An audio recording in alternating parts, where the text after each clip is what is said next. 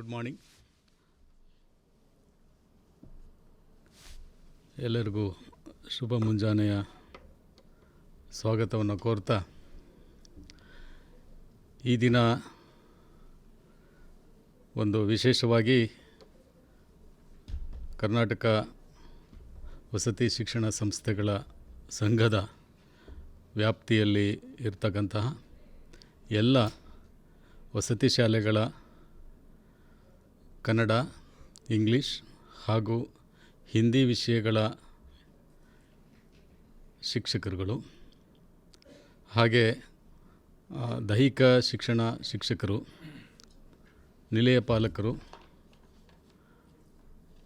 ಮತ್ತು ಕಂಪ್ಯೂಟರ್ ಶಿಕ್ಷಕರ ಒಂದು ಸಂಕ್ಷಿಪ್ತವಾದಂಥ ಕಾರ್ಯಾಗಾರವನ್ನು ಹಮ್ಮಿಕೊಳ್ಳಲಾಗಿದೆ.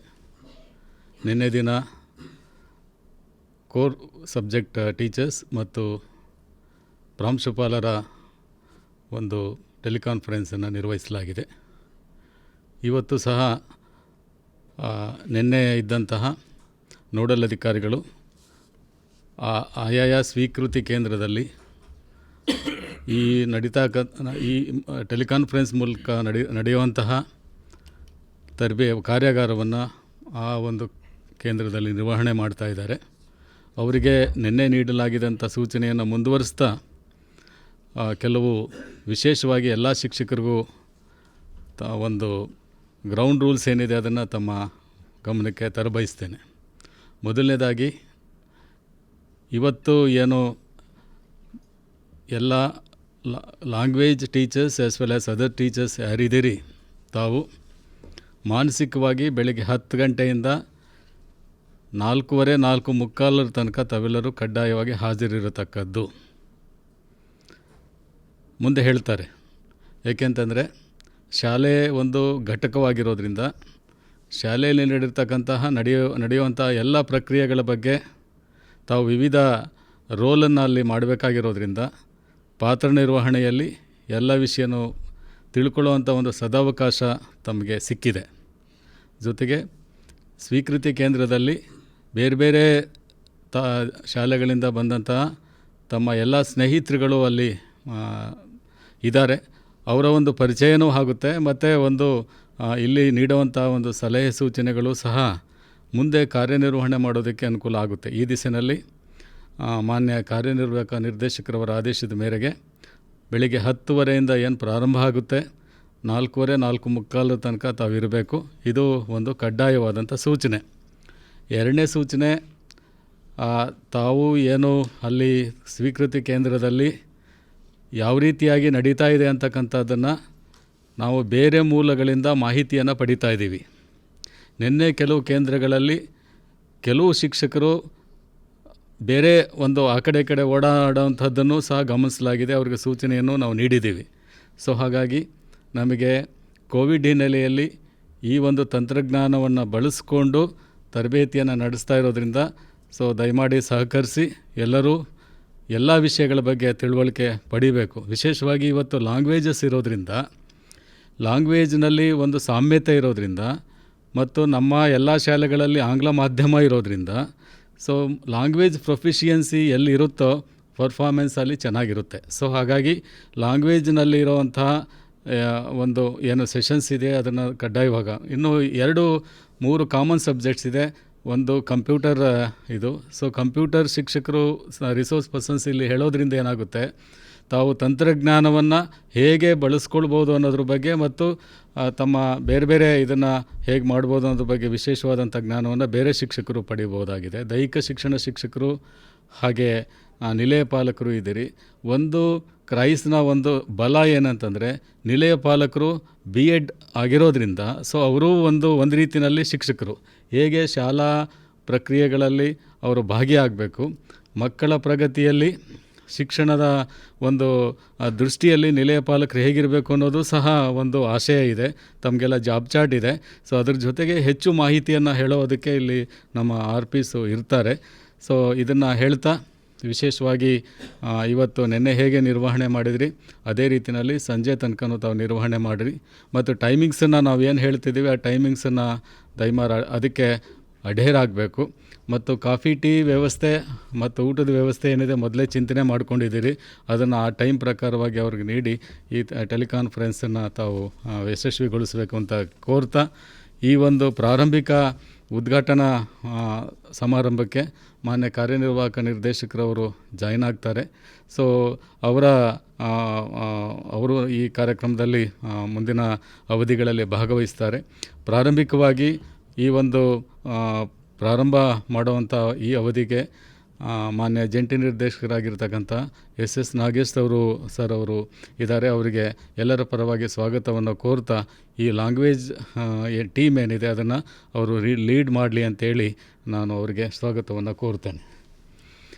ಎರಡನೇದಾಗಿ ಇಲ್ಲಿ ನಾವು ಲ್ಯಾಂಗ್ವೇಜ್ನ ಎಲ್ಲ ಶಿಕ್ಷಕರು ಇದ್ದಾರೆ, ಸೊ ರಿಸೋರ್ಸ್ ಪರ್ಸನ್ಸ್ ಇದ್ದಾರೆ. ನಾಗೇಶ್ ಸರ್ ಮಾತಾಡಿದ ಮೇಲೆ ಇವರ ಪರಿಚಯವನ್ನು ಮಾಡಿ ನಾವು ಇಂಗ್ಲೀಷ್ಗೆ ಏನು ಮೀಸಲಾಗಿದೆ ಟೈಮ್, ಏಕೆಂದರೆ ನಮಗೆ ಹೆಚ್ಚು ಅವಧಿ ಬೇಕಾಗುತ್ತೆ. ಆದರೆ ಈಗ ನಾವು ಇವತ್ತಿನ ಟೆಲಿಕಾನ್ಫರೆನ್ಸ್ ಉದ್ದೇಶ SSLCಯಲ್ಲಿ ಎಲ್ಲ ವಿಷಯಗಳಲ್ಲೂ ಸಹ ಅತ್ಯುತ್ತಮವಾದಂಥ ಒಂದು ಸರಾಸರಿ ಅಂಕ. ಈಗ ಕ್ರೈಸ್ನ ಒಂದು ಕ್ರೈಟೀರಿಯಾ ತಮಗೆಲ್ಲ ಗೊತ್ತಿದೆ. ನಾವು ಪಾಸ್ ಬಗ್ಗೆ ಯೋಚನೆ ಮಾಡ್ತಾ ಇಲ್ಲ. ನಮ್ಮ ಸರಾಸರಿ ಅಂಕ ಏನಿದೆ, ಮೀನ್ ಮಾರ್ಕ್ ಏನಿದೆ, ಸಬ್ಜೆಕ್ಟ್ ಮೀನ್ ಅದು ಹೈಯೆಸ್ಟ್ ಲೆವೆಲ್ನಲ್ಲಿ ಇರಬೇಕು. ಆ ಹಿನ್ನೆಲೆಯಲ್ಲಿ ಸೊ ಈ ಒಂದು ಅತ್ಯುತ್ತಮವಾದಂಥ ಮಾರ್ಕ್ಸನ್ನು ಮಕ್ಕಳು ತೆಗೆಯೋದಕ್ಕೆ ಪೂರಕವಾಗಿ ಇರೋವಂತಹ ದಿನಗಳಲ್ಲಿ ನಾವು ಎಲ್ಲ ಶಿಕ್ಷಕರು ಅದನ್ನೇ ನಾವು ಹೇಳ್ತಾ ಇರುವಂಥದ್ದು, ಸ್ಕೂಲ್ ಆ್ಯಸ್ ಯೂನಿಟ್, ಒಂದು ಘಟಕವಾಗಿ, ಅದೊಂದು ಕುಟುಂಬವಾಗಿ ಮತ್ತು ಶಾಲಾ ಸಂಸ್ಕೃತಿಯನ್ನು ಇನ್ನೂ ಹೆಚ್ಚು ಮಾಡ್ತಾ ಸೊ ಅದರ ಸ್ಕೂಲ್ ಕಲ್ಚರ್ನ ರೂಢಿಸೋಕ್ಕೋಸ್ಕರ ಎಲ್ಲರೂ ಇಲ್ಲಿ ತಾವು ಇದ್ದೀರಿ.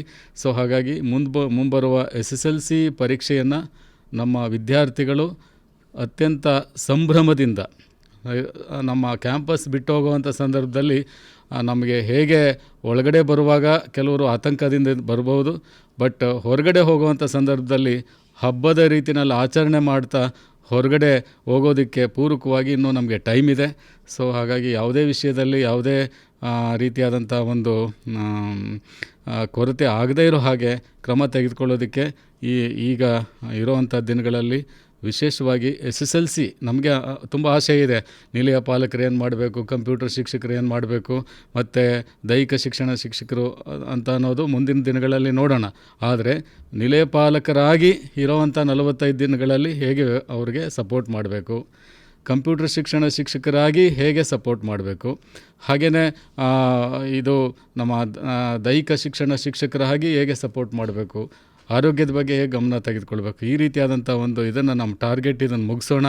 ಮುಂದಿನ ದಿನಗಳಲ್ಲಿ ನಾವು ವಿಶೇಷವಾಗಿ ಸಬ್ಜೆಕ್ಟ್ಗೆ ಒಂದು content as well as ಪೆಡಗಾಗಿಕಲ್ approaches ಬಗ್ಗೆ ನಾವು ಒಂದು ನಿರ್ದಿಷ್ಟವಾದ ತರಬೇತಿಯನ್ನು ಮುಂದೆ ನೀಡೋಣ. ಆದರೆ ಈಗ ಮಾತ್ರ ಈ ಇರೋವಂಥ ದಿನಗಳನ್ನು ಪರಿಣಾಮಕಾರಿಯಾಗಿ ಹೇಗೆ ಬಳಸ್ಕೊಳ್ಬೇಕು ಅನ್ನೋದ್ರ ಬಗ್ಗೆ ಸೆಷನ್ ಇರೋದ್ರಿಂದ ಈಗ ನಮ್ಮ ಜಂಟಿ ನಿರ್ದೇಶಕರವರು ಮಾತನಾಡ್ತಾರೆ.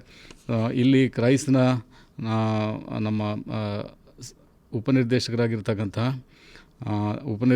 ಶಿಕ್ಷಣ ಆಗಿರ್ತಕ್ಕಂಥ ಉಮೇಶ್ ಶಿರಟ್ಟಿಮಠ್ ಸರ್ ಅವರು ಇದ್ದಾರೆ, ಡಾಕ್ಟರ್ ಪ್ರೀತಿ ಮೇಡಮ್ ಅವರು ಇದ್ದಾರೆ, ಮತ್ತು ಎಲ್ಲ ಅಧಿಕಾರಿಗಳು ಮತ್ತು ಸಿಬ್ಬಂದಿಗಳು ಈ ಸ್ಟುಡಿಯೋದಲ್ಲಿ ಇದ್ದೀವಿ. ಸೊ ಈಗ ನಮ್ಮನ್ನು ನೀವು ನೋಡ್ಬೋದು, ಬಟ್ ನಿಮ್ಮನ್ನು ನಾವು ನೋಡ್ತಾ ಇದ್ದೀವಿ, ಬೇರೆ ರೂಪದಲ್ಲಿ ನೋಡ್ತಾ ಇದ್ದೀವಿ. ಯಾಕೆಂದರೆ ಒಂದು ಕ್ವಶನ್ ಆನ್ಸರ್ಸ್ ಇರುತ್ತೆ, ಮತ್ತು we are getting feedback from other sources. ದಯಮಾಡಿ ಎಲ್ಲರೂ ಉತ್ತಮ ರೀತಿಯಲ್ಲಿ ಪಾರ್ಟಿಸಿಪೇಟ್ ಮಾಡಿ, ಮತ್ತು ಬಂದಂಥದ್ದನ್ನು ಗುರ್ತಾಕೊಳ್ಳಿ, ಮತ್ತು ಅದಕ್ಕೆ ತಕ್ಕ ಹಾಗೆ ಇಂಪ್ಲಿಮೆಂಟೇಷನ್ಗೆ ತಕ್ಷಣದಿಂದಲೇ ಕ್ರಮ ತೆಗೆದುಕೊಳ್ಳಿ. ಏಕೆಂದರೆ ಟೈಮ್ ಈಸ್ ವೆರಿ ಪ್ರೆಸಿಯಸ್, ತುಂಬ ಅಮೂಲ್ಯವಾದಂಥದ್ದು ಸಮಯ. ಸೊ ಅದನ್ನು ಬಂಡವಾಳವಾಗಿ ನಾವು ಬಳಸ್ಕೊಳ್ಳೋಣ ಅಂತ ಹೇಳ್ತಾ ನಾಗೇಶ್ ಸರ್ ಅವರು ಪ್ರಾರಂಭಿಕವಾಗಿ ಮಾತನಾಡಿ, ಆಮೇಲೆ ಇಂಗ್ಲೀಷನ್ನು ನಾವು ಸ್ಟಾರ್ಟ್ ಮಾಡ್ತೀವಿ. ಅವರಿಗೆ ಟೈಮಿಂಗ್ಸನ್ನು ನಾವು ಹೇಳ್ತೇವೆ. ಇಂಗ್ಲೀಷ್ ಆದ ತಕ್ಷಣ ಆ ಶಿಕ್ಷಕರು ಸಹ ಕನ್ನಡ ಏನು ಹೇಳ್ತಾರೆ, ಹಿಂದಿ ಏನು ಹೇಳ್ತಾರೆ ಕೇಳಬೇಕು, ಬೇರೆ ಒಂದು ತಂಡ ಏನು ಹೇಳ್ತಾರೆ ಕೇಳಬೇಕು. ಏಕೆಂದರೆ ತಾವು ಬೇರೆ ಬೇರೆ ರೋಲ್ ತಾವು ನಿರ್ವಹಣೆ ಮಾಡ್ತಾಯಿದ್ದೀವಿ. Thank you sir. Over to you direct. ಎಲ್ಲರಿಗೂ ನಮಸ್ಕಾರ. ನಾವು SSLC ಪರೀಕ್ಷೆಯಲ್ಲಿ ಉತ್ಕೃಷ್ಟ ಫಲಿತಾಂಶ ಪಡುವ ದಿಸೆಯಲ್ಲಿ 2 ದಿನಗಳ ಟೆಲಿಕಾನ್ಫರೆನ್ಸನ್ನು ಆಯೋಜಿಸಿದ್ದು. ನಿನ್ನೆ ಮೊದಲನೇ ದಿವಸ ಕೋರ್ ಸಬ್ಜೆಕ್ಟ್ಸ್ನಲ್ಲಿ ಅದ್ರ ಬಗ್ಗೆ ನಾವು ಚರ್ಚೆ ಮಾಡಿದ್ದೇವೆ. ನಮ್ಮ ಮಾಸ್ಟರ್ ರಿಸೋರ್ಸ್ ಪರ್ಸನ್ಸು ಅದ್ರ ಬಗ್ಗೆ ನನ್ನೆಲ್ಲ ಭಾಳ ವಿಸ್ತೃತವಾಗಿ ತಮಗೆಲ್ಲ ಹೇಳಿದ್ದಾರೆ. ಸೊ ಇದು ಟೆಲಿಕಾನ್ಫರೆನ್ಸಿನ 2ನೇ ದಿವಸ ಇವತ್ತು ಲ್ಯಾಂಗ್ವೇಜಸ್ಸು ಪ್ಲಸ್ಸು ಕಂಪ್ಯೂಟರ್ ಸೈನ್ಸು, ವಾರ್ಡನ್ಸು, ಆಮೇಲೆ PE ಟೀಚರ್ಸು ಇಂಟ್ರ್ಯಾಕ್ಟ್ ಮಾಡ್ತಾರೆ. ಸೊ ನಾನು ಭಾಳ ಸಂಕ್ಷಿಪ್ತವಾಗಿ ನಮ್ಮ ಈ ಉದ್ದೇಶ ಹೇಳ್ತೇನೆ. ಇವಾಗ ಸರ್ಕಾರ ಎಲ್ಲರೂ ನನ್ನ ಪದೇ though I sound repetitive, it is A fact. ನಾವು ಕ್ರೈಸ್ನಿಂದ ನಾವು 826 ಶಾಲಾ ಕಾಲೇಜುಗಳನ್ನು ನಡೆಸ್ತಾ ಇದ್ದೀವಿ. ಇಡೀ ದೇಶದಲ್ಲಿ ಯಾವುದೇ ರಾಜ್ಯ ಇಷ್ಟೊಂದು ಸಂಖ್ಯೆಯಲ್ಲಿ ಇನ್ಸ್ಟಿಟ್ಯೂಷನ್ಸ್ ನಡೆಸಿಲ್ಲ. ಇಷ್ಟು ಮಕ್ಕಳಿಗೆ ನಾವು 2,14,000 ಮಕ್ಕಳಿಗೆ ಇಲ್ಲಿ ವಿದ್ಯಾಭ್ಯಾಸ ಮಾಡಲಿಕ್ಕೆ ಅವಕಾಶ ಕಲ್ಪಿಸಿದೆ ಘನ ಸರ್ಕಾರ. ಈವನ್ ನಮಗೆ ಮಾಡಲ್ ಇರ್ತಕ್ಕಂಥ ಜವಾಹರ್ ನವೋದಯ ವಿದ್ಯಾಲಯಗಳಾದ್ರೂ ಕೂಡ ಇಡೀ ದೇಶದಲ್ಲಿ ಇರ್ತಕ್ಕಂಥದ್ದು JNVC ಇರೋದು 661. ಸೊ ಹಾಗಾಗಿ ಅದು ಇಡೀ ದೇಶಕ್ಕೆ 661 ಇದ್ದರೆ ನಮ್ಮದು ಬರೀ ಒಂದು ರಾಜ್ಯದಲ್ಲಿ 826 ಶಾಲೆ ಇದೆ. ಸೊ ಇದಕ್ಕೆ ಸಾವಿರಾರು ಕೋಟಿ, I mean it, government has already spent thousands of crores on the infrastructure. Every year as a recurring cost it is spending around 1,500 to 2,000 crores. So ಸರ್ಕಾರದ ಮಟ್ಟದಲ್ಲಿ ನಾವು ಈ ಕ್ರೈಸ್ತ ಶಾಲೆಗಳನ್ನ ಮಾಡಿರ್ತಕ್ಕಂಥ ಉದ್ದೇಶ ಏನು? ಉತ್ತಮ ಗುಣಮಟ್ಟದ ಶಿಕ್ಷಣವನ್ನು ಆಂಗ್ಲ ಮಾಧ್ಯಮದಲ್ಲಿ ಕೊಡ್ತೇವೆ ಅಂತಕ್ಕಂಥ ಭರವಸೆ ನಾವೆಲ್ಲರಿಗೂ ಕೊಟ್ಟಿರೋದ್ರಿಂದ ಆ ನಿಟ್ಟಿನಲ್ಲಿ ನಮ್ಮ ಪ್ರಯತ್ನಗಳು ಎಲ್ಲರಿಗೂ ಸಫಲ ಆಗಿದ್ದಾವೆ. ನಮ್ಮ ಫಲಿತಾಂಶಗಳೇನು ಬಂದಿದ್ದಾವೆ, ನಾವೆಲ್ಲಿ ಕರೆಕ್ಷನ್ಸ್ ಮಾಡ್ಕೊಬೇಕಾಗ್ತದೆ. ಆಮೇಲೆ ನಾನು ಎಲ್ಲರಿಗೂ ಹೇಳ್ತಿದ್ದಂಗೆ ನಾವು ಸರಿಯಾದ ದಿಕ್ಕಿನಲ್ಲಿ ಹೊರಟಿದ್ರೂ ಕೂಡ still there is a long way to go. So ಹಾಗಾಗಿ ಈ ಪ್ರಯಾಣನ ನಾವು ಯಶಸ್ವಿಯಾಗಿ ಮಾಡಬೇಕು. ಈ ಪ್ರಯಾಣದಲ್ಲಿ ನಾವು ಸಫಲರಾಗಬೇಕು. ನಮ್ಮಲ್ಲಿ ಬಂದಿರತಕ್ಕಂಥ ಮಕ್ಕಳ ಭವಿಷ್ಯಕ್ಕೆ ಒಂದು ಭದ್ರ ಬುನಾದಿ ಹಾಕ್ಕೊಡ್ಬೇಕು ಅನ್ನೋ ನಿಟ್ಟಿನಲ್ಲಿ ಎಲ್ಲರೂ ಒಗ್ಗೂಡಿ ಕೆಲಸ ಮಾಡಿದ್ರಷ್ಟೇ ಆಗ್ತದೆ. This is A team work. So ಹಾಗಾಗಿ ನಮಗೆ ಕೆಲವರು ನಾವು ಎಲ್ಲರ ಜೊತೆ ಇಂಟ್ರ್ಯಾಕ್ಟ್ ಮಾಡ್ತಿದ್ವಿ. ಸೊ ಇದು ನಾವು ಈ ಅಕಾಡೆಮಿಕ್ ಇಯರಲ್ಲಿ ಒಂದು ಸ್ವಲ್ಪ ಬೇಗನೆ ಮಾಡಬೇಕಾಯಿತು ಅಂತ ಅನಿಸುತ್ತೆ ಟೆಲಿಕಾನ್ಫರೆನ್ಸು. ನೆನ್ನೆ ನಾವು ಎಲ್ಲರ ಜೊತೆ ಇಂಟ್ರ್ಯಾಕ್ಟ್ ಮಾಡಿದಾಗ. But nevertheless it's better late than never. Next academic ಇಯರಿಂದ ನಾವು ಇಂಥದ್ದನ್ನು ಒಂದು ವರ್ಷದಲ್ಲಿ ಕನಿಷ್ಠ 3 ಬಾರಿ ಆದರೂ ನಾವು ಇಂಟ್ರ್ಯಾಕ್ಟ್ ಮಾಡಬೇಕು ಅಂತ ಪ್ಲ್ಯಾನ್ ಮಾಡ್ಕೊಂಡಿದ್ವಿ. ನಮ್ಮಲ್ಲಿ ಪ್ರತಿಯೊಂದು ಸಬ್ಜೆಕ್ಟಿಗೂ ಮಾಸ್ಟರ್ ರಿಸೋರ್ಸ್ ಪರ್ಸನ್ಸ್ ಇದ್ದಾರೆ. ನಾನು ಮೊದಲಿಂದನೂ ಹೇಳ್ತಿದ್ದಾಗೆ I always believe in our internal resources rather than the so called experts who come from outside. ಅವ್ರು ಬಂದು ಏನು ಹೇಳೋಗ್ತಾರೆ, we cannot, our teachers don't get connected with those people. ನಮ್ಮ ಮಧ್ಯೆನೇ ಇದ್ದು ಎಲ್ಲರಿಗೂ ಸಿಮಿಲರ್ ಕಂಡೀಷನ್ಸ್ನಲ್ಲಿ ಒಳ್ಳೆ ಸಾಧನೆ ಮಾಡಿರ್ತಕ್ಕಂಥ ನಮ್ಮವರೇ ಬಂದು ಹೇಳಿದಾಗ ನಮ್ಗೆ ಅದೊಂಥರ we get connected with that and ನಾವು ಅದನ್ನು ಅಡಾಪ್ಟ್ ಮಾಡ್ಕೊಳ್ಳೋಕೆ ಕೂಡ ಈಸಿ ಇರ್ತದೆ. ಯಾಕಂದರೆ ಎಲ್ಲರೂ ವರ್ಕ್ ಮಾಡ್ತಾಯಿರೋ ಮೋರ್ ಆರ್ ಲೆಸ್ ಸಿಮಿಲರ್ ಕಂಡೀಷನ್ಸ್ನಲ್ಲೇ, ಎಲ್ಲರಿಗೂ ಒಂದೇ ಥರದ ಫೆಸಿಲಿಟೀಸ್ ಇರೋದು. ಹಾಗೆ ಕೆಲವರು ಭಾಳ ಉತ್ಕೃಷ್ಟ ಫಲಿತಾಂಶವನ್ನು ನೀಡಿದ್ದಾರೆ. ಉಳಿದವ್ರಿಗೆಲ್ಲ ಸಾಧ್ಯ ಆಗಿಲ್ಲ. ಯಾಕೆ ಅನ್ನೋದಕ್ಕೆ ನೀವುಗಳೇ ಅದನ್ನ ಆತ್ಮವಿಮರ್ಶೆ ಮಾಡಿಕೊಂಡು ಇವ್ರುಗಳು ಕೊಡ್ತಕ್ಕಂಥ ಸೂಚನೆಗಳು ಅಥವಾ ಟಿಪ್ಸ್ ಏನಿದೆ, ಅವ್ರು ಏನು ಗುಡ್ ಪ್ರಾಕ್ಟೀಸಸ್ ಮಾಡಿದ್ದಾರೆ ಅದನ್ನೆಲ್ಲ ತಾವು ಫಾಲೋ ಮಾಡ್ತೀರಿ ಅಂತ ನಾನು ತಿಳ್ಕೊಂಡಿದ್ದೇನೆ. ಆಮೇಲೆ ಪ್ರತಿಯೊಬ್ಬರು ಕೂಡ ಎಲ್ಲ ಸಬ್ಜೆಕ್ಟ್ಸ್ನೂ ಕೇಳಬೇಕು. ಯಾಕೆಂತಂದರೆ ಎಲ್ಲರಿಗೂ ನಮ್ಮಲ್ಲೂ MOD ಕಾನ್ಸೆಪ್ಟ್ ಇರೋದ್ರಿಂದ you may be master of your subject, but you should try to know the other subjects also. ಇವೇನು ಬೇರೆ ಏನನ್ನಲ್ಲ, ಎಲ್ಲ ನಾವು ಓದಿ ಬಂದಿರತಕ್ಕಂಥ ಸಬ್ಜೆಕ್ಟ್ಸೇ. ಸೊ ಮಕ್ಕಳಿಗೆ ನಾವು ಗೈಡ್ ಮಾಡಬೇಕಾದ್ರೆ ಆ ಸಬ್ಜೆಕ್ಟಲ್ಲಿ ಏನೇನಿದೆ ಅಂತಕ್ಕಂಥದ್ದು ಕೂಡ ನಾವು ಆಗಿಂದಾಗೆ ಅದನ್ನು ಮನನ ಮಾಡಿಕೊಂಡು ಮಕ್ಕಳಿಗೆ ನಾವು ಗೈಡ್ ಮಾಡಬೇಕಾಗ್ತದೆ. ಸೊ ಹಾಗಾಗಿ ಈ ನಿಟ್ಟಿನಲ್ಲಿ ಎಲ್ಲರೂ ತಾವೆಲ್ಲ ಸಕ್ರಿಯವಾಗಿ ಭಾಗವಹಿಸ್ತೀರಾ, ಇದನ್ನು ಗಂಭೀರವಾಗಿ ತೊಗೊತೀರಾ ಅಂತ ನಾನಾದರೂ ಭಾವಿಸ್ತಾ, ನಮ್ಮ ಎಜುಕೇಷನ್ ಟೀಮಲ್ಲಿ ಮಾನ್ಯ ಬೆಳ್ಶೆಟ್ಟಿ ಸರ್ ಅವರು ಅವರ ಶಿಕ್ಷಣ ಇಲಾಖೆಯಲ್ಲಿ ಅವರು ಹೊಂದಿರತಕ್ಕಂಥ ಸುದೀರ್ಘ ಅನುಭವನ ನಮ್ಮ ಕ್ರೈಸ್ಗೆ ದಾರ ಎರಿತಿದ್ದಾರೆ. ನಾವು ಇದನ್ನು ಸದುಪಯೋಗ ಮಾಡ್ಕೊಬೇಕು ಅಂತ ಹಿರಿಯರು ಅವರ ಅನುಭವದ ಇದರಿಂದ ನಮಗೆ ಮಾರ್ಗದರ್ಶನ ನೀಡ್ತಿರ್ಬೇಕಾದ್ರೆ ಅವ್ರಿಗೇನು ಅಂತಂದರೆ ಒಂದು we have to place a system in place. ಇಲ್ಲಿ ಕ್ರೈಸ್ನಲ್ಲಿ ಯಾವತ್ತೂ ಮೊದಲಿಗೆ ಅಷ್ಟೊಂದು ನಾನೇನು ಮಾಡಿಲ್ಲ ಅಂತ ಹೇಳ್ತಿಲ್ಲ, ನೀನು ಮಾಡೋ ಮನಸ್ಸಿದ್ರೆ there is no end for it. You should always aim for perfection. So ಆ ನಿಟ್ಟಿನಲ್ಲಿ ನಮಗಿನ್ನೂ ಒಳ್ಳೆ ಫಲಿತಾಂಶ ಬರಬೇಕು. ಮೊದಲೆಲ್ಲ ಹೇಳ್ದಂಗೆ ಬರೀ ರಿಸಲ್ಟ್ ಮಾತಾಡ್ತಿದ್ರು. ನಾವು we are talking about qualitative results. Averages ಎಷ್ಟಿದೆ, ಸಬ್ಜೆಕ್ಟ್ ವಾರು, ಸ್ಕೂಲ್ ವಾರು, ಕ್ರೈಸ್ಟ್ ಟೆಸ್ಟ್ 1 and 2 ಅಲ್ಲಿ ಮಾಡಿದ್ದೀವಿ. ಆ ನಿಟ್ಟಿನಲ್ಲಿ ನಾವು last time KREIS common test 2 ಅಲ್ಲಿ ಅನಾಲಿಸಿಸ್ ಮಾಡಿದಾಗ ಕಡಿಮೆ ಆಗಿದೆ. ನಮಗೆ ಲಾಸ್ಟ್ ಟೈಮು SSLC ಬೋರ್ಡ್ ಎಕ್ಸಾಮಿನೇಷನಲ್ಲಿ our average marks of all students in all subjects was 84. KREIS common test 1 ಅಲ್ಲಿ ಇಟ್ ವಾಸ್ 56. ಟೆಸ್ಟ್ 2 ಅಲ್ಲಿ 62 ಇದೆ. ಸೊ 22% ಶಾರ್ಟ್ ಫಾಲ್ ಇದೆ ಲಾಸ್ಟ್ ಇಯರ್ಗೆ ನಾವು. ಯಾಕಂದರೆ ಲಾಸ್ಟ್ ಇಯರ್ ಏನು ರಿಸಲ್ಟ್ ಬಂದಿದೆ that becomes a bench mark for this year. So ಹಾಗಾಗಿ ಅದರಲ್ಲಿ ನಾವು 22% ಶಾರ್ಟ್ ಫಾಲ್ ಇದೆ. ಸೊ ಆ ನಿಟ್ಟಿನಲ್ಲಿ ಎಲ್ಲ ಸಬ್ಜೆಕ್ಟ್ಸಲ್ಲೂ ನಾವು ಇಂಪ್ರೂವ್ ಆದರೆ ಅಷ್ಟೇ ನಮಗೆ ಓವರಾಲ್ ಇನ್ಕ್ರೀಸ್ ಆಗ್ತದೆ. ಸೊ ಹಾಗಾಗಿ ನಿಮ್ಮ ಸಬ್ಜೆಕ್ಟ್ಗಳಂತ ಅವ್ನು ನೋಡಿ ಇವಾಗ ಈ ಸೆಷನಲ್ಲಿ ಇಂಗ್ಲೀಷ್ ಇದೆ. ಲಾಸ್ಟ್ ಟೈಮ್ 89 ಇತ್ತು. ಇವಾಗ ಕಾಮನ್ ಟೆಸ್ಟ್ 2 ಅಲ್ಲಿ 59ಗೆ ಬಂದಿದೆ. 30% ಡಿಕ್ರೀಸ್ ಆಗಿದೆ. ಅನಲೈಸ್ ಮಾಡ್ಕೊಳ್ಳಿ ಯಾಕೆ ಇಷ್ಟು ಕಡಿಮೆ ಆಯಿತು. ಆಮೇಲೆ ಇಂಗ್ಲೀಷ್ ಜಸ್ಟ್ ಇಟ್ಸ್ ಆ ಒಂದು ಎಕ್ಸಾಮ್ಗೆ ಒಂದು ಸಬ್ಜೆಕ್ಟ್ ಅಂತಲ್ಲ, ನಮಗದು it becomes part and parcel of our daily life and also it keeps study throughout your career or education activities. So ಹಾಗಾಗಿ ಕಮ್ಯುನಿಕೇಷನ್ ಚೆನ್ನಾಗಿರಬೇಕು. ಕಮ್ಯುನಿಕೇಷನ್ ಸ್ಕಿಲ್ಸ್ ಬರ್ತಕ್ಕಂಥದ್ದೇ ಲ್ಯಾಂಗ್ವೇಜಲ್ಲಿ ನಾವು ಸೌಂಡ್ ಇತ್ತು ಅಂತಂದರೆ you will have that confidence to express whatever you have learnt. Expression is also very important. So ಹಾಗಾಗಿ ಇಂಗ್ಲೀಷ್ಗೆ ಭಾಳ ಪ್ರಾಮುಖ್ಯತೆ ಇದೆ. ಸೊ ಆ ನಿಟ್ಟಿನಲ್ಲಿ ನಾವು ಸ್ವಲ್ಪ ಹಿಂದುಳಿದಿದ್ದೀವಿ ಅಂತ ಅನಿಸುತ್ತೆ. 30% ಕಡಿಮೆ ಆಗಿರ್ತಕ್ಕಂಥದ್ದು ಸ್ವಲ್ಪ ಕಳವಳಕಾರಿ. ಸೊ ಆ ನಿಟ್ಟಿನಲ್ಲಿ ನಾವು ಏನೇನು ರೆಕ್ಟಿಫಿಕೇಷನ್ಸ್ ಮಾಡ್ಬೇಕಂತಕ್ಕಂಥದ್ದನ್ನು ನಮ್ಮ ಮಾಸ್ಟರ್ ರಿಸೋರ್ಸಸ್ ಪರ್ಸನ್ಸು ಒಂದು ಟೀಮ್ ಇತ್ತು. ಆ ಟೀಮಿನ ಪರವಾಗಿ ಇವತ್ತು ನಮ್ಮ ಸ್ಟುಡಿಯೋದಲ್ಲಿ 4 ಜನ ಇದ್ದಾರೆ. ಸೊ ಹಾಗಾಗಿ ಅವರೆಲ್ಲ ತಮ್ಮ ಜೊತೆ ಇಂಟ್ರ್ಯಾಕ್ಟ್ ಮಾಡಿಕೊಂಡು ಏನೇನು ಅವರು ನೋಟ್ಸ್ ಮಾಡ್ಕೊಂಬಂದಿದ್ದಾರೆ, ಅದು ಗುಡ್ ಪ್ರಾಕ್ಟೀಸಸ್ ಏನಿದೆ ತಮ್ಮ ಜೊತೆಗೆ ಹಂಚ್ಕೊತಾರೆ. ಎಲ್ಲದನ್ನು ಗಮನ ಇಟ್ಟು ಕೇಳಿ ಮತ್ತೆ ವಾಪಸ್ ಹೋಗಿ ಆ ಗುಡ್ ಪ್ರಾಕ್ಟೀಸಸ್ ಏನಿದೆ ನೀವೆಲ್ಲ ಅಡಾಪ್ಟ್ ಮಾಡ್ಕೊತೀರಿ ಅಂತ ಆಶಿಸ್ತಾ over to Belshetty sir. Thank you sir. ವಿಶೇಷವಾಗಿ ಕ್ರೈಸ್ನ ಶಿಕ್ಷಣ ವಿಭಾಗವನ್ನು ಲೀಡ್ ಮಾಡ್ತಾ ಸೊ ಎಲ್ಲ not only board examination but also other examinations also we are going to support and conduct in a similar way. So thank you sir. ಈಗ ತಮಗೆ ಗೊತ್ತಿದೆ, ಕಳೆದ 2 ವರ್ಷಗಳಿಂದ ನಾವು ಕ್ರೈಸ್ ವತಿಯಿಂದ ಮಾನ್ಯ ಕಾರ್ಯನಿರ್ವಾಹಕ ನಿರ್ದೇಶಕರವರ ಸೂಚನೆ ಮೇರೆಗೆ passing study material, learning package, ಹಾಗೆ ಏಕರೂಪದ ಕಾಮನ್ ಪ್ರೋಗ್ರಾಮ್ ಆಫ್ ವರ್ಕ್ ಮತ್ತು ಕಾಮನ್ ಟೆಸ್ಟ್ ಪೇಪರ್ಸ್ ಮತ್ತು ಅಧ್ಯಯನ ಸಾಮಗ್ರಿ ಇದನ್ನೆಲ್ಲ ಪ್ರಿಪೇರ್ ಮಾಡೋದಕ್ಕೆ ಬೇರೆ ಯಾರನ್ನೂ ನಾವು ಅವಲಂಬಿಸಿಲ್ಲ.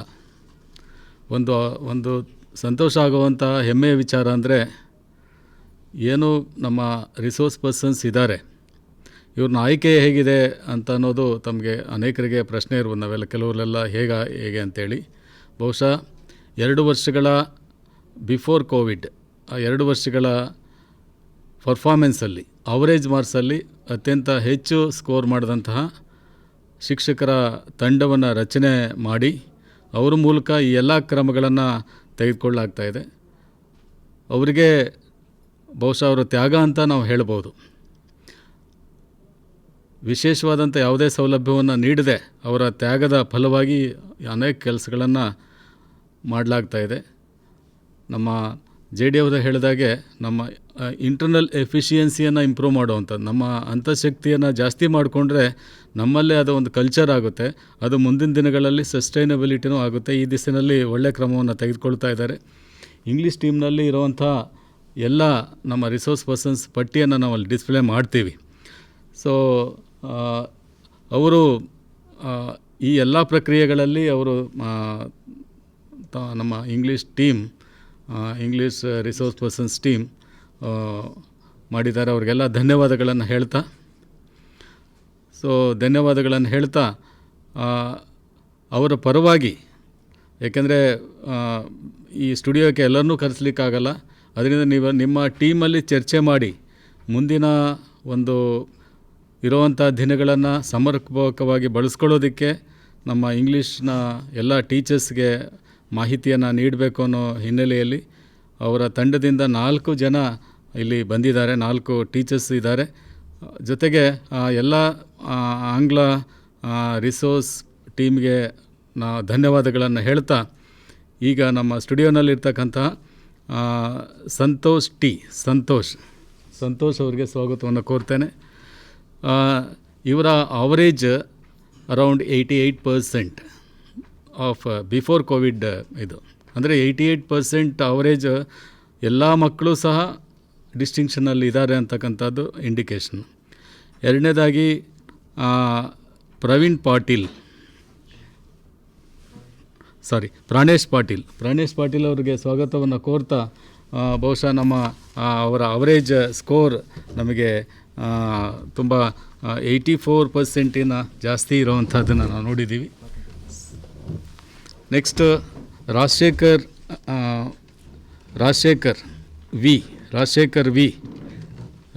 ವೈ ಸ್ವಾಗತ. Rajashekar Y, okay, thank you. So ಇವರು 87 ಅವರೇಜ್ ಮಾರ್ಕ್ಸ್. ಸೊ ದಟ್ ಎಲ್ಲರೂ ಹೆಚ್ಚು ಕಡಿಮೆ ಎಲ್ಲ ಮಕ್ಕಳು ಸಹ ಒಂದು ಎಬೋವ್ ಡಿಸ್ಟಿಂಕ್ಷನ್ನಲ್ಲಿರೋದನ್ನು ನೋಡ್ತಿದ್ದೀವಿ. ಹಾಗೆಯೇ ನವೀನ್ ಬಸವರಾಜ್ ದೊಡ್ಡಮನಿ, ನಿಮಗೆ ಸ್ವಾಗತವನ್ನು ಕೋರ್ತಾ ನಿಮ್ಮ ಅವರೇಜ್ ಮಾರ್ಕ್ಸ್ 89%ಗಿಂತ ಮೇಲೆ ಇದೆ. ಸೊ ದಟ್ ಇಷ್ಟು ಪಡೆಯೋದಕ್ಕೆ ತಮ್ಮದೇ ಆದಂಥ ಕಾರ್ಯತಂತ್ರವನ್ನು ಬಳಸಿದ್ದಾರೆ. ಜೊತೆಗೆ ಏನು ಇಂಗ್ಲೀಷ್ ರಿಸೋರ್ಸ್ ಪರ್ಸನ್ಸ್ ಟೀಮ್ ಇದೆ ಅವರೆಲ್ಲರ ಅಭಿಪ್ರಾಯದ ಫಲವಾಗಿ ಮುಂದಿನ ಇರೋವಂಥ 40, 42, 43 ದಿನಗಳಲ್ಲಿ ಯಾವ ರೀತಿಯಲ್ಲಿ ನಾವು SSLC ಮಕ್ಕಳಿಗೆ ಒಂದು ತಾಲೀಮ್ ಮಾಡಿದರೆ, ಅವರಿಗೆ ಪ್ರಾಕ್ಟೀಸ್ ಮಾಡಿದರೆ ನಾವು ಅತ್ಯುತ್ತಮವಾದಂಥ ಸ್ಕೋರನ್ನು ಪಡಿಬೇಕು ಅಂತಕ್ಕಂಥದ್ದು ಬಗ್ಗೆ ಅವರು ತಮ್ಮ ಸಂಕ್ಷಿಪ್ತವಾದಂಥ, ಏಕೆಂದರೆ ಟೈಮು ನಮಗೆ ಜಾಸ್ತಿ ಬೇಕಾಗುತ್ತೆ, ಆದರೆ ತಮಗೆಲ್ಲ ಗೊತ್ತಿರೋ ಹಾಗೆ ಇರೋ ಟೈಮ್ನಲ್ಲೇ ಪರಿಣಾಮಕಾರಿಯಾಗಿ ಪ್ರೆಸೆಂಟೇಷನ್ ಮಾಡಲಿಕ್ಕೆ ಸಿದ್ಧರಾಗಿದ್ದಾರೆ. ಸೊ ಅವ್ರೇನು ಮಾಡ್ತಾರೆ ಅದನ್ನೆಲ್ಲ PPT ಅದನ್ನೆಲ್ಲ ನಿಮಗೆ ಮುಂದಿನ ದಿನಗಳಲ್ಲಿ ಶೇರ್ ಮಾಡ್ತೇವೆ. ಸೊ ಸ್ವೀಕೃತಿ ಕೇಂದ್ರದಲ್ಲಿರ್ತಕ್ಕಂಥ ಎಲ್ಲ ಶಿಕ್ಷಕರು ಇದನ್ನು ಗಮನಿಸಬೇಕು. ಸೊ ಈಗ ಆಲ್ರೆಡಿ ಜಂಟಿ ನಿರ್ದೇಶಕರು ಮಾತನಾಡಿದ್ದಾರೆ. ಸೊ ಇದನ್ನು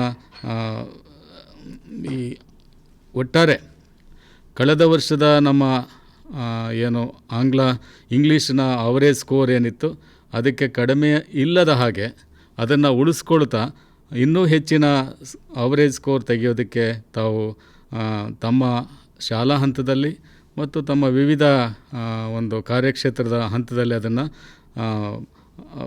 ಪ್ರಯತ್ನ ಮಾಡ್ತಕ್ಕಂಥದ್ದು ಕಡ್ಡಾಯವಾಗಿರುತ್ತೆ. ಮತ್ತು ಈಗ ಆಲ್ರೆಡಿ ಜಂಟಿ ನಿರ್ದೇಶಕರು ಹೇಳಿದಾಗೆ ಪಾಸ್ ಅನ್ನೋದು ನಮಗೆ ಲೆಕ್ಕದಲ್ಲಿಲ್ಲ. ಸೊ ಒಬ್ಬ ರೆಸಿಡೆನ್ಷಿಯಲ್ ಶಾಲೆಗೆ ಸೇರಿದಂಥ ವಿದ್ಯಾರ್ಥಿ ಫೇಲ್ ಆಗುವಂಥ ಸೂಚನೆ ಇಲ್ಲವೇ ಇಲ್ಲ. ಸೊ ಹಾಗಾಗಿ ಅದಕ್ಕೆ ಕೆಲವು ಅಕಸ್ಮಾತ್ 1-2 ವಿದ್ಯಾರ್ಥಿಗಳಿದ್ದರೆ ಅವರಿಗೆ ಹೇಗೆ ಇರೋವಂಥ ದಿನಗಳಲ್ಲಿ ನಾವು ಅವರನ್ನು ಮುಂದೆ ಪ್ರಗತಿ ಮಾಡಬೇಕು ಅನ್ನೋದ್ರ ಬಗ್ಗೆನೂ ಸಹ ಅವರು ತಮ್ಮ ಕಾರ್ಯತಂತ್ರದಲ್ಲಿ ಅಳವಡಿಸ್ಕೊಂಡು ಪ್ರೆಸೆಂಟೇಷನ್ ಮಾಡ್ತಾರೆ. ಸೊ ಇಷ್ಟನ್ನು ಹೇಳ್ತಾ ನಾವು ಈಗ ಮಾನ್ಯ ಕಾರ್ಯನಿರ್ವಾಹಕ ನಿರ್ದೇಶಕರವರು ಬಂದಿದ್ದಾರೆ. ಸೊ ಅವರಿಗೆ ಸ್ವಾಗತವನ್ನು ಕೋರ್ತಾ ಈಗ ಸರ್ ಈಗ ಅವರು ಪ್ರೆಸೆಂಟೇಷನ್ ಮಾಡ್ತಾ ತಾವು ಮಾತಾಡಿ ಹೋಗ್ಬಿಡ್ತೀನಿ ನನ್ನ ಕೆಲಸ ಇದೆ. ಮೊದಲೇ ಹೇಳಿದಾಗೆ ಈ ಕಾರ್ಯಕ್ರಮದ ಉದ್ಘಾಟನೆಯನ್ನು ಮತ್ತು ತಮಗೆ ನಿರ್ದಿಷ್ಟ ಸೂಚನೆಗಳನ್ನು ನೀಡಲಿಕ್ಕೆ ಮಾನ್ಯ ಕಾರ್ಯನಿರ್ವಾಹಕ ನಿರ್ದೇಶಕರವರು ಬರ್ತಾರೆ ಅಂತ ಹೇಳಿದ್ವಿ. ಈಗ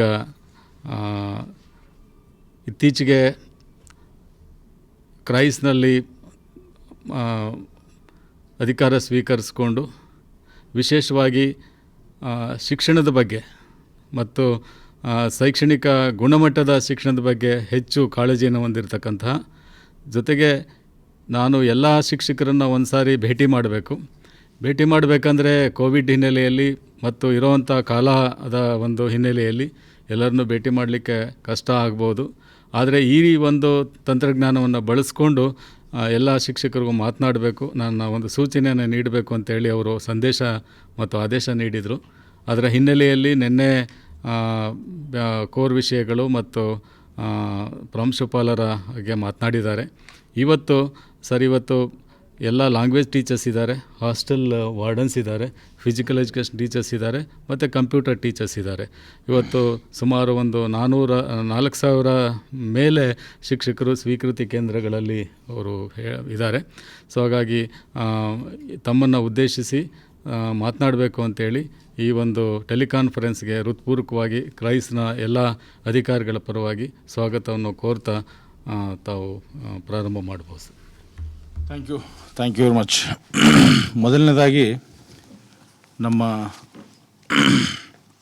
ವಿಷಯ ತಜ್ಞರು ಆದಂಥ ಮಾಸ್ಟರ್ ಟ್ರೈನರ್ಸ್ಗೆ ಅಭಿನಂದನೆಗಳು. ಅವರು ತಮ್ಮ ಶಾಲೆಯಲ್ಲಿ ಅತ್ಯುತ್ತಮ ರಿಸಲ್ಟ್ಸ್ಗಳನ್ನು ಕೊಟ್ಬಿಟ್ಟು ತಮಗೆಲ್ಲರಿಗೂ ಮಾದರಿಯಾಗಿದ್ದಾರೆ. ನಮ್ಮ ಕ್ರೈಸ್ ಸಂಸ್ಥೆಯಲ್ಲಿಯೇ ಇರುವಂತಹ ಅತ್ಯುತ್ತಮ ಶಿಕ್ಷಕರನ್ನು ಉಪಯೋಗಿಸ್ಕೊಂಡ್ಬಿಟ್ಟು ಅವರು ಹಮ್ಮಿಕೊಂಡಿರುವಂಥ ಬೆಸ್ಟ್ ಪ್ರಾಕ್ಟೀಸ್ಗಳನ್ನು ಎಲ್ಲರ ಗಮನಕ್ಕೆ ತಂದು ಅವುಗಳನ್ನು ಅಳವಡಿಸ್ಕೊಳ್ಬೇಕು ಅನ್ನೋ ಹಿನ್ನೆಲೆಯಲ್ಲಿ ನಾವು ಈ ಪ್ರಯತ್ನವನ್ನು ಮಾಡ್ತಾಯಿದ್ದೀವಿ. ತಮಗೆಲ್ಲ ಗೊತ್ತಿರೋ ಹಾಗೆ ನಮ್ಮ ಕ್ರೈಸ್ತದ ಘನವಾದ ಮೂಲ ಉದ್ದೇಶ ಗ್ರಾಮೀಣ ಪ್ರದೇಶದ ಬಡ ಕುಟುಂಬಗಳ ಪ್ರತಿಭಾನ್ವಿತ ವಿದ್ಯಾರ್ಥಿಗಳನ್ನು ಪರೀಕ್ಷೆಗಳ ಮೂಲಕ ಆಯ್ಕೆ ಮಾಡಿಕೊಂಡು ಅವರಿಗೆ ಉಚಿತವಾಗಿ ವಸತಿ ಹಾಗೂ ಶಿಕ್ಷಣವನ್ನು ನೀಡೋದ್ರ ಮುಖಾಂತರ ಒಂದು ಸಾಮಾಜಿಕ ನ್ಯಾಯವನ್ನು ಗ್ರಾಮೀಣ ಜನತೆಯ ದಲಿತ ಮತ್ತು ಹಿಂದುಳಿದ ವರ್ಗಗಳ ಕುಟುಂಬಗಳಿಗೆ ಸಾಮಾಜಿಕವಾಗಿ ಆರ್ಥಿಕವಾಗಿ ಅವ್ರನ್ನ ಪ್ರಬಲರನ್ನಾಗಿ ಮಾಡಬೇಕು, ಸಮಾಜದ ಮುಖ್ಯವಾಹಿನಿಗೆ ಅವ್ರನ್ನ ಸೇರಿಸಬೇಕು ಅನ್ನೋ ಘನವಾದ ಉದ್ದೇಶವನ್ನು ಇಟ್ಕೊಂಡು ಸರ್ಕಾರ ಈ ಕ್ರೈಸ್ಟ್ ಸಂಸ್ಥೆಯನ್ನು ಪ್ರಾರಂಭ ಮಾಡಲಾಗಿದೆ. ನಮ್ಮ ಕ್ರೈಸ್ಟ್ ಸಂಸ್ಥೆಯ ವ್ಯಾಪ್ತಿಯಲ್ಲಿ ಇಲ್ಲಿವರೆಗೆ ಸುಮಾರು 826 ಶಾಲೆಗಳು ವಸತಿ ಶಾಲೆಗಳು ನಿರ್ವಹಿಸುತ್ತಿದ್ದು ಸುಮಾರು 2 ಲಕ್ಷಕ್ಕೂ ಹೆಚ್ಚು ವಿದ್ಯಾರ್ಥಿಗಳು ಬಡ ವಿದ್ಯಾರ್ಥಿಗಳು ನಮ್ಮಲ್ಲಿ ಶಿಕ್ಷಣವನ್ನು ಪಡೆಯುತ್ತಿದ್ದಾರೆ. ನಮ್ಮ ಜವಾಬ್ದಾರಿ ಶಿಕ್ಷಕರಾಗಿ ಪಾಲಕರಾಗಿ ಎರಡೂ ಕಾರ್ಯಗಳನ್ನು ಮಾಡೋಂಥ ಒಂದು ಪರಿಸ್ಥಿತಿ ನಮ್ಮದು. ನಮ್ಮಲ್ಲಿರುವಂಥವರು ಪ್ರತಿಭಾನ್ವಿತ ಮಕ್ಕಳು. ನಾವೆಲ್ಲ ನಿನ್ನೆ ಮೊನ್ನೆ ಸಭೆಯಲ್ಲಿ ನಾವು ಹೇಳ್ತಾ ಇದ್ವಿ, ಬೇರೆ ಸರ್ಕಾರಿ ಶಾಲೆಗಳಿಗೆ ನಮ್ಮನ್ನು ಹೋಲಿಸಿ ನೋಡಿದಾಗ ನಮ್ಮ ಶಾಲೆಯ ರಿಸಲ್ಟ್ಸ್ಗಳು ಚೆನ್ನಾಗಿದೆ ಅನ್ನೋ ಒಂದು ಮಾತನ್ನು ಹೇಳಿದಾಗ ಹಿರಿಯ ಜನಪ್ರತಿನಿಧಿಗಳು ಅವರೆಲ್ಲ ಹೇಳ್ತಾಯಿದ್ರು, ಹೌದು ನೀವು ಮಾಡಿದಿರಿ, ಆದರೆ ನಾವು ಮಕ್ಕಳನ್ನು ಸಹಿತ ಅದೇ ಥರದ ಮಕ್ಕಳನ್ನು ಕೊಟ್ಟಿದ್ದೀವಿ. ನೀವು ಗ್ರಾಮೀಣ ಪ್ರದೇಶದಲ್ಲಿ ಉಳಿದ ಶಾಲೆಗಳಲ್ಲಿ ನೀವು ತೆಗೆದುಕೊಂಡು ಬಿಟ್ಟಂಥ ಮಕ್ಕಳು ಹೋಗ್ತಾರೆ, ನಿಮಗೆ ಪ್ರತಿಭಾನ್ವಿತ ಮಕ್ಕಳನ್ನು ಕೊಟ್ಟಿದ್ದೀವಿ, ನಿಮ್ಮ ಮೇಲೆ ಬಹಳ ಜವಾಬ್ದಾರಿ ಇದೆ, ನೀವೇನೋ ಉತ್ತಮ ರಿಸಲ್ಟ್ಸ್ ಕೊಡ್ತೀವಿ ಅಂತೇಳಿ ನಿಮ್ಮಷ್ಟಕ್ಕೆ ನೀವೇ ಕಿರೀಟವನ್ನು ಹಾಕೊಳ್ಳೋದಲ್ಲ ಅಂತ ಒಂದು ಮಾತನ್ನು ಸಹಿತ ಬಂತು ಸಭೆಯಲ್ಲಿ. ಅದು ಸತ್ಯ ಕೂಡ. ಸೊ ಈ ಹಿನ್ನೆಲೆಯಲ್ಲಿ ನಾವು ಪ್ರತಿಭಾನ್ವಿತ ಮಕ್ಕಳನ್ನು ಕರೆತಂದು ಇಲ್ಲಿ 60% 70% ಮಾಡಿ ಹೊರಗಡೆ ಕಳಿಸಿದರೆ ಅದು ನಮ್ಮ ಈ ಸಂಸ್ಥೆಯನ್ನು ಪ್ರಾರಂಭ ಮಾಡಿರೋದು ಉದ್ದೇಶ ಅದು ಪೂರಕವಾಗಿ ನಾವು ಕೆಲಸ ಮಾಡಿದ ಹಾಗೆ ಆಗೋದಿಲ್ಲ. ತಾವು ಇವತ್ತಿನ ನನಗೆ ಗೊತ್ತಿರೋ ಹಾಗೆ 4,000ಕ್ಕಿಂತಲೂ ಹೆಚ್ಚಿನ ಶಿಕ್ಷಕರು ಇವತ್ತಿನ ಈ ಕಾರ್ಯಕ್ರಮದಲ್ಲಿ ಭಾಗವಹಿಸಿದ್ರಿ. ತಮ್ಮನ್ನು ಉದ್ದೇಶಿಸಿ ನಾನು ಮಾತಾಡಬೇಕು, ನನ್ನ 4 ಅನಿಸಿಕೆಗಳನ್ನು ಹಂಚ್ಕೊಳ್ಬೇಕು ಅನ್ನೋ ಹಿನ್ನೆಲೆಯಲ್ಲಿ ಕೆಲಸದ ಒತ್ತಡದಲ್ಲಿ ಇದ್ರೂ ಸಹಿತ ಅದನ್ನು ಬದಿಗೊತ್ತಿ ನಾನು ಇಲ್ಲಿ ಬಂದಿದ್ದೀನಿ ತಮ್ಮ ಜೊತೆಗೆ ಮಾತಾಡಲಿಕ್ಕೆ. ನಮ್ಮ ಜವಾಬ್ದಾರಿಯನ್ನು ನಾವು ಅರಿತುಕೊಳ್ಬೇಕು. ತಾವೆಲ್ಲ ಶಿಕ್ಷಕರಿದ್ದೀರಿ, ನನಗೆ ಶಿಕ್ಷಕರಿಗೆ ಬಹಳ ಗೌರವ ಇದೆ. ನಾನು ಸಹಿತ ಒಬ್ಬ ಗ್ರಾಮೀಣ ಪ್ರದೇಶದ ಒಂದು ಕುಟುಂಬದಿಂದ ಬಂದಿರೋದ್ರಿಂದ ಗ್ರಾಮೀಣ ಜೀವನದಲ್ಲಿ ಶಿಕ್ಷಣಕ್ಕೆ ಎಷ್ಟು ಮಹತ್ವವನ್ನು ಕೊಡಬೇಕಾಗಿದೆ ಮತ್ತು ಈ ಸ್ಪರ್ಧಾತ್ಮಕ ಜಗತ್ತಿನಲ್ಲಿ ಖಾಸಗಿ ಶಾಲೆಯ ಸಂಸ್ಥೆಯ ಮಕ್ಕಳ ಜೊತೆಗೆ ನಾವು ಹೇಗೆ ಒಂದು ಸ್ಪರ್ಧೆಯನ್ನು ಒಡ್ಡಬೇಕು ಅನ್ನೋದು ಸಹಿತ ನನಗೂ ಸಹಿತ ಅದರ ಸಂಪೂರ್ಣ ಅನುಭವ ಇದೆ, ಅದರ ಅರಿವು ಇದೆ. ಆ ಹಿನ್ನೆಲೆಯಲ್ಲಿ ನಮ್ಮ ಮೇಲೆ ಬಹಳಾದ ಒಂದು ಜವಾಬ್ದಾರಿ ಇದೆ. ಆ ದಿಕ್ಕಿನಲ್ಲಿ ನಾವು ಏನು ಕೆಲಸಗಳನ್ನು ಮಾಡಬೇಕು ಅನ್ನೋದನ್ನು ನೋಡ್ಕೋಬೇಕಾಗ್ತದೆ. ನಾನು ಇಲ್ಲಿ ಅಧಿಕಾರವನ್ನು ವಹಿಸ್ಕೊಂಡ ನಂತರ ಸಂಸ್ಥೆಯ ಘನವಾದ ಮುಖ್ಯ ಉದ್ದೇಶ ಏನಪ್ಪ ಅಂದರೆ ಶಿಕ್ಷಣ ನೀಡೋದು. ಅದರ ಜೊತೆಗೆ ಪೂರಕವಾಗಿ ನಾವು ಶಾಲೆಯನ್ನು ಕಟ್ಟೋದಾಗಲಿ, ಆಡಳಿತ ವ್ಯವಸ್ಥೆ ಇರಲಿ, ಬೇರೆ ಬೇರೆ ವ್ಯವಸ್ಥೆಗಳು ಅದಕ್ಕೆ ಪೂರಕವಾಗಿ ಇರುವಂತಹ ಭಾಗಗಳಾಗ್ತದೆ. ಈ ಶಿಕ್ಷಣದ ವ್ಯವಸ್ಥೆಯಲ್ಲಿ ಸ್ವಲ್ಪ ಏನಾದರೂ ಕೆಲಸಗಳನ್ನು ಮಾಡಬೇಕು. ಯಾಕಂದರೆ ನಮ್ಮನ್ನು ನಂಬಿ ಸುಮಾರು 2 ಲಕ್ಷಕ್ಕೂ ಹೆಚ್ಚಿನ ಕುಟುಂಬಗಳು ಮಕ್ಕಳನ್ನು ನಮ್ಮಲ್ಲಿ ವಹಿಸಿರ್ತಾರೆ. ಅವ್ರಿಗೇನಾದರೂ ಮಾಡಬೇಕು ಅಂತೇಳಿ ನಾವೆಲ್ಲ ಚರ್ಚೆ ಮಾಡಿದಾಗ ಬಹಳ ನಮ್ಮ ಶಿಕ್ಷಣ ಭಾಗ ನನಗೆ ಹೆಮ್ಮೆ ಅನ್ನಿಸ್ತದೆ. ನಮ್ಮ ನಾಗೇಶ್ ಅವರು, ಬಾಳಶೆಟ್ಟಿಯವರು, ಪ್ರೀತಿಯವರು, ನಮ್ಮ ಮೊಟ್ಟವರು ತುಂಬ ಅಚ್ಚುಕಟ್ಟಿನಿಂದ ವ್ಯವಸ್ಥಿತವಾಗಿ ಈ ಸಂಸ್ಥೆಯ ಈ ಘನವಾದ ಉದ್ದೇಶವನ್ನು ಈಡೇರಿಸುವ ದಿಕ್ಕಿನಲ್ಲಿ ಸತತವಾಗಿ ಪ್ರಯತ್ನವನ್ನು ಇಲ್ಲಿ ಮಾಡ್ತಾ ಇರ್ತಾರೆ. ಸೊ ಅದಕ್ಕೆ ಪೂರಕವಾಗಿ ನಾವೇನು ಮಾಡ್ಬೋದು ಅಂಥೇಳಿ ಎಲ್ಲವನ್ನು ಒಂದು ವ್ಯವಸ್ಥೆಯ ರೂಪದಲ್ಲಿ ನಾವು ಒಂದು ಸ್ವಲ್ಪ ಕೆಲಸಗಳನ್ನು ಹಮ್ಮಿಕೊಂಡಿದ್ದೀವಿ ಈ ವರ್ಷ. ಒಂದು ಏಕರೂಪದ ನಾವು ಪಠ್ಯಕ್ರಮವನ್ನು ಅಳವಡಿಸ್ಕೊಂಡು ನಿಗದಿತ ಅವಧಿ ಒಳಗಡೆ ಸಿಲೆಬಸ್ಸನ್ನು ಕಂಪ್ಲೀಟ್ ಮಾಡಿಕೊಂಡು ಮರುಬೋಧನೆಗೆ ಅವಕಾಶಗಳನ್ನು ನೀಡಬೇಕು ಅನ್ನೋ ಹಿನ್ನೆಲೆಯಲ್ಲಿ ನಾವು ಏಕರೂಪದ ಒಂದು ಪ್ಲ್ಯಾನಿಂಗ್ನ ಮಾಡಿ ತಮಗೆಲ್ಲ ಕೊಟ್ಟಿದ್ದೀವಿ. ಮತ್ತು ಅದ್ರ ಜೊತೆಗೆ ತಾವೇನು ಎಜುಕೇಷನ್ ಡಿಪಾರ್ಟ್ಮೆಂಟ್ಸ್ಗಳು ನಡೆಸೋ ಕ್ಲಾಸ್ಗಳ ಜೊತೆಗೆ ನಾವು ಕ್ರೈಸ್ತದ್ದು ಟೆಸ್ಟ್ 1 ಮತ್ತು 2 ಈಗಾಗಲೇ ಒಂದೇ ರಾಜ್ಯದಾದ್ಯಂತ ಒಂದೇ ದಿವಸ ಮಾಡಿ ಮುಗಿಸಿದ್ದೀವಿ. ಅದರ ಉದ್ದೇಶ ಏನಪ್ಪ ಅಂದ್ರೆ ನಾವನ್ನೇ ಅರ್ಥಕೊಳ್ಳೋದು. ನಾವು ಈ ಪರೀಕ್ಷೆಗಳ ಉದ್ದೇಶ ನಾವು ವಿಷಯ ಬೋಧಕರ ಪರಿಣಿತಿಯವರಿಂದ ಪರೀಕ್ಷೆಯನ್ನು ಪೇಪರ್ಗಳನ್ನು ತೆಗೆಸ್ಬಿಟ್ಟು ಅದನ್ನು ಅವತ್ತೇ ಮೇಲ್ ಮಾಡಿ ಎಕ್ಸಾಮ್ಸ್ಗಳನ್ನು ನಡೆಸಿ ಮತ್ತು ನಿಮ್ಮ ಅದೇ ಜಿಲ್ಲೆ ಬೇರೆ ಶಾಲೆಯ ಶಿಕ್ಷಕರ ಜೊತೆಗೆ ಅದನ್ನು ಪರಿಶೀಲನೆ ಮಾಡಿ ಆ ರಿಸಲ್ಟ್ಸ್ಗಳನ್ನು ಕೊಡೋದು ಅಂದರೆ ವಸ್ತುನಿಷ್ಠವಾದ ಒಂದು ನಾವು ಯಾವ ಇದರಲ್ಲಿದ್ದೀವಿ ಅನ್ನೋದನ್ನು ನಮಗೆ ಮನಗಾಣ್ತೀವಿ. ಆದರೆ ನನಗೆ ಭಾಳ ಖೇದಕರವಾದ ಸಂಗತಿ ಏನಪ್ಪ ಅಂದರೆ, ನನಗೆ ನೋ ಡೌಟ್ ನಾವು ಹಿಂದಿನ ಪರೀಕ್ಷೆಗಳಲ್ಲಿ ನಾವು ಸರಾಸರಿ ಪ್ರತಿ ಮಗುವಿನ ಇದು 83% ಅಂತ ನಾವು ಹೇಳ್ಕೊಂಡು ಅಡ್ಡಾಡ್ತೀವಿ. ಆದರೆ ಈ ಹಿಂದೆ ಆದಂಥ ಕೋವಿಡ್ ಅವಧಿಯಲ್ಲಿ ಆದಂಥ ಪರೀಕ್ಷೆಯೇ ಅಲ್ಲ ಅದು ಕೇವಲ ಕೆಲವು ಆಬ್ಜೆಕ್ಟಿವ್ ಟೈಪ್ ಪ್ರಶ್ನೆಗಳನ್ನು ಮಾಡಿ ಒಂದು ಪರೀಕ್ಷೆಯನ್ನು ಮಾಡಿಸಿ ರಿಸಲ್ಟ್ಸನ್ನು ಕೊಟ್ಟಿರುವಂಥ ಒಂದು ವ್ಯವಸ್ಥೆ. ಆ ಹಿನ್ನೆಲೆಯಲ್ಲಿ ಅದನ್ನು ನಾವು 2021ನೇ ಸಾಲಿನ ಫಲಿತಾಂಶವನ್ನು ಇಟ್ಕೊಂಡು ಈ ಹಿಂದಿನ 2 ಟೆಸ್ಟ್ಗಳಲ್ಲಿ ಮಾಡಿದಂಥ ಒಂದು ಫಲಿತಾಂಶವನ್ನು ನಾವು ವಿಶ್ಲೇಷಣೆಯನ್ನು ಮಾಡಿ ನೋಡಲಾಗಿ ಸುಮಾರು 300ಕ್ಕೂ ಹೆಚ್ಚಿನ ಶಾಲೆಗಳು ನಮ್ಮ ರಾಜ್ಯ ಸರಾಸರಿಯ ಕೆಳಗಡೆ ಇದೆ. 62 ಇದೆ. ನಮ್ಮದು 83% ಇತ್ತು ಎವರೇಜು. ಈಗ ಆಲ್ಮೋಸ್ಟ್ 62% ಬಂದಿದೆ. 20% ಅದು ಸಹಿತ ಇದು ಟೆಸ್ಟ್ಗಳು ಅಂದರೆ ಕಂಪ್ಲೀಟ್ ಸಿಲೆಬಸ್ಗೆ ಮಾಡಿದಂಥ ಪರೀಕ್ಷೆಗಳಲ್ಲ. ಆಯ್ದ ಕೆಲವು ಭಾಗಕ್ಕೆ ಮಾಡಿದಂಥ ಒಂದು ಪರೀಕ್ಷೆಯಲ್ಲಿ ನಾವು 20% ಕೆಳಗಡೆ ಹೋಗಿದ್ದೀವಿ ಅಂದರೆ ನಮ್ಮನ್ನು ನಾವು ಆತ್ಮವಿಶ್ಲೇಷಣೆಯನ್ನು ಮಾಡ್ಕೋಬೇಕಾಗ್ತದೆ. ನಾವು ಈಗೇನು 0 ಫೇಲ್ ಅಂಥೇಳಿ ಮಾಡಿ 100% ರಿಸಲ್ಟ್ಸ್ ಕೊಡ್ತಾ ಇದ್ದೀವಿ ಅನ್ನೋದು ಮುಖ್ಯ ಅಲ್ಲ. ನಾವು ಯಾವ ಥರದ ಕ್ವಾಲಿಟಿ ರಿಸಲ್ಟ್ಸ್ಗಳನ್ನು ಕೊಡ್ತೀವಿ ಅನ್ನೋದು ಇಲ್ಲಿ ಗಮನಕ್ಕೆ ನಾವು ತೆಗೆದುಕೊಳ್ಬೇಕಾಗ್ತದೆ. ಅದಿದೆಯಾ? ಸೊ 2 ನಾವು ನಿನ್ನೆ ಇದನ್ನು ಮಾಡಲಾಗಿ ಸುಮಾರು ನಾವು ಯಾಕೆ ಈ ವರ್ಷ ನಾವು ಭಾಳ ಅತಿಯಾಗಿ ಜಾಗೃತರಾಗಿ ನಾವು ಮಾಡಬೇಕಾಗ್ತದೆ ಅಂದರೆ, ಒಂದು ಈ ಕೋವಿಡ್ ಹಿನ್ನೆಲೆಯಲ್ಲಿ ಸುಮಾರು 1.5-2 ವರ್ಷ ನಾವು ಶಾಲೆಗಳು ಪ್ರಾರಂಭ ಇರಲಿಲ್ಲ. ಮಕ್ಕಳಲ್ಲಿ ಏಕಾಗ್ರತೆ ಹೋಗಿರ್ತದೆ. ಮಕ್ಕಳಲ್ಲಿ ನಾವು ಅವ್ರನ್ನ ಮತ್ತೊಂದು ಸಲ ಇದಕ್ಕೆ ತರೋದು ಭಾಳಷ್ಟು ಪ್ರಯತ್ನವನ್ನು ಮಾಡಿ ಸುಮಾರು 7-8 ತಿಂಗಳ ಕಾಲ ಸತತವಾಗಿ ಈಗ ಶಿಕ್ಷಣ ಸಂಸ್ಥೆ ನಡೆದಿರೋದ್ರಿಂದ ಅದರಿಂದ ಹೊರಗೆ ಬಂದಿದ್ರಿ ಎಲ್ಲರೂ ಅಂತ ನಾನು ತಿಳ್ಕೊಂಡಿದ್ದೀನಿ. ಮತ್ತೊಂದು ಮುಖ್ಯವಾದ ವಿಷಯ ಅಂದರೆ, ನಾವು ಈ ಸಲ ಸುಮಾರು 792 ಶಾಲೆಗಳಲ್ಲಿ ನಾವು ಈಗ SSLC ಎಕ್ಸಾಮ್ಸನ್ನು ಬರಿತಿದ್ವಿ. ಆದರೆ ಅದರಲ್ಲಿ ಸುಮಾರು 798 ಶಾಲೆಗಳು ಫಸ್ಟ್ ಟೈಮ್ SSLCಯನ್ನು ಬರಿತಾ ಇದ್ದಾರೆ. ನಾನು ಈ ಫಲಿತಾಂಶವನ್ನು ಪರಿಶೀಲನೆ ಮಾಡಿ ಇದನ್ನು ವಿಶ್ಲೇಷಣೆಯನ್ನು ಮಾಡಿ ನೋಡಿದಾಗ ನನಗೇನು ಅನ್ನಿಸ್ತು ಅಂದರೆ, ಈ ಹೆಚ್ಚಾಗಿ 298 ಶಾಲೆಗಳು ಏನು ಹೊಸದಾಗಿ SSLC ಬರಿತಾ ಇದ್ದಾರೆ ಅದರದ್ದು ಫಲಿತಾಂಶ ಕಡಿಮೆ ಇದೆ. ಆ ಹಿನ್ನೆಲೆಯಲ್ಲಿ ನಾವು 62% ಬಂದಿದ್ದೀವಿ. ವಿಶೇಷವಾಗಿ ಈ 298 ಶಾಲೆಗಳು ಏನು ಫಸ್ಟ್ ಟೈಮ್ಸ್ ತಾವು ಎಕ್ಸಾಮ್ಸನ್ನು ಬರಿತಿದ್ದೀರಿ, ಭಾಳಷ್ಟು ತಾವು ಎಚ್ಚರಿಕೆಯಿಂದ ಇರಬೇಕಾಗ್ತದೆ. ನಮ್ಮ ವಿಷಯ ಪರಿಣಿತರು ಹಾಕಿಕೊಂಡಂಥ ಬೆಸ್ಟ್ ಪ್ರಾಕ್ಟೀಸ್ಗಳನ್ನು ತಾವು ಅಳವಡಿಸ್ಕೊಳ್ಬೇಕಾಗ್ತದೆ. ನೀವು ನಿಮ್ಮನ್ನು ಸಂಪೂರ್ಣವಾಗಿ ಇನ್ನೊಂದು 45 ದಿವಸ ಉಳಿತು, ಸಂಪೂರ್ಣವಾಗಿ ತಮ್ಮನ್ನು ತಾವು ಮಕ್ಕಳೊಂದಿಗೆ ಇದ್ದುಕೊಂಡು ತೊಡಗಿಸ್ಕೊಳ್ಬೇಕಾಗ್ತದೆ ಶೈಕ್ಷಣಿಕ ಇದರಲ್ಲಿ.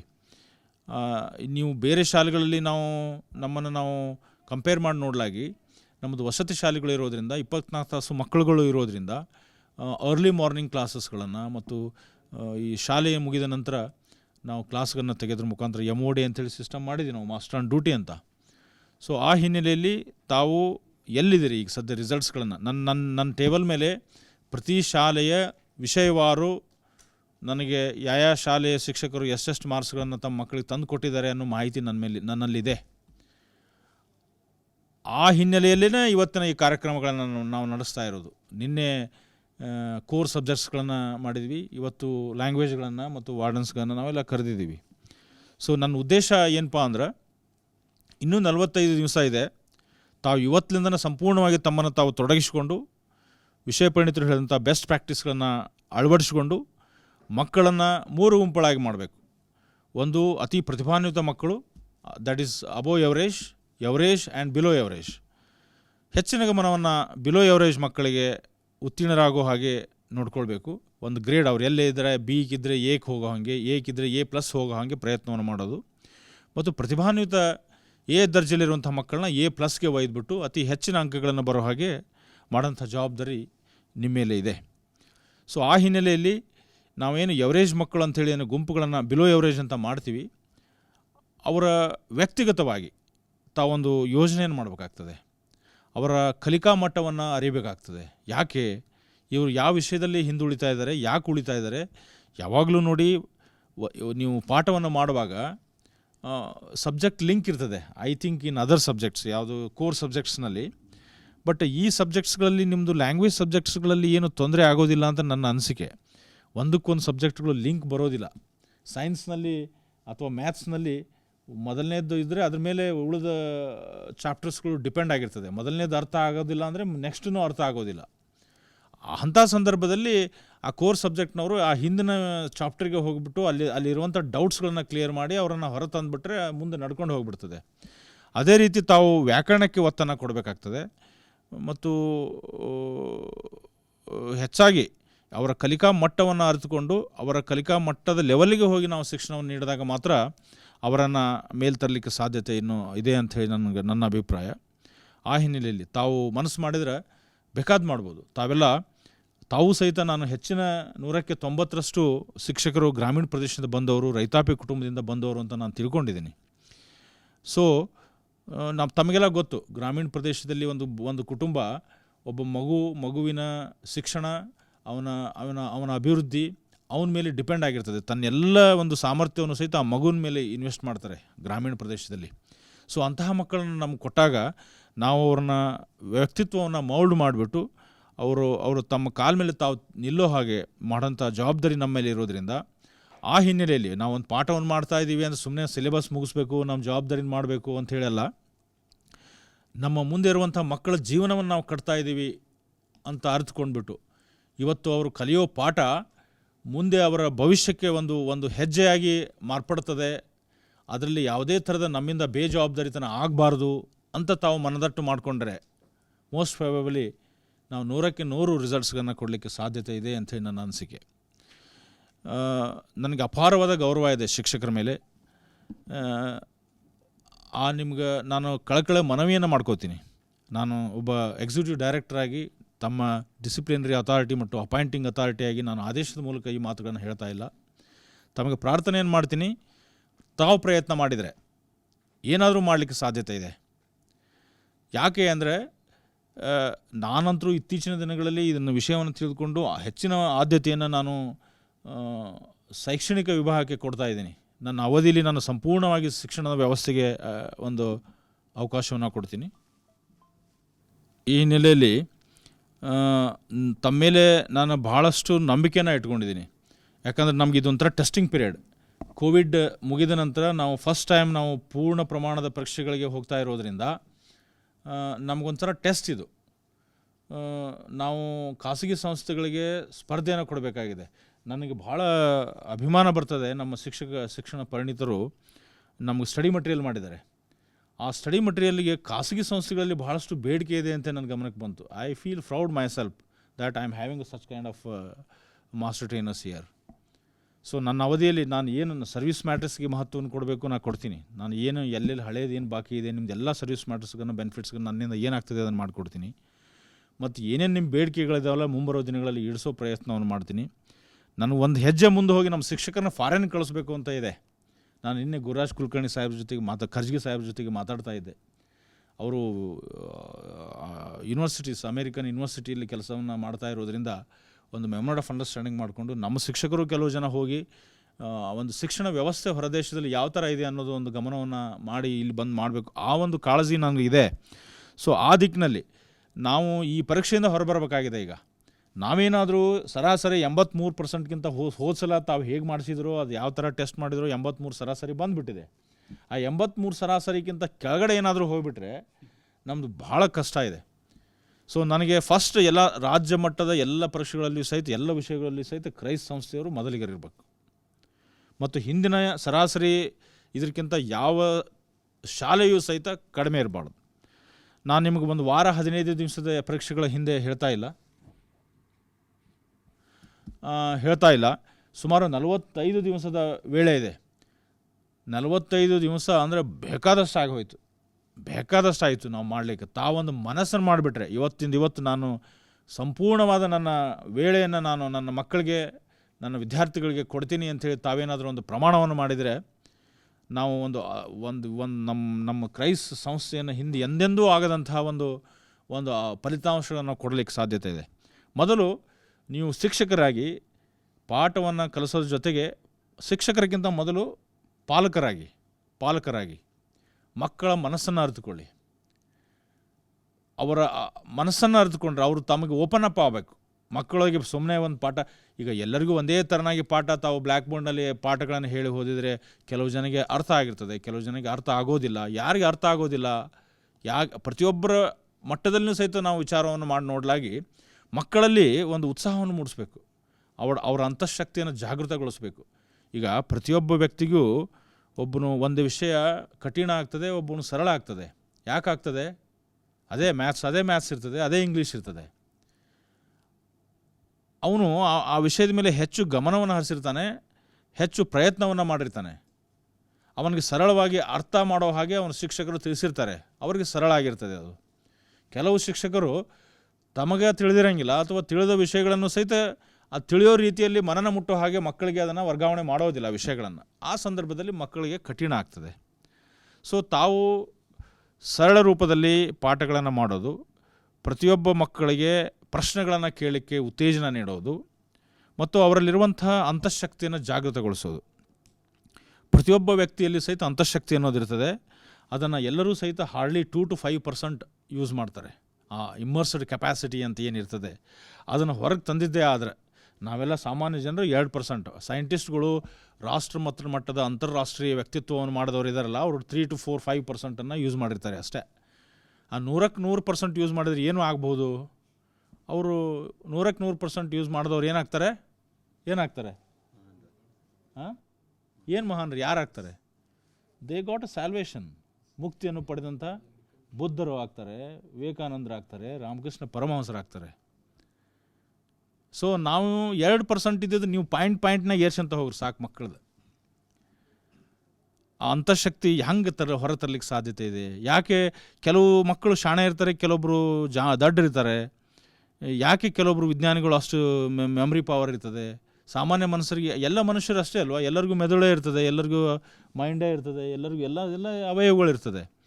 ಆದರೆ ಆ ಅಂತಃಶಕ್ತಿಯನ್ನು ಹೊರಗೆ ತರೋದು ಹೇಗೆ ಅನ್ನೋದನ್ನು ನಮ್ಮ ಶಿಕ್ಷಕರು ನೋಡಬೇಕು. ಅವರು ಏಕಾಗ್ರತೆಗೊಳಿಸೋದು, ಮನಸ್ಸನ್ನು ಏಕಾಗ್ರತೆಯನ್ನುಗೊಳಿಸಿ ಮೊನಚುಗಳು ಮಾಡೋದು. ಯಾವುದೇ ಒಂದು ವಿಷಯಗಳನ್ನು ಅಧ್ಯಯನ ಮಾಡುವಾಗ ಆ ವಿಷಯದ ಕಡೆನೇ ಗಮನ ಕೊಡಬೇಕು.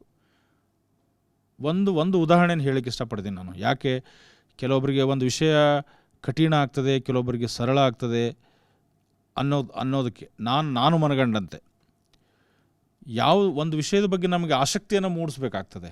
ಆಸಕ್ತಿ ಯಾಕೆ ಬರ್ತದೆ? ಒಬ್ಬ ತಾಯಿ ತನ್ನ ಮಗುಗೆ ಏನಂತ ಕರೀತಾಳೆ?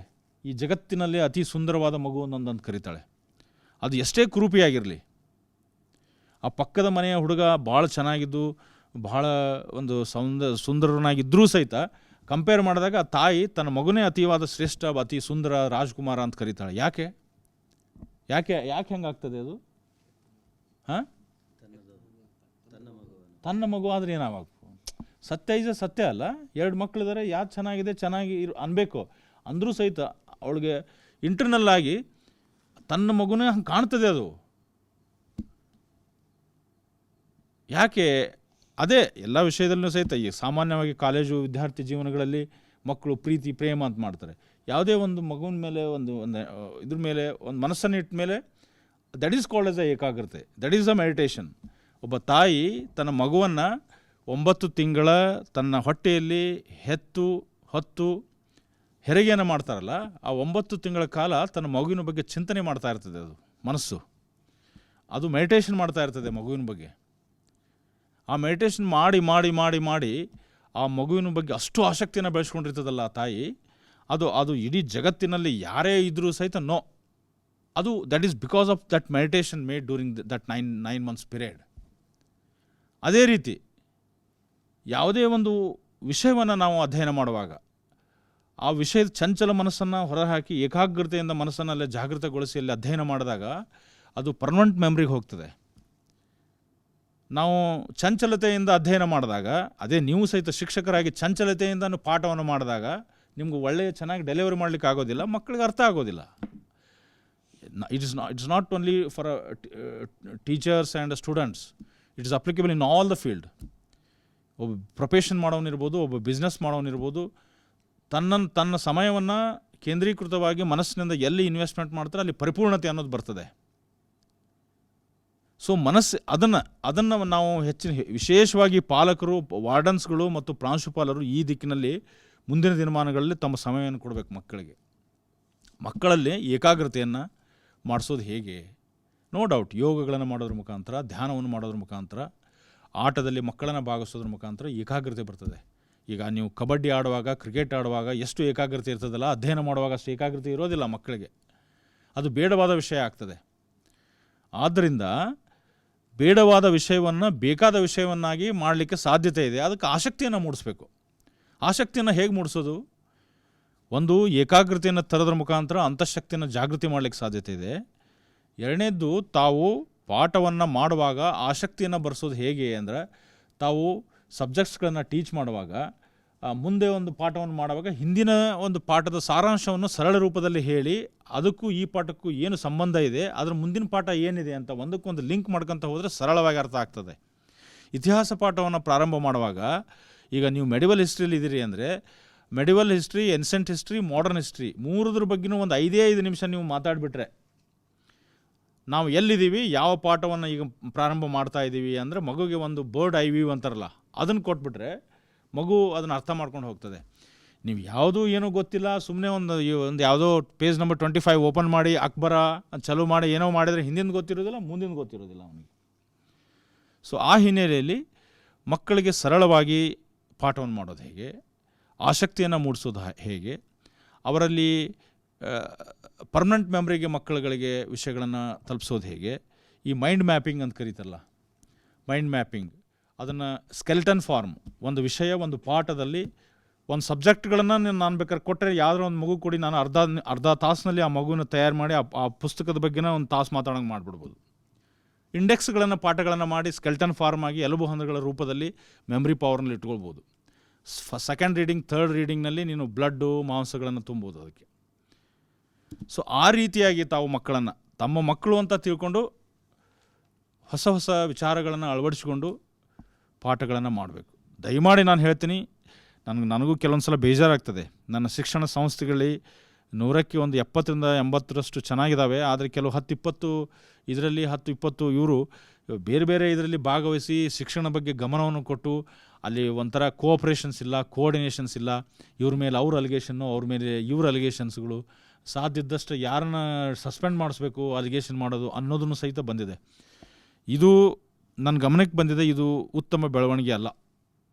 ಇದು ಯಾವ ಕಾರಣಕ್ಕೂ ಆಗಬಾರ್ದು. ನಮ್ಮ ಸಂಸ್ಥೆ ಕ್ರೈಸ್ ನಮ್ಮದು ಅನ್ನೋದು ನಾನು ತಮ್ಮೆಲ್ಲರಿಗೂ ಅಭಿನಂದನೆಯನ್ನು ಹೇಳಕ್ಕೆ ಇಷ್ಟಪಡ್ತೇನೆ. ಈ ಹಿಂದಿನ ಒಂದು ವಾರದ ಅವಧಿಯಲ್ಲಿ ತಾವೇನು ನಮ್ಮ ನಿರ್ದೇಶನದ ಮೇರೆಗೆ ಕರಾಟೆಯನ್ನು ಏನು ಪ್ರದರ್ಶನವನ್ನು ಕೊಟ್ಟರೆ ಜಿಲ್ಲಾ ಮಟ್ಟದಲ್ಲಿ ಮತ್ತು ರಾಜ್ಯ ಮಟ್ಟದಲ್ಲಿ ನಮ್ಮ ಕ್ರೈಸ್ ಸಂಸ್ಥೆಗೆ ಒಂದು ಅದು ಗರಿ ಮೂಡಿದ ಹಾಗಿದೆ. ಎಲ್ಲರೂ ನಮ್ಮ ಕ್ರೈಸ್ ಈಗ BC ಹಾಸ್ಟೆಲ್ಗಳಲ್ಲೇ ಆಯಿತು, ಸೋಷಿಯಲ್ ವೆಲ್ಫೇರ್ ಹಾಸ್ಟೆಲ್ಗಳಲ್ಲೇ ಆಯಿತು, ಕ್ರೈಸ್ನಲ್ಲೇ ಆಯಿತು. ಆದರೆ ಯಶಸ್ವಿಯಾಗಿ ಅನುಷ್ಠಾನಗೊಂಡಿದ್ದು ನಮ್ಮ ಕ್ರೈಸ್ನಲ್ಲಿ. ಸೊ ತಮ್ಮಲ್ಲಿ ಪ್ರತಿಭೆ ಇದೆ, ಕೆಪಾಸಿಟಿ ಇದೆ, ಅದನ್ನು ಎಕ್ಸ್ಪ್ಲೋರ್ ಮಾಡಬೇಕಾಗಿದೆ. ನಾವೀಗ ಹಾರ್ವೆಸ್ಟ್ ಮಾಡಬೇಕಾಗಿದೆ. ಏನು ಹೇಳಿದರೂ ಸಹಿತ ನಮ್ಮ ಕ್ರೈಸ್ನಲ್ಲಿ ಮಾಡೋಂಥ ಒಂದು ಶಕ್ತಿ ಇದೆ ನಮಗೆ. ನಮ್ಮ ಪ್ರಾಂಶುಪಾಲರು ಮಾಡಿ ತೋರಿಸೋಂಥ ಒಂದು ಕೆಪಾಸಿಟಿ ಇದೆ. ಬಟ್ ಅಲ್ಲಿ ಕೋಆರ್ಡಿನೇಷನ್, ನಮ್ಮ ಪ್ರಾಂಶುಪಾಲರು ಕೋಆರ್ಡಿನೇಷನ್ ಮಾಡಿಕೊಂಡು, ಪ್ರಾಂಶುಪಾಲರು ಇದ್ದಾರಲ್ಲ, ಪ್ರಿನ್ಸಿಪಲ್ಸ್ ಇಲ್ಲ, ನಿನ್ನೆ ಇದು. ಸೊ ಅದನ್ನು ಮಾಡ್ಕೋಬೇಕಾಗ್ತದೆ. ಪ್ರಾಂಶುಪಾಲರಿಗೆ ತಾವು ಸಹಕಾರವನ್ನು ಕೊಡಬೇಕಾಗ್ತದೆ. ಉಳಿದ ಶಿಕ್ಷಕರು ಅವರು ಕುಟುಂಬದ ಹಿರಿಯರು. ಆ ಹಿರಿಯರು ಎಲ್ಲರನ್ನೂ ಕರ್ಕೊಂಡು ಹೋಗೋಂತಹ ಒಂದು ಚಾಕಚಕ್ಯತೆ ಅವ್ರಿಗೆ ಇರಬೇಕು. ತಾವು ಸಹಿತ ಕುಟುಂಬದ ಸದಸ್ಯರಾಗಿ ಒಟ್ಟಾರೆಯಾಗಿ ತಮ್ಮ ಶಾಲೆಯ ಒಂದು ರಿಸಲ್ಟ್ಸ್ಗಳನ್ನು, ಅತಿ ಹೆಚ್ಚಿನ ರಿಸಲ್ಟ್ಸ್ಗಳನ್ನು ಕೊಡೋ ದಿಕ್ಕಿನಲ್ಲಿ ತಾವು ಪ್ರಯತ್ನವನ್ನು ಮಾಡಬೇಕಾಗ್ತದೆ. ನಮ್ಮ ಸಚಿವರು ಬಹಳಷ್ಟು ನಮ್ಮ ಮೇಲೆ ಅಭಿಮಾನವನ್ನು ಇಟ್ಕೊಂಡಿದ್ದಾರೆ. ಬಹಳಷ್ಟು ನಮ್ಮ ಮೇಲೆ ಒಂದು ಏನೋ ಒಂದು ಮಾಡಿ ತೋರಿಸ್ತಾರೆ ಅನ್ನೋ ಒಂದು ಹೋಪ್ಸನ್ನು ಇಟ್ಕೊಂಡಿದ್ದಾರೆ. ಆ ದಿಕ್ಕಿನಲ್ಲಿ ನಾವೆಲ್ಲರೂ ಸಹಿತ ಸೇರಿ ಈ ವರ್ಷದ ಒಂದು ರಿಸಲ್ಟ್ಸ್ಗಳನ್ನು ಕೊಡೋಣ. ಮುಂಬರೋ ದಿನಗಳಲ್ಲಿ ನಾನು ನಿನ್ನೆನೂ ಸಹ ಹೇಳ್ತಾ ಇದ್ದೆ. ಈಗ ನಾನು ಮೇ ಜೂನ್ ತಿಂಗಳಲ್ಲಿ ನಾನು ಒನ್ಸ್ ಟೈಮ್ ಕೌನ್ಸಿಲಿಂಗ್ ಮಾಡಿ ತಮ್ಮ ಯಾರ್ಯಾರು ಶಿಕ್ಷಕರು ತಮ್ಮ ಊರಿಗೆ ಹೋಗೋರಿಗೆ ತಮ್ಮ ಶಾಲೆ ತಮ್ಮ ಜಿಲ್ಲೆಯಲ್ಲಿ ಹೋಗೋರಿಗೆ ಹೋಗಂಗಿದ್ರೆ ಅಲೋವ್ ಮಾಡಬೇಕಂತ ಮಾಡಿದ್ದೀನಿ ನಾನು, ಅವ್ರ ಬೇಡಿಕೆ ಅನುಗುಣವಾಗಿ. ಆದರೆ ಆ ಬೇಡಿಕೆಗಳಲ್ಲಿ ಏನಾದರೂ ಒಂದು ಕ್ರೈಟೀರಿಯಾ ಬರಬೇಕಲ್ಲ. ಒಂದೇ ಶಾಲೆಗೆ 2 ಟೀಚರ್ಸ್ಗಳು ಕೇಳಿದರೆ ಏನು ಮಾಡಬೇಕು, ಯಾರಿಗೆ ಪರಿಗಣಿಸಬೇಕು ಅಂಥ ಸಂದರ್ಭದಲ್ಲಿ ನಾನು ಅವರಿಬ್ಬರದ್ದು ರಿಸಲ್ಟ್ಸ್ ನೋಡ್ತೀನಿ ಈ ಸಲ. ಆ ವಿಷಯ ಕನ್ನಡ ವಿಷಯದಲ್ಲಿ ಇವರು ಎಷ್ಟು ಮಂದಿಗೆ ಎಷ್ಟು ಪಾಸ್ ಮಾಡಿಸಿದ್ದಾರೆ, ಎಷ್ಟು ರಿಸಲ್ಟ್ಸ್ಗಳನ್ನು ಕೊಡಿಸಿದ್ದಾರೆ. ಇನ್ನೊಬ್ಬನು ಬಂದರೆ ಅವನ ಸಬ್ಜೆಕ್ಟ್ಗಳನ್ನು ಕಂಪೇರ್ ಮಾಡಿಬಿಟ್ಟು that will be the criteria for transfers. If not, ಯಾರು ಚೆನ್ನಾಗಿ ರಿಸಲ್ಟ್ಸ್ ಕೊಟ್ಟಿರ್ತಾರೆ I will give a first preference to him. So ಆ ದಿಕ್ಕಿನಲ್ಲಿ 45 ದಿವಸ ಸಮಯ ಇದೆ. ತಾವೆಲ್ಲ ಮನಸ್ಸನ್ನು ಮಾಡಿದರೆ ಈಗ ನೋಡಿ, ನಾನು ಯಾಕೆ ಹೇಳ್ತಾ ಇದ್ದೀನಿ ಅಂದರೆ, ನನ್ನ ಮಾತಿನಿಂದ ನೀವೆಲ್ಲ ಪ್ರಯತ್ನವನ್ನು ಮಾಡಿ ರಿಸಲ್ಟ್ಸ್ ತಂದಿದ್ದೆ ಕೊಟ್ಟಿದ್ದೆ. ಆದರೆ ನನಗೂ ವೈಯಕ್ತಿಕವಾಗಿ ನನಗೇನು ಲಾಭ ಇಲ್ಲ. ಆದರೆ ನನಗೊಂದು ಆತ್ಮ ಸಾಕ್ಷಿಗೆ ಅನುಗುಣವಾಗಿ ಕೆಲಸವನ್ನು ಮಾಡಿದ್ದೀನಿ, ನನ್ನ ಹುದ್ದೆಗೆ ಗೌರವ ತರೋ ರೀತಿಯಲ್ಲಿ ಮಾಡಿದ್ದೀನಿ ಅನ್ನೋ ಒಂದು ಹೆಮ್ಮೆ ನನಗಿರ್ತದೆ. ನನಗೆ ಒಂದು ಆತ್ಮ ಸಂತೋಷ ಇರ್ತದೆ. ನನ್ನಿಂದ ಇಷ್ಟು ಮಕ್ಕಳುಗಳಿಗೆ ನಮ್ಮ ಶಿಕ್ಷಕರು ಪ್ರಯತ್ನವನ್ನು ಮಾಡಿ ಇಷ್ಟು ರಿಸಲ್ಟ್ಸ್ಗಳನ್ನು ಕೊಟ್ಟರು ಅಂದರೆ, ಅಷ್ಟು 2 ಲಕ್ಷ ಕುಟುಂಬಗಳಿಗೆ, ಅಥವಾ ಏನು ಎಕ್ಸಾಮ್ಸ್ ಅಪೇರ್ ಮಾಡ್ತಾರೆ 40,000 ಕುಟುಂಬಗಳಿಗೆ ತಾವು ಮಾಡೋ ಪ್ರಯತ್ನ ಅವರ ಜೀವನದಲ್ಲಿ ಒಂದು ಯಶಸ್ವಿ ಮಟ್ಟವನ್ನು ಮುಟ್ಟಲಿಕ್ಕೆ ತಮ್ಮ ಪ್ರಯತ್ನವನ್ನು ತಾವು ಮಾಡಿದ ಹಾಗೆ. ಅದು ಇಂಡೈರೆಕ್ಟಾಗಿ ತಮ್ಮಿಂದ ಸಮಾಜಕ್ಕೆ ಎಂಥ ಕೊಡುಗೆ. ಬರೀ ನಾವು ಪಾಠ ಮಾಡೋದು ಅಂತ ಅಲ್ಲ, ನಾವು ಮಾಡೋ ಕೆಲಸ ಈ ಸಮಾಜದ ಮೇಲೆ ಬಹಳಷ್ಟು ಒಂದು ಪರಿಣಾಮವನ್ನು ಬೀರ್ತಾ ಇರ್ತದೆ. ಒಂದು ಸಾಮಾಜಿಕ ನಮ್ಮದು ಕೊಡುಗೆ ಏನಿರ್ತದೆ ಅದಕ್ಕೆ ಒಂದು ಪ್ರತಿಯೊಬ್ಬರದು ಒಂದು ಹೆಜ್ಜೆ ಇಟ್ಟ ಹಾಗೆ ಆಗ್ತದೆ. ಮತ್ತು ನಮ್ಮ ಕ್ರೈಸ್ ಸಂಸ್ಥೆ ಇತ್ತೀಚಿನ ದಿನಗಳಲ್ಲಿ ಯಾಕೆ ನಾವು ಪ್ರತಿಯೊಂದು ಕೇಳಿದರೂ ಸಹಿತ ಕ್ರೈಸ್ ಬಗ್ಗೆ ಕಂಪ್ಲೇಂಟ್ಸ್ಗಳು ಬರ್ತಾಯಿದೆ. ಅದನ್ನೆಲ್ಲ ಮೆಟ್ಟಿ ನಿಲ್ಲಬೇಕಪ್ಪ ಅಂದರೆ ನಾವು ರಿಸಲ್ಟ್ಸ್ಗಳನ್ನು ತೋರಿಸಿದಾಗ, ನಾವು ಹೆಚ್ಚಿನ ಅನುದಾನವನ್ನು ಶಾಲೆಗೆ, ನನಗೆ ಗೊತ್ತಿದೆ ಭಾಳಷ್ಟು ಶಾಲೆಗಳಲ್ಲಿ ಮೂಲಭೂತ ಸೌಕರ್ಯದ ಕೊರತೆ ಇದೆ, ಅದನ್ನೆಲ್ಲ ಸರಿದೂಗಿಸ್ಬೇಕು ಅಂದಾಗ we are the best in education field ಅಂತ ನಮ್ಮನ್ನು ನಾವು ಪ್ರೂವ್ ಮಾಡಿದಾಗ ಸರ್ಕಾರ ನಮ್ಗೆ ಕೊಡ್ತದೆ. ಹೌದಪ್ಪ, ಕ್ರೈಸ್ಟ್ ಸಂಸ್ಥೆ ಇಷ್ಟು ಕೆಲಸ ಮಾಡ್ತಾಯಿದೆ, ಇಷ್ಟು ಮೂಲಭೂತ ಸೌಕರ್ಯಗಳು ಇಲ್ಲ, ಅದಕ್ಕೆ ಫಸ್ಟ್ ಪ್ರಿಫರೆನ್ಸ್ ಕೊಡಬೇಕು ಅಂತ ಬರ್ತದೆ. ಅದು ಇಫ್ ನಾಟ್ ಏನಾಗ್ತದೆ ಅಂದರೆ, ಇರಲಿ ಬಿಡಪ್ಪ ಅದು ಏನು ನಡೀತದೆ ಅನ್ನೋ ಒಂದು ಮಾತು ಬರ್ತದೆ. ಆ ಹಿನ್ನೆಲೆಯಲ್ಲಿ ನಾನು ತಮಗೆ ಮತ್ತೊಂದು ಸಲ ರಿಕ್ವೆಸ್ಟ್ ಮಾಡ್ತೀನಿ, ತಮ್ಮ ಸಂಪೂರ್ಣವಾದ ಈ 45 ದಿನಗಳನ್ನು ನಮ್ಮ ಮಕ್ಕಳ ಅಭಿವೃದ್ಧಿಗಾಗಿ, ಶೈಕ್ಷಣಿಕ ಅಭಿವೃದ್ಧಿಗಾಗಿ ತಾವು ಎತ್ತಿಡಬೇಕು. ಮಕ್ಕಳನ್ನು ಒಂದು ಅವರನ್ನ ಮನಸ್ಸನ್ನು ಗೆದ್ದು ತಾವು ಸತತವಾಗಿ ಒಂದು ಟೀಮಾಗಿ ಎಲ್ಲ ಶಿಕ್ಷಕರು ಒಳಗೂಡಿಕೊಂಡು ತಮ್ಮಲ್ಲಿ ಏನೇ ವ್ಯತ್ಯಾಸಗಳಿರಲಿ ಅದನ್ನು ಎತ್ತಿಟ್ಟು ಒಂದು ಕುಟುಂಬವಾಗಿ ತಾವೆಲ್ಲರೂ ಕೆಲಸವನ್ನು ಮಾಡಿ ನನಗೆ ಉತ್ತಮ ರಿಸಲ್ಟ್ಸ್ಗಳನ್ನು ಕೊಡ್ತೀರಿ ಅನ್ನೋ ಒಂದು ನಂಬಿಕೆ ನಿಮ್ಮ ಮೇಲೆ ಇಟ್ಕೊಂಡು ನನ್ನ ಮಾತುಗಳಿಗೆ ವಿರಾಮವನ್ನು ಇಡ್ತೇನೆ. Thank you. ಧನ್ಯವಾದಗಳು ಸರ್. ಸಾಕಷ್ಟು ಸೂಚನೆ, ನಿರ್ದೇಶನ, ಸಲಹೆ ಶಿಕ್ಷಕರಿಗೆ ಮತ್ತು ವಿಷಯ ನಿರ್ದಿಷ್ಟವಾದಂಥ ಒಂದು ಮಾಹಿತಿಯನ್ನು ಮಾನ್ಯ ಕಾರ್ಯನಿರ್ವಾಹಕ ನಿರ್ದೇಶಕರವರು ಮಾತನಾಡಿದರು. ಬಹುಶಃ ಅವ್ರು ಮಾತನಾಡುವಾಗ ಅವ್ರ ಮನಸ್ಸಲ್ಲಿರೋದನ್ನು ಮತ್ತು ನಾವು ಏನು ಚಿಂತನೆ ಮಾಡ್ತಾಯಿದ್ವಿ ಸ್ಪಾಂಟೇನಿಯಸ್ ಆಗಿ ಬಂದಿದೆ ಸರ್. ಆ್ಯಕ್ಚುಲಿ ನಾವು ಮುಂದಿನ ವರ್ಷದಲ್ಲಿ ಒಂದು ವ್ಯಕ್ತಿಗತ ಶೈಕ್ಷಣಿಕ ಯೋಜನೆ ಅನ್ನೋದನ್ನು ತಾವು ಪ್ರಸ್ತಾಪ ಮಾಡಿದ್ರಿ. ಬೆಳಿಗ್ಗೆ ತಾನೇ ನಾವು ನಾಗೇಶ್ ಅವರು ಅದನ್ನು ಮಾತಾಡ್ತಾಯಿದ್ವಿ. Personalised education plan. ಎಜುಕೇಷನ್ ಅಂದರೆ individual differences are there, even we cannot compare twins also. ಕಲಿಕಾ ಅನುಭವ ವೇರಿಯೇಷನ್ ಇರುತ್ತೆ. ಸೊ ಇದಕ್ಕೆ ಪೂರಕವಾಗಿ ನಾವು ಇನ್ನೊಂದು ಸಾರಿ ನಾವು ಅಕಾಡೆಮಿಕ್ ಟೀಮ್ನಲ್ಲಿ ಮಾತನಾಡೋಣ. 2022-23 ವಿಲ್ ಬಿ ನೀವು ಈ ಒಂದು ಘೋಷಣೆ ಮಾಡಿದ್ದೀರಿ. ಪರ್ಸನಲೈಸ್ಡ್ ಎಜುಕೇಷನ್ ಪ್ಲ್ಯಾನನ್ನು ನಾವು ಎಲ್ಲ ವಿದ್ಯಾರ್ಥಿಗಳಿಗೆ, ನಾಟ್ ಓನ್ಲಿ SSLC, ಅದಕ್ಕೆ ನಾವು ಮುಂದೆ ಬೆಳಿಗ್ಗೆ ತಾನೇ ಅದನ್ನು ನಾವು ಮಾತನಾಡ್ತಾ ಇದ್ದು ಕಾಂಟೆಕ್ಸ್ಚುಯಲಿ ತಮ್ಮ ಬಾಯಿಂದ ಬಂದಿದೆ. ಮುಂದಿನ ವರ್ಷ ನಾವು ಇದಕ್ಕೆ ಮಾಡ್ತೀವಿ. ಇದಕ್ಕೆ ಪೂರಕವಾಗಿ TRL ಮೆಥಡ್ ಬರ್ತಾಯಿದೆ, ಟೀಚಿಂಗ್ ಅಟ್ ರೈಟ್ ಲೆವೆಲ್. ಅದು ಮೆಥಡನ್ನು ಬಳಸ್ಕೊಂಡು ಈಗ ಆಲ್ರೆಡಿ ನಮಗೆ ಒಂದು ಬಲ ಏನಿದೆ, strength of our institution 2 strength ಇದೆ. PTR ಈಸ್ ಫೇವರಬಲ್ 1:24 ಇದೆ sir. And also we have another strength, mentoring very strong ಇದೆ. ಸೊ ಹಾಗಾಗಿ ಮತ್ತು ಮಕ್ಕಳು ನಮಗೆ 5 ವರ್ಷ ಇದರಲ್ಲಿರ್ತಾರೆ. ಸೊ ಹಾಗಾಗಿ ತಾವು ಏನು ಮುಂದಿನ ನಮ್ಮ ಸಮಿತಿಯಲ್ಲಿ ಚರ್ಚೆ ಮಾಡೋಣ ಸರ್. ತುಂಬ ತಾವು ಏನು ಮಾತನಾಡ್ತಾ ಹೇಳಿದ್ರಿ, ಎಲ್ಲ ಅಭಿವೃದ್ಧಿಶೀಲ ರಾಷ್ಟ್ರಗಳಲ್ಲಿ, ಎಲ್ಲ ನಮ್ಮ ಶ್ರೀಮಂತ ಶಾಲೆಗಳಲ್ಲಿ ಬಳಸೋ ಒಂದು ತಂತ್ರ ಸರ್ ಅದು ಪರ್ಸನಲೈಸ್ಡ್ ಎಜುಕೇಷನ್ ಪ್ಲ್ಯಾನ್ ಅನ್ನೋದು. ಸೊ ಐ ಥಿಂಕ್ ಇದು ತುಂಬ ಅದು ಬಂದಿದೆ. ಅದನ್ನು ನಾವು ಮುಂದಿನ ವರ್ಷ ನಮ್ಮ ವರ್ಷದ ಇಯರ್ ಆಫ್ ಇದು ಸಾಧನೆಯ ವರ್ಷ ಏನಿದೆ ಅಂದರೆ ಪ್ರತಿ ವಿದ್ಯಾರ್ಥಿಗೂ ಸರ್ ಇರುವಂಥದ್ದು. ಈಗ ನಮ್ಮ ಹತ್ರ ಇದೆ, ಕೃತಿ ಸಂಪುಟ ಇದೆ, ಫೈಲ್ ಇಟ್ಟಿದ್ದಾರೆ. ಬಟ್ ಅದನ್ನು ಒಂದು ಶಿಷ್ಟಾಚಾರದಲ್ಲಿ ಮತ್ತು ಅದನ್ನು ನಾವು ಟೆಕ್ನಾಲಜಿಯನ್ನು ಬಳಸ್ತಾ ಹೇಗೆ ಹೋಗ್ಬೋದು ಅನ್ನೋದ್ರ ಬಗ್ಗೆ ನಾವು ನೋಡೋಣ ಸರ್. ಅದು ಒಂದು. ಎರಡನೇದು ತಾವು ಹೇಳುವಾಗ ಸರ್ ಹೇಳಿದರು, ಒಂದು ಟೀಚರ್ಸ್ಗೆ ಒಂದು ಎಕ್ಸ್ಪೋಸರ್ಸ್ಗೆ ನಾವು ಅವಕಾಶ ಮಾಡಿಕೊಡೋಣ, ಮತ್ತು ಯಾರು ಹೈಯೆಸ್ಟ್ ಮಾರ್ಕ್ಸ್ ತೆಗಿತಾರೆ ಅವ್ರಿಗೂ ಸಹ ಒಂದು ಪ್ರೋತ್ಸಾಹದಾಯಕವಾಗಿ ಬೇರೆ ಬೇರೆ ಕ್ರಮ ತೆಗೆದುಕೊಳ್ಳೋಣ ಅಂತ ಹೇಳಿದ್ದಾರೆ. ಅದನ್ನು ಬಹುಶಃ ತುಂಬ ಎರಡೂ ವಿಷಯಗಳನ್ನು ವಿಷಯ ಶಿಕ್ಷಕರು ಹೇಳೋದ್ರ ಜೊತೆಗೆ ಫಲಿತಾಂಶದ ಜೊತೆಗೆ ಇದನ್ನು ಹೆಚ್ಚುವರಿಯಾಗಿ ಹೇಳಿದ್ದೀರಿ ಸರ್. Thank you. ಬಹುಶಃ ಹಂಚ್ಕೊಳ್ಳಿಕ್ಕೆ ಇಷ್ಟಪಡ್ತೇನೆ. ಈಗ ನೀವು ಎಷ್ಟೇ ಚೆನ್ನಾಗಿ ಪಾಠಗಳನ್ನು ಮಾಡಿದರೂ ಸಹಿತ ಅದನ್ನು ರಿಸೀವ್ ಮಾಡೋ ಕೆಪಾಸಿಟಿ ಬೇಕಲ್ಲ.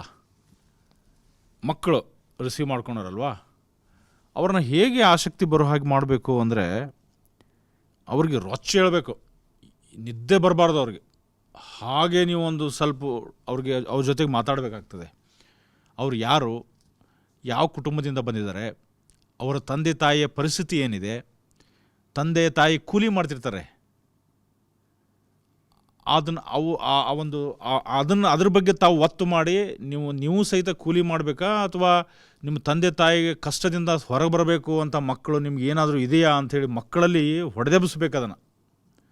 ಸೊ ನನಗೆ ಗೊತ್ತಿರೋ ಹಾಗೆ ನಾನು ಎಲ್ಲೆಲ್ಲಿ ರೈಟ್ ಫ್ರಮ್ ಮೈ ಸರ್ವಿಸ್ ಆಗಲಿ, ನನ್ನ ಕಾಲೇಜ್ ಡೇಸ್ನಲ್ಲಿ ನಾನು ಯಾರ್ಯಾರ ಮಕ್ಕಳಿಗೆ ಆ ಥರ ಮೋಟಿವೇಟ್ ಮಾಡಿದ್ದೀನಲ್ಲ, ಎಲ್ಲರೂ ಸಹಿತ ನಾನು ಸರ್ವಿಸ್ನಲ್ಲಿದ್ದಾರೆ ಈಗ, ಅತ್ಯುತ್ತಮ ಸರ್ವಿಸ್ನಲ್ಲಿ. ಯಾಕೆ ಹೇಳ್ತೀನಿ ಅಂದರೆ, ನಾವೆಲ್ಲ ಶಿಕ್ಷಣವನ್ನು ಪಡೆಯುವಾಗ ಬಹಳಷ್ಟು ಕ್ಯಾಶುವಲ್ ಆಗಿನೇ ಇದ್ವಿ.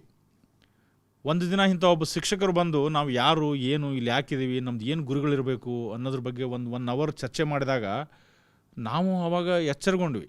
ಹೌದಲ್ಲ, ಏನು ಮಾಡ್ತಾಯಿದ್ದೀವಿ ನಾವು, ಏನು ಹಾಗಾದ್ರೆ ಉದ್ದೇಶ ಏನು, ಮಾಡಲಿಕ್ಕೆ ಸಾಧ್ಯ ಇಲ್ವಾ, ಕಾಂಪಿಟೇಟಿವ್ ಎಕ್ಸಾಮ್ಸ್ಗಳನ್ನು ಅವ್ರಿಗೇನಾದರೂ ಹೆಚ್ಚಿನ ಕೊಂಬುಗಳಿದಾವ, ಅವ್ರು ಮಾಡಿದ್ದಾರೆ ಅಂದರೆ ನಾವು ಮಾಡ್ಲಿಕ್ಕೆ ಸಾಧ್ಯತೆ ಇಲ್ವಾ, ಯಾಕೆ ಆಗೋದಿಲ್ಲ, ಮಾಡಲೇಬೇಕು. ಹಾಗಾದರೆ ಮಾಡ್ಲಿಕ್ಕೆ ಸಾಧ್ಯತೆ ಇದೆ ಅಂದರೆ ಮಾಡಲೇಬೇಕು ಅಂದರೆ ಏನು ಮಾಡಬೇಕು, ಒಂದು ಗುರಿ ಇರಬೇಕು, ಸತತವಾದಂಥ ಪರಿಶ್ರಮ ಇರಬೇಕು. ಅದು ಎರಡೂ ಇದ್ದರೆ ಆಗಲ್ಲ. ಸುಮ್ಮನೆ ಅಭ್ಯಾಸ ಮಾಡಿ 10 ತಾಸು ಸ್ಟಡೀಸ್ ಮಾಡಿದರೆ ಮುಂದೆ ಬರೋಂಗಿಲ್ಲ. ತುಡಿತಾ ಇರಬೇಕು, ಅದನ್ನು ಮಾಡೇ ಮಾಡ್ತೀನಿ ಅನ್ನೋದು ಒಂದು ತುಡಿತಾ ಇರಬೇಕು. ಈ 3 ಇದ್ದರೆ ಜೀವನದಲ್ಲಿ ಏನಾದ್ರೂ ಸಾಧನೆ ಮಾಡಲಿಕ್ಕೆ ಸಾಧ್ಯತೆ ಇದೆ.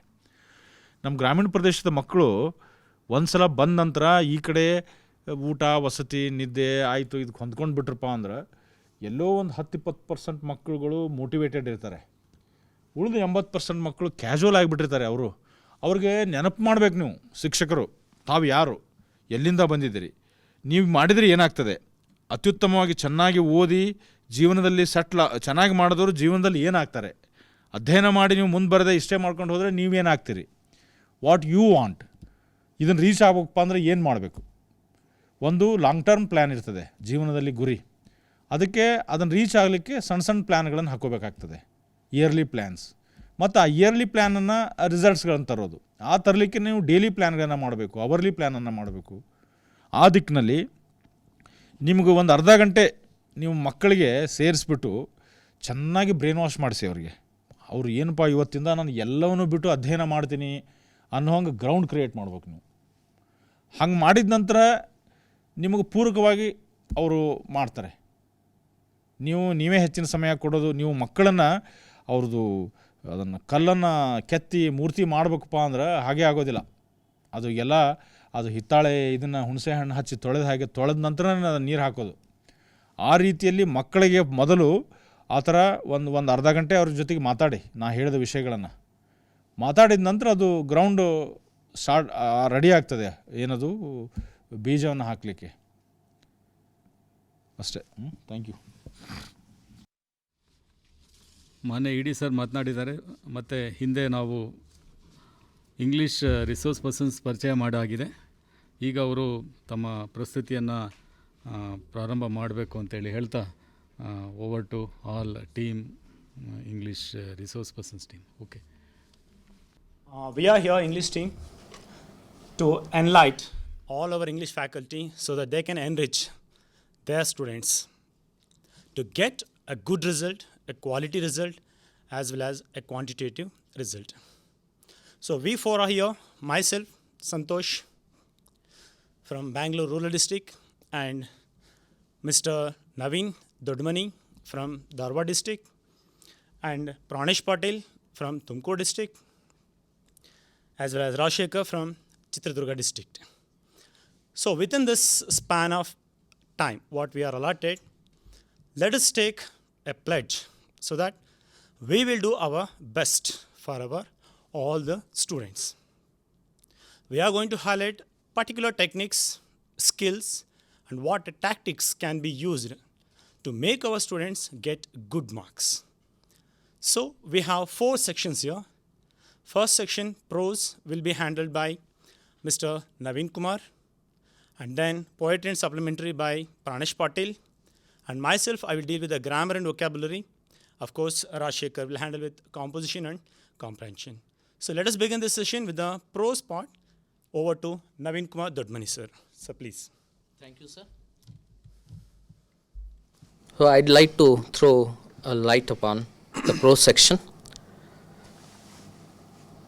So slides, please. Yes. So there are 6 lessons which are considered for the evaluation.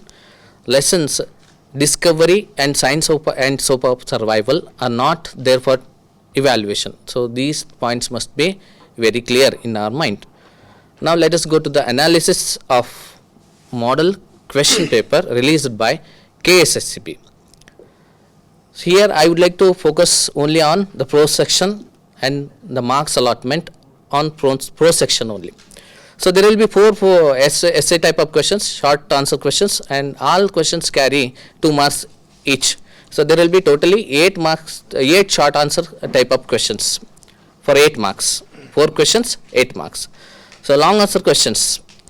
There is only one long answer question that carries 3 marks. Long answer question type 2.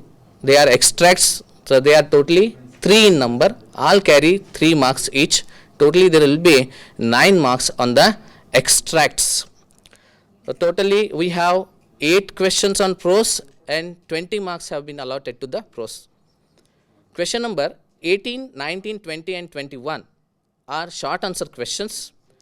Question number 21, question number 25 is long answer type of question. So that will be like this. Answer the following questions in 5 to 6 sentences. Question number 27, 28 and 29 are extracts. So they carry 3 marks each. Totally there will be 8 questions and 20 marks will be there on prose. So here we have to concentrate on one thing, that the 25% of the question paper will be on prose section only. So we should take lot of care about the prose section and force the students to study a lot to score more marks in the prose section. Now we shall have general tips for all students. So students' handwriting is very important for the point of view of examination. So we should focus handwriting of the students. Students should be advised to make simple sentences which are free from any grammatical error. And punctuation should be taken care of. Many students write proper answers, but they fail to follow the punctuation steps. So due to that, they fail to score out of outs in their examination. The students should be guided to answer each question according to need. So every question has its own need. So students should be made to write the answers according to the requirement of the question. So required content should be properly covered.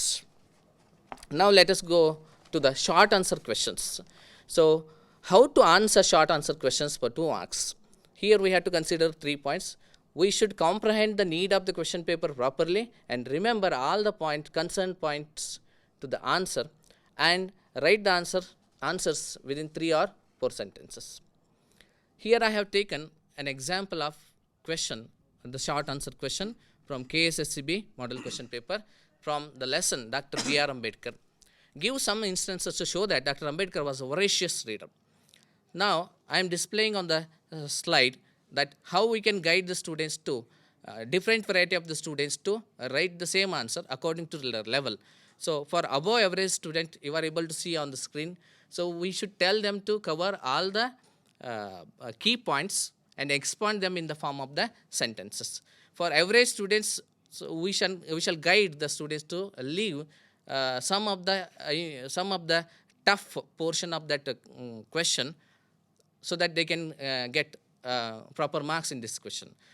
Now, coming to the below average students. So, for below average students, we can tell them to write the answer for these questions as Dr. Ambedkar has an insatiable thirst for books. He reduced his daily needs to buy books. He bought many books in New York and London. If they write this much of answer, so they will be able to score marks and they will be able to write properly.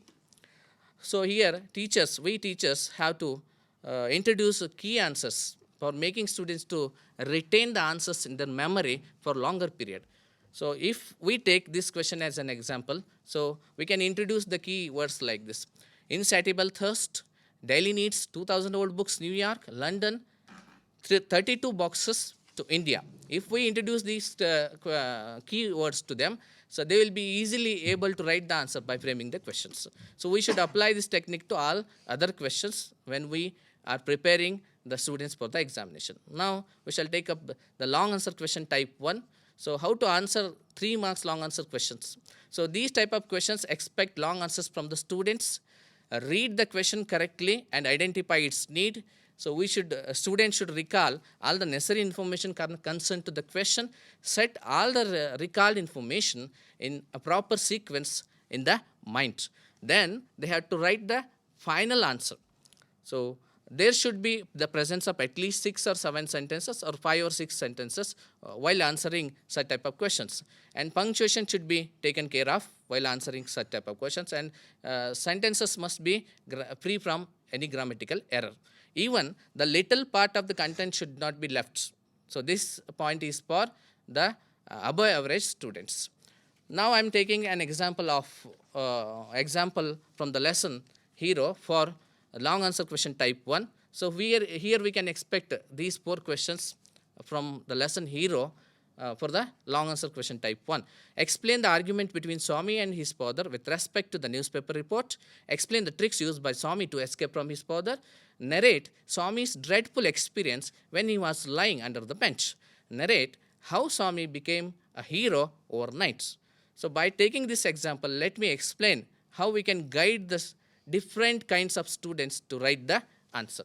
So example is narrate how Swami became a hero overnight. For average students, so we should tell them to expand these key points into 4 sentences. So they should expand all the key points in the 3 or 4 sentences. 3 or 4 sentences for every key point should be written. It is for above average students. So key points can be listed like this: newspaper report, argument between Swami and his father about the newspaper report, attempts made by Swami to escape from his father and his failure, stories of devils and ghosts remembered by Swami, and sounds that he heard. Dreadful experience of Swami sleeping under the bench. Swami caught the most wanted burglar of the district, and the appreciation that he got. So these all key points should be covered with 3 or 4 sentences for every individual key point for above average students. For average students, they can make 2 sentences, 1 or 2 sentences for every key point. So below average students, they can write 1 sentence for every key point to answer this question. Next, long answer question type 2. So here, how to answer the long answer questions that are RC related questions. So here we can get the questions like this: who said this, whom was this sentence said to, why was it said, from which lesson this line has been taken from, which figure of speech do you find in this line. We can get the questions like this on RC type of questions. So here we can give this kind of sheets to the students to make them write the answers easily. For example, extracted line: please help me take her to a hospital. So who? Baleshwar Mishra. Whom? Motorists. When was he carrying the injured Roma in his hands to save her life? So there is girl. So which lesson? There is girl by the tracks. So if we provide such sheets to the students, it will be easy for them to write the answers in the examination. So according to the KSHCB question paper, so we'll be getting three RC related questions on the lessons. There is Girl by the Tracks, Gentleman of Ria and Meteor, and Colors of Silence. So here, let me explain how we can guide the above average students and below average students to write this answer. Write the answer for this question. Please help me take her to the hospital. Who is questioning here? So above average students can write the answer like this. Baleshwar Mishra is requesting here. So average students, Baleshwar is requesting. Below average students can simply write Baleshwar to answer this question. In the same way, so they have to follow the answer. They have to follow writing the answers like this. You can just watch it in the slide that I have displayed. So difficulties generally faced by the toppers while writing the answers in the examination. So many of them are overconfident, so this may lead to their negligence while answering the questions. Some of them make silly mistakes unknowingly due to the examination phobia or urgency. Many students are unable to maintain the time. They leave many of the known answers due to the improper time management. So difficulties generally faced by the average students while answering the in the examination. Some students write half answers due to the examination phobia. Some students forget the answers. Some students make few grammatical errors and lose marks. So few students make spelling mistakes while writing the answers. Difficulties generally faced by the below average students while answering in the examination. So these type of students are very important for us to make them pass in the examination. So they fail to comprehend the meaning of the questions and its need. They write some answers correctly but put wrong question numbers. So they have very poor handwriting. They always make spelling and grammatical errors. And they don't follow the rules of punctuation, and they fail to remember the answers even for the simple questions. So we, being teachers, have to eradicate all these problems that the students have there in mind and make them score full marks in the examination. With this, I'd like to conclude my part of portion. So now I request Pranesh Patil sir to continue the discussion with poetry section. Thank you, Naveen. Thank you very much. A very important, and we are entering into a new imaginary world with a poetic section. While teaching, it creates an imaginary world for the students. When we come to the examination part, definitely it is the easiest. And as for the examination this year, we have only 6 poems. Those are Grandma Climbs Tree, Quality of Mercy, I Am the Land, The Song of India, Jazz Poem 2, and The Bird of Happiness. And the analysis, the questions which we have got previous years. Those are Grandma Climbs Tree has 4 marks long answer. 4 marks question once again. Quality of Mercy is definitely for quote from memory, 4 marks. I Am the Land, which has been excluded last time, but this time it has been introduced. The Song of India and Jazz Poem. Among these, scoring is very easy. This particular part is only for 16 marks. And among that, Quality of Mercy and The Blind Boy, these 2 poems are there for memorization. Even for the below average students can practice it by writing many times. They can score easily the 4 marks over here.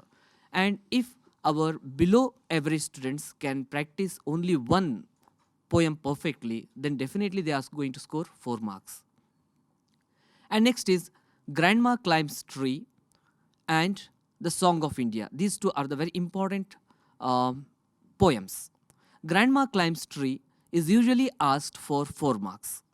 That is essay type question, and here they are going to ask why the poet calls his grandma genius, substantiate the poem Grandma Climbs a Tree, about these all things.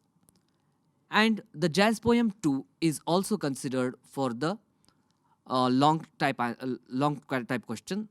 It expects the summary. And even in that, last time we had 2 marks questions also. Along with the summary, we had 2 marks questions also.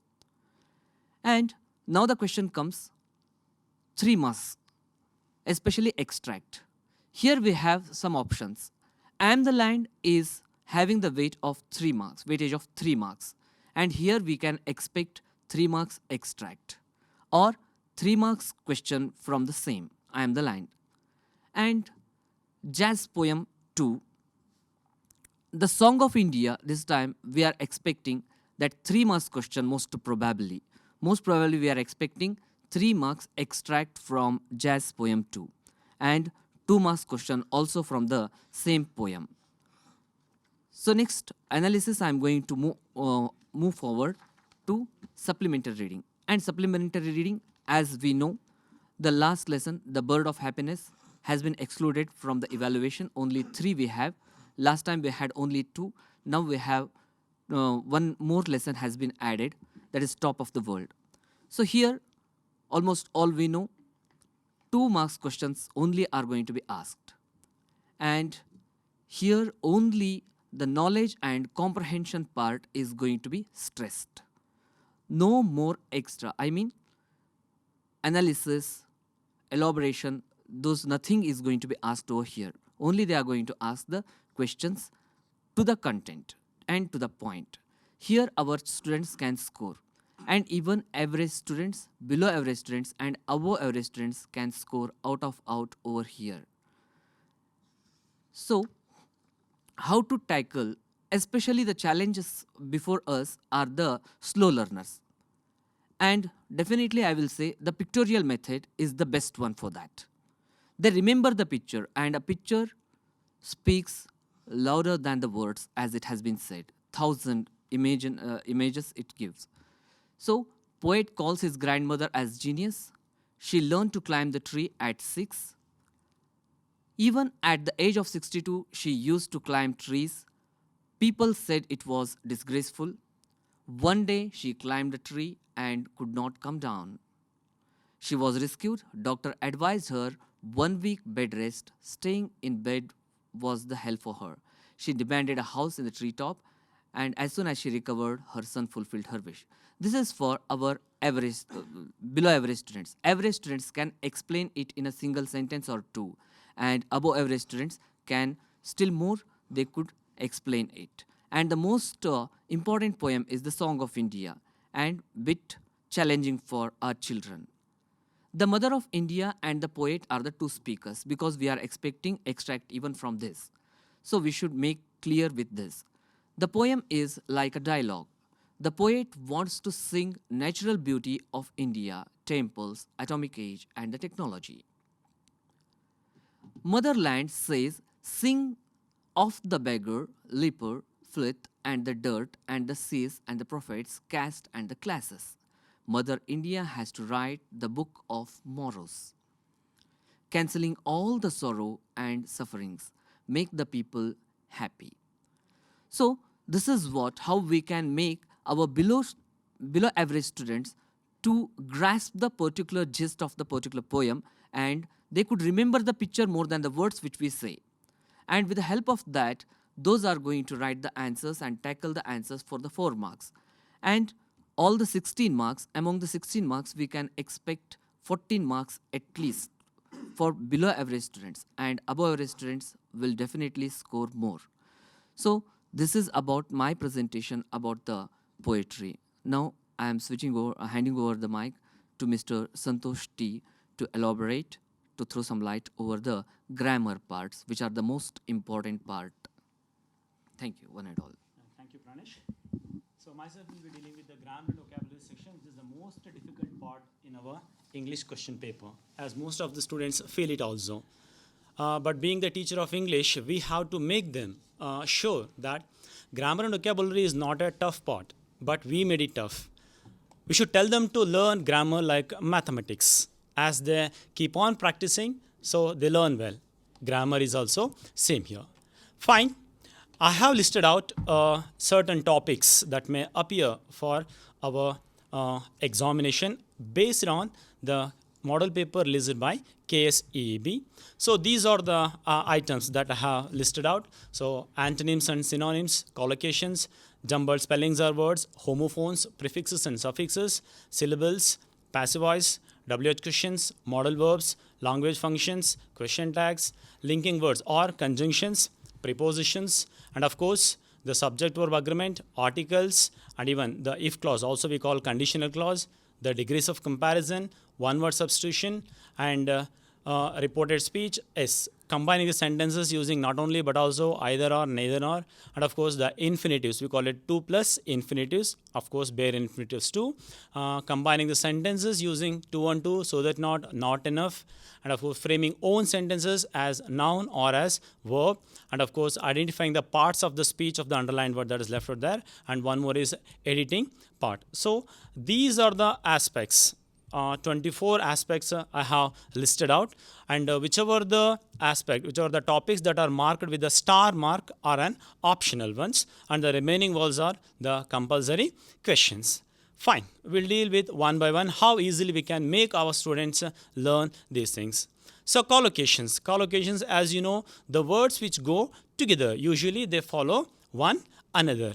So how you can make your students learn this or write in the examination? Only with the practice, giving ample of examples, you can make your students learn this. So practice them, give them at least 50 collocative words so that they would never forget.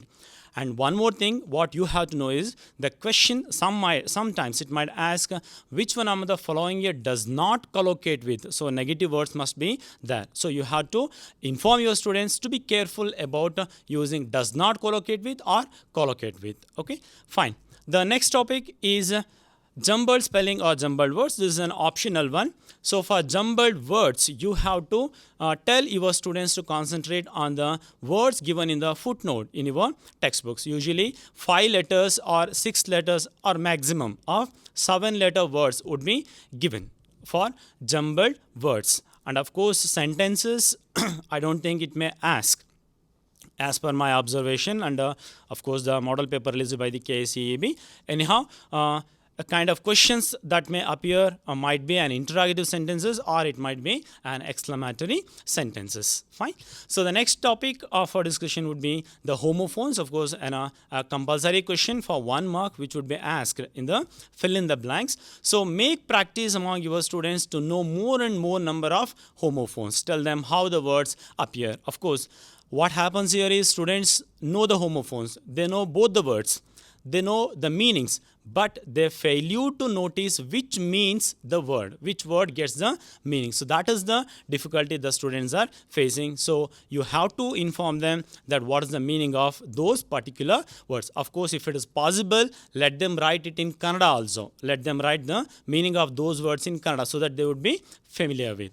The next one is prefixes. This is an optional question, so it may come or may not come. Certain words I have listed out prefixes, so ir, im, in, and so on. So it is given in the module also. So practice these prefixes to the students and let them find out what words may join with those prefixes to make them opposite words. Fine. So certain words I had given here, and then suffixes. Okay, suffix, it is also an optional question, so there is no compulsory about this question. So teach them some of the suffixes that may appear. Okay, so like ness, meant, full, less. Okay, so like these words, and practice them with the words. Taking many of the examples, and keep in mind practice the words which comes in the textbook itself. Okay, fine. Then syllables. So compulsory question. It is the minimum pronouncing sounds we call them. So you have to teach the students how you are going to split the words and find the sounds. I have mentioned different methods to find out the syllables here. So one is a chin method. I think every one of you know that one, how to find out the syllables using chin method. That is holding your hand under your chin. Another one is a breath method. So feeling your breath when a word is pronounced, right? And of course the another one is clap method. So whenever you pronounce a word, so they have to clap for each sounds. For example, problem. So when a sound comes, they have to clap. So problem, you will find 2 syllables there. So another method is oval method. So identifying the oval sounds in a particular word, and the one more method is split method. So you have to syllabify the word, that word adventure. So I had syllabify the word adventure. So 3 syllables. So these 5 methods can be followed to identify the syllables, so that if you teach them, so students would never lose the marks in the syllable part. So the next topic of our discussion is about WH question. So one question might come. That's what you have. Students have to frame a question to get the underlined word as answer. To teach them which are the WH words, when, where, whose, why, what, whom, and on what occasion those WH words are particularly used. Okay. So see some examples I had mentioned here. So one important thing to be noticed while teaching these WH questions is, so take the examples which don't have the helping goes, because students with helping goes can easily make a question. But when it comes to without helping goes, so teach them use of do forms. Fine. Next topic of discussion is active and passive voice, which is a compulsory question which carries 1 mark. So as you are aware of that, what is the active voice and the passive voice, but teaching them the rules can make them much more perfect. So divide the sentence. Tell the students whenever they are going to attend active passive voice, so let them write the sentence in the answer sheet and let them divide it as subject, verb, object. So in verb they may get a helping verb and a main verb. So then they have to replace the subject by object and object by subject. And then they have to use the suitable be form on the basis of the number of the subject and the tense of the verb, only when there is no helping verb. If helping verb is there, so what you have to do, I will tell you next. See, then use the future form of the given verb and use the preposition by. S. Now comes, if the given sentence has already a be form, a helping verb be form, so use being with them. If the given sentence has an have form, use been, and if the given sentence has a modal verb, use be along with it. And if no subject is there, let the sentence begin with a let, and of course if the sentence begins with who, the passive begins with by whom. So teaching these roles, you can make the students learn more and more giving the examples. Hope you all are doing well with giving the plenty of examples to your students, taking from different study materials as well as different sources. So some of the examples I have listed out here so that how you can follow them, right?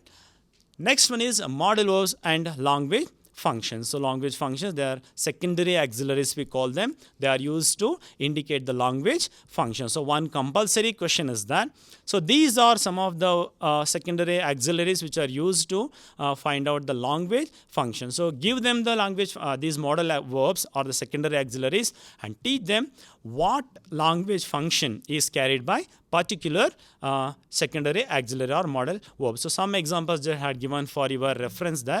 So you can get it many more in your other study materials as well as resources. Fine. The next one is question tag, an important question which appear in the MCQ part, right? So when MCQs are given, students get usually confused because without MCQ they can apply the formulas and write, right? So what formulas to be followed to prepare a question tag? Let the students find out if the given sentence is a positive sentence or a negative sentence. If it is a positive sentence, so this formula applies. Students have to choose the helping verb and then they have to use not, and that should be written in short form, and they have to use the pronoun and then a question mark. If the given sentence is negative sentence, so they have to apply this formula, helping verb plus pronoun with a question mark. So in case of no helping verb, if the helping verb is not given, they have to make use of do forms. So they use do for the present tense main verb, does for the present tense main verb ending with s or es, and did for the past tense main verb. So some examples I have listed out here. You can just have a look over them. So he is reading the book, isn't he? So fine, you all know about those question tags and how to apply them. But the thing is that students should not get confused with the use of shall and will. Okay, so when it comes to that part, you have to make them sure that how the will changes into own form. Okay, own form. So that examples I have taken here. Without helping verbs I have also taken, and with helping verbs, and use of will, he will see you tomorrow. So look at it, own he, it changes, right?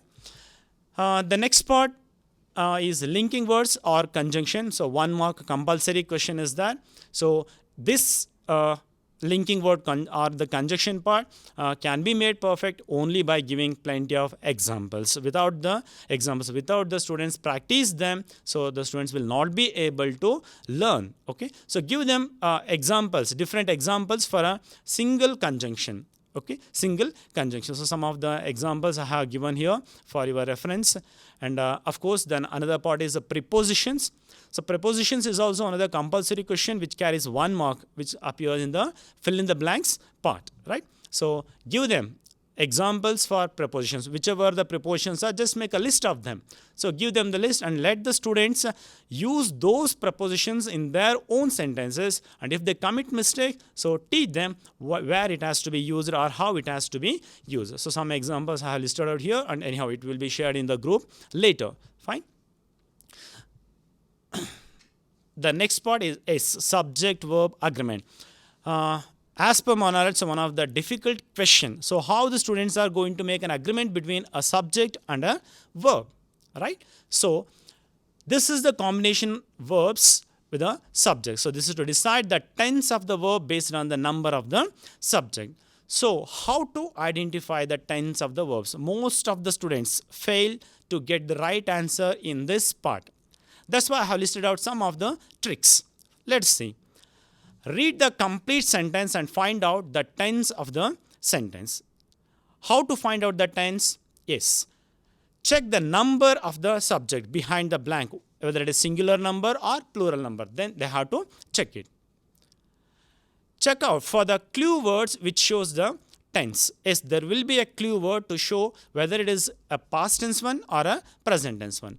How to find out the past tense? See, once, when, while, last year, last week, or any other past tense main words must be there to identify it as a past tense verb. And to find out the present tense verb, there must be the words like now, this, here, or any other present tense main verbs. Fine. Then match the number of the subject with the tense of the verb. So both should be matched, number of the subject and the tense of the verb. Fine. With that, we can make a frame a sentence. So some examples I had given here, how the subject and the verb, that is a noun or a pronoun, can be agreed together. So these are another examples. Some more examples we have shared it in your module also, so you can refer to that. Fine. The next topic of our discussion is articles. So this is not a compulsory question, it's an optional one. So teach them what are the different articles. So definite article and indefinite article. Definite article the, so it is used with the definiteness indicating words, or used with the superlative degrees, or even used with the nouns which are repeated, and even before the names of some proper nouns, place, thing, animals, or birds. And about indefinite article, an or a, used with the indefiniteness, right? And here students get confusion, because we have taught them that an is used before the words beginning with the vowels we usually teach. But teach them an is used before the words beginning with vowel sounds, not the vowels, vowel sounds. Still more make it easier, teach your students to learn the vowels in Kannada. A, I, U, U, A, I, and O, Au. Totally 12 sounds are there, 12 vowels. So teach those 12 vowels.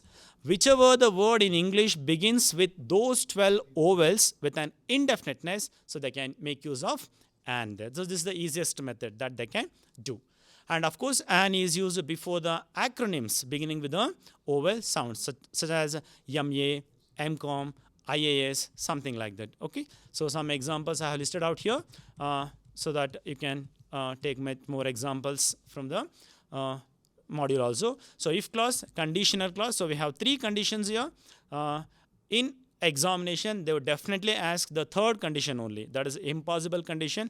Very easy to teach this. Wherever the question is asked to write the if clause, tell them to write would have. That is the compulsory answer. So then the degrees of comparison. So 3 degrees we have: positive degree, comparative degree, and superlative degree. So in positive degree, they had to concentrate on using no other, nothing, or very few. In comparative degree, they had to concentrate on using than any other, than many other, or than most other. And in superlative degree, use of definite article the or one of the. Fine. So some examples are here for your reference, and of course even shared in the module also.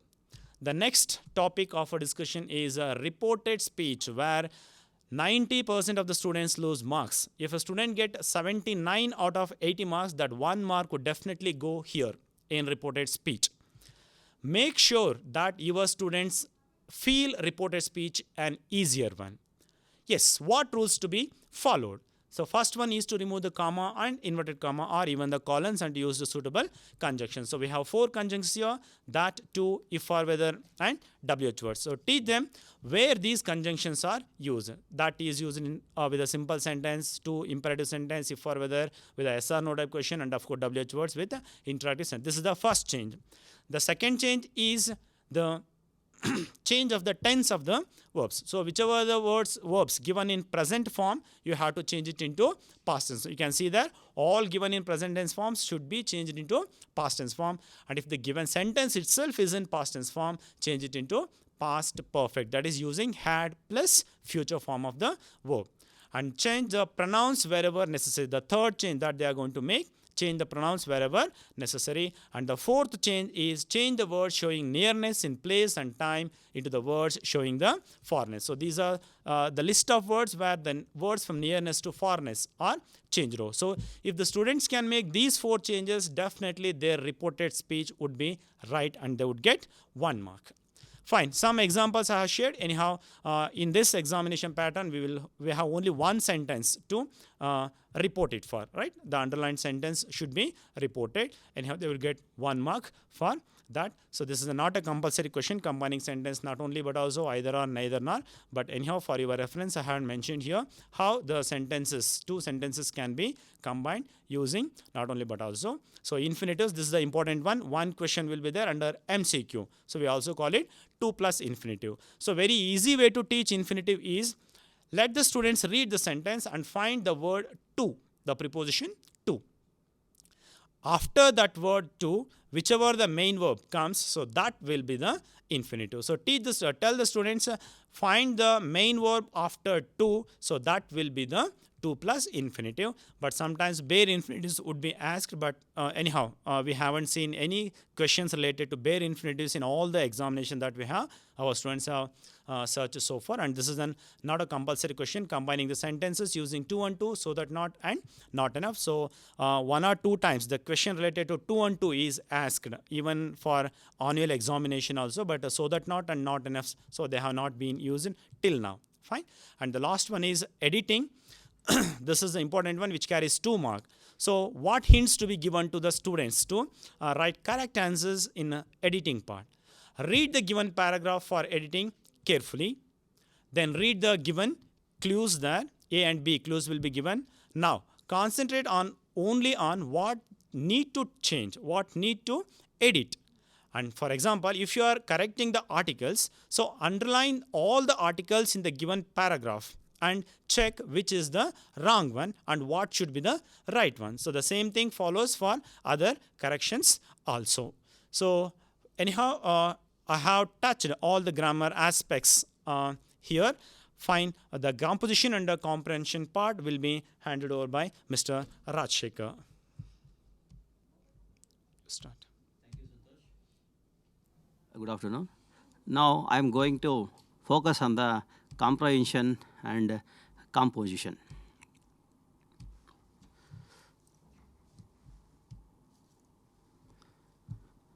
See here, I have made a list of hints to be given to the learner. Totally, it carries 22 marks. In that, unseen passage 4 marks, picture reading 3 marks, converting profile into a paragraph 3 marks, story development 3 marks, essay writing 4 marks, and finally the letter writing, it carries 5 marks.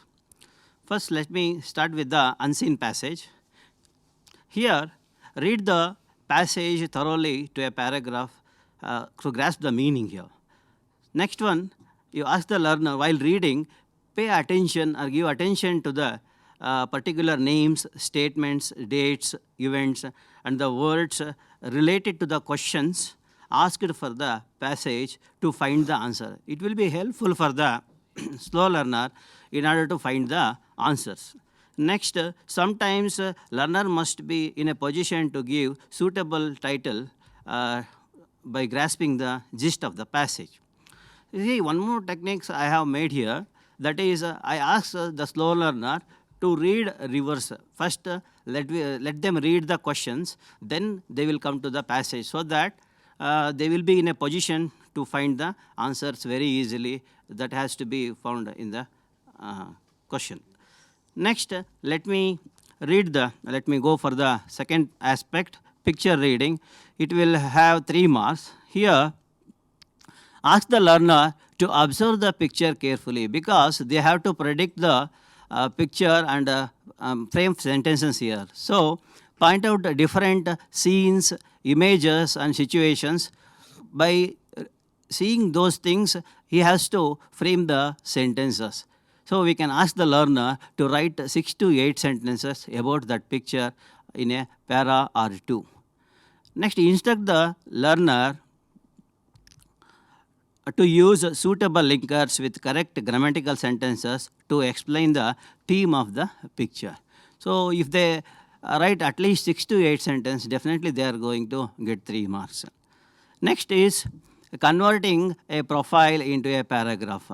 This section carries 3 marks. Here, we ask the learners to read the points given for the profile. Let him use the clues given in that particular profile. With that, with the proper utilization of the linkers and meaningful sentences, they can develop a paragraph with due attention to the sequential order. Here, we must say that accuracy of a language must be maintained here. If they use properly, definitely they are going to secure 3 marks. Next is very important one, story development. It carries 3 marks. First of all, we should make them thorough that we can ask the students to hear some short stories either in YouTube or make the students to learn to read some English short stories. That would definitely help them to complete the incomplete stories. By observing the clues, learners must be in a position to identify the story. Then only he can arrange his thoughts and complete the story with suitable linkers and language accuracy. Next, I am going to concentrate on the part of essay writing. It carries 4 marks.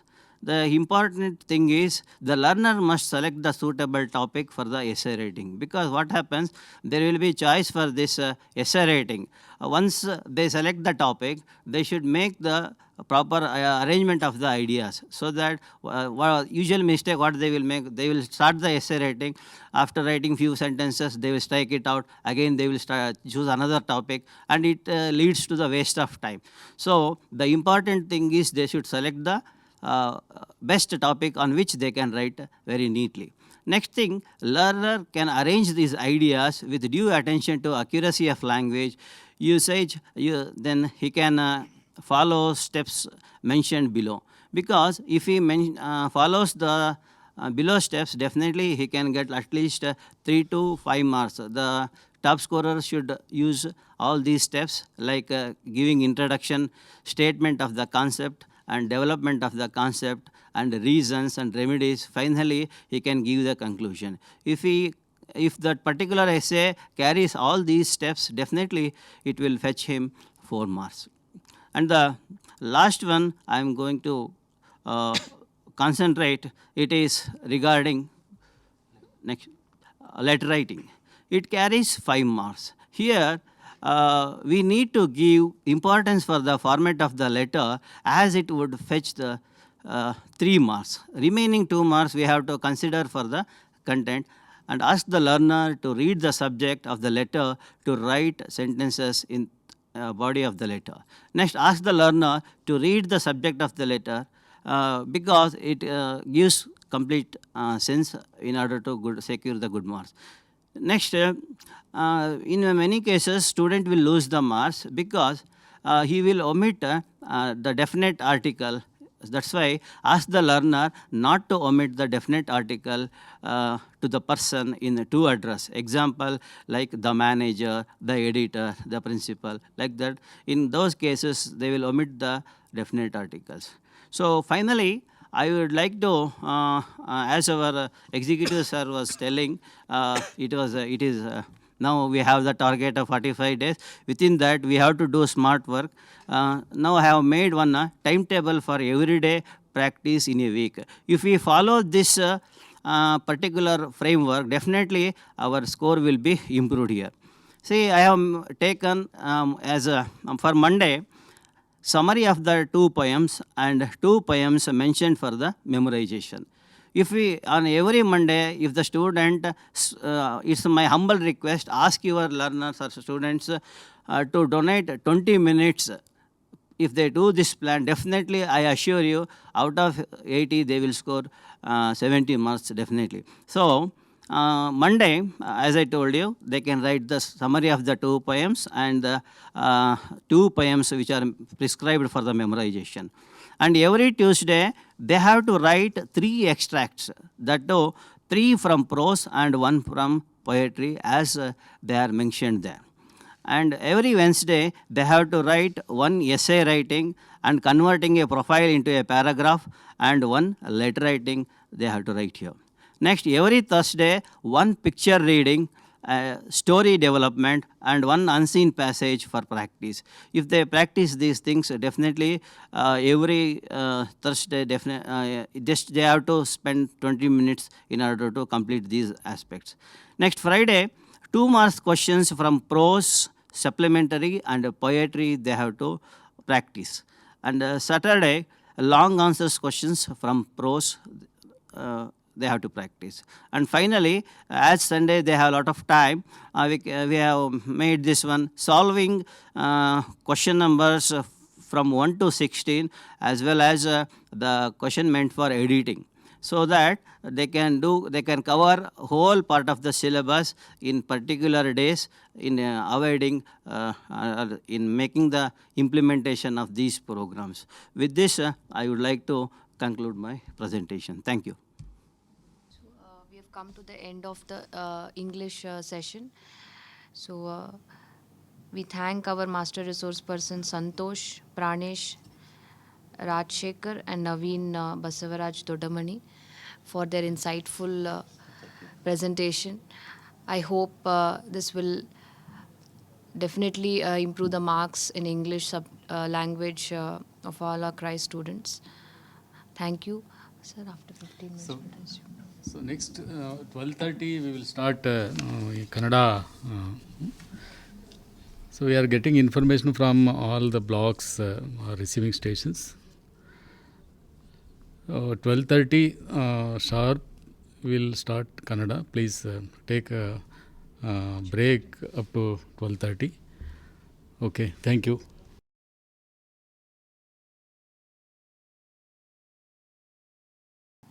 ಗೆಳೆಯರೆ, ನಾವು SSLC ಮಕ್ಕಳಿಗೋಸ್ಕರ ಉತ್ತಮ ಫಲಿತಾಂಶವನ್ನು ಪಡೆಯೋದಕ್ಕೆ ಏನೆಲ್ಲ ಕಾರ್ಯಾಗಾರದಲ್ಲಿ ಮಾಡಬೇಕು ಅನ್ನುವಂಥ ಅಂಶವನ್ನು ಈಗ ಚರ್ಚಿಸಲಿದ್ದೇವೆ.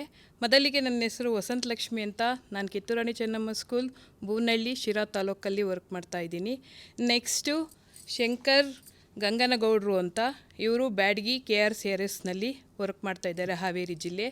ತದನಂತರದವರು ಸತೀಶ್ ಜಮಾದಾರ್ ಅಂತ, ಇವರು ಕೂಗನೂರಿನಲ್ಲಿ ವರ್ಕ್ ಮಾಡ್ತಾ ಇದ್ದಾರೆ, ಅಫ್ಜಲ್ಪುರ ತಾಲೂಕು, ಕೋಲಾರ, ಕಲಬುರಗಿ ಜಿಲ್ಲೆಯಲ್ಲಿ. ಈ ನಾವು ಮೂವರು ಸೇರಿ ಉತ್ತಮವಾದ ಫಲಿತಾಂಶವನ್ನು ಪಡೆಯೋದಕ್ಕೆ ಮಕ್ಕಳಿಗೆ ಶಿಕ್ಷಕರು ಏನೆಲ್ಲ ಕಾರ್ಯಗಳನ್ನು ಹಂಚ್ಕೋಬೋದು, ಯಾವ ರೀತಿಯಾಗಿ ನಾವು ವಿದ್ಯಾರ್ಥಿಗಳ ಭವಿಷ್ಯವನ್ನು ರೂಪಿಸುವಲ್ಲಿ ಮುಖ್ಯ ಸಾರಥಿಯಾಗಿ ನಿಲ್ಲಬಹುದು ಅನ್ನೋ ಅಂಶಗಳನ್ನು ಈಗ ನಿಮ್ಮೊಂದಿಗೆ ನಾವು ಚರ್ಚಿಸ್ತಾ ಇದ್ದೀವಿ. ಮೊದಲಿಗೆ ನಮಗೆ ದಾರಿದೀಪವಾಗಿ ಸಿಗೋದು ನೀಲಿ ನಕ್ಷೆ. ಯಾವುದೇ ಒಂದು ವಿಷಯವಾಗಲಿ ಅದಕ್ಕೆ ನಾವು ಬ್ಲೂ ಪ್ರಿಂಟಿನ ಮೂಲಕ ನಾವು ವಿದ್ಯಾರ್ಥಿಗಳ ಮುಂದೆ ಬರುವಂತಹ ಪರೀಕ್ಷೆಯನ್ನು ಹೇಗೆ ಎದುರಿಸಬೇಕು ಅನ್ನುವಂಥ ಅಂಶಗಳನ್ನು ಚರ್ಚೆ ಮಾಡ್ತೀವಿ. ಆ ಬ್ಲೂ ಪ್ರಿಂಟಿನ ವಿಶ್ಲೇಷಣೆಯನ್ನು ಈಗ ನಮ್ಮ ಸತೀಶ್ ಜಮಾದಾರ್ ಸರ್ ಅವರು ನಿಮಗೆ ಸಂಕ್ಷಿಪ್ತವಾಗಿ ವಿವರಿಸಲಿದ್ದಾರೆ. Over to Satish Jamadar sir. ನಮಸ್ಕಾರ. ಈಗಾಗಲೇ ನನ್ನ ಹೆಸರು ಸತೀಶ್ ಜಮಾದಾರ್ ಅಂತಕ್ಕಂಥದ್ದು ಪರಿಚಯಿಸಿದ್ದಾರೆ.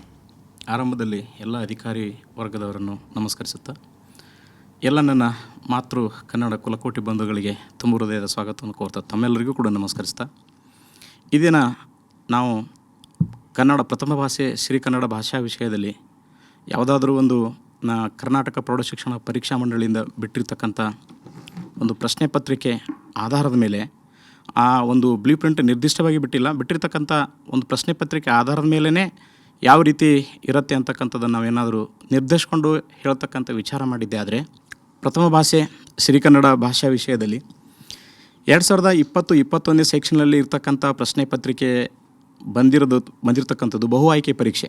ಆದರೆ ಅದಕ್ಕಿಂತ ಹಿಂದೆ ಇರತಕ್ಕಂಥ 2019 ಮತ್ತು 2020 ಪ್ರಶ್ನೆ ಪತ್ರಿಕೆಯ ಎಲ್ಲ ನಿಯಮಗಳು ಮುಂದುವರೆದಿದೆ. ಅದರಲ್ಲಿರ್ತಕ್ಕಂಥ ಸ್ವಲ್ಪ ಬದಲಾವಣೆ ಮಾಡಿಕೊಂಡಿದ್ದನ್ನು ನಾನು ತಮ್ಮ ಮುಂದೆ ಹೇಳಕ್ಕೆ ಇಷ್ಟಪಡ್ತೇನೆ. ಕ್ಲಿಷ್ಟತೆಯಲ್ಲಿ ಕಠಿಣತೆ ಮಟ್ಟವನ್ನು 20% 10ಕ್ಕೆ ಇಳಿಸಿಕೊಂಡು ಸುಲಭ ಮಟ್ಟದ ಪ್ರಶ್ನೆಗಳನ್ನು 30% 40ಕ್ಕೆ ಹೆಚ್ಚಿಸಲಾಗಿದೆ. ಆದರೆ ಸಾಧಾರಣ ಮಟ್ಟದ ಪ್ರಶ್ನೆಗಳನ್ನು ಮಾತ್ರ 50% ಹಾಗೇ ಉಳಿಸ್ಕೊಂಡಿರೋದ್ರಿಂದ ಇಲ್ಲಿ ಸಹಜವಾಗಿ ನಮಗೆ ತಿಳಿತಕ್ಕಂಥದ್ದು ಏನು ಅಂದರೆ, ಈ ವರ್ಷದ ಪ್ರಶ್ನೆ ಪತ್ರಿಕೆ ಸುಲಭವಾಗಿರ್ತಕ್ಕಂಥ ಸಂಖ್ಯೆನೇ ಹೆಚ್ಚಿಗಿದೆ, ಕಠಿಣವಾಗಿರ್ತಕ್ಕಂಥ ಭಾಗನೇ ಕಡಿಮೆ ಇದೆ. ಈ ಹಿನ್ನೆಲೆಯಲ್ಲಿ ನೋಡಿದಾಗ ಈ ವರ್ಷದ ಪ್ರಶ್ನೆ ಪತ್ರಿಕೆ ಭಾಳ ಸರಳವಾಗಿರ್ತಕ್ಕಂಥ ಪ್ರಶ್ನೆ ಪತ್ರಿಕೆ ಬರುತ್ತದೆ ಅನ್ನೋದಕ್ಕೆ ಕರ್ನಾಟಕ ಪ್ರೌಢಶಿಕ್ಷಣ ಪರೀಕ್ಷಾ ಮಂಡಳಿಯವರು ಜನವರಿ 27ನೇ ತಾರೀಕು ಬಿಟ್ಟಿರ್ತಕ್ಕಂಥ ಒಂದು ಪ್ರಶ್ನೆಯೇ ನಮಗೆ ಸ್ಪಷ್ಟವಾಗಿ ಸುಳಿವನ್ನು ನೀಡುತ್ತೆ. ಈ ನಮ್ಮ DACRTಯಿಂದ ಬಿಟ್ಟಿರ್ತಕ್ಕಂಥ ಒಂದು ಆದೇಶದಂತೆ ಕಳೆದ ಶೈಕ್ಷಣಿಕ ಸಾಲಿನಲ್ಲಿ ಪೂರ್ಣ ಪ್ರಮಾಣದಲ್ಲಿ ಭೌತಿಕ ತರಗತಿಗಳು ನಡೆಯದೇ ಇರೋದರಿಂದ ವಿದ್ಯಾರ್ಥಿಗಳ ಕಲಿಕೆಯಲ್ಲಿ ಅಂತರ ಉಂಟಾಗಿದೆ. ಹಾಗಾಗಿ ಪಠ್ಯವನ್ನು ಕಡಿತಗೊಳಿಸಬೇಕಂತ ನಿರ್ಧರಿಸಿದ್ದಾರೆ. ಅದರ ಜೊತೆಗೆ KSE ಬೋರ್ಡ್ನವರು ಕಠಿಣವಾಗಿರ್ತಕ್ಕಂಥ ಭಾಗದ ಪ್ರಶ್ನೆಗಳನ್ನು ತೆಗೆದುಕೊಳ್ಳದೆ ನೇರವಾಗಿ ಸರಳವಾಗಿರ್ತಕ್ಕಂಥ ಅಭ್ಯಾಸದ ಹಿಂದಿನ ಪ್ರಶ್ನೆಗಳನ್ನು ಎತ್ತಿಕೊಂಡು ಪ್ರಶ್ನೆ ಪತ್ರಿಕೆಯನ್ನು ನೀಡಿರೋದ್ರಿಂದ ಇದರ ಆಧಾರದ ಮೇಲೆ ಈ ವರ್ಷದ ಪ್ರಶ್ನೆ ಪತ್ರಿಕೆ ಬಹಳ ಸರಳವಾಗಿ ಬರುತ್ತೆ. ಮಕ್ಕಳಿಗೆ 9ನೇ ತರಗತಿಯಲ್ಲಿ ಈಗಿರ್ತಕ್ಕಂಥ 10ನೇ ತರಗತಿ ವಿದ್ಯಾರ್ಥಿಗಳು 9ನೇ ತರಗತಿಯಲ್ಲಿದ್ದಾಗ ಅವರ ಒಂದು ಭೌತಿಕ ತರಗತಿಗಳು ನಡೆಯದೇ ಇರೋದರಿಂದ, ಕುಂಠಿತವಾಗಿರೋದರಿಂದ ಈ ಒಂದು ಸರಳವಾಗಿರ್ತಕ್ಕಂಥ ಕ್ರಮವನ್ನು ನಮ್ಮ ಕರ್ನಾಟಕ ಪ್ರೌಢಶಿಕ್ಷಣ ಮಂಡಳಿ ಮತ್ತು DACRT ಅವರ ಕ್ರಮವನ್ನು ಕೈಗೊಂಡಿದ್ದಾರೆ. ಹಾಗಾಗಿ ಪ್ರಶ್ನೆ ಪತ್ರಿಕೆ ಭಯ ಬೇಡ. ಇಲ್ಲಿ 10%ಕ್ಕೆ ಇಳಿಸ್ಕೊಂಡಿರ್ತಕ್ಕಂಥ ಕಠಿಣ ಮಟ್ಟದ ಪ್ರಶ್ನೆಯಲ್ಲಿ ಸುಮಾರು 2 ಅಥವಾ 3 ಪ್ರಶ್ನೆಗಳು ಮಾತ್ರ ಕಠಿಣತೆಯನ್ನು ಒಳಗೊಂಡಿರ್ಬೋದು. ಅವು ಯಾವಾಗಿರ್ಬೋದು ಅಂದರೆ, ಪ್ರಬಂಧದಲ್ಲಿ ಈ ಬಿಟ್ಟಿರ್ತಕ್ಕಂಥ ಪ್ರಶ್ನೆ ಪತ್ರಿಕೆಯನ್ನೇ ವಿಶ್ಲೇಷಣೆ ಮಾಡಿ ಹೇಳೋದಾದರೆ ಯಾವುದೇ ಪ್ರಶ್ನೆ ಪಠ್ಯದ ಹಿಂದ್ಗಡೆ ಇರ್ತಕ್ಕಂಥ ಪ್ರಶ್ನೆನೇ ಹೆಚ್ಚು ಬಂದಿದೆ, ಪಠ್ಯದ ಒಳಗಡೆ ಕೂಡ ಹೋಗಿಲ್ಲ. ಅದರಲ್ಲಿ ಬರ್ತಕ್ಕಂಥ ಪ್ರಶ್ನೆ ಪ್ರಬಂಧದಲ್ಲಿ ಒಂದು ಪ್ರಬಂಧ ಮಾತ್ರ, 2 ಆಯ್ಕೆಗಳಲ್ಲಿ ಒಂದು ಪ್ರಬಂಧ ಮಾತ್ರ ಪ್ರಸ್ತುತವಾಗಿರ್ತಕ್ಕಂಥ ಕರೋನಾ ಹಿನ್ನೆಲೆಯಲ್ಲಿ ಕೊಟ್ಟರೆ ಉಳಿದಿರ್ತಕ್ಕಂಥ ಗ್ರಂಥಾಲಯಗಳ ಮಹತ್ವ ಅನ್ನುವಂತಹ ಒಂದು ಭಾಗನೂ ಕೂಡ ಪಠ್ಯದಲ್ಲಿಯೇ ಇದೆ. ಒಟ್ಟು ಪ್ರಶ್ನೆಗಳನ್ನು ನೋಡಿದಾಗ ಯಾವುದೇ ಕಾರಣಕ್ಕೂ ಒಳಗಡೆನೂ ಹೋಗಿಲ್ಲ. ಇನ್ನು ಈ ಕೊಟ್ಟಿರ್ತಕ್ಕಂಥ ಪಠ್ಯದ ಕಡಿತಗೊಂಡಿರ್ತಕ್ಕಂಥ ಪಾಠದಲ್ಲಿ ಇರ್ತಕ್ಕಂಥ ಪ್ರಶ್ನೆಗಳು ಅಥವಾ ಅದರ ಹಿಂದಿನ ಯಾವುದಾದ್ರೂ ಭಾಗವನ್ನು ಬರುತ್ತೇನೋ ಅನ್ನುವ ವ್ಯಾಕರಣಾಂಶವನ್ನು ಬರುತ್ತೇನೋ ಅನ್ನುವಂಥದ್ದು ನಮ್ಮ ಎಲ್ಲ ಶಿಕ್ಷಕರಲ್ಲಿ ಸಹಜವಾಗಿ ಗೊಂದಲ ಇರುತ್ತೆ. ಪಾಠದ ಒಳಗಿನೇ ತಗೊಂಡಿಲ್ಲ, ಪಾಠದ ಹಿಂದಿನ ಪ್ರಶ್ನೆಗಳನ್ನೇ ಸ್ಪಷ್ಟವಾಗಿ ತೆಗೆದುಕೊಂಡಿದ್ದಾರೆ. ಹಾಗಾಗಿ ನಾವು ಕೇವಲ ಪಾಠದ ಹಿಂದಿನ ಪ್ರಶ್ನೆಗಳಿಗೆ ಸೀಮಿತವಾಗಿರದೆ ಪಾಠದ ಒಳಗೂ ಕೂಡ ಮಹತ್ವ ಕೊಡ್ತಾ ಹೆಚ್ಚಿಗೆ ಅಭ್ಯಾಸ ಮಾಡಿದ್ದೆ ಆದರೆ ಭಾಳ ಸರಳವಾಗಿ ಅಂಕಗಳನ್ನು ಗಳಿಸ್ಬೋದು. ಆ ಹಿನ್ನೆಲೆಯಲ್ಲಿ ನಾವು ಪ್ರಯತ್ನ ಮಾಡ್ಬೋದು ಅಂತ ಹೇಳ್ತಾ, ಪ್ರಥಮ ಭಾಷಾ ಸಿರಿಕನ್ನಡದಲ್ಲಿ ಒಟ್ಟು 100 ಅಂಕಗಳು, 15 ಮುಖ್ಯ ಪ್ರಶ್ನೆಗಳಿವೆ, ಒಟ್ಟು 45 ಪ್ರಶ್ನೆಗಳಿವೆ. ಇದರಲ್ಲಿ ಗದ್ಯ, ಪದ್ಯ, ಪಠ್ಯಪೂರಕ ಅಧ್ಯಯನ ಸಂಬಂಧಪಟ್ಟಂತೆ ಸುಮಾರು 71 ಅಂಕಗಳು, 30 ಪ್ರಶ್ನೆಗಳಿವೆ. ವ್ಯಾಕರಣ ಭಾಗದಲ್ಲಿ ಅಧ್ಯಯನಕ್ಕೆ ಸಂಬಂಧಪಟ್ಟಂತೆ 29 ಅಂಕಗಳು ಮತ್ತು 15 ಪ್ರಶ್ನೆಗಳಿವೆ. ಇದಕ್ಕೆ ಸಂಬಂಧಪಟ್ಟಂತೆ ಆರಂಭದಲ್ಲಿ ಗದ್ಯ ಮತ್ತು ಪದ್ಯ ಪಠ್ಯಪೂರಕ ಅಧ್ಯಯನಕ್ಕೆ ಸಂಬಂಧಪಟ್ಟಿರ್ತಕ್ಕಂಥ ಒಂದು ವಿಶ್ಲೇಷಣೆಯನ್ನು ನಮ್ಮ ಶಂಕರಗೌಡರು ಆರಂಭಿಸ್ಬೇಕಂತ ಕೇಳ್ಕೊಳ್ತೇನೆ ಸರ್.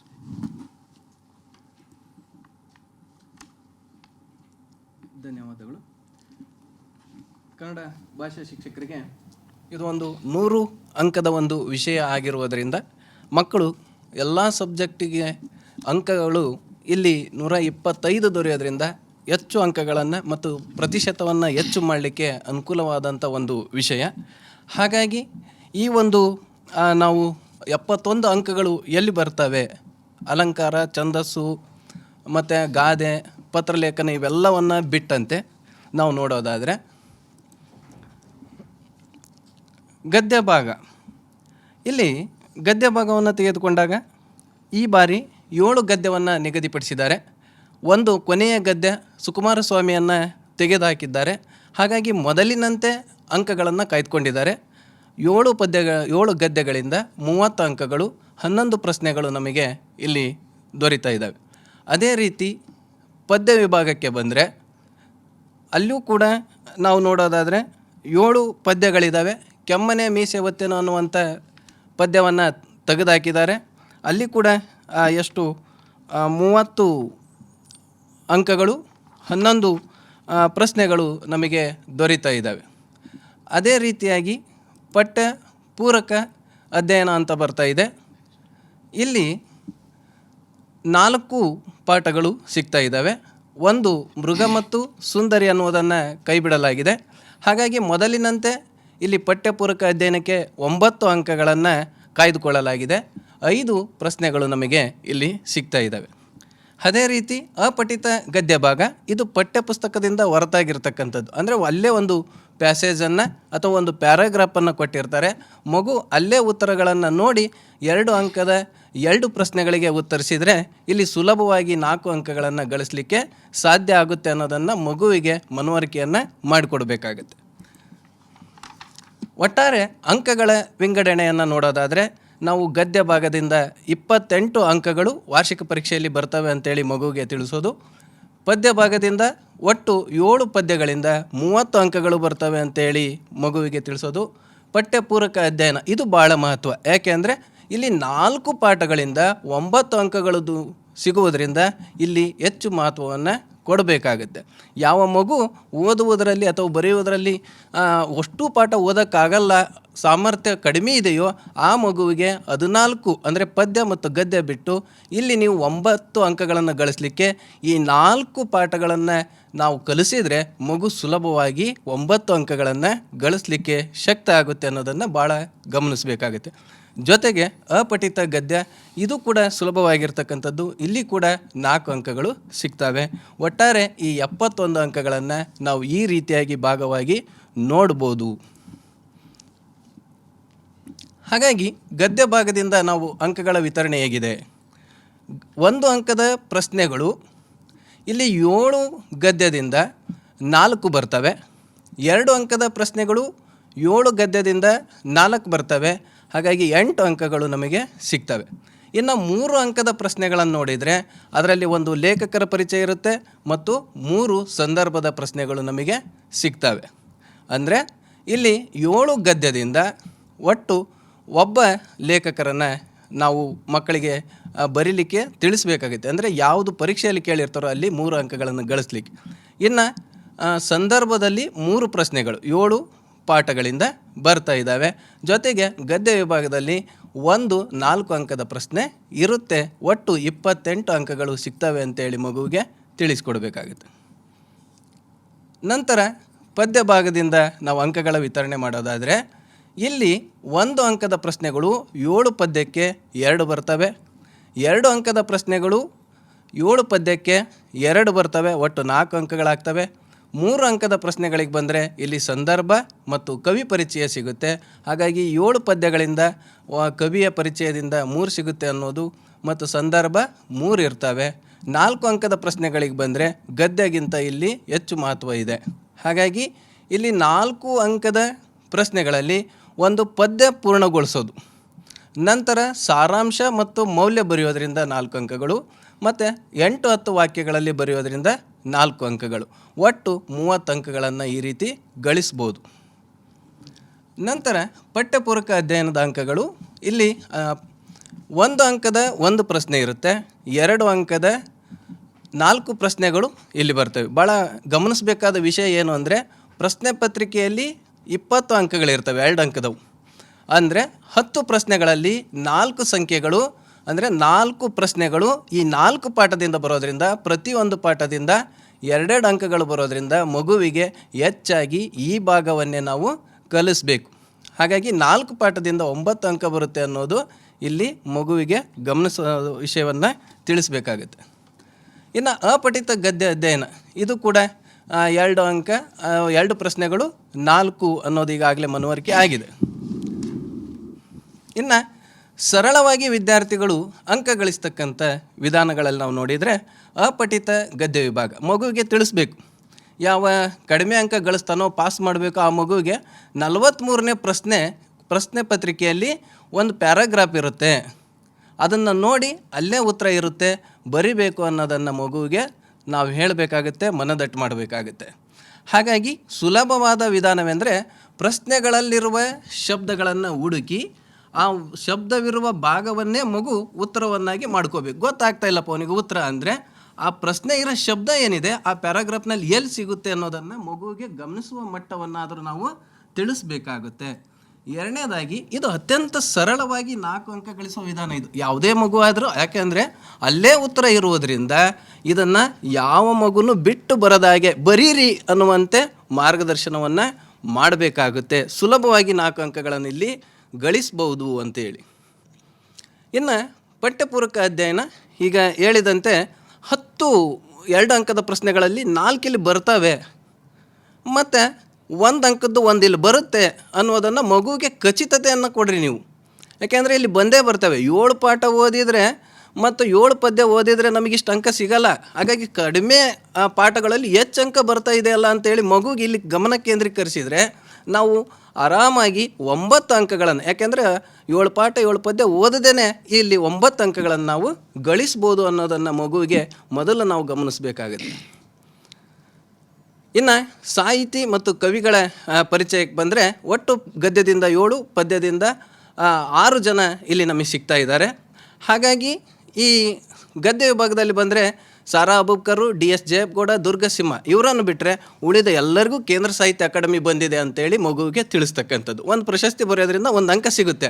ಹಾಗಾಗಿ ಇವರು 3 ಹೊರತುಪಡಿಸ್ರಿ ಕೇಂದ್ರ ಸಾಹಿತ್ಯ ಅಕಾಡೆಮಿ ಅಂತ ಹೇಳ್ರಿ. ಇನ್ನು ಇಲ್ಲಿ ಪದ್ಯದಲ್ಲಿ ಬಂದರೆ ಹಳೆಗನ್ನಡ ಕವಿಗಳಾಗಲಿ ನಡುಗನ್ನಡ ಆಗಲಿ ಇವರು ಯಾರಿಗೂ ಕೇಂದ್ರ ಸಾಹಿತ್ಯ ಬಂದಿರಲ್ಲ, ಮಗುವಿಗೆ ಸಾಮಾನ್ಯವಾಗಿ ನಾವು ತಿಳಿಸ್ಬೇಕು. ಹಾಗಾಗಿ ಇಲ್ಲಿ ರನ್ನ, ಕುಮಾರವ್ಯಾಸ, ಲಕ್ಷ್ಮೀಶ ಇವರನ್ನು ಬಿಟ್ಟರೆ ಇವ್ರಿಗೂ ಕೇಂದ್ರ ಸಾಹಿತ್ಯ ಅಕಾಡೆಮಿ ಸಿಕ್ಕಿದೆ ಅಂತ ಮಗುಗೆ ನೆನ್ಪಿಟ್ರೆ ಪರೀಕ್ಷೆಯಲ್ಲಿ ಕವಿ ಪರಿಚಯದಲ್ಲಿ ಕೇಂದ್ರ ಸಾಹಿತ್ಯ ಅಕಾಡೆಮಿ ಸಿಕ್ಕಿದೆ ಅಂತ ಹೇಳಿ ಬರೆದ್ರೆ 1 ಅಂಕ ಮಗುವಿಗೆ ಸಿಗುತ್ತೆ. ಹಾಗಾಗಿ ಕೆಲವು ಸರಿ ನಾವು ಸಾಹಿತಿಗಳ ಹೆಸರನ್ನು ಅವರ ಸ್ಥಳ ಮತ್ತು ಬಿರುದಿನೊಂದಿಗೆ ಒಂದು ಸಾಲಿನಲ್ಲಿ ಏಳಿಸುವಂಥದ್ದನ್ನು ಕಲಿಸ್ಬೇಕಾಗುತ್ತೆ. ಉದಾಹರಣೆಗೆ ರಾಷ್ಟ್ರಕವಿ ಎಂದು ಪ್ರಸಿದ್ಧರಾದ ಶಿಕಾರಿಪುರದ GS ಶಿವರುದ್ರಪ್ಪನವರು ಅನ್ನೋದ್ರಿಂದ ಅವ್ರ ಬಿರುದಲ್ಲಿ ಬಂದುಬಿಡುತ್ತೆ, ಸ್ಥಳನೂ ಬರುತ್ತೆ, ಅವ್ರ ಹೆಸರು ಬರುತ್ತೆ. ಹಾಗಾಗಿ ಮಗು 2 ಅಂಕಗಳನ್ನು ಗಳಿಸ್ಬೋದು. ಕೊನೆಗೆ ಅಲ್ಲಿ ರೂಪಕ ಸಾಮ್ರಾಜ್ಯ ಚಕ್ರವರ್ತಿ ಎಂದು ಪ್ರಸಿದ್ಧನಾದ ಕೋಳಿವಾಡದ ಕುಮಾರವ್ಯಾಸ ಊರಿನೊಂದಿಗೆ ನಾವು ಹೆಸರಿಸ್ಬಿಡೋಣ ಮಕ್ಕಳಿಗೆ. ಹಾಗಾಗಿ ಊರು ಬಿರುದು ಇಲ್ಲೆಲ್ಲ ಬಂದುದರಿಂದ ಮಗು ಕೂಡ ಇಲ್ಲಿ 1 ರಿಂದ 2 ಅಂಕಗಳನ್ನು ಸುಲಭವಾಗಿ ತಗೋಬೋದು ಅಂತೇಳಿ. ಹಾಗಾಗಿ ಸಾಹಿತಿ ಕವಿಗಳ ಊರು ಕೂಡ ಅಲ್ಲಿದ್ದಾವೆ. DS ಅಂದರೆ ಡಿ ಅಂದರೆ ದಾರದಹಳ್ಳಿ, AN ಅಕ್ಕಿ ಹೆಬ್ಬಾಳು ಅಂದರೆ ಅಂದರೆ ಅಕ್ಕಿ ಹೆಬ್ಬಾಳು, ಕುವೆಂಪು ಅಂದರೆ ಕುಪ್ಪಳ್ಳಿ. ಈಗ ಒಂದೊಂದು ಸುಳಿವನ್ನು ಕೊಡ್ತಾ ಹೋಗ್ಬೋದು. ಇನ್ನು ಭಾಳ ಪ್ರಮುಖವಾಗಿ ಗಮನಿಸಬೇಕು, ನಾವು ಕವಿ ಪರಿಚಯ ಬರಿತೇವೆ, ಮಗು ಗೊತ್ತಿದೆ 3 ಅಂಕ ಹೆಂಗೆ ಬರುತ್ತೆ. ಜನ್ಮಸ್ಥಳ, ಕಾಲ ಇವನ್ನು ಬರೆದ್ರೆ 1 ಅಂಕ ಸಿಗುತ್ತೆ. ಕೃತಿ, ಬಿರುದು, ಪ್ರಶಸ್ತಿ ಬರೆದ್ರೆ 1 ಅಂಕ ಸಿಗುತ್ತೆ. ತಪ್ಪಿಲ್ಲದೆ ವಾಕ್ಯ ಭಾಳ ಪ್ರಮುಖವಾಗಿ ಗಮನಿಸ್ಬೇಕು. ನಾವು ಏನು ಮಾಡ್ತೇವೆ, ಒಂದು ಕಡೆ ಜನ್ಮಸ್ಥಳ, ಕೃತಿ, ಕಾಲ ಅಂತ ಒಂದ್ರ ಕೆಳಗೆ ಬರಿತೇವೆ. ಈಗ ಬರೆಯೋದ್ರಿಂದ ನಮಗೆ 3 ಅಂಕ ಸಿಗಲ್ಲ. ಮಗುವಿಗೆ ಯಾಕೆಂದರೆ 3 ಸಾಲು ಬರೀಲಿ ವಾಕ್ಯವಾಗಿ, 3 ಸಾಲಿಗೆ ಇಲ್ಲಿ 3 ಅಂಕ ಸಿಗುತ್ತೆ. ಹಾಗಾಗಿ ಅದನ್ನು ಕೆಳಗಡೆ ಒಂದು ಫಾರ್ಮೇಟ್ ಕೊಟ್ಟಿದ್ದೀನಿ, ವಿದ್ಯಾರ್ಥಿಗಳಿಗೆ ಕೆಳಗಿನಂತೆ ಬರೆಸಿ ಮನದಟ್ಟು ಮಾಡಿ ಅಂತೇಳಿ. ಆ ರೀತಿ ಡ್ಯಾಶ್ ಕಡಿಮೆ ಅಂಕ ತಗೊಳ್ಳೋ ಮಗುಗೆ ಅದನ್ನು ಫಿಲಪ್ ಮಾಡಿ ಹಂಗೆ ವಾಕ್ಯ ಮಾಡಿರಿ, 2 ಸಾಲಾಗಲಿ 3 ಸಾಲಾಗಲಿ ಅವು ಅಷ್ಟು ಇದ್ದರೂ ಅಲ್ಲಿ 3 ಅಂಕಗಳು ಸಿಗ್ತವೆ. ಹಾಗಾಗಿ ವಾಕ್ಯಕ್ಕೆ ನಾವು ಮಹತ್ವ ಕೊಡೋದ್ರಿಂದ ಮಗು ಸುಲಭವಾಗಿ 3 ಅಂಕಗಳನ್ನು ಗಳಿಸಬೇಕಾಗತ್ತೆ. ಜೊತೆಗೆ ನಾವು ಚಟುವಟಿಕೆಯನ್ನು ನೀಡ್ಬೋದು. ಕವಿ ಪರಿಚಯದ ಆಲ್ಬಮ್ ಮಾಡಿರಿ, ಅದನ್ನು ಬರೀರಿ ಅಂತ ಹೇಳಬೇಕಾಗುತ್ತೆ. ಹಾಗಾಗಿ ಅಲ್ಲಿ ಕೂಡ 6 ಅಂಕಗಳು ಇಲ್ಲಿ ನಮಗೆ ಸಿಗ್ತವೆ. ಯಾಕೆಂದರೆ ನೀವು ಪಾಠ ಓದಿದರೆ ಮತ್ತು ಪದ್ಯ ಓದಿದರೆ ಇಷ್ಟು ಮಾರ್ಕ್ಸ್ ಸಿಗಲ್ರಿ, ಯಾವುದಕ್ಕೆ ಎಷ್ಟು ಅಂತ ಇಲ್ಲ. ಇಲ್ಲಿ ನಾವು ನಿಖರವಾಗಿ 6 ನಮಗೆ ಸಿಗ್ತವೆ ಅನ್ನೋ ಮಾಹಿತಿ ಇರೋದ್ರಿಂದ ಮಗುವಿಗೆ ಮೊದಲು ಪಾಠಕ್ಕಿಂತ ಮುಂಚೆ ಇವನ್ನು ನಾವು ಕಲಿಸಿಬಿಟ್ರೆ 6 ಅಂಕಗಳು ಅವರ ಕೈಯಲ್ಲಿದ್ದಂಗೆ ಅನ್ನೋದನ್ನು ಗಮನಿಸಬೇಕಾಗತ್ತೆ. ಇನ್ನು ಪದ್ಯ ಪೂರ್ಣಗೊಳಿಸೋದು ಇದು ಕೂಡ ಭಾಳ ಸುಲಭವಾಗಿರ್ತಕ್ಕಂಥದ್ದು. ಯಾಕೆಂದರೆ ಪ್ರತಿ ಪಾಠದ ಹಿಂದ್ಗಡೆ ಚಟುವಟಿಕೆ ಅಂತ ಇದೆ, 2 ಪ್ಯಾರ ಕೊಟ್ಟಿದ್ದಾರೆ. ಅದರಲ್ಲಿ ಮಗುಗೆ ಯಾವುದು ಸುಲಭ ಇದೆ ಅದು ಒಂದು ಕಲೀಲಿ. ಯಾಕೆಂದರೆ 4 ಸಾಲಿಗೆ 4 ಅಂಕ ಇದೆ, ಭಾಳ ಅದ್ಭುತ. 2 ರಿಂದ 3 ನಿಮಿಷಗಳಲ್ಲಿ 4 ಅಂಕಗಳನ್ನು ಗಳಿಸುವಂಥ ಸಾಮರ್ಥ್ಯ ಇದರಲ್ಲಿ ಸಿಗ್ತಾ ಇದೆ.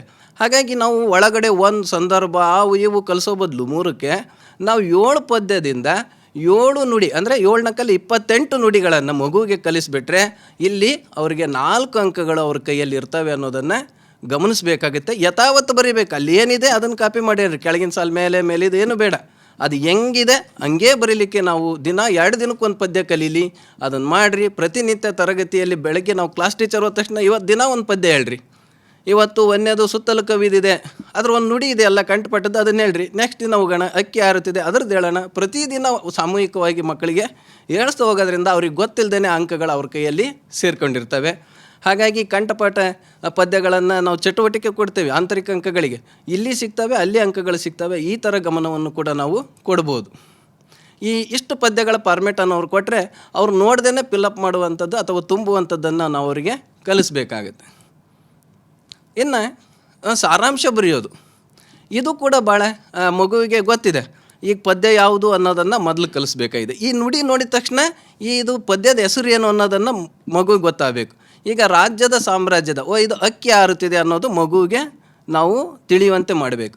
ಇದನ್ನು ಬರೆದವ್ರು ಯಾರು ಅನ್ನೋದು ದ.ರಾ. ಬೇಂದ್ರೆ ಅವರು. ಹಾಗಾದರೆ ಈ ಪದ್ಯವು ದ.ರಾ. ಬೇಂದ್ರೆ ಬರೆದಂಥ ಹಕ್ಕಿ ಹಾರುತ್ತಿದೆ ಕವನವಾಗಿದೆ. ಇಷ್ಟು ಗುರುತಿಸಿದ್ರೆ ಸಾಕು. ಮೇಲ್ಗಡೆ ಕೆಂಪು ಅಂಕೆಲ್ ಕಾಣುತ್ತಲ್ಲ, ಆ ಥರ ಮಗು ಬರೆದ್ರೆ ಸಾಕೈತೆ. ಕೆಳಗಡೆ ಅದನ್ನೇ ಏನು ಬರೆಯಲ್ಲಪ್ಪ ಮಗು ಅಂದಾಗ ನಾವು ಅದನ್ನೇ ಅಡ್ಡ ವಾಕ್ಯ ರೂಪದಲ್ಲಿ ಬರೀಲಿ. ಜಾಣಿದ್ದ ಮಕ್ಕಳಿಗೆಲ್ಲ, ಜಾಣಿದ್ದವರು ಅರ್ಥನೇ ಬರೀಲಿ, ಅವರು ಔಟ್ 100ಕ್ಕೆ 100 ಮಾಡೋದು. ನಾವು ಹೇಳ್ತಾ ಇರೋದು ಈಗ ಏನು ಬರೆಯೋಕ್ಕಾಗಲ್ಲ ಅನ್ನೋ ಮಗುಗೆ ಆ ಮೇಲಿರುವ ಪದ್ಯವನ್ನೇ ಅಡ್ಡ ಬರೀಲಿ, ವಾಕ್ಯ ರೂಪದಲ್ಲಿ ಬರೀರಿ. ಇದರಿಂದ 2ರಿಂದ 3 ಅಂಕ ಗಳಿಸ್ಬೋದು. ಕೊನೆಗೆ ಎಲ್ಲರೂ ಏನು ಅಂದರೆ 7 ಪದ್ಯಗಳಿದ್ದಾವೆ. 7 ಪದ್ಯಕ್ಕೂ ಕವಿ ಯಾರು ಅದಕ್ಕೊಂದು ಮೌಲ್ಯ ಬರೆಸ್ರಿ. ಅದೇ ಮೌಲ್ಯ ಯಾವುದೇ ಪದ್ಯ ಆ ಪದ್ಯ ಕೇಳಿ ಅದು ಕೆಳಗಡೆ ಮೌಲ್ಯ ಅಂತ ಬರೋದು, ಅದನ್ನು ಬರೆಯುವಂಥ ಸಾಮರ್ಥ್ಯ ನಾವು ವಿಚಾರ ತಿಳಿಸ್ಬೇಕು. ಅಂದರೆ ಈ ಸ್ಟೆಪ್ ಇದ್ದರೆ ನಮಗೆ ಏನಾಗ್ತವೆ ಅಂದರೆ 4 ಅಂಕಗಳು ಸಿಗ್ತವೆ. ನಾವು ಅರ್ಥ ಬರೆಯೋದ್ರಿಂದ ಏನಾಗ್ತಾಯಿದೆ 3 ಅಂಕಗಳು ಸಿಗ್ತಾ ಇದ್ದಾವೆ. ಮಗು ಏನು ಮಾಡ್ತಾ ಇದೆ, ಅದ್ರಲ್ಲಿ ಕೊಟ್ಟದ್ದನ್ನು ಸಾರಾಂಶ ರೂಪದಲ್ಲಿ ಬರೆದು ಬಂದುಬಿಡುತ್ತೆ. ಹಾಗಾಗಿ ನಾವು ಎಲೆಕ್ಷನ್ ಮಾಡಿದ್ದೇವೆ, ನೀವು ಎಲೆಕ್ಷನ್ ಮಾಡಿತೀರಿ. ಹಾಗಾಗಿ ಅಲ್ಲಿ ನಾವು ಕೊಡಬೇಕಾದಾಗ ಇದನ್ನು ಬರ್ದಲ್ರಿ, ಮೌಲ್ಯ ಬರ್ದಲ್ರಿ, ಮೇಲೆ ಆಯ್ಕೆ ಮಾಡಿಲ್ರಿ, 2 ಕೊಡೋಣ 3 ಕೊಡೋಣ ಅನ್ನುವಂಥ ಚರ್ಚೆ ಇದ್ದೇ ಇರುತ್ತೆ. ಈ ಥರ ಬಂದಾಗ ಇಲ್ಲಿ 4ಕ್ಕೂ 4 ಸಿಗುತ್ತೆ. ಉದಾಹರಣೆಗೆ ಈಗ ಅಕ್ಕಿ ಹಾರುತ್ತಿದೆ ಪದ್ಯ ಬಂತ, ಅಲ್ಲಿ ಸಮಯದ ಮೌಲ್ಯ ಅಂತ ಬರೀಲಿ ಮಗು. ಹಾಗಾಗಿ ಕೌರವೇಂದ್ರನ ಕೊಂದೆ ಬಂತ, ಇಲ್ಲಿ ತ್ಯಾಗ ಭಾವನೆ ಅಂತ ಬರೀರಿ. ಇಷ್ಟನ್ನು ಕಲಿಸಿದರೆ ಸಾಕಾಗುತ್ತೆ ಮಗುವಿಗೆ. ಇನ್ನು 8-10 ವಾಕ್ಯಗಳಲ್ಲಿ ನೋಡೋದಾದರೆ ಯುದ್ಧ, ಶಬರಿ, ವ್ಯಾಘ್ರಗೀತೆ, ವೃಕ್ಷಸಾಕ್ಷಿ, ಅಲಗಲಿ ಬೇಡ್ರು, ಕೌರವೇಂದ್ರನ ಕೊಂದೆ, ಚಲಮನೆ ಮೇರೆ, ವೀರಲವ, ಇವು ಕತೆ ರೂಪದಲ್ಲಿದ್ದಾವೆ. ಮಗುಗೆ ಇದನ್ನು ಕತೆ ರೂಪದಲ್ಲಿ ಹೇಳಿಬಿಡ್ರಿ, ಪಾಠದ್ಗಿಂತ ಅರ್ಥ ಆಗದೆ ಇರೋರಿಗೆ. ಹಾಗಾಗಿ ಆ ಮಗುಗೂ ಕಥೆಯನ್ನು ಬಂದು ಹೇಳಲಿ ಅಂತ ಹೇಳ್ರಿ. ಈ ರೀತಿ ಹೇಳ್ರಿ. ಇನ್ನು ಹಸಿರು ಪದ್ಯ ಅಂತರೂ ನಮಗೆ ಕಣ್ಣಿಗೆ ಕಾಣೋಂಥದ್ದು ಭೂಮಿ, ಸಮುದ್ರ, ಆಕಾಶ, ಬಿಸಿಲು, ಗಾಳಿ, ಗುಡ್ಡ, ಶಬ್ದ, ಈಗ ಎಲ್ಲವೂ ಹಸುರಾಗಿದೆ ಕವಿಯ ದೃಷ್ಟಿಯಲ್ಲಿ ಅನ್ನೋದನ್ನು ಪದ ಬರ್ಸಂಗೆ ಎಲ್ಲವೂ ಹಸುರು, ಏನೇ ಕಾಣಲಿ ಭೂಮಿ ಮೇಲೆ ಎಲ್ಲ ಹಸುರ ಕಾಣ್ತಾ ಇದೆ ಅನ್ನೋ ಭಾವನೆಯನ್ನು ಮಗುವಿಗೆ ತಿಳಿಸ್ಕೊಡೋದು. ಇನ್ನು ಸುಲಭವಾಗಿ ನಾವು 35 ಅಂಕ ಹೆಂಗೆ ಪಡಿಬೋದು? ಉದಾಹರಣೆಗೆ ನಾನು ಹೇಳ್ತೀನಿ, ಮಗು 6ರಿಂದ ನಮಗೆ 10ನೇ ಕ್ಲಾಸ್ವರೆಗೂ ಇಲ್ಲೇ ಇರೋದ್ರಿಂದ ಇಲ್ಲಿ ನಾವು ಹೇಳ್ತೀವಿ 6ರಿಂದ 10ರವರೆಗೂ ನಮಗಿರೋದ್ರಿಂದ ಈಗಾಗಲೇ ಮಗುಗೆ ನೀವು ಪ್ರಬಂಧ ಕಲಿಸಿರಿ, ಪತ್ರ ಕಲಿಸಿರಿ. 10 ಮಾರ್ಕ್ಸ್ SSLC ಬರದೇನೆ ಕಲ್ತಿದೆ. ಅಲಂಕಾರ, ಛಂದಸ್ಸು ಅಲ್ಲೇ ಇದೆ. ಹಾಗಾಗಿ 16 ಮಾರ್ಕ್ಸ್ SSLC ಬರೀದೇನೆ ಕಲ್ತಿದೆ ಅಲ್ಲಿ. ಹಾಗಾಗಿ ಗಾದೆ ಮಾತು ಕೂಡ 8, 9, 7ರಲ್ಲಿದೆ. 3 ಮಾರ್ಕ್ಸ್ ಅಲ್ಲೇ ಇದೆ. 19 ಮಾರ್ಕ್ಸ್ ಆಗಲೇ SSLC ಬರದೇನೆ ಅದು ಕಲ್ಕೊಂಡು ಬಿಟ್ಟಿದೆ. ಪ್ಯಾರಾಗ್ರಾಫ್ ನಮ್ಮಲ್ಲಿ ಇಲ್ಲಿದೆ. ಹಾಗಾಗಿ 23 ಮಾರ್ಕ್ಸ್ ಆಗಲೇ SSLC ಬರದೇನೆ ಮಗು ತಗೋಬೋದು ಇಲ್ಲಿ. ಹಾಗಾಗಿ ಇಲ್ಲೇ ಕಂಠಪಾಠ ಒಂದು ಮಾಡಿಬಿಟ್ರೆ 27 ಆಗುತ್ತೆ. ಹಾಗಾಗಿ ನಾವು ಇಲ್ಲೇ ಏನು SSLC ಬುಕ್ಕದೇನ ಕವಿ ಪರಿಚಯ 6 ಬರೋದು ಬಿಟ್ಟರೆ 33 ಆಯಿತು. ಏನು ಬುಕ್ಕೇನ ಮುಟ್ಟಿಲ್ಲ ಮಗು, ಬುಕ್ಕ ಮುಟ್ದೇನೆ 33 ಆಗೋತು. ನಾವು ಈ ಥರ ಯೋಚನೆಗಳನ್ನು ಮಾಡಿದರೆ ಸಾಕು. ಆಮೇಲೆ ಬುಕ್ಸ್ ಓದ್ಸೋಣ, 33 ಆಗೇ ಬಿಡ್ತು. SSLC ಬುಕ್ ನೋಡ್ದೇನೆ ಬೇಗ ಕವಿ ಪರಿಚಯ ಒಂದು ಪದ್ಯ ಕಂಠಪಾಠ ಮಾಡಿ ಇಷ್ಟು 8, 7ರಲ್ಲೇ ನಾವು ಕೊಟ್ಟುಬಿಟ್ಟಿದ್ರೆ 33 ಅಂಕ ನಮಗೆ ಆಗಿದೆ. ನಮ್ಮ ಮಕ್ಕಳನ್ನ ಒಂದು ಹಂತಕ್ಕೆ ತಂದಿದ್ದೇವೆ. ಆಮೇಲೆ ಅದಕ್ಕೆ ಮುಂದಿನ ಪ್ರಯತ್ನವನ್ನು ನಾವು ಮಾಡ್ಬೋದು ಅಂತೇಳಿ. ಜೊತೆಗೆ ಇಲ್ಲಿ ನಾವು ನೋಡೋದಾದರೆ ನೋಡ್ರಿ, ಇಲ್ಲಿ ಪದ್ಯ ಹಿಂದೆ ವ್ಯಾಕರಣಾಂಶ ಕವಿ ಕೃತಿ ಪರಿಚಯದಿಂದ 6 ಅಂಕ ಗಳಿಸಲೇಬೇಕು ಮಗು. ಯಾಕೆ ಅಂದರೆ ಇದು 14 ಇದ್ದಾವೆ. ದಿನ 2 ದಿನಕ್ಕೊಂದು ಕಲಿಸ್ತಾ ಹೋಗೋಣ. ಇದು 3 ಸಾಲಿನಲ್ಲೇ 4 ಸಾಲಿನಲ್ಲಿ ಬರೆಯೋದು ಕಲಿಸೋಣ. ಇಲ್ಲಿ ಬರಲಿ. ಛಂದಸ್ನಲ್ಲಿ 1, ಅಲಂಕಾರದಲ್ಲಿ 2, ಗಾದ್ಯದಲ್ಲಿ 1 ಅಥವಾ 2, ಈ ರೀತಿ ಮಗುವಿಗೆ ನಾವು ಕ್ಲೂ ಕೊಡ್ತಾ ಅಷ್ಟೇ ಅಂಕಗಳನ್ನು ತಗೊಂಡ್ರೆ ಸರಳವಾಗಿ 35 ಅಥವಾ 40 ಅಂಕಗಳನ್ನು ಗಳಿಸ್ತಾ ಇದೆ ಅಂತ ಹೇಳ್ತಾ ಮುಂದೆ ಇನ್ನೂ ಕೂಡ ಸಮಯದ ಅವಕಾಶ ಇರೋದರಿಂದ ನಾವು ಗದ್ಯ, ಪದ್ಯ ಮತ್ತು ಪಠ್ಯಪೋಷಕ, ಅಪಠಿತ ಇಷ್ಟನ್ನು ಹೇಳಿ ನಂತರ ಅಲಂಕಾರ, ಛಂದಸ್ಸು, ವ್ಯಾಕರಣಕ್ಕೆ ಸಂಬಂಧಪಟ್ಟಂತೆ ಸತೀಶ್ ಸರ್ ಅವರಿಗೆ ನಾನು ಇದನ್ನು ವರ್ಗಾಯಿಸ್ತಾ ಇದ್ದೇನೆ. Thank you sir. ತುಂಬ ಅದ್ಭುತವಾಗಿ ಇರುವ ಕಡಿಮೆ ಸಮಯದಲ್ಲೇ ಹೇಗೆ ನಾವು ಗದ್ಯ, ಪದ್ಯ ಮತ್ತು ಪಠ್ಯಪೋಷಕ ಮತ್ತು ಅಪಠಿತ ಗದ್ಯವನ್ನು ಹೇಗೆ ಸರಳವಾಗಿ ತಿಳ್ಕೋಬೇಕು ಅನ್ನುವಂಥ ಅಂಶವನ್ನು ಸಂಕ್ಷಿಪ್ತ ರೂಪದಲ್ಲಿ ಯಾವುದೇ ಒಂದು ಅಂಶವನ್ನು ಬಿಡದಲೇ ತುಂಬ ಅದ್ಭುತವಾಗಿ ತಿಳಿಸ್ಕೊಟ್ಟಿದ್ದೀರಾ ಸರ್, ನಿಮಗೆ ಧನ್ಯವಾದಗಳು. ಜೊತೆಗೆ 100 ಅಂಕಕ್ಕೆ ಕನ್ನಡ ಭಾಷೆ ಇರೋದ್ರಿಂದ, ಇದು ಪ್ರಥಮ ಭಾಷೆ ಆಗಿರೋದ್ರಿಂದ, ಮತ್ತು ಮಕ್ಕಳು ಹೆಚ್ಚು ಸ್ಕೋರ್ ಮಾಡಬೇಕು ಅಂದರೆ ಲ್ಯಾಂಗ್ವೇಜಸ್ಸು ತುಂಬ ಮುಖ್ಯ ಆಗಿರೋದ್ರಿಂದ ಇದರಲ್ಲಿ ಇಲ್ಲಿವರೆಗೂ 71 ಮಾರ್ಕ್ಸಿಗೆ ತಿಳಿಸಿದಂತಹ ಪದ್ಯ ಮತ್ತು ಅಪಠಿತ ಮತ್ತು ಪಠ್ಯಪೋಷಕ ವಿಷಯಗಳು ಇಷ್ಟನ್ನು ನಾವು ಪ್ರತಿದಿನ ಪುಸ್ತಕದಲ್ಲಿ ನೋಡ್ತಾ ಇರ್ತೀವಿ, ಕಲಿತಾ ಇರ್ತೀವಿ. ಆದರೆ ಮಕ್ಕಳು ತುಂಬ ಕಾನ್ಸಂಟ್ರೇಷನ್ ಕಳ್ಕೊಳ್ಳೋ ಅಂಥ ವಿಷಯ ಅಂದರೆ ವ್ಯಾಕರಣ. ಈ ವ್ಯಾಕರಣ ಹೇಗಿದೆಯಪ್ಪ ಅಂದರೆ ಒಂದು ರೀತಿ ಗಣಿತದ ವಿಷಯದ ಥರ, ಬರೆದರೆ ಪೂರಾ ಮಾರ್ಕ್ಸ್ ಬರುತ್ತೆ, ಹೋದರೆ ಪೂರಾ ಮಾರ್ಕ್ಸು ಹೋಗುತ್ತೆ. ಈ ರೀತಿಯಾಗಿ ಇರುವಂಥದ್ರಲ್ಲಿ ಯಾವ ಅಂಶವನ್ನು ನಾವು ಹೆಚ್ಚು ಗಮನ ಹರಿಸಿದರೆ ತುಂಬ ಸ್ಕೋರ್ ಮಾಡ್ಬೋದು, ಇಲ್ಲ ಅಟ್ಲೀಸ್ಟ್ ಪಾಸಾಗಬೇಕಾಗಿರೋ ಮಗು ಏನನ್ನು ಬರೆದರೆ ಸಾಕು ಮಾರ್ಕ್ಸ್ ಸಿಗುತ್ತೆ ಅನ್ನೋ ಅಂಶಗಳನ್ನು ತಿಳಿಸ್ಕೊಡಲಿದ್ದಾರೆ ಈಗ Satish Jamadar sir. Over to Satish Jamadar sir. ಧನ್ಯವಾದಗಳು, ತುಂಬ ಧನ್ಯವಾದಗಳು. ಆತ್ಮೀಯ ವೃತ್ತಿ ಬಾಂಧವರೇ, ಮಕ್ಕಳಿಗೆ ವ್ಯಾಕರಣಾಂಶ ಅಂತ ಹೇಳಿದಾಕ್ಷಣ ಕಠಿಣ ಆಗ್ಬೋದು ಮತ್ತು ಅಂಕಗಳನ್ನು ಕಡಿತಗೊಳ್ಳುವಂಥ ಸಾಧ್ಯತೆಗಳು. ಈಗಾಗಲೇ ಪಠ್ಯಭಾಗದಲ್ಲಿರ್ತಕ್ಕಂಥ ವಿಷಯವನ್ನು ಓದಿದಾಗ ಮಕ್ಕಳು ಸುಲಭವಾಗಿ ಅಂಕಗಳನ್ನು ಗಳಿಸ್ತಾರೆ. ವ್ಯಾಕರಣಾಂಶವು ಒಂದರ್ಥದಲ್ಲಿ ಕೆಲವೊಂದು ತಂತ್ರಗಳನ್ನು ಬಳಸಿಕೊಂಡು ಭಾಳ ಸರಳವಾದ ರೀತಿಯಲ್ಲಿ ಅದನ್ನು ಏನಾದರೂ ನಾವು ಪ್ರಯತ್ನ ಮಾಡಿದ್ದಾದರೆ ಮಕ್ಕಳಿಗೆ ಬಹಳ ಸರಳವಾಗಿ ಮತ್ತು ಸುಲಭವಾಗಿ ಕಲಿಸ್ಬೋದು ಅನ್ನುವಂಥ ಕೆಲವೊಂದು ವಿಚಾರಗಳನ್ನು ತಮ್ಮ ಮುಂದೆ ವ್ಯಕ್ತಪಡಿಸೋಕ್ಕೆ ಇಷ್ಟಪಡ್ತೇನೆ. ಆರಂಭದಲ್ಲಿ ವ್ಯಾಕರಣಾಂಶಕ್ಕೆ ಸಂಬಂಧಿಸಿದ ಪ್ರಶ್ನೆಗಳು ಈಗಾಗಲೇ 71 ಗದ್ಯ ಭಾಗಕ್ಕೆ ಸಂಬಂಧಪಟ್ಟಿರ್ತಕ್ಕಂಥ ಅಂಕಗಳು ಮತ್ತು ಅಲ್ಲಿ ಬರುವಂಥ 30 ಪ್ರಶ್ನೆಗಳ ಬಗ್ಗೆ ನಮ್ಮ ಶಂಕರ್ ಸರ್ ಪೂರ್ಣ ವಿವರಣೆ ನೀಡಿದ್ದಾರೆ.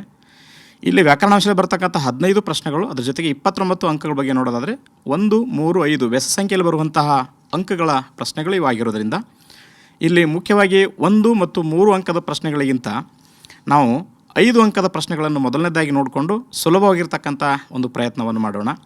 5 ಅಂಕದ ಪ್ರಶ್ನೆಗಳಲ್ಲಿ ಒಂದನೇದಾಗಿ ಪತ್ರಲೇಖನ ಮತ್ತು ಪ್ರಬಂಧ ಇವೆರಡು ಬರುತ್ತೆ. ಪ್ರಬಂಧವನ್ನು ಆನಂತರ ನೋಡೋಣ. ಮೊದಲು ಆರಂಭದಲ್ಲಿ ಪತ್ರಲೇಖನ ನೋಡೋಣ.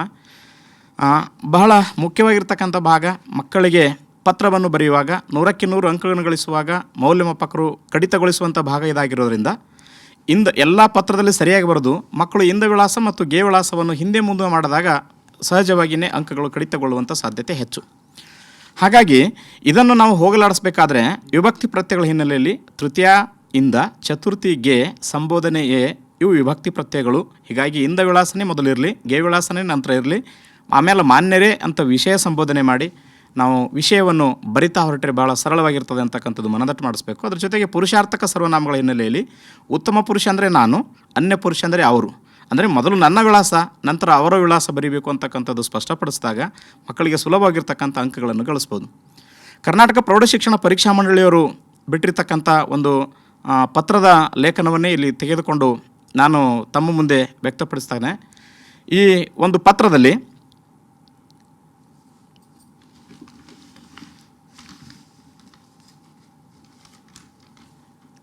ಪತ್ರ ಬರ್ತಾ ಇಲ್ಲ ಸರ್, ಅಲ್ಲಿ ಸ್ಲೈಡ್ ಬರ್ತಾ ಇಲ್ಲ. ನಿಮ್ಮನ್ನು ಬೆಂಗಳೂರಿನ ಕರ್ನಾಟಕ ಪಬ್ಲಿಕ್ ಶಾಲೆಯ ಚಂದನ ಎಂದು ಭಾವಿಸಿಕೊಂಡು ಶಾಲಾ ವಿದ್ಯಾರ್ಥಿಗಳು ಆರೋಗ್ಯ ತಪಾಸಣೆ ಕೈಗೊಳ್ಳುವಂತೆ ಕೋರಿ ಪ್ರಾಥಮಿಕ ಆರೋಗ್ಯ ಕೇಂದ್ರದ ವಿದ್ಯಾರ್ಥಿಗಳಿಗೆ ಒಂದು ಮನವಿ ಪತ್ರ ಬರೆಯಿರಿ ಅಂತಿದೆ. ಇದರಲ್ಲಿ ಇಂದ ವಿಳಾಸವನ್ನು ಹೇಗೆ ಗುರುತಿಸೋದು ಮಕ್ಕಳಿಗೆ ಬಹಳ ಸರಳವಾಗಿ ಹೇಳ್ಕೊಡ್ಬೋದು. 1-2-3 ನಿಮಿಷ ಲಕ್ಷ್ಯ ಕೊಟ್ಟಿದ್ದೆ ಆದರೆ ಮಕ್ಕಳಿಗೆ ಬಹಳ ಸುಲಭವಾಗಿರ್ತಕ್ಕಂಥ ವಿಧಾನವನ್ನು ತಿಳಿಸ್ಬೋದು ಅನ್ನುವಂಥ ಒಂದು ಅಭಿಪ್ರಾಯ ನಂದು. ಹಾಗಾಗಿ ಎಲ್ಲ ಶಿಕ್ಷಕರಲ್ಲಿ ವಿನಂತಿ, ಸ್ವಲ್ಪ ಗಮನಿಸೋಣ. ಕೊಟ್ಟಿರುವಂತಹ ಪತ್ರನೇ ಪ್ರೌಢ ಶಿಕ್ಷಣ ಮಂಡಳಿಯವರು ಕೊಟ್ಟಿರ್ತಕ್ಕಂಥ ಒಂದು ಪ್ರಶ್ನೆ ಪತ್ರಿಕೆನೇ ಇದು. ಇಲ್ಲಿ ಎಂದು ಅಂತ ಎಲ್ಲಿದೆನೋ ಅದನ್ನು ಮಕ್ಕಳಿಗೆ ನಾವು ಗೆರೆ ಎಳೆಯಕ್ಕೆ ಹೇಳೋಣ. ಎಂದು ಅಂತ ಗೆರೆ ಎಳೆದಾಕ್ಷಣ ಅದರ ಹಿಂದ್ಗಡೆ ಇರ್ತಕ್ಕಂಥ ಶಬ್ದನ ನಂಬರ್ 1 ಅಂತ ಹಾಕೊಳ್ಳೋಣ. ಅದರ ಹಿಂದ್ಗಡೆ ಶಾಲೆ ಅಂತಿದೆ, ಕರ್ನಾಟಕ ಪಬ್ಲಿಕ್ ಶಾಲೆ, ಅದು ನಂಬರ್ 2 ಅಂತ ಹಾಕ್ಸೋಣ. ಅದರ ನಂತರ ಹಿಂದ್ಗಡೆ ಬೆಂಗಳೂರು ಅಂತಿದೆ, ಅದು 3 ಅಂತ ಹಾಕ್ಸ್ಕೊಳ್ಳೋಣ. ಇದರಿಂದ ಏನು ತಿಳಿಯುತ್ತೆ ಅಂದರೆ ನಂಬರ್ ಹಾಕಿಸಿ ಅನುಕ್ರಮ ಮಾಡಿಕೊಟ್ಟಿವಿ. ಎಂದು ಅಂತ ಏನು ತಿಳ್ಕೊಂಡಿದ್ದೀವಿ ಅಲ್ಲ ಅದನ್ನು ಇಂದ ಅಂತ ಮಾಡ್ಕೊಳ್ಳೋಣ. ಹಾಗಾಗಿ ನಮಗೆ ಇಂದ ವಿಳಾಸ ಸಿಗುತ್ತೆ. ಈಗಾಗಲೇ 1, 2, 3 ಅಂತ ಅನುಕ್ರಮ ಹಾಕ್ಕೊಂಡಿದ್ದೀವಿ. ಆ 1 ಅಂತಕ್ಕಂಥದ್ದು ನೇರವಾಗಿ ಕಟ್ ಆ್ಯಂಡ್ ಪೇಸ್ಟ್ ಮಾಡೋ ರೀತಿಯೊಳಗೆ ಮಕ್ಕಳಿಗೆ ನಾವು ಇದನ್ನು ಚಟುವಟಿಕೆ ರೂಪದಲ್ಲಿ ಕೊಟ್ಟಾಗ ನೇರವಾಗಿ ಮಕ್ಕಳು ಇಂದ ವಿಳಾಸವನ್ನು ಕಷ್ಟವಿಲ್ಲದೆ ಗುರುತಿಸ್ಬೋದು. ನೋಡಿ, ಇಲ್ಲಿ ಕೊಟ್ಟಿರ್ತಕ್ಕಂಥದ್ದು ನಾನು ಹೊಸದಾಗಿ ಏನೂ ಬರೆದಿಲ್ಲ, ಆದರೆ ಅಲ್ಲಿರುವಂಥದ್ದನ್ನೇ ಕಟ್ ಆ್ಯಂಡ್ ಪೇಸ್ಟ್ ರೂಪದಲ್ಲಿ ಬರೆದಾಗ ಇಂದ ವಿಳಾಸ ನಮಗೆ ಪೂರ್ಣವಾಗಿ ಸಿಕ್ತು. ಮಕ್ಕಳಿಗೆ ಇದೇ ಗೊಂದಲ ಆಗುತ್ತೆ, ಯಾವ ರೀತಿ ಬರೀಬೇಕು, ಯಾವ್ದು ಬರೀಬೇಕು ಅಂತ. ಅದೇ ರೀತಿ ಗೆ ವಿಳಾಸವನ್ನು ಕೂಡ ಗುರುತಿಸೋದಾದರೆ ಗೆ ಅಂತಕ್ಕಂಥದ್ದು ಎಲ್ಲಿದೆಯೋ ಅದನ್ನು ಗೆರೆ ಎಳೆಯಕ್ಕೆ ಹೇಳೋಣ. ಅದರ ಹಿಂದ್ಗಡೆ ವೈದ್ಯಾಧಿಕಾರಿಗಳು ಅಂತಿದೆ, ಅದಕ್ಕೆ 1 ಅಂತ ಹಾಕೊಳ್ಳೋಣ. ಅದರ ಹಿಂದ್ಗಡೆ 2 ಅಂತಿದೆ, ಪ್ರಾಥಮಿಕ ಆರೋಗ್ಯ ಕೇಂದ್ರ 2 ಹಾಕೊಳ್ಳೋಣ. ಇದರ ಹಿಂದ್ಗಡೆ ಯಾವುದೇ ಊರು ಇಲ್ಲ. ಇಂದ ವಿಳಾಸದಲ್ಲಿ ಬೆಂಗಳೂರು ಅಂತಿತ್ತು, ಅದನ್ನೇ ನಂಬರ್ 3 ಅಂತ ಹಾಕೊಳ್ಳೋಣ. ಈಗ ನಮಗೆ ಗೆ ವಿಳಾಸ ಸ್ಪಷ್ಟವಾಗಿ ಸಿಕ್ಕಿದೆ. ಗೆ ಹಿಂದ್ಗಡೆ ಅನುಕ್ರಮವಾಗಿ ಹಾಕಿದ್ದೀವಿ. 1 ವೈದ್ಯಾಧಿಕಾರಿಗಳು ಅಂತೇಳಿ, 2 ಪ್ರಾಥಮಿಕ ಆರೋಗ್ಯ ಕೇಂದ್ರ ಅಂತ ಹಾಕ್ಕೊಂಡಿದ್ದೀವಿ, 3 ಬೆಂಗಳೂರು ಅಂತ ಹಾಕ್ಕೊಂಡಿದ್ದೀವಿ.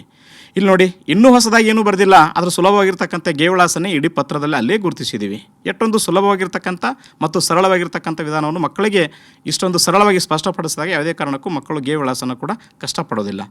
ಇನ್ನು ವಿಷಯದಲ್ಲಿ ಪತ್ರದಲ್ಲಿ ಯಾವುದು ಉಳಿದಿದೆನೋ ಅದೇ ವಿಷಯವಾಗಿದೆ ಅಂತಕ್ಕಂಥದ್ದು ಮಕ್ಕಳಿಗೆ ನಾವು ಮನವರಿಕೆ ಮಾಡಿಸಿದಾಗ, ಹೌದಲ್ಲ ಪತ್ರದಲ್ಲಿ ಉಳಿದಿದ್ದಿಷ್ಟೇ, ಇದು ವಿಷಯನೇ ಆಗಿರ್ತದೆ ಅಂತಕ್ಕಂಥದ್ದು ನಾವು ಮನವರಿಕೆ ಮಾಡಿಕೊಟ್ರೆ ವಿಷಯನೂ ಕೂಡ ಬಂತು.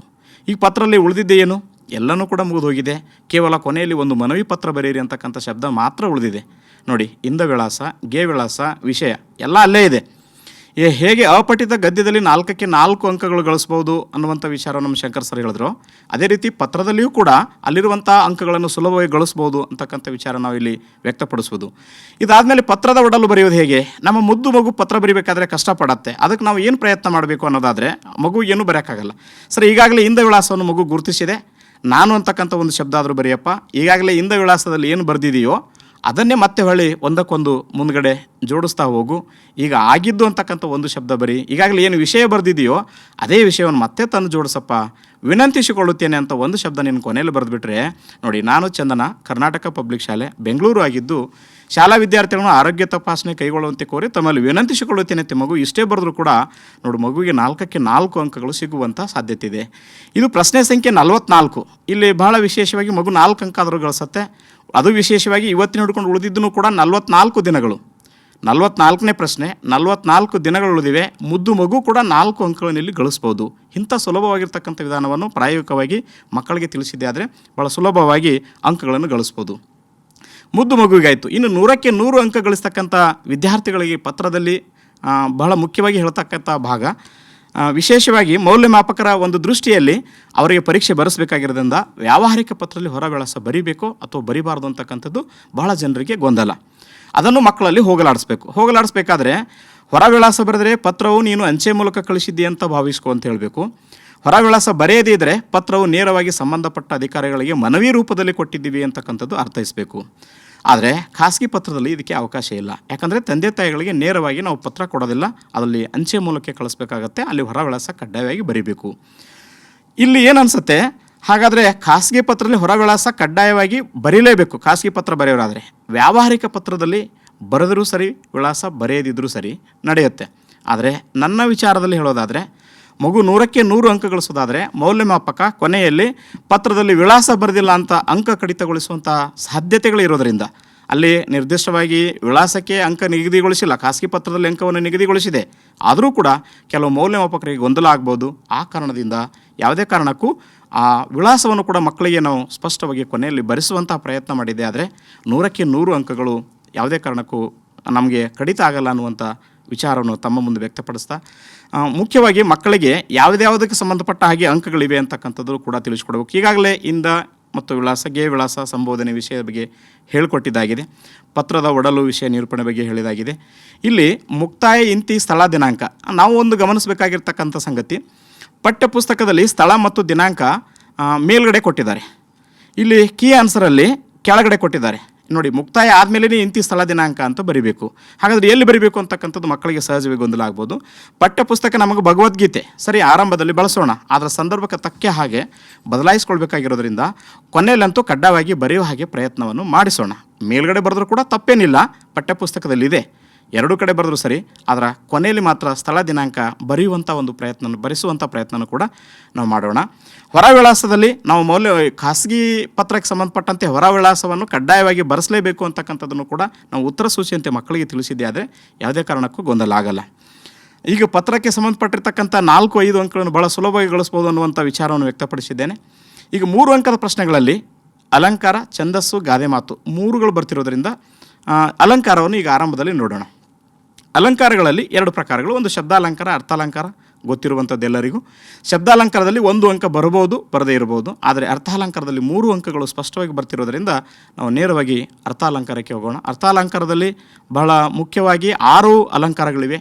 6 ಅಲಂಕಾರಗಳಲ್ಲಿ ಉಪಮಾಲಂಕಾರ ಎಲ್ಲ ಅಲಂಕಾರಗಳಿಗೆ ತಾಯಿ ಬೇರು. ಹಾಗಾಗಿ ಅದು ಅಲ್ಲದೆ ಈ ವರ್ಷದ ಪ್ರಶ್ನೆ ಪತ್ರಿಕೆಯಲ್ಲಿ ಭಾಳ ಸರಳವಾದ ಪ್ರಶ್ನೆ ಪತ್ರಿಕೆ ತೆಗಿತಿರೋದ್ರಿಂದ, ಯಾಕಂದರೆ ಕೋವಿಡ್ ಹಿನ್ನೆಲೆಯಲ್ಲಿ ಮಕ್ಕಳಿಗೆ ತೊಂದರೆ ಆಗಿದೆ, ಭಾಳ ಸರಳವಾಗಿರ್ತಕ್ಕಂಥ ಅಲಂಕಾರನೇ ಬರ್ಬೋದು ಅನ್ನುವಂಥ ಊಹೆ ಇದೆ. ಉಪಮಾಲಂಕಾರ, ರೂಪಕಲಂಕಾರ, ಉತ್ಪ್ರೇಕ್ಷ ಅಲಂಕಾರ ಈ 3 ಅಲಂಕಾರಗಳನ್ನು ನಾವು ಹೆಚ್ಚಿಗೆ ಪ್ರಾಕ್ಟೀಸ್ ಮಾಡಿಸಿದ್ದೆ ಆದರೆ ಅತಿ ಉತ್ತಮವಾಗಿರ್ತಕ್ಕಂಥ ಅಂಕಗಳನ್ನು ಗಳಿಸ್ಬೋದು. ನಾನು ಮಾತ್ರ ಈ ಸಂದರ್ಭದಲ್ಲಿ ಉಪಮಾಲಂಕಾರವನ್ನು ತಮ್ಮ ಎದುರುಗಡೆ ಒಂದು ಪ್ರಾಯೋಗಿಕವಾಗಿ ಮಕ್ಕಳಿಗೆ ಯಾವ ರೀತಿ ಚಟುವಟಿಕೆ ಕೈಗೊಂಡ್ರೆ ಸ್ಪಷ್ಟ ಆಗ್ಬೋದು ಅನ್ನುವಂಥದ್ದನ್ನು ಹೇಳೋಕ್ಕೆ ಇಷ್ಟಪಡ್ತೇನೆ. ಭೀಮ ದುರ್ಯೋಧನರು ಮದಗಜಗಳಂತೆ ಹೋರಾಡಿದ್ರು. ಇದನ್ನು ಮಗು ಉಪಮೇಯ, ಉಪಮಾನ, ಉಪಮಾವಾಚಕ ಇಷ್ಟನ್ನು ಬರೆದು ಬಿಟ್ಟಿರುತ್ತೆ, ನಾನು ಅಲಂಕಾರ ಬರೆದು ಬಂದಿದ್ದೀನಿ ಅಂತೆ. ಅದರ ಮಗುವಿಗೆ ಸಿಗೋದು ಒಂದೇ ಮಾರ್ಕ್ಸ್. ಹಾಗಾಗಿ ಇಲ್ಲಿ 2 ಅಂಕಗಳು ಕಡಿತಗೊಳ್ಳುತ್ತವೆ. ಯಾಕಂದರೆ ಉತ್ತರ ಸೂಚಿಯಲ್ಲಿದೆ ಅಲಂಕಾರವನ್ನು ಹೆಸರಿಸೋದಕ್ಕೆ 1 ಮಾರ್ಕ್ಸ, ಲಕ್ಷಣ ಬರೆಯೋದಕ್ಕೆ 1 ಮಾರ್ಕ್ಸ, ಅಂಶಗಳನ್ನು ಗುರುತಿಸಿ ಸಮನ್ವಯಿಸೋದಕ್ಕೆ 1 ಮಾರ್ಕ್ಸ. ಉತ್ತರ ಸೂಚಿ ಕೂಡ ಕೆಳಗಡೆ ಇದೆ. ಇದರಿಂದ ನಮಗೇನು ತಿಳಿಯುತ್ತೆ, ಮಕ್ಕಳಿಗೆ ಅಲಂಕಾರದ ಹೆಸರು ಮತ್ತು ಲಕ್ಷಣ ಬರೆಯೋದನ್ನು ಯಾವುದೇ ಕಾರಣಕ್ಕೂ ಮಿಸ್ ಆಗಬಾರ್ದು. ಆ ರೀತಿಯಲ್ಲಿ ಎಚ್ಚರಿಕೆ ವಹಿಸಬೇಕು. ಆಗ ನಮಗೆ 3ಕ್ಕೆ 3 ಅಂಕಗಳು ಸಿಗ್ತವೆ ಅಂತಕ್ಕಂಥದ್ದು ಮನದಟ್ಟು ಮಾಡಿಸ್ಬೇಕು. ಇದರ ಮುಂದುವರೆದು ಒಂದು ಪ್ರಾಯೋಗಿಕವಾಗಿರ್ತಕ್ಕಂಥ ವಿಚಾರ, ಅಲಂಕಾರ, ಉಪಮಾಲಂಕಾರ ಇವೆರಡನ್ನೂ ನೋಡಿ, ಇವೆರಡೂ ಸ್ಪಷ್ಟವಾಗಿ ಬರೆದಾಗ ಮಗುವಿಗೆ ಇಲ್ಲಿ 2 ಮಾರ್ಕ್ಸ್ ಸಿಗುತ್ತೆ. ಆ 1 ಅಂಕದ ಜೊತೆಗೆ 2 ಅಂಕಗಳು ಸಿಗುತ್ತೆ ಅಂತಕ್ಕಂಥದ್ದನ್ನು ಸ್ಪಷ್ಟಪಡಿಸಬೇಕು ಅಂತ. ಈಗ ಒಂದು ಪ್ರಾಯೋಗಿಕವಾಗಿ ಈ ಥರ ಬರೆದಾಗ ಅಂಕಗಳು ನಿರ್ದಿಷ್ಟವಾಗಿ ಸಿಗ್ತವೆ. ಇದನ್ನು ಪ್ರಾಯೋಗಿಕವಾಗಿ ನೋಡೋದಾದರೆ, ಬರೆದಿರ್ತಕ್ಕಂಥ ವಿಭಾಗದಲ್ಲಿ ಒಂದು ಪ್ರಾಯೋಗಿಕವಾಗಿ ನೋಡೋದಾದರೆ ನೋಡಿ, ಚಟುವಟಿಕೆ ರೀತಿಯೊಳಗೆ ಬರೀತಕ್ಕಂಥ ನಾವು ಮೇಲ್ಗಡೆಯಿಂದ ಕ್ರಮವನ್ನು ಬರಿತಾ ಬರ್ತೀವಿ. ಅಲ್ಲಿ ಆರಂಭದಲ್ಲಿ ಸಮಾನ ಧರ್ಮ ಕ್ರಿಯಾಪದ ಬರೆಯೋಕ್ಕೆ ಹೇಳಬೇಕು, ವಾಚಕ ಪದ ಅಂತೆ ಹಾಗೆ ಇದೆ ಅಂತಕ್ಕಂಥದ್ದನ್ನು ಬರೆಸೋಕ್ಕೆ ಹೇಳಬೇಕು. ಉಪಮಾನ ಅಂತೆ ಹಿಂದೆ ಯಾವುದಿದೆಯೋ ಅದೇ ಶಬ್ದ. ಮಕ್ಕಳು ಉಪಮೇಯ ಉಪಮಾನವನ್ನು ಗುರುತಿಸೋದಕ್ಕೆ ಹಿಂದೆ ಮುಂದೆ ಮಾಡಿ ಅಂಕಗಳನ್ನು ಕಡಿತಗೊಳಿಸ್ತಾರೆ. ಅಂತೆ ಹಿಂದ್ಗಡೆ ಯಾವ ಶಬ್ದ ಇದೆಯೋ ಅದುವೇ ಉಪಮಾನವಾಗಿರುತ್ತೆ ಅಂತಕ್ಕಂಥದ್ದು ಏನಾದರೂ ಹೇಳಿಕೊಟ್ಟಿದೆ ಆದರೆ ಮಗು ಯಾವುದೇ ಕಾರಣಕ್ಕೂ ಅಂಕವನ್ನು ಮಿಸ್ ಮಾಡ್ಕೊಳ್ಳಲ್ಲ. ಇನ್ನೇನು ಉಳಿದಿರುತ್ತೋ ಅದೇ ಉಪಮೇಯ ಆಗಿರುತ್ತೆ. ಅದೇ ಮಾದರಿಯಲ್ಲಿ ಪ್ರಾಯೋಗಿಕವಾಗಿ ನೋಡೋದಾದರೆ ನೋಡಿ, ಕ್ರಿಯಾಪದ ಸಮಾನ ಧರ್ಮ ಹೋರಾಡಿದರು ಅಂತ, ವಾಚಕ ಪದ ಅಂತೆ ಅಂತಿದೆ, ಇಲ್ಲಿ ಅಂತೆ ಹಿಂದ್ಗಡೆ ಇರೋದೇ ಮದಗಜ, ಹಾಗಾಗಿ ಅದು ಉಪಮಾನ, ಉಳಿದಿರ್ತಕ್ಕಂಥದ್ದೇ ಉಪಮೇಯ ಅಂತಕ್ಕಂಥದ್ದು ಮಕ್ಕಳಿಗೆ ಪ್ರಾಯೋಗಿಕವಾಗಿ ತಿಳಿಸಿಕೊಟ್ಟಾಗ ಯಾವುದೇ ಕಾರಣಕ್ಕೂ ಉಪಮೇಯ ಉಪಮಾನವನ್ನು ಮಿಸ್ ಮಾಡ್ಕೊಳ್ಳಲ್ಲ, ಅಂಕಗಳು ಕೂಡ ಕಡಿತಗೊಳ್ಳಲ್ಲ. ಇದನ್ನು ಸಮನ್ವಯಗೊಳಿಸುವಂತಹ ರೀತಿ ಕೂಡ ಭಾಳ ಸರಳವಾಗಿರ್ತಕ್ಕಂಥದ್ದು.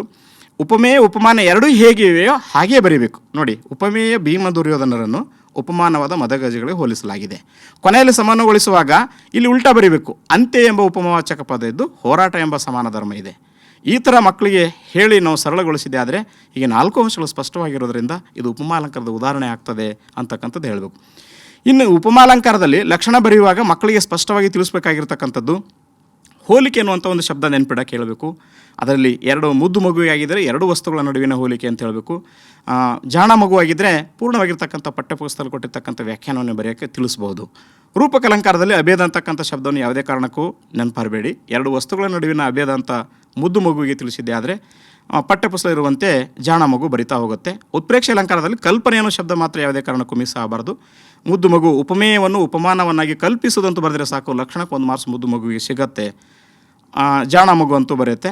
ಇದೇ ರೀತಿ ದೃಷ್ಟಾಂತ ಅಲಂಕಾರದಲ್ಲಿ ಬಿಂಬ ಮತ್ತು ಪ್ರತಿಬಿಂಬ ಭಾವ ಯಾವುದೇ ಕಾರಣಕ್ಕೂ ಮಿಸ್ ಆಗಬಾರ್ದು ಅನ್ನುವಂಥ ವಿಚಾರವನ್ನು ಬೇರೆ ಬೇರೆ ವಾಕ್ಯಗಳಲ್ಲಿ ಬಿಂಬ ಪ್ರತಿಬಿಂಬ ಭಾವ ತೋರಿದ್ರೆ ಅದು ದೃಷ್ಟಾಂತ ಅಂತಕ್ಕಂಥದ್ದು ತಿಳಿಸ್ಕೊಟ್ರೆ ಮಗು ಸ್ಪಷ್ಟವಾಗಿ ಗುರುತಿಸ್ಕೊಳ್ಳುತ್ತೆ. ಶ್ಲೇಷ ಅಲಂಕಾರ ಇದು ಬರುವಂಥ ಸಾಧ್ಯತೆ ಬಹಳಷ್ಟು ಕಡಿಮೆ ಇದೆ, ಬರಲ್ಲ ಅಂತ ಹೇಳೋಕ್ಕಾಗಲ್ಲ, ಕಡಿಮೆ ಇರೋದ್ರಿಂದ. ಅರ್ಥಾಂತರಾನ್ಯಾಸ ಅಲಂಕಾರದಲ್ಲಿ ವಾಕ್ಯ ಸಮರ್ಥನೆ ಅಂತಕ್ಕಂಥದ್ದು ಇರಲಿ.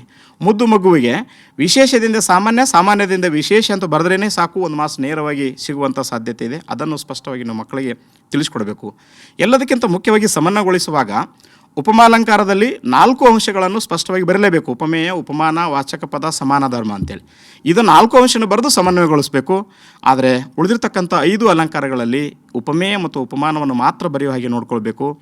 ಇಲ್ಲಿ ಎಷ್ಟರ ಮೇಲೆ ಸಮನ್ವಯಗೊಳಿಸಬೇಕು, ಯಾವುದೇ ಕಾರಣಕ್ಕೂ ವಾಚಕ ಪದ ಮತ್ತು ಸಮಾನ ಧರ್ಮ ಈ ಉಳಿದ ಅಲಂಕಾರಗಳಲ್ಲಿ ಬರೆಯುವ ಅವಶ್ಯಕತೆ ಇಲ್ಲ ಅಂತ. ಇದನ್ನು ನೋಡೋದಾದರೆ 3 ಅಂಕದ ಪ್ರಶ್ನೆಗಳಲ್ಲಿ ಅಲಂಕಾರವನ್ನು ನೋಡಿದ್ವಿ. ಈ ಛಂದಸ್ಸನ್ನು ಕುರಿತು ನೋಡೋದಾದರೆ ಛಂದಸ್ಸಿನಲ್ಲಿ ಕೆಲವೊಂದು ಸರಳವಾಗಿರ್ತಕ್ಕಂಥ ವಿಚಾರ ಮುದ್ದು ಮಗುನು ಕೂಡ ಗಳಿಸ್ಬೋದು.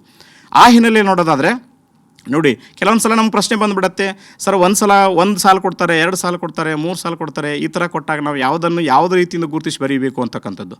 ಇಲ್ಲಿ ನೋಡಿ, ವೃತ್ತವು ಸಮವೃತ್ತ ಪದ್ಯ ಯಾವುದೇ ಸಾಲು ಕೊಟ್ಟರು ಅಷ್ಟೇ, ಹಾಗಾಗಿ 1 ಸಾಲು ಮಾತ್ರನ ಕೊಡ್ತಾರೆ. ಕಂದವು ಮೊದಲ 2 ಸಾಲಿಗೆ ನಂತರದ 2 ಸಾಲು ಸಮ ಆಗಿರುತ್ತೆ, ಹಾಗಾಗಿ 2 ಸಾಲ ಮಾತ್ರ ಕೊಡ್ತಾರೆ. ಷಟ್ಪದಿಯಲ್ಲಿ ಮೊದಲನೇ 3 ಸಾಲುಗಳು ನಂತರದ 3 ಸಾಲುಗಳಿಗೆ ಸಮನಾಗಿರ್ತವೆ, ಹಾಗಾಗಿ 3 ಸಾಲು ಕೊಡ್ತಾರೆ. ಅದಕ್ಕಾಗಿ ನಾವು ಹೇಳಬೇಕು ಮಗುವಿಗೆ, ಪರೀಕ್ಷೆಯಲ್ಲಿ ಏನಾದರೂ ಒಂದೇ ಸಾಲು ಬತ್ತು ಅಂದರೆ ಅದು ವೃತ್ತ ಅಂತ ತಿಳ್ಕೊಳ್ಳಪ್ಪ, 2 ಸಾಲು ಬಂದಿದೆ ಆದರೆ ಅದು ಕಂದು ಅಂತ ತಿಳ್ಕೊಳಪ್ಪ, 3 ಸಾಲು ಬಂದಿದೆ ಆದರೆ ಅದು ಷಟ್ಪದಿ ಅಂತ ತಿಳ್ಕೊವಂಥ ಮಗುವಿಗೆ ಭಾಳ ಸರಳವಾಗಿ ಹೇಳಿದಾಗ ನೆನ್ಪಿಡತ್ತೆ. ಹೌದು, ನೆನ್ಪಿಡ್ಲಿಕ್ಕೆ ಇನ್ನೊಂದು ಕಷ್ಟನೂ ಪಡಬೇಕಾಗಿಲ್ಲ. ವೃಕ್ಷದಲ್ಲಿ ಸಾಕ್ಷಿ, ವೃಕ್ಷ ಸಾಕ್ಷಿ ಅಂತಕ್ಕಂಥ ಪಾಠ ನಮಗಿದೆ, ಅದನ್ನೇ ಮಗುವಿಗೆ ಹೇಳೋದಾದರೆ ವೃಕ್ಷದಲ್ಲಿ ಸಾಕ್ಷಿ ನೋಡಿ, ಏನು ಇಲ್ಲಿ ಪ್ರೇಮಮತಿಯನ್ನು ನೋಡಬೇಕಾ ಅನ್ನುವಂಥ ಪ್ರಶ್ನೆ ಬರುತ್ತೆ. ಅದು ಬೇಡ, ಛಂದಸ್ಸಿಗೆ ಸಂಬಂಧಪಟ್ಟಂತೆ ವೃಕ್ಷದಲ್ಲಿ ಸಾಕ್ಷಿ ಏನದು ಅನ್ನೋದು ನೋಡೋದಾದರೆ ವೃಕ್ಷ ಅಂತಕ್ಕಂಥ ಪದವನ್ನೇ ಬಿಡಿಸಿದಾಗ ಅದರ ಮೇಲ್ಗಡೆ 1, 2, 3 ಅಂತ ಹಾಕಿ ಉರು ಕ ಶ ಅಂತ ಬರೆದ್ರೇ ಸಾಕು.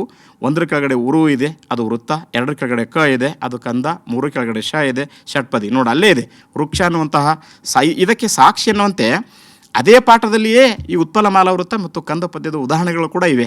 ಎಷ್ಟೊಂದು ಸಹ ಸಂಬಂಧವಾಗಿರ್ತಕ್ಕಂತಹ ವಿಚಾರ ಇದು ಮಕ್ಕಳಿಗೆ ತಿಳಿಸಿದಾಗ ಪಾಠವೂ ಆಗಿರೋದ್ರಿಂದ ಉದಾಹರಣೆಗಳು ಕೂಡ ಅಲ್ಲೇ ಬಂದಿರೋದ್ರಿಂದ ಮಗು ಸುಲಭವಾಗಿ ಗುರುತಿಸುವಂಥ ವಿಧಾನ ಇದಾಗಿದೆ.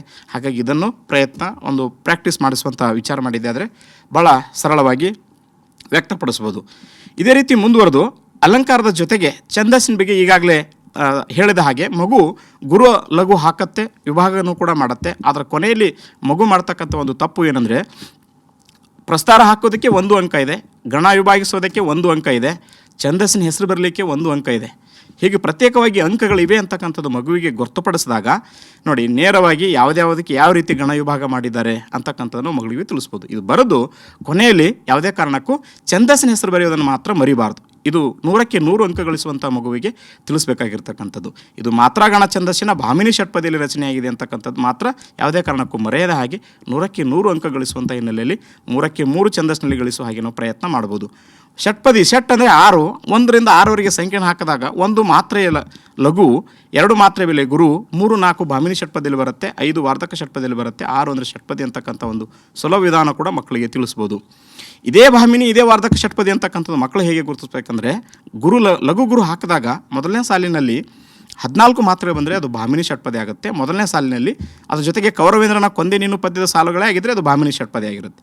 ಒಂದು ವೇಳೆ ಗುರು ಲಘು ಹಾಕಿದಾಗ ಮೊದಲನೇ ಸಾಲಿನಲ್ಲಿ 20 ಮಾತ್ರ ಏನಾದರೂ ಬಂದಿದ್ದರೆ ಅದು ವಾರ್ಧಕ ಷಟ್ಪದಿ ಆಗುತ್ತೆ, ಅದು ವೀರಲೋಹ ಪದ್ಯ ಸಾಲಾಗಿದ್ದರೆ ವಾರ್ಧಕ ಷಟ್ಪದಿ ಆಗುತ್ತೆ ಅಂತಕ್ಕಂಥದ್ದು ಮಕ್ಕಳಿಗೆ ನಾವು ಸ್ಪಷ್ಟವಾಗಿ ಮನನ ಮಾಡಿಸಿದ್ದೆ ಆದರೆ ನೇರವಾಗಿ ಹೇಳ್ಬೋದು.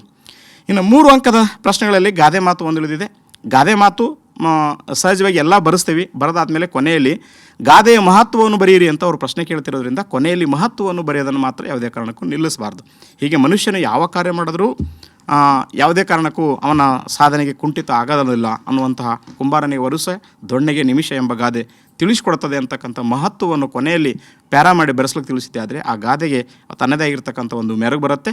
ಮುದ್ದು ಮಗಿಯಾಗಿದ್ದರೆ ಮೇಲ್ಗಡೆ ಬರೀತಕ್ಕಂಥ ಮಹತ್ವವನ್ನು ಬರೆಯುವಾಗೆ ಗಾದೆಗಳು ವೇದಗಳಿಗೆ ಸಮಾನ, ಗಾದೆ ಸುಳ್ಳಾದರೂ ವೇದ ಸುಳ್ಳಾಗೋದು ಅನ್ನುವಂತಹ ಕೆಲವೊಂದು ನುಡಿಗಳನ್ನು ಕಂಠಪಾಠ ಮಾಡಿಸಿದರೆ ಮಕ್ಕಳು ಆರಂಭದಲ್ಲಿ ಬರೀತಾರೆ. ಹೀಗಾಗಿ ಗಾದೆ ಮಾತು 5 ಅಂಕದ ಪ್ರಶ್ನೆಗಳಲ್ಲಿ ಈಗಾಗಲೇ ಪತ್ರ ಲೇಖನ ಆಗಿದೆ.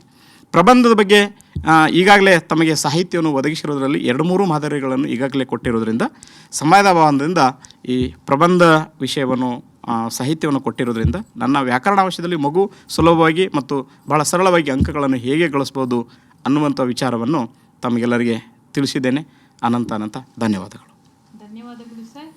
ತುಂಬ ಅದ್ಭುತವಾಗಿ ವ್ಯಾಕರಣಕ್ಕೆ ಸಂಬಂಧಪಟ್ಟಂತೆ ಹಲವಾರು ಅಂಶಗಳನ್ನು ಸಂಕ್ಷಿಪ್ತ ರೀತಿಯಲ್ಲಿ ತಿಳಿಸ್ಕೊಟ್ಟಿದ್ದಾರೆ. ಸಮಯದ ಅಭಾವದಿಂದ ನಿಮಗೆ ಸಾಹಿತ್ಯವನ್ನು ತಲುಪಿಸಿದ್ದೀವಿ ಮತ್ತು ಸ್ಟಡಿ ಮೆಟೀರಿಯಲನ್ನು ತಲುಪಿಸಿದ್ದೀವಿ. ಹಾಗಾಗಿ ಎರಡೂ ಇದರಲ್ಲೂ ನಾವು ತಂಡದವ್ರು ಇರೋದ್ರಿಂದ ಇಲ್ಲಿ ಏನು ಹೇಳಿದ್ದೀವೋ ಅಲ್ಲಿ ಅದೇ ಸಾಹಿತ್ಯ ಇರೋದ್ರಿಂದ ಅದನ್ನು ಗಮನಿಸಿಕೊಂಡು ಮಕ್ಕಳಿಗೆ ನಿಮ್ಮದೇ ಆದ ಒಂದು ರೂಟು ಅನ್ನೋದು ಇರುತ್ತೆ, ನಿಮ್ಮದೇ ಆದ ಒಂದು ದಾರಿ ಇರುತ್ತೆ ಶಿಕ್ಷಕರಿಗೆ ಅನ್ನೋದು, ಅದನ್ನು ಬಳಸ್ಕೊಂಡು ನಮ್ಮ ಭಾಷೆಗೆ ಸಂಬಂಧಪಟ್ಟಂತೆ ಹೆಚ್ಚು ಅಂಕಗಳು ಬರೋ ರೀತಿಯಲ್ಲಿ ನಾವೆಲ್ಲರೂ ಶ್ರಮ ವಹಿಸೋಣ ಅಂತ ಹೇಳ್ತಾ, ಇದರ ಜೊತೆಗೆ ಒಂದೆರಡು ಕ್ಲೂಗಳು ಅನ್ನೋ ರೀತಿಯಲ್ಲಿ ಒಂದು ಅಂಶವನ್ನು ನಾನು ಹೇಳೋದಕ್ಕೆ ಇಷ್ಟಪಡ್ತೀನಿ. ವಿಭಕ್ತಿ ಪ್ರತ್ಯಯದಲ್ಲಿ ಕಾರಕಾರ್ಥಗಳು ಅಂತ ಬರುತ್ತೆ. ಅದರಲ್ಲಿ ನಾನು ನನ್ನ ಮಕ್ಕಳಿಗೆ ಈಸಿಯಾಗಿರೋ ಮೆಥಡಲ್ಲಿ ಏನಪ್ಪ ಹೇಳ್ಕೊಟ್ಟಿದ್ದೀನಿ ಅಂದರೆ ಕ ಸಂಹ ಈ 6 ಅಕ್ಷರಗಳನ್ನು ಹೇಳ್ಕೊಟ್ಟಿದ್ದೀನಿ. ಕ ಸಂಹ ಅಂದರೆ ಕರ್ತರ್ಥ, ಕರ್ಮರ್ಥ, ಕರಣರ್ಥ. ಕ ಸಂಹ ಅಂದರೆ ಸಂಪ್ರದಾನ, ಅಪದಾನ, ಸಂಬಂಧ, ಅಧಿಕರಣ. ಈ ರೀತಿಯಾಗಿ ನಾವು ಕೋಡ್ನಲ್ಲಿ ಹೇಳ್ಕೊಟ್ರೆ ಮಕ್ಕಳು ಪೂರ ಟೇಬಲನ್ನು ಓದೋದಕ್ಕಿಂತನೂ ಆ ಕೋಡ್ ಮುಖಾಂತರ ತಿಳ್ಕೊಂಡಾಗ ತುಂಬ ಈಸಿ ಆಗುತ್ತೆ.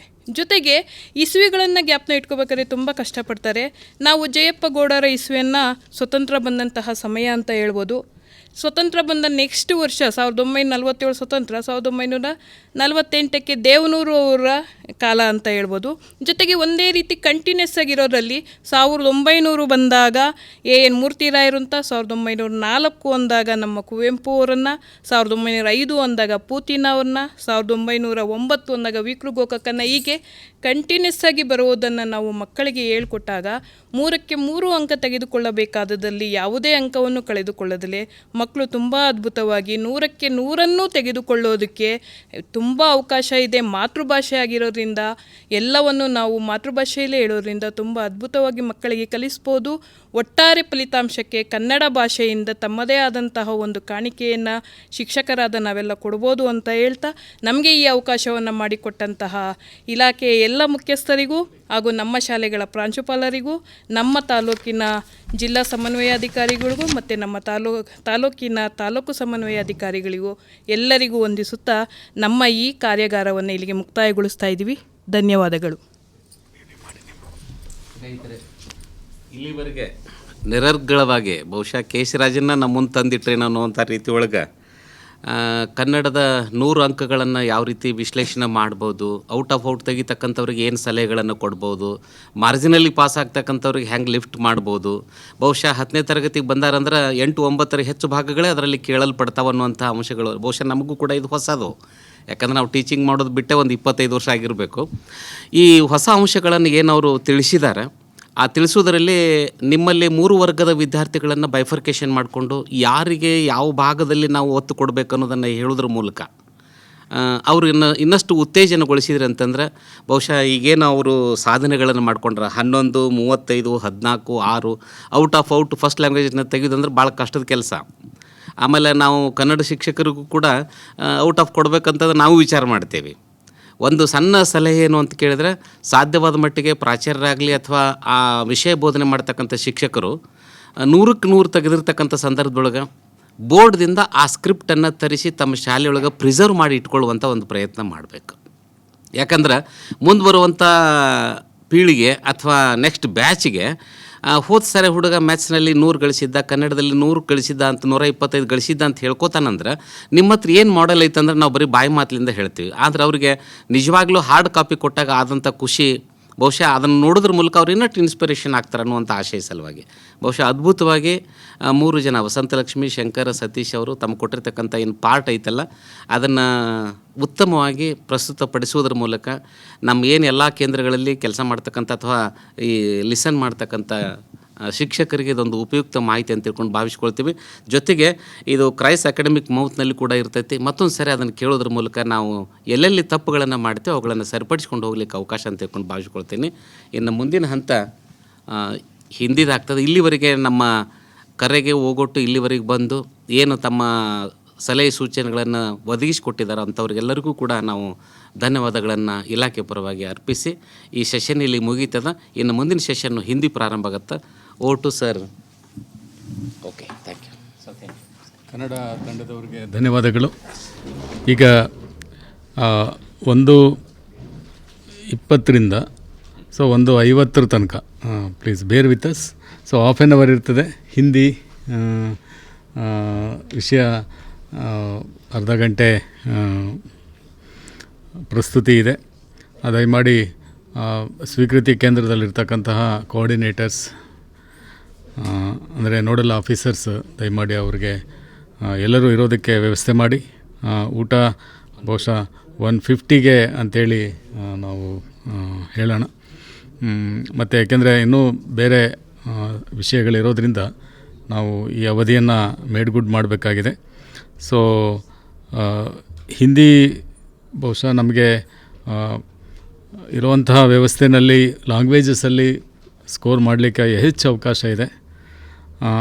ಓವರಾಲ್ ಪರ್ಫಾರ್ಮೆನ್ಸ್ ನೋಡಿದಂಥ ಸಂದರ್ಭದಲ್ಲಿ ಲ್ಯಾಂಗ್ವೇಜ್ ಪರ್ಫಾರ್ಮೆನ್ಸು ಸಹ ಒಟ್ಟಾರೆ ಅಗ್ರಿಗೇಟ್ ಮಾರ್ಕ್ಸ್ಗೆ ಒಂದು ಕೌಂಟ್ ಆಗುತ್ತೆ, ಅದು SSLCಯಲ್ಲಿ.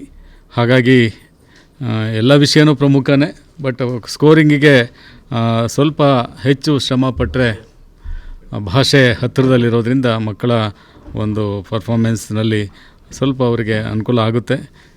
ಸೊ ಈ ಹಿನ್ನೆಲೆಯಲ್ಲಿ ಈಗ ಆಲ್ರೆಡಿ ತಮಗೆ ಗೊತ್ತಿರೋ ಹಾಗೆ ಎಲ್ಲ ವಿಷಯಗಳಲ್ಲಿ ಒಂದು ಅಧ್ಯಯನ ಸಾಮಗ್ರಿಯನ್ನು ಕಳಿಸ್ಕೊಡ್ಲಾಗಿದೆ. ಅಧ್ಯಯನ ಸಾಮಗ್ರಿಯಲ್ಲಿರ್ತಕ್ಕಂಥ ಅನೇಕ ಅಂಶಗಳನ್ನು ಇಲ್ಲಿ ಪ್ರಸ್ತುತಿ ಮಾಡ್ತಾ ಇದ್ದಾರೆ. ಅದು ವಿವರವಾಗಿ ಮಕ್ಕಳು ಓದಲಿಕ್ಕೆ ಮತ್ತು ತಾವು ತರಗತಿಯಲ್ಲಿ ಮಕ್ಕಳ ಒಂದು ಕಲಿಕೆಯ ಭಾಗವಾಗಿ ತೆಗೆದುಕೊಳ್ಳಲಿಕ್ಕೆ ಏನು ತೊಂದರೆ ಆಗೋದಿಲ್ಲ. ಈ ಒಂದು ಹಿಂದಿ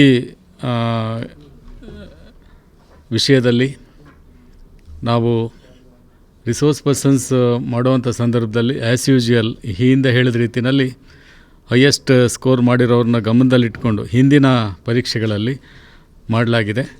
ಸೊ ಇಲ್ಲಿ ನಮ್ಮ ಜೊತೆಗೆ ಇವತ್ತು ಹಿಂದಿ ತಂಡದ ಪರವಾಗಿ, ಯಾಕೆಂದರೆ ಹಿಂದಿ ತಂಡದಲ್ಲಿ ಬೇರೆ ಒಂದು ಟೀಮ್ ಇದೆ, ಟೀಮನ್ನು ತಮಗೆ ಪ್ರಸ್ತುತಿ ಮಾಡ್ತೇವೆ. ಹಿಂದಿ ತಂಡದ ಪರವಾಗಿ ನಮ್ಮ ಮುಂದೆ ಡಾಕ್ಟರ್ ದೇವರಾಜ್ ಅವರಿದ್ದಾರೆ.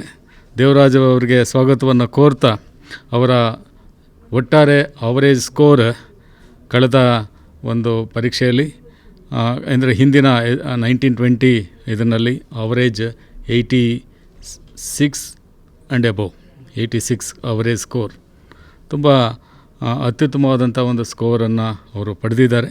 ಜೊತೆಗೆ 4-5 ವಿದ್ಯಾರ್ಥಿಗಳು 100 ಔಟ್ ಆಫ್ 100 ಮಾಡಿದ್ದಾರೆ. ಅಂದರೆ ಅದಕ್ಕೆ ಬಹುಶಃ ಅದನ್ನು ಉಳಿಸ್ಕೊಂಡು ಹೋಗೋದರಲ್ಲಿ ತುಂಬ ಶ್ರಮವನ್ನು ಪಟ್ಟಿದ್ದಾರೆ. ಡಾಕ್ಟರ್ ದೇವರಾಜ್ ಸರ್ ಅವರಿಗೆ, ಜೊತೆಗೆ ನಮ್ಮ ಈ ಪ್ರಿಪ್ರೇಷನ್ ಮಾಡುವಂಥದ್ದು, ಆ್ಯಕ್ಚುಲಿ ನಮಗೆ ಹಿಂದಿ ವಿಷಯದಲ್ಲಿ ಫಾಂಟ್ ಪ್ರಾಬ್ಲಮ್ ಆಗುತ್ತೆ ಮತ್ತು ಬೇರೆ ಬೇರೆ ರೀತಿ ಆಗುತ್ತೆ. ತಮ್ಮ ಎಲ್ಲ ಒಂದು ತ್ಯಾಗ ಮಾಡಿ ಹಿಂದಿಯ ಎಲ್ಲ ರಿಸೋರ್ಸ್ ಮೆಟೀರಿಯಲ್ ಇರ್ಬೋದು, ಕ್ವಶನ್ ಪೇಪರ್ ಇರ್ಬೋದು, ಕೀ ಆನ್ಸರ್ಸ್ ಇರ್ಬೋದು, ಎಲ್ಲ ಒಂದು ಸಾಹಿತ್ಯವನ್ನು ನಮಗೆ ಹತ್ತಿರದಲ್ಲಿರೋದ್ರಿಂದ ದೇವರಾಜ್ ಅವರು, ಬಸವರಾಜ್ ಭೂತಿ ಅವರು ಮತ್ತು ಇವರೆಲ್ಲರೂ ಎಲ್ಲರ ಒಂದು ಸಹಕಾರದೊಂದಿಗೆ ಅವರು ನಮಗೆ ಕೋಆರ್ಡಿನೇಟ್ ಮಾಡ್ತಾ ಇದ್ದಾರೆ. ಡಾಕ್ಟರ್ ದೇವರಾಜ್ ಅವರಿಗೆ ಮತ್ತೊಮ್ಮೆ ಸ್ವಾಗತವನ್ನು ಕೋರ್ತಾ, ನೆಕ್ಸ್ಟು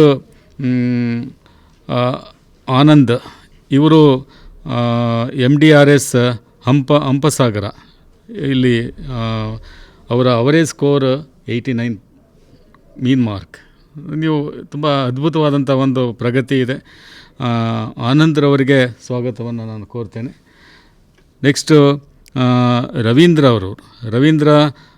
ಲಾಸ್ಟ್ ಇದರಲ್ಲಿ ಇಡೀ ರಾಜ್ಯಕ್ಕೆ 2ನೇ ಸ್ಥಾನದಲ್ಲಿರ್ತಕ್ಕಂಥ ಒಂದು ಹಿಂದಿಯಲ್ಲಿ 2ನೇ ಸ್ಥಾನದಲ್ಲಿದ್ದ ಅಂತ ಮಾನ್ಯ ರವೀಂದ್ರ ಅವ್ರಿಗೆ ಸ್ವಾಗತವನ್ನು ಕೋರ್ತಾ, 46 ಮಕ್ಕಳಲ್ಲಿ 19 ಮಕ್ಕಳು ಒಂದು ಔಟ್ ಅಂದರೆ 100 ಔಟ್ ಆಫ್ ಔಟ್ ತೆಗೆದಿದ್ದಾರೆ. ಅದ್ಭುತವಾದಂಥ ಸಾಧನೆಯನ್ನು ಎಲ್ಲ ಮಾನ್ಯರು ಮಾಡಿದ್ದಾರೆ. ರವೀಂದ್ರ ಅವರವ್ರಿಗೆ ಸಹ ನಾನು ಸ್ವಾಗತವನ್ನು ಕೋರ್ತೇನೆ, ವೆಲ್ಕಮ್. ನೆಕ್ಸ್ಟ್ ಬಸವರಾಜ್ ಭೂತಿ ಅವರು, ಅವರ ಒಂದು ಇದನ್ನು 90 ಆ್ಯಂಡ್ ಅಬೋವ್ ಅವರೇಜ್ ಸ್ಕೋರ್ ಇದೆ. ಇದನ್ನೆಲ್ಲ ನಾವು ನೆನೆಸ್ಕೊಂಡ್ರೆ ಬಹುಶಃ ಎಷ್ಟು ತ್ಯಾಗ, ಅದರ ಹಿಂದೆ ಪರಿಶ್ರಮ ಇದೆ ಅಂತ ಗೊತ್ತಾಗುತ್ತೆ. ಅವರ ಒಂದು ಅನುಭವ ಮತ್ತು ಆ ತಂಡದಲ್ಲಿ ಹಿಂದಿ ಶಿಕ್ಷಕರಿಗೆ ಏನು ಮಾತಾಡಬೇಕು ಅನ್ನೋದ್ರ ಬಗ್ಗೆ ಮಾಡಿರ್ತಕ್ಕಂಥ ಒಂದು ಪ್ರಸ್ತುತಿಯನ್ನು ಕೇಳೋಣ.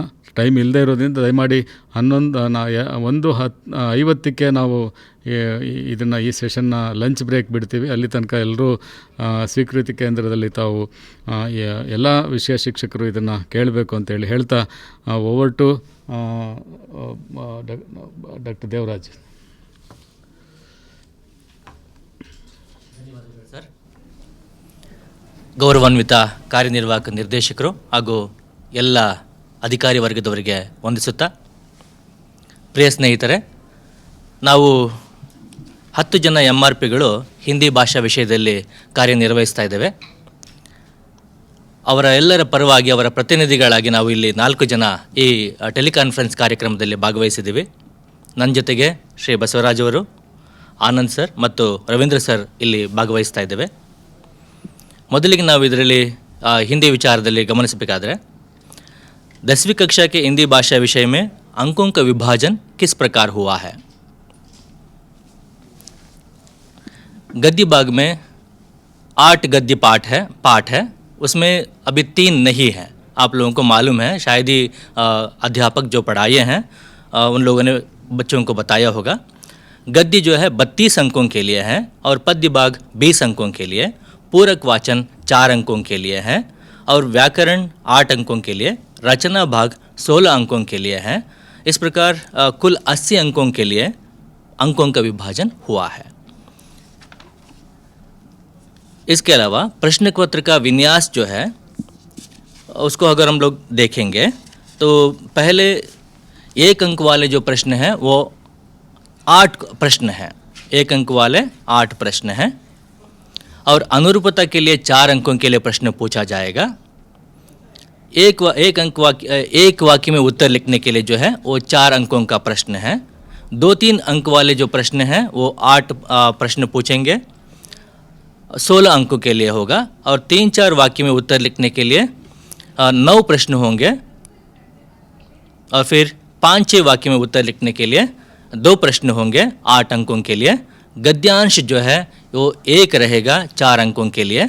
निबंध लेखन 1 रहेगा 4 अंकों के लिए और पत्र लेखन 5 अंकों के लिए पूछा जाएगा। कुल 80 अंकों के लिए दिया जाएगा।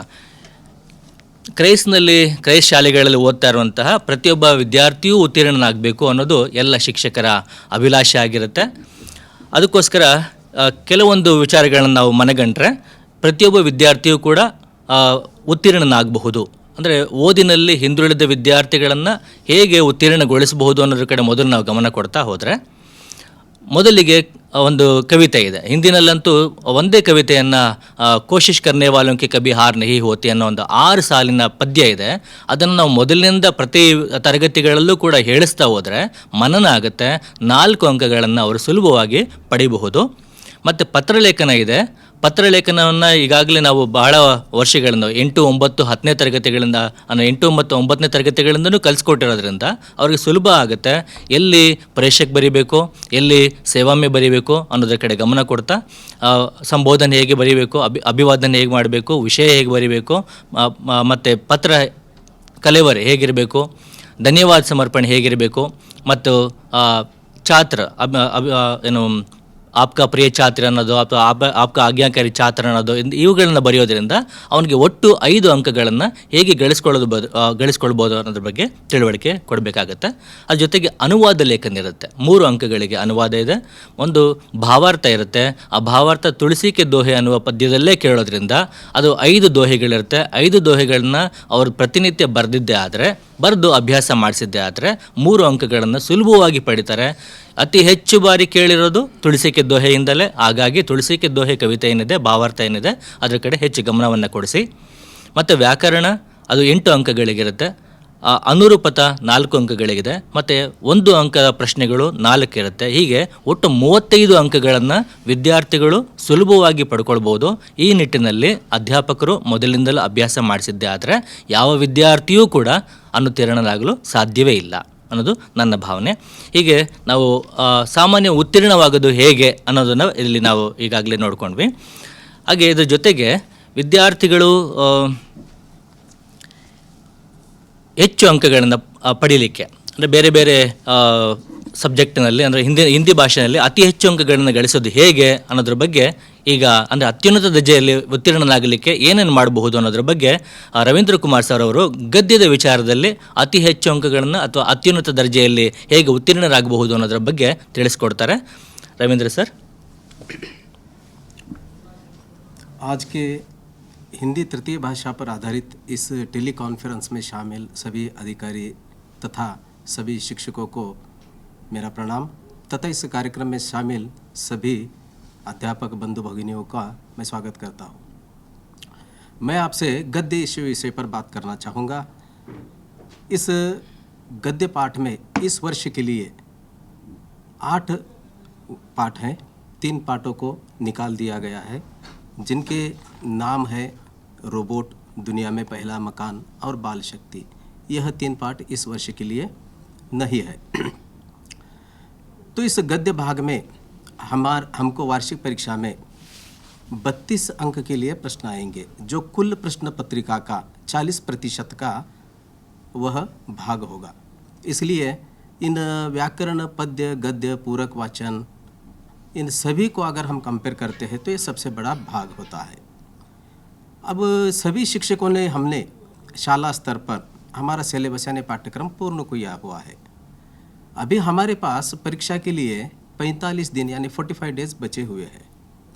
तो इन 45 दिनों में बच्चों को ज़्यादा से ज़्यादा अंक प्राप्त करने के लिए किस प्रकार तैयार करना है, इसके लिए एक एक्शन प्लान यानी कार्य योजना की आवश्यकता होती है. मेरा फोकस इसी पर ही ज़्यादा रहेगा क्योंकि इसके द्वारा ही हम जो आज तक शाला स्तर पर जो भी परीक्षाएं हुई है उन परीक्षाओं में जिन बच्चों ने 50 अंक प्राप्त किए हुए हैं वो 60 अंक किस प्रकार प्राप्त कर सकते हैं, 60 अंक प्राप्त किए हुए बच्चे 70 तक कैसे पहुंच सकते हैं, 70 अंक प्राप्त किए हुए बच्चे 80 अंक यानी पूरे के पूरे 100 में से 100 मार्क्स किस प्रकार प्राप्त कर सकते हैं. इसके बारे में मैं कुछ पॉइंट्स आपको बताना चाहूँगा जो मुझे लगता है परीक्षा की दृष्टि से काफ़ी महत्वपूर्ण होंगे। तो इसके लिए जैसा कि कल हमारे उद्घाटन समारोह में हमारे ईडी सर ने कहा कि हमारे पास 45 दिनों का समय है, तो इसके लिए हमारे पास एक अच्छा एक्शन प्लान होना चाहिए। तो मेरे अनुसार मुझे लगता है कि अगर प्रतिदिन हम एक ही पाठ को लेकर चलेंगे और उस पाठ को परीक्षा की दृष्टि से यानी ब्लूप्रिंट के हिसाब से लेकर अगर चलेंगे, तो उस पाठ को हम परीक्षा में जिस प्रकार प्रश्न पूछे जाते हैं, 1 अंक के तो सुलभ प्रश्न होते हैं, सामान्य विद्यार्थी भी लिख सकता है, इंटेलिजेंट विद्यार्थी भी लिख सकता है। इंटेलिजेंट विद्यार्थियों को हमको एक प्रश्न के स्थान पर ज़्यादा से ज़्यादा प्रश्न, मतलब 2 अंकों के प्रश्न, 3 अंकों के प्रश्न, 4 अंकों के प्रश्न को किस प्रकार तैयार करना है, उनमें होने वाली त्रुटियों को दूर करके उनकी लेखन कला तथा उनमें पूरे के पूरे यानी लिखावट भी शुद्ध होनी चाहिए और वाक्य की रचना भी सही होनी चाहिए और उत्तर अचूक होना चाहिए। तो इस प्रकार हम तैयार करने के लिए यह प्रतिदिन अगर हम एक पाठ लेकर चलते हैं तो मुझे लगता है इससे है ना, एक तो हम अभ्यास का संक्षिप्तीकरण कर सकते हैं, साथ ही साथ हम है ना बच्चों को एक अच्छा, जैसे कि हमारे क्राइस्ट का उद्देश्य है हमको है ना केवल क्वांटिटी में रिजल्ट देना नहीं है, क्वांटिटी के साथ साथ ही क्वालिटी में रिजल्ट देना है। इसके लिए है ना हमको क्या करना है, तो इस महत्वपूर्ण बिंदु पर मैं यहाँ पर आपसे कुछ कहना चाहूँगा। तो प्रतिदिन अगर केवल एक पाठ लेकर हम चलते हैं तो पिछले साल इस पाठ पर कौन कौन से महत्वपूर्ण प्रश्न पूछे गए थे वो अगर हम बच्चों को बताते चलेंगे और उनको लिखाते चलेंगे, तो लिखाना भी है, उसके बारे में बताना भी है और उनके साथ हमको चर्चाएँ भी करनी है। तो इसके द्वारा हम क्या कर सकते हैं, बच्चों को अधिक रूप से अच्छी तरह हम उनको परीक्षा के लिए तैयार कर सकते हैं। और हम कभी कभी मौखिक प्रश्न पूछकर भी उनसे उत्तर प्राप्त करने की काबिलियत को बाहर ला सकते हैं। कुछ बच्चे मौखिक प्रश्न उत्तर दे सकते हैं, कुछ बच्चे नहीं दे सकते, लिखकर ही बता देते हैं। यहाँ पर क्या होती है, मातृभाषा की समस्या होती है, फिर भी लिखकर भी उत्तर देते हैं तो हमको भी वही ज़रूरी होगा, क्योंकि हमने साल भर इनपुट दिया है, आउटपुट का समय यही होता है, वो 3 घंटे का जो समय होता है वह परीक्षा की दृष्टि से बहुत महत्वपूर्ण होता है। तो इस प्रकार हम अभ्यास का संक्षिप्तीकरण करके यानी शॉर्ट टर्म में शॉर्ट एक मेथड बनाकर, एक प्लान बनाकर हम आगे बढ़ सकते हैं। तो इसके लिए मैं यहाँ पर आपको गद्य पाठ जो 32 अंकों का है, यह मुख्य भाग है, तो इसके जो मुख्य प्रश्न जो पहले पूछे गए हैं उसका एक के बाद एक पाठ के अनुसार मैं यहाँ पर आपको बताना चाहूँगा। जैसे कि हम अगर पहला गद्य पाठ लेते हैं तो वह है कश्मीरी सेब। तो कश्मीरी सेब इस पाठ पर पहले कब कब और कौन कौन सा प्रश्न पूछा गया था, और एक ही प्रश्न 2 प्रकार से, मतलब शब्दों का फेर फार करके थोड़ा सा बदलाव करके किस प्रकार पूछा गया है आप स्क्रीन पर देख रहे हैं। जैसे कि प्रेमचंद जी ने खरीदारी के बारे में क्या चेतावनी दी है, अथवा यही प्रश्न और एक बार कश्मीरी सेब इस पाठ से लेखक पाठकों को क्या चेतावनी देते हैं, अथवा इस पाठ का आशय क्या है। ये तीनों प्रश्न का एक ही उत्तर होना चाहिए। ये 3 बार इस प्रकार अलग अलग ढंग से यहाँ पर पूछा गया है। इस ऐसा बताकर, इन प्रश्नों को भिन्न भिन्न स्वरूप में बताकर बच्चों के मन में जो आशंकाएं है, जिसे कन्नड़ में गोंदलद स्थिति ऐसा कहते हैं ना, उसे हम दूर अच्छी तरह कर सकते हैं। और इसमें और एक मुख्य प्रश्न होगा, सेब की हालत के बारे में लिखिए, मतलब अथवा यही प्रश्न है ना, सेब के बारे में आप क्या जानते हैं पाठ के आधार पर, यह प्रश्न हो सकता है। यह हुआ पहले पाठ से। अब आगे बढ़ते हम जो है गिल्लू पाठ। गिल्लू पाठ भी बहुत ही महत्वपूर्ण पाठ है। इस पाठ से है ना 3 अंकों का प्रश्न आ सकता है। तो ये प्रश्न कौन कौन से मुख्य होंगे, तो लेखिका ने गिल्लू के प्राण कैसे बचाए, लेखिका का ध्यान आकर्षित करने के लिए गिल्लू क्या करता था, वर्मा जी को चौंकाने के लिए गिल्लू कहाँ कहाँ छिप जाता था, गिल्लू के महादेव वर्मा की अस्वस्थता में उनका ख्याल कैसे रखा, आदि प्रश्नों को हम महत्वपूर्ण जो परीक्षा की दृष्टि से यह बताते चले, उनका अभ्यास लेते चले तो बच्चों को बहुत ही लाभदायक होगा। आगे बढ़ते हैं, अगला पाठ है मेरा बचपन। तो मेरा बचपन, इस पाठ पर परीक्षा में 2 अंक का प्रश्न आ सकता है।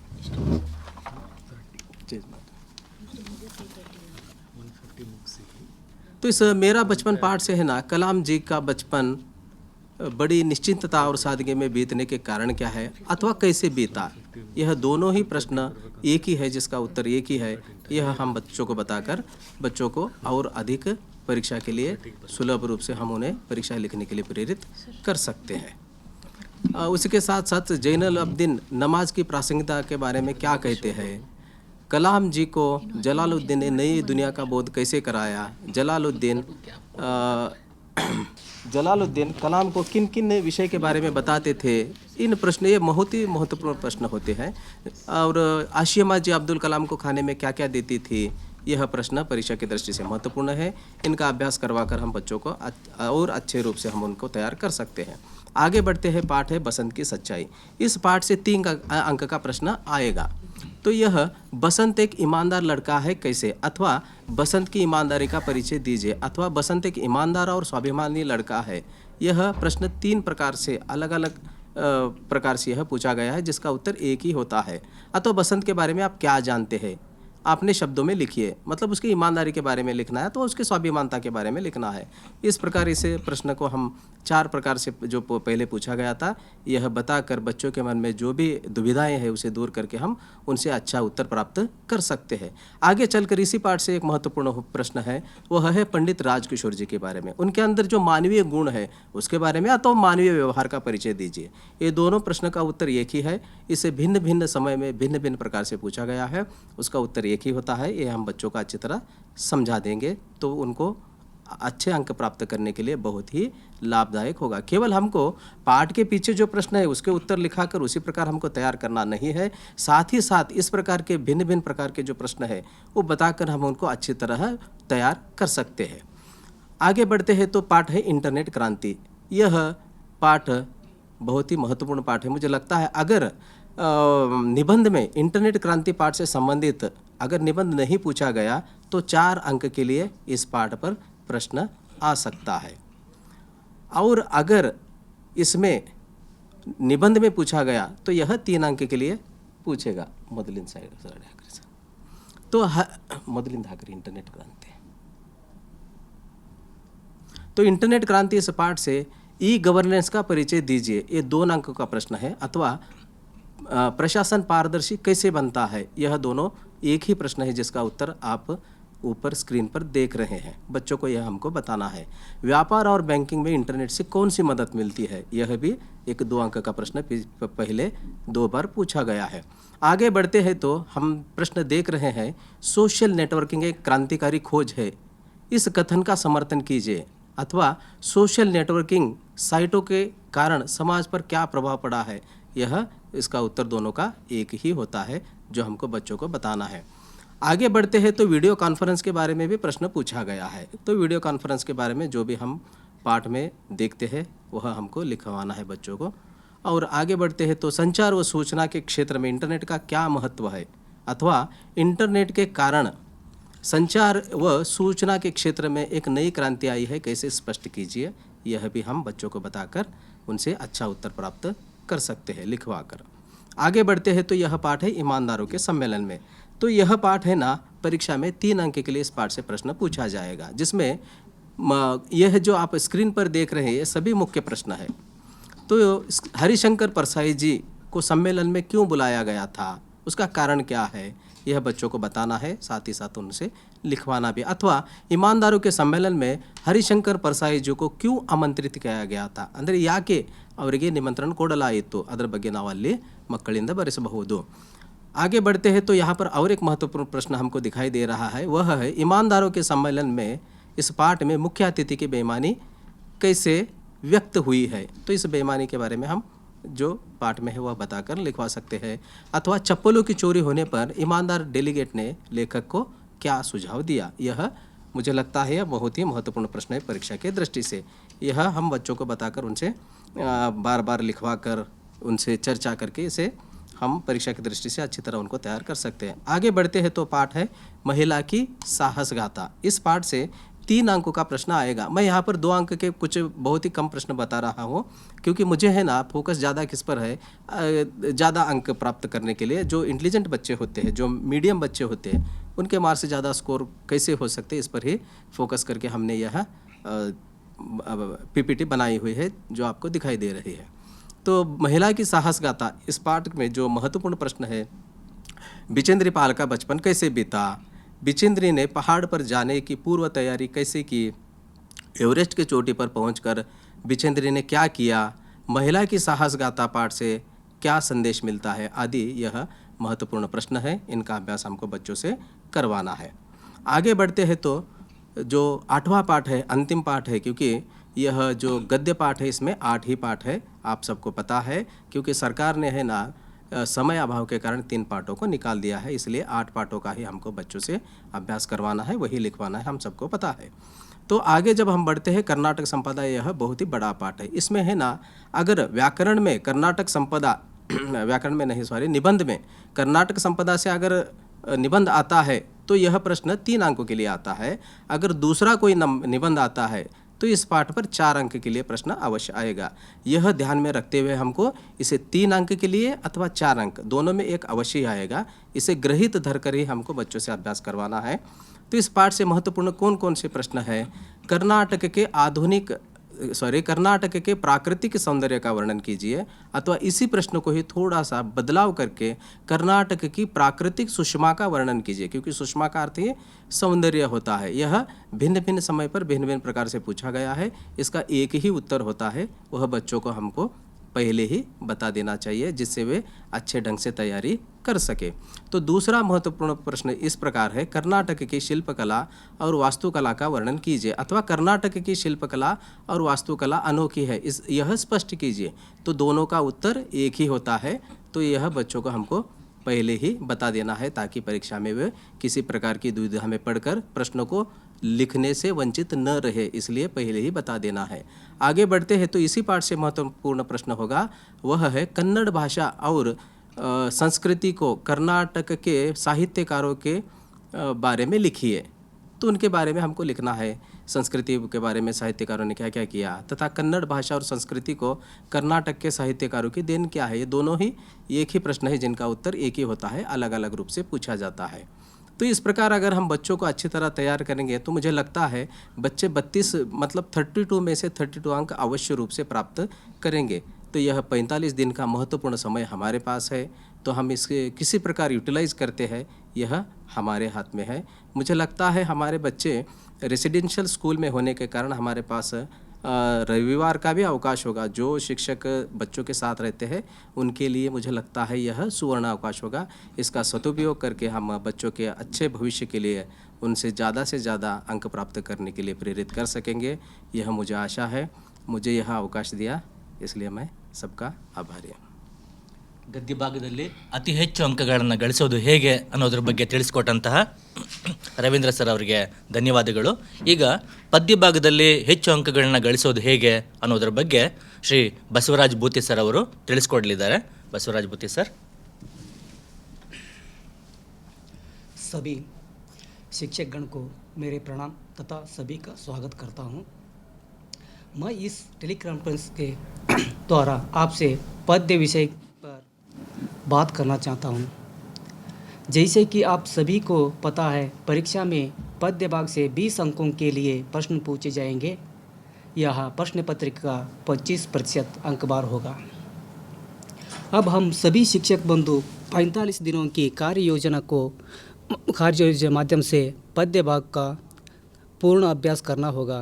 इससे प्रति विद्यार्थियों को 10 से 20 अंक अधिक प्राप्त करने के लिए सहायकारी होगी. ಅಂದರೆ ನಾವು ಒಂದು 45 ದಿನಗಳ ಒಂದು ಕಾರ್ಯಯೋಜನೆಯನ್ನು ಮಾಡಬೇಕಾಗುತ್ತದೆ.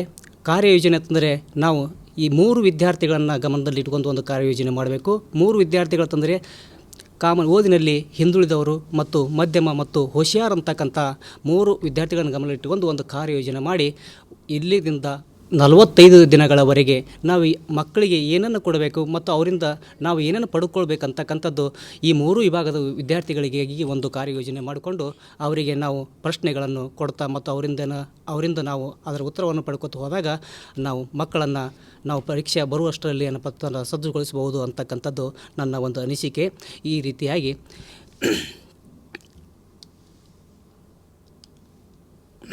ಇಲ್ಲಿ ನಾವು ನೋಡ್ತಾ ಇದ್ದೀವಿ ಪದ್ಯ ಭಾಗದಲ್ಲಿ मातृभूमि, अभिनव मनुष्य, तुलसी के दोहे, समय की पहचान, सूरदास, कोशिश करने वालों की कभी हार नहीं होती ಅಂತಕ್ಕಂಥ 6 ಒಂದು ಪದ್ಯಗಳು ಇಲ್ಲಿ ಕೊಡಲಾಗಿದೆ. ಪ್ರತಿಯೊಂದು ಪದ್ಯದಿಂದಲೂ ಕೂಡ ಇಲ್ಲಿ 3 ಅಂಕಗಳಂತೆ ಪ್ರಶ್ನೆಗಳನ್ನು ಕೇಳಿದ್ದಾರೆ. 3 ಅಂಕಗಳಿಗೆ ಕೇಳಿದ್ದಾರೆ, 2 ಅಂಕಗಳಿಗೆ ಕೇಳಿದ್ದಾರೆ. ಹೀಗಾಗಿ ಇಲ್ಲಿ ನಾವು ನೋಡ್ತಕ್ಕಂಥದ್ದು ಇಲ್ಲಿ ತುಳಸಿಕೆ ದೋಹೆ ಅಂತಕ್ಕಂಥ ಭಾವಾರ್ಥವನ್ನು ಕಡ್ಡಾಯವಾಗಿ ಬರ್ತಕ್ಕಂಥದ್ದನ್ನು ಕೂಡ ನಾವು ನೋಡಿದ್ದೀವಿ. ಮತ್ತು ಅದರಲ್ಲಿ ಕೋಶಿಸ್ ಕರ್ನೆ ವಾಲೋಂಕಿ ಕಭಿ ಹಾರ್ ನಹಿ ಹೋತಿ ಅಂತಕ್ಕಂಥ ಒಂದು ಪದ್ಯ ಮಕ್ಕಳಿಗೆ ಬಾಯಟ್ ಮಾಡಿಸಿದ್ದೆ. ಆದರೆ ಇದು 4 ಮಾರ್ಕ್ಸ್ ಅವರಿಗೆ ಖಂಡಿತವಾಗಲೂ ಸಿಗತಕ್ಕಂಥದ್ದು. ಈಗ ನೋಡೋಣ ಹಿಂದೆ ಕಳೆದ ಮತ್ತು ವರ್ಷಗಳಲ್ಲಿ ಯಾವ್ಯಾವ ರೀತಿಗಳ ಪ್ರಶ್ನೆಗಳನ್ನು ಕೇಳಿದ್ದಾರೆ ಅವುಗಳನ್ನು ಒಂದು ವಿಶ್ಲೇಷಣೆ ಮಾಡ್ತಾ ಹೋಗೋಣ. ಇಲ್ಲಿ ನಾವು ನೋಡ್ತಾ ಇದ್ದೀವಿ ಮಾತೃಭೂಮಿ ಅಂತಕ್ಕಂಥ ಪದ್ಯದಿಂದ ಮಾತೃಭೂಮಿ ಇದು ಪದ್ಯ ಸೆ ಭಾರತ್ಗೆ ಪ್ರಕೃತಿ ಸೌಂದರ್ಯಕ್ಕೆ ವರ್ಣನ್ ಕೀಜಿಯೇ ಅಂತಕ್ಕಂಥ ಪ್ರಶ್ನೆಯನ್ನು ಬಹಳಷ್ಟು ಸಲ ಕೇಳಿದ್ದಾರೆ.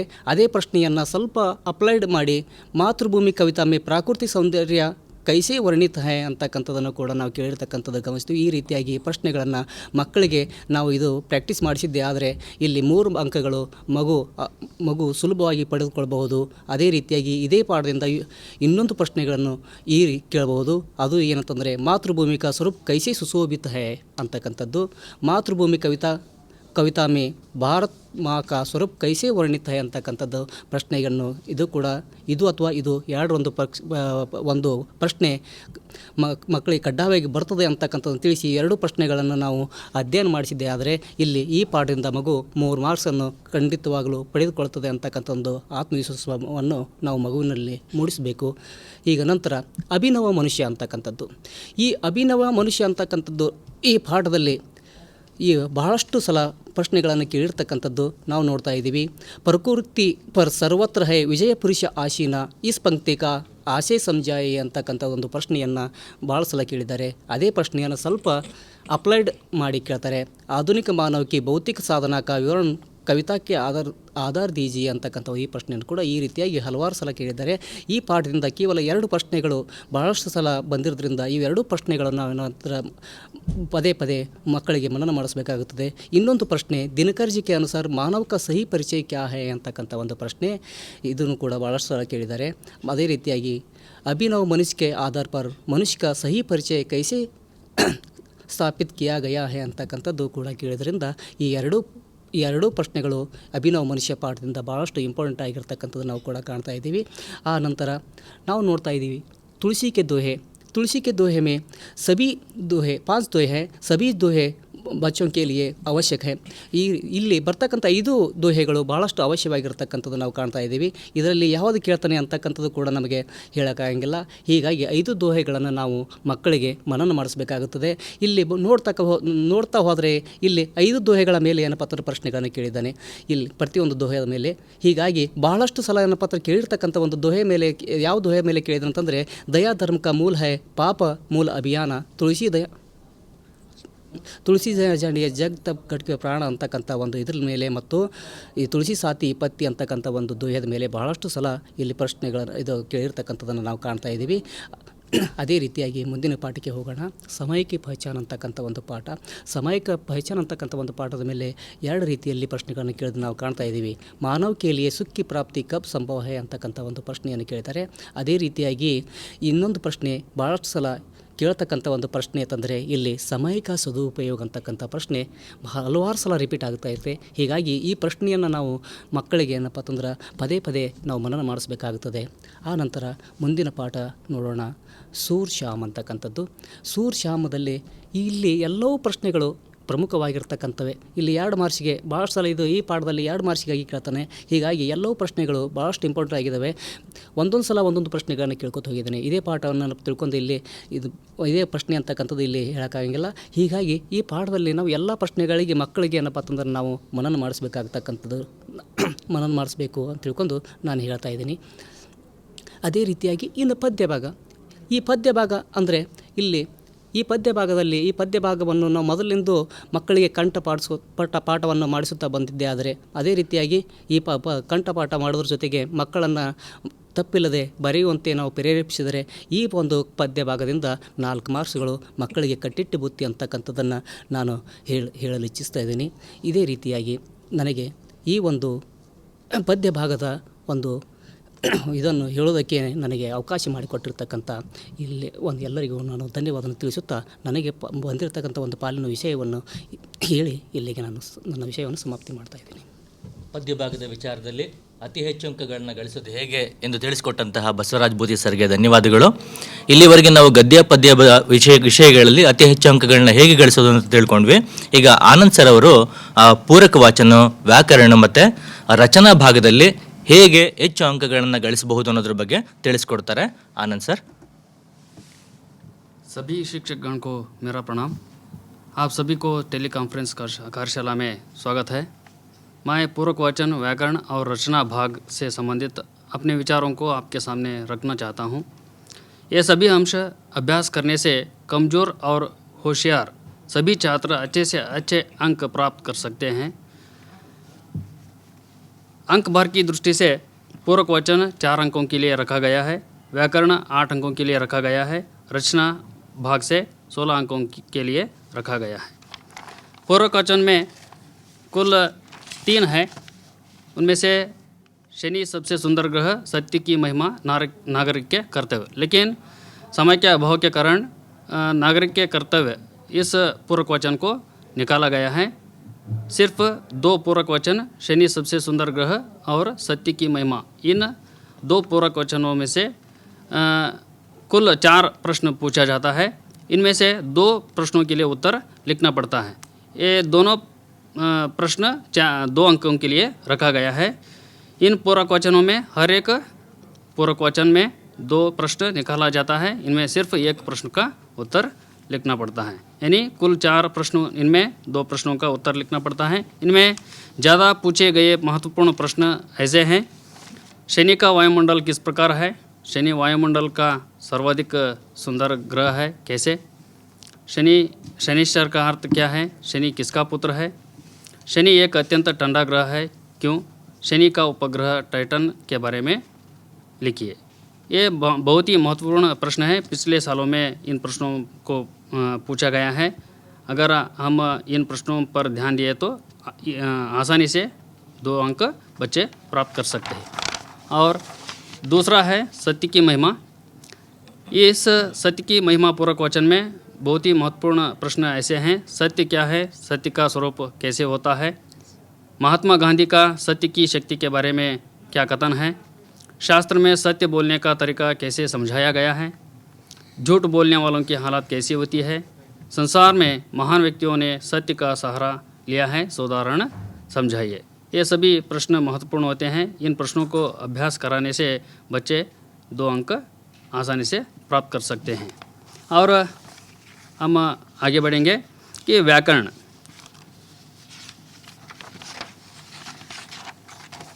व्याकरण में कुल 8 प्रश्न होते हैं. ये सभी बहुविकल्पीय प्रश्न होते हैं. पाठ्य पुस्तक में परिशिष्ट में दिए गए व्याकरण अंशों के बारे में हम ध्यान देना चाहिए. इनमें एकल शब्द, मुहावरा, कहावत, काल, इन विषयों को छोड़कर बाकी सभी व्याकरणांश के बारे में ज़्यादा प्रश्न पूछा गया है. इनमें मुख्य रूप में प्रश्नार्थक क्रिया, संधि, समास, विराम चिन्ह, कारक, लिंग, वचन, विलोम शब्द, इन व्याकरणांश से ज़्यादा प्रश्न पूछा गया है. की और की का प्रयोग, पर्यायवाची शब्द और मुहावरा, इनमें से एक को प्रायः पूछा जाएगा. और हम प्रश्नार्थक क्रिया के बारे में बताना चाहता हूँ. प्रश्नार्थक क्रियाओं के बारे में पढ़ाते समय उनमें होने वाले परिवर्तनों के बारे में जानकारी अवश्य देना चाहिए. जैसे अब्दुल कलाम पाठ में और परिशिष्ट में दिए प्रश्नार्थक क्रिया लिखते समय हुए परिवर्तन पर ध्यान देना चाहिए. बहुत से प्रथम प्रश्नार्थक क्रिया के बारे में ज़्यादा प्रश्न पूछा जाता है. और संधि में मुख्य 3 प्रकार के होते हैं. स्वर संधि, व्यंजन संधि, विसर्ग संधि. पाठ्य पुस्तक में व्यंजन संधि और विसर्ग संधि के बारे में ज़्यादा जानकारी नहीं दिया गया है, लेकिन हम बच्चों को इन संधियों के बारे में ज़्यादा जानकारी देना चाहिए. और ज़्यादा से ज़्यादा संधि में से प्रश्न पूछा गया है. गुण संधि, दीर्घ संधि और एण संधि के बारे में प्रश्न पूछा गया है. समास में ज़्यादा तत्पुरुष समास, द्वंद्व समास और द्विगु, इन समासों के बारे में ज़्यादा प्रश्न पूछा गया है. आप इन समासों पर ध्यान देना अवश्य है. विराम चिन्ह में कुल 9 प्रकार के होते हैं, लेकिन ज़्यादा से ज़्यादा प्रश्नवाचक चिन्ह, पूर्णविराम, योजक चिन्ह, इन चिन्हों पर ज़्यादा प्रश्न पूछा गया है। और कारक 8 प्रकार के होते हैं। इनमें से ज़्यादा पूछे गए प्रश्न ऐसे हैं कि अधिकरण, कर्म, करण और अपदान, इन कारकों से संबंधित प्रश्न पूछा गया है। इन पर ध्यान देना अवश्य है। और लिंग के बारे में हम परिशिष्ट में दिए गए पुल्लिंग से स्त्रीलिंग बनाने के नियम के बारे में जो जानकारी दिया गया है, होने वाले परिवर्तन पर ध्यान देना चाहिए। और पाठ पद्य में आने वाले अन्य लिंग शब्दों के बारे में जानकारी देना चाहिए। आप प्राणीवाचक शब्द नहीं देते हैं, ज़्यादा प्राणीवाचक शब्दों को ही लिंग पहचाना या स्त्रीलिंग का पुल्लिंग, पुल्लिंग का स्त्रीलिंग रूप लिखने के लिए दिया जाता है। वचन हिंदी भाषा में एक वचन शब्द बहुवचन में बदलते नियमों के बारे में जानकारी देना है, जैसे केला, केले, रचना, रचनाएँ, लड़की, लड़कियाँ, घर, घर आदि। बच्चों को बताना है कि वो कार में बदलते हुए शब्द मूल बहुवचन रूप नहीं होगा। और विलोम शब्द बच्चों को जानकारी देना है कि बहुत से विलोम शब्द उपसर्गों के साथ होते हैं, जैसे कु, सु, दु, नी, अन आदि। कुछ शब्द प्रत्ययों से होते हैं, जैसे हीन। कभी कभी स्वतंत्र शब्द भी होते हैं, जैसे कि अंधकार, प्रकाश। और हम आगे बढ़ेंगे कि रचना भाग में कुल 4 प्रकार के होते हैं: अनुवाद, अपठित गद्यांश, निबंध, पत्र लेखन। अनुवाद के बारे में यह जानकारी देना है और अभ्यास कराना है बच्चों से। सरल वाक्यों को देना है, उसके द्वारा बच्चों में जो अभ्यास कराना है और उनकी गलतियों को सुधारना है। अपठित गद्यांश पिछले वर्ष प्रश्न पत्रिकाओं में दिए गए गद्यांशों को देकर अभ्यास करना है और आत्मस्थैर्य बढ़ाना है। निबंध के बारे में जो पाठ रखे गए हैं, इंटरनेट क्रांति, कर्नाटक संपदा, इन दोनों को अभ्यास कराना अवश्य है, लेकिन इनमें से एक को ज़रूर पूछा जाएगा। और जनसंख्या की समस्या यह भी एक है। और उसके साथ हमने जो स्टडी मटेरियल में निबंध के बारे में दिए हैं, उनमें से एक आप अभ्यास कराए तो इनमें से एक अवश्य निबंध आ सकता है और बच्चे आसानी से लिख सकते हैं। पत्र लेखन अभ्यास कराते समय जो पारिभाषिक शब्द होते हैं उनके बारे में परिचय देना है, जैसे कि प्रेषक, सेवा में, महोदय, धन्यवाद सहित आपका आज्ञाकारी छात्र। इनको हम बच्चों को ज़रूर बताना है और अच्छी तरह से, ठीक तरह से, जो व्याकरणबद्ध रूप से लिखना है। और पत्र 2 प्रकार के होते हैं कि व्यक्तिगत और व्यावहारिक पत्र। इनमें से एक पत्र को लिखने के लिए आपको कहा जाता है। बच्चों को पत्र लेखन रोज़ लिखवाकर उनकी गलतियों को सुधारना चाहिए, ताकि बच्चे अच्छे से अच्छे अंक प्राप्त कर सकते हैं। अभी तक मुझे जो व्याकरण रचना भाग से संबंधित और पूरक वाचन से संबंधित जो अपना विचार व्यक्त करने के लिए मौका दिए हैं, सभी अधिकारी वर्ग और मेरे सहयोगी मित्रों को धन्यवाद देना चाहता हूँ। धन्यवाद। ಆನಂದ್ ಸರ್ ಅವರಿಗೆ ಧನ್ಯವಾದಗಳು. ಬಹಳ ಕಡಿಮೆ ಅವಧಿಯಲ್ಲಿ ಎಲ್ಲ ವಿಚಾರಗಳನ್ನು ಪೂರ್ಣಗೊಳಿಸಲಿಕ್ಕೆ ನಾವು ಪ್ರಯತ್ನ ಪಟ್ಟಿದ್ದೇವೆ. ಇವುಗಳನ್ನು ಅಭ್ಯಾಸ ಮಾಡಿಸಿದ್ದೇ ಆದಲ್ಲಿ ಒಳ್ಳೆಯ ಫಲಿತಾಂಶವನ್ನು ನಾವು ಪಡಿಬಹುದು ಅನ್ನೋದು ನಮ್ಮೆಲ್ಲರ ಅಭಿಲಾಷೆ. ಎಲ್ಲರಿಗೂ ಇದುವರೆಗೂ ಕೇಳಿದಂತೆ ಎಲ್ಲರಿಗೂ ಕೂಡ ಧನ್ಯವಾದಗಳನ್ನ ಹೇಳಲಿಕ್ಕೆ ಇಷ್ಟಪಡ್ತೇನೆ. ನಮಸ್ಕಾರ. So Hindi language master resource persons ಆದಂತಹ ಡಾಕ್ಟರ್ ದೇವರಾಜ್, ಆನಂದ, ರವೀಂದ್ರ, ಬಸವರಾಜ್, ಭೂತಿ ಅವರಿಗೆ ಧನ್ಯವಾದಗಳನ್ನ ಹೇಳ್ತಾ ಈಗ ಲಂಚ್ ಬ್ರೇಕ್ ಇದೆ. 2:30 ವಿ ವಿಲ್ ರೆಸ್ಯೂಮ್. ಸ್ವಲ್ಪ ಸಮಯದ ಅಭಾವ ಇರೋದ್ರಿಂದ please cooperate. 2:30 we will resume the next session. Thank you. Good afternoon everybody. So ಇವತ್ತು ನಮ್ಮ ನಿಲಯ ಪಾಲಕರಾದ Sameer from Hassan, Gurunath from Koppal, Suresh Gundanavar from Dharwad. So ಈ ವಾರ್ಡನ್ಸ್ ಅವ್ರು ಬಂದಿದ್ದಾರೆ. So this session is about SSLC results. ನಮಗೆ ಈ ಸತಿ ತುಂಬ ಮುಖ್ಯವಾಗಿದೆ, ಯಾಕಂದರೆ ಲರ್ನಿಂಗ್ ಗ್ಯಾಪ್ ಜಾಸ್ತಿ ಆಗಿದೆ. ಮಕ್ಕಳು ಮನೆಯಲ್ಲಿ ಇದ್ದು ಬಂದಿದ್ದಾರೆ. ಸೊ ಹೆಚ್ಚಿನ ಕಲಿಕಾ ಸಮಯ ಅವರು ನಮ್ಮ ವಸತಿ ಶಾಲೆಗಳಲ್ಲಿ ಈ ಸತಿ ಕಂಟಿನ್ಯೂಟಿ ಇರಲಿಲ್ಲ.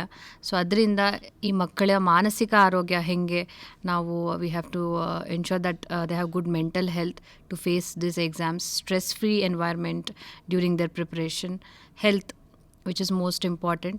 So exam time alli it is very important that these children have good health and good mental health also. So ಇದನ್ನು ಹೆಂಗೆ ಎನ್ಶೋರ್ ಮಾಡ್ಕೋಬೇಕು ಅನ್ನೋದು ನಮ್ಮ ವಾರ್ಡನ್ಸ್ ಅವ್ರು ಇವತ್ತು ಹೇಳ್ತಾ ಇದ್ದಾರೆ. So over to you Sameer. Yeah, Karnataka ವಸತಿ ಶಿಕ್ಷಣ ಸಂಸ್ಥೆ ಬೆಂಗಳೂರಿನ ಎಲ್ಲ ಅಧಿಕಾರಿ ವರ್ಗದವರಿಗೆ ವಂದನೆಗಳು. ಹಾಗೂ ಇಂದು ನಾವು 10ನೇ ತರಗತಿಯ ವಿದ್ಯಾರ್ಥಿಗಳನ್ನು ಪರೀಕ್ಷೆಯನ್ನು ದೃಷ್ಟಿಯಲ್ಲಿಟ್ಕೊಂಡು ನಾವು ಅವರನ್ನು ಹೇಗೆ ಬಲಪಡಿಸಬಹುದು ಅನ್ನೋ ಒಂದು ವಿಚಾರವಾಗಿ, ಅದರಲ್ಲೂ ವಿಶೇಷವಾಗಿ ನಿಲಯ ಪಾಲಕರ ಪಾತ್ರ ಏನು ಅನ್ನೋದನ್ನು ನಾವು ಇಲ್ಲಿ ಚರ್ಚೆ ಮಾಡೋಕ್ಕೆ ಹೋಗ್ತಾ ಇದ್ದೀವಿ. ಸೊ ಹಾಗಾಗಿ ಈ ನಾವು ನಿಲಯ ಪಾಲಕರ ಪಾತ್ರ ಏನು ಅಂತ ಬಂದಾಗ ನಾವು ಒಂದು 3 ಅಂಶಗಳನ್ನು ಇಲ್ಲಿ ಗಣನೆಗೆ ತೆಗೆದುಕೊಂಡಿದ್ದೀವಿ. ಒಂದು, ಮಕ್ಕಳನ್ನು ಮಾನಸಿಕವಾಗಿ ಹೇಗೆ ಸದೃಢಗೊಳಿಸಬಹುದು ಅಂತ ಒಂದು. ಎರಡನೇದಾಗಿ ಅವರಿಗೆ ಆರೋಗ್ಯಯುತವಾಗಿ ನೋಡ್ಕೊಳ್ಬೋದಾದ ನಮ್ಮ ಪಾತ್ರ ಏನು ಆರೋಗ್ಯಯುತವಾಗಿ ನೋಡಿಕೊಳ್ಳುವಲ್ಲಿ. ಇನ್ನು ಮೂರನೇದಾಗಿ, ಮಕ್ಕಳಿಗೆ ನಾವು ಹೇಗೆ ಶೈಕ್ಷಣಿಕವಾಗಿ ಮಾರ್ಗದರ್ಶನ, ಸೂಕ್ತ ಸಲಹೆಗಳನ್ನು ನೀಡ್ಬೋದು ಅನ್ನೋದನ್ನು 3 ಅಂಶಗಳನ್ನ ಇಟ್ಕೊಂಡು ಕೆಲವೊಂದು ಅಂಶಗಳನ್ನು ನಿಮ್ಮ ಮುಂದೆ ಪ್ರಸ್ತುತಪಡಿಸ್ತಿದ್ದೀವಿ. ಇದರ ನಂತರ ನಾವು ಹೇಳಿದಂಥ ಎಲ್ಲ ಅಂಶಗಳ ನಂತರ ನಿಮ್ಮ ಸಲಹೆಗಳಿಗೆ ಮುಕ್ತವಾದ ಸ್ವಾಗತ ಮತ್ತು ಅವಕಾಶಗಳು ಕೂಡ ಇರುತ್ತೆ. ಇಲ್ಲಿ ನಾವು ಮೊದಲನೆಯದಾಗಿ ನಾನು ಸಮೀರ್ ಮಾನಸಿಕ ಸಾಮರ್ಥ್ಯವನ್ನು ಬಲಪಡಿಸೋದು ಹೇಗೆ ಅನ್ನೋದನ್ನು ಕುರಿತು ನಿಮ್ಮ ಮುಂದೆ ಕೆಲವೊಂದು ಅಂಶಗಳನ್ನು ನಾನು ಈಗ ಪ್ರಸ್ತಾಪ ಮಾಡ್ತಾಯಿದ್ದೀನಿ. ನೀವು ಸಾಮಾನ್ಯವಾಗಿ ನೋಡಿರೋ ಹಾಗೆ ಮಕ್ಕಳು SSLC ಅದು ಪರೀಕ್ಷೆ ಹತ್ತಿರ ಬಂದಿದೆ ಅಂತ ಅಂದಾಗ ಸಾಕಷ್ಟು ಗೊಂದಲ, ಸಾಕಷ್ಟು ತಳಮಳಗಳಿಗೆ ಒಳಗಾಗ್ತಾರೆ. ಸೊ ಹೇಗೆ ಏನು ಅವರು ಡೇ 1ನಿಂದ ಓದ್ತಿರ್ತಾರೆ, ಸ್ಟಡಿ ಮಾಡ್ತಾ ಇರ್ತಾರೆ. ಆದರೂ ಕೂಡ ಹೇಗೆ ಓದಬೇಕು, ಪರೀಕ್ಷೆ ಹತ್ತಿರ ಬಂದಾಗ ಹೇಗೆ ಓದಬೇಕು, ಏನು ಓದಬೇಕು, ನಾವು ಯಾರ ಜೊತೆ ಇಂಟ್ರ್ಯಾಕ್ಟ್ ಮಾಡಬೇಕು, ಅವನಿಗೆ ಆ ಗೊಂದಲಗಳಲ್ಲೇ ಎಷ್ಟೋ ವಿಚಾರಗಳು ಮರೆತು ಹೋಗ್ತಾ ಇರುತ್ತೆ. ಸೊ ಹಾಗಾಗಿ ಆ ಗೊಂದಲಗಳನ್ನು ನಿವಾರಿಸುವಲ್ಲಿ ನಾವುಗಳು ಸಾಕಷ್ಟು ಮಹತ್ವವಾದ ಪಾತ್ರವನ್ನು ವಹಿಸ್ಬೋದು, ಎಲ್ಲ ವೃತ್ತಿ ಬಾಂಧವರು, ಜೊತೆಗೆ ವಿಶೇಷವಾಗಿ ನಿಲಯ ಪಾಲಕರು. ಯಾಕಂತಂದರೆ ನಾನು ಒಂದು ಉದಾಹರಣೆಗೆ ಹೇಳೋದಾದರೆ, ನಾವೇ ಈಗ ಒಂದು ಪರೀಕ್ಷೆಯನ್ನು ತೆಗೆದುಕೊಂಡು ನಾವು ಇಲ್ಲಿ ಬರಬೇಕಾದ್ರೆ ಒಂದು ಪರೀಕ್ಷೆ ಸಿದ್ಧತೆಯನ್ನು ಯಾವ ಥರ ಎಲ್ಲ ಮಾಡ್ಬೋದು ಅನ್ನೋದನ್ನು ನಾವು ಆಲ್ರೆಡಿ ಕರಗತ ಮಾಡ್ಕೊಂಡ್ಬಿಟ್ಟಿದ್ವಿ, ಒಂದು ಪರೀಕ್ಷೆಯನ್ನು ಹೇಗೆ ಎದುರಿಸಬೇಕು ಅನ್ನೋದನ್ನು. ಸೊ ನಮಗಿಂತ ಉತ್ತಮವಾದ ಒಬ್ಬ ಮಾರ್ಗದರ್ಶಕರು ಅವ್ರಿಗೆ ಬೇಕಾಗಿಲ್ಲ. ನಮ್ಮ ಯಾವ ವೃತ್ತಿ ಬಾಂಧವರಾದರೂ ಆಗಿರ್ಬೋದು, ಜೊತೆಗೆ ನಿಲಯ ಪಾಲಕರು ಆಗಿರ್ಬೋದು. ಸೊ ಹಾಗಾಗಿ ನಾವು ನಿಲಯ ಪಾಲಕರಾಗಿ ಒಂದು ಯಾವ ವಿಷಯವನ್ನು ನಾವು ಮನನ ಮಾಡಬೇಕಾಗತ್ತೆ, ಅದನ್ನು ನಾವು ಹೇಗೆ ತೊಗೋಬೇಕು, ಯಾವುದಕ್ಕೆ ಎಷ್ಟು ಸಮಯವನ್ನು ನಿಗದಿಪಡಿಸಬೇಕು ಅನ್ನೋದನ್ನು ಕುರಿತು ನಾವು ಮಕ್ಕಳಿಗೆ ನಾವು ಮಾನಸಿಕವಾಗಿ ಹಂತವಾಗಿ ತಯಾರಿ ಮಾಡ್ತಾ ಹೋಗಬೇಕಾಗುತ್ತೆ. ಸೊ ಇದ್ರ ಮಧ್ಯೆ ಮಕ್ಕಳು ಸಾಕಷ್ಟು ಒತ್ತಡಕ್ಕೊಳಗಾಗ್ತಾರೆ. ಒತ್ತಡಕ್ಕೊಳಗಾದಾಗ ನಾವು ಮೊದಲು ಯಾವ ಮಕ್ಕಳು ಒತ್ತಡಕ್ಕೆ ಒಳಗಾಗಿದ್ದಾರೆ ಅನ್ನೋದನ್ನು ಗುರುತಿಸ್ಕೋಬೇಕು. ಫಾರ್ ಎಕ್ಸಾಂಪಲ್, ಕೆಲವು ಮಕ್ಕಳು ಸುಮ್ಮನೆ ಹೋಗೊಂದು ಕಡೆ ಮೂಲೆಯಲ್ಲಿ ಕೂತ್ಕೋತಾ ಇರ್ತಾರೆ, ಇಲ್ಲಾಂತಂದರೆ ಇದಕ್ಕಿದ್ದಂಗೆ ಕಿರ್ಚಾಡ್ತಿರ್ತಾರೆ, ಇದಕ್ಕಿದ್ದಂಗೆ ಸುಮ್ಮನೆ ನಗಾಡ್ತಿರ್ತಾರೆ, ಇಲ್ಲಾಂದರೆ ಶಾಲೆಯಲ್ಲಿ ಸುಮ್ಮನೆ ಸ್ಲೀಪಿನೆಸ್ ಮಲಗಿಬಿಡ್ತಾರೆ. ಆಮೇಲೆ ಎಷ್ಟೋ ಸರಿ ಶಾಲೆಗೆ ಬರದೆ ಹಾಸ್ಟೆಲೆಲ್ಲ ಉಳ್ಕೋತಾರೆ, ಆ ಹಾಸ್ಟೆಲ್ ಉಳಿದಿದ್ದೇ ಗೊತ್ತಾಗಿರೋದಿಲ್ಲ. ಆಮೇಲೆ ಇದಕ್ಕಿದ್ದಂಗೆ ಅಳೋದು, ಆಮೇಲೆ ಸುಮ್ಮನೆ ನನಗಿಷ್ಟ ಇಲ್ಲ ಅಂಥೇಳಿ ತಾವೇ ಕೊರಗ್ತಾ ಕೂತಿರ್ತಾರೆ. ಸೊ ಈ ಥರದಲ್ಲಿ ಸಾಕಷ್ಟು ಅವರಲ್ಲಿ ಗೊಂದಗಳಿರುತ್ತೆ, ಸಾಕಷ್ಟು ಸ್ಟ್ರೆಸ್ ಇರುತ್ತೆ ಅವ್ರಿಗೆಲ್ಲ. ಸೊ ನಾವು ಸಾಕಷ್ಟು ಸಮಯ ಅವರನ್ನು ಅಬ್ಸರ್ವ್ ಮಾಡಿರ್ತೀವಿ ಮಕ್ಕಳನ್ನ. ಸೊ ಅದನ್ನು ನಾವು ತಲೆಯಲ್ಲಿಟ್ಕೊಂಡು ಯಾವ ಮಗು ಸ್ಟ್ರೆಸ್ಸಲ್ಲಿದೆ ಅನ್ನೋದನ್ನು ಗುರುತಿಸಿ, ಆ ಮಗುವಿಗೆ ಯಾವ ಥರದ ಸಮಸ್ಯೆ ಇದೆ ಅನ್ನೋದನ್ನು ಗುರುತಿಸಿ ಸೂಕ್ತವಾದ ಸಲಹೆ ಮತ್ತು ಮಾರ್ಗದರ್ಶನವನ್ನು ಮಾಡಬೇಕು. ಹೇಳಬೇಕು ಅವ್ರಿಗೆ, ನಿಂದೇನು ಸಮಸ್ಯೆ ಅಂತ ಕೂತ್ಕೊಂಡು ಕೇಳಿ ಕೌನ್ಸಿಲಿಂಗ್ ಮಾಡಿ ಅವನ ಸಮಸ್ಯೆಯನ್ನು ನಿವಾರಿಸುವ ಕಡೆಗೆ ನಾವು ನಮ್ಮ ಗಮನವನ್ನು ಹರಿಸಬೇಕಾಗತ್ತೆ. ಹಾಗೂ ವಿಶೇಷವಾಗಿ SSLC ಅಂತ ಬಂದಾಗ ಅದು ಒಂದು ಪ್ರೌಢಾವಸ್ಥೆ, ಅದು ಹುಡುಗಿಯಾಗಿರಲಿ ಅಥವಾ ಹುಡುಗ ಆಗಿರಲಿ, ವಿದ್ಯಾರ್ಥಿನಿ ಆಗಿರಲಿ ಅಥವಾ ವಿದ್ಯಾರ್ಥಿಯಾಗಿರಲಿ. ಸೊ ಪ್ರೌಢಾವಸ್ಥೆಯಲ್ಲಿ ಸಾಕಷ್ಟು ಸಮಸ್ಯೆಗಳಿದೆ ಮತ್ತು ಗೊಂದಲಗಳಿದೆ. ಅವರ ಆರೋಗ್ಯವನ್ನು ಹೇಗೆ ಕಾಪಾಡಿಕೊಳ್ಬೇಕು ಅನ್ನೋದು ಒಂದು ಕಡೆ ಆದರೆ, ಇನ್ನೊಂದು ಕಡೆ ಅವರ ದೈಹಿಕ ಬೆಳವಣಿಗೆಗೆ ಅವರು ಮಾನಸಿಕವಾಗಿ ಸಾಕಷ್ಟು ವ್ಯತ್ಯಾಸಗಳಾಗಿರುತ್ತೆ. ಅವ್ರ ಯೋಚನೆಯಲ್ಲೂ ಕೂಡ ತುಂಬ ವ್ಯತ್ಯಾಸ ಆಗ್ತಿರುತ್ತೆ. ಓದಬೇಕು ಅಥವಾ ಅವ್ನ ಮೈಂಡು ಡೈವರ್ಟ್ ಆಗಿ ಬೇರೆ ಕಡೆಗೆ ಹೋಗ್ತಾ ಇರುತ್ತೆ. ಸೊ ಅದ್ರ ಕಡೆ ಗಮನ ಕೊಡಬೇಕು, ಇದ್ರ ಕಡೆ ಗಮನ ಕೊಡಬೇಕು ಅನ್ನೋದು ಅವ್ರಿಗೊಂದು ದೊಡ್ಡ ಚಾಲೆಂಜ್ ಆಗಿರುತ್ತೆ. ಸೊ ಹಾಗಾಗಿ ಅದನ್ನೆಲ್ಲ ಬದಿಗೊತ್ತಿ ಮಕ್ಕಳು ಸರಿ ದಾರಿಗೆ ತರುವಲ್ಲಿ ನಾವು ಒಂದು ಮುಖ್ಯ ಪಾತ್ರವನ್ನು ನಾವಲ್ಲಿ ನಿರ್ವಹಿಸ್ಬೋದು. ಮಕ್ಕಳಿಗೆ ಕೂರಿಸಿ ಕೌನ್ಸಿಲಿಂಗ್ ಮಾಡಿ ಯಾವ ದಾರಿಯಲ್ಲಿ ನಾವು ಸಾಗಬೇಕು ಅನ್ನೋದನ್ನು ಅವ್ರಿಗೆ ನಾವು ಮಾರ್ಗದರ್ಶನ ಮಾಡಬೇಕಾಗುತ್ತೆ. ಹಾಗೆ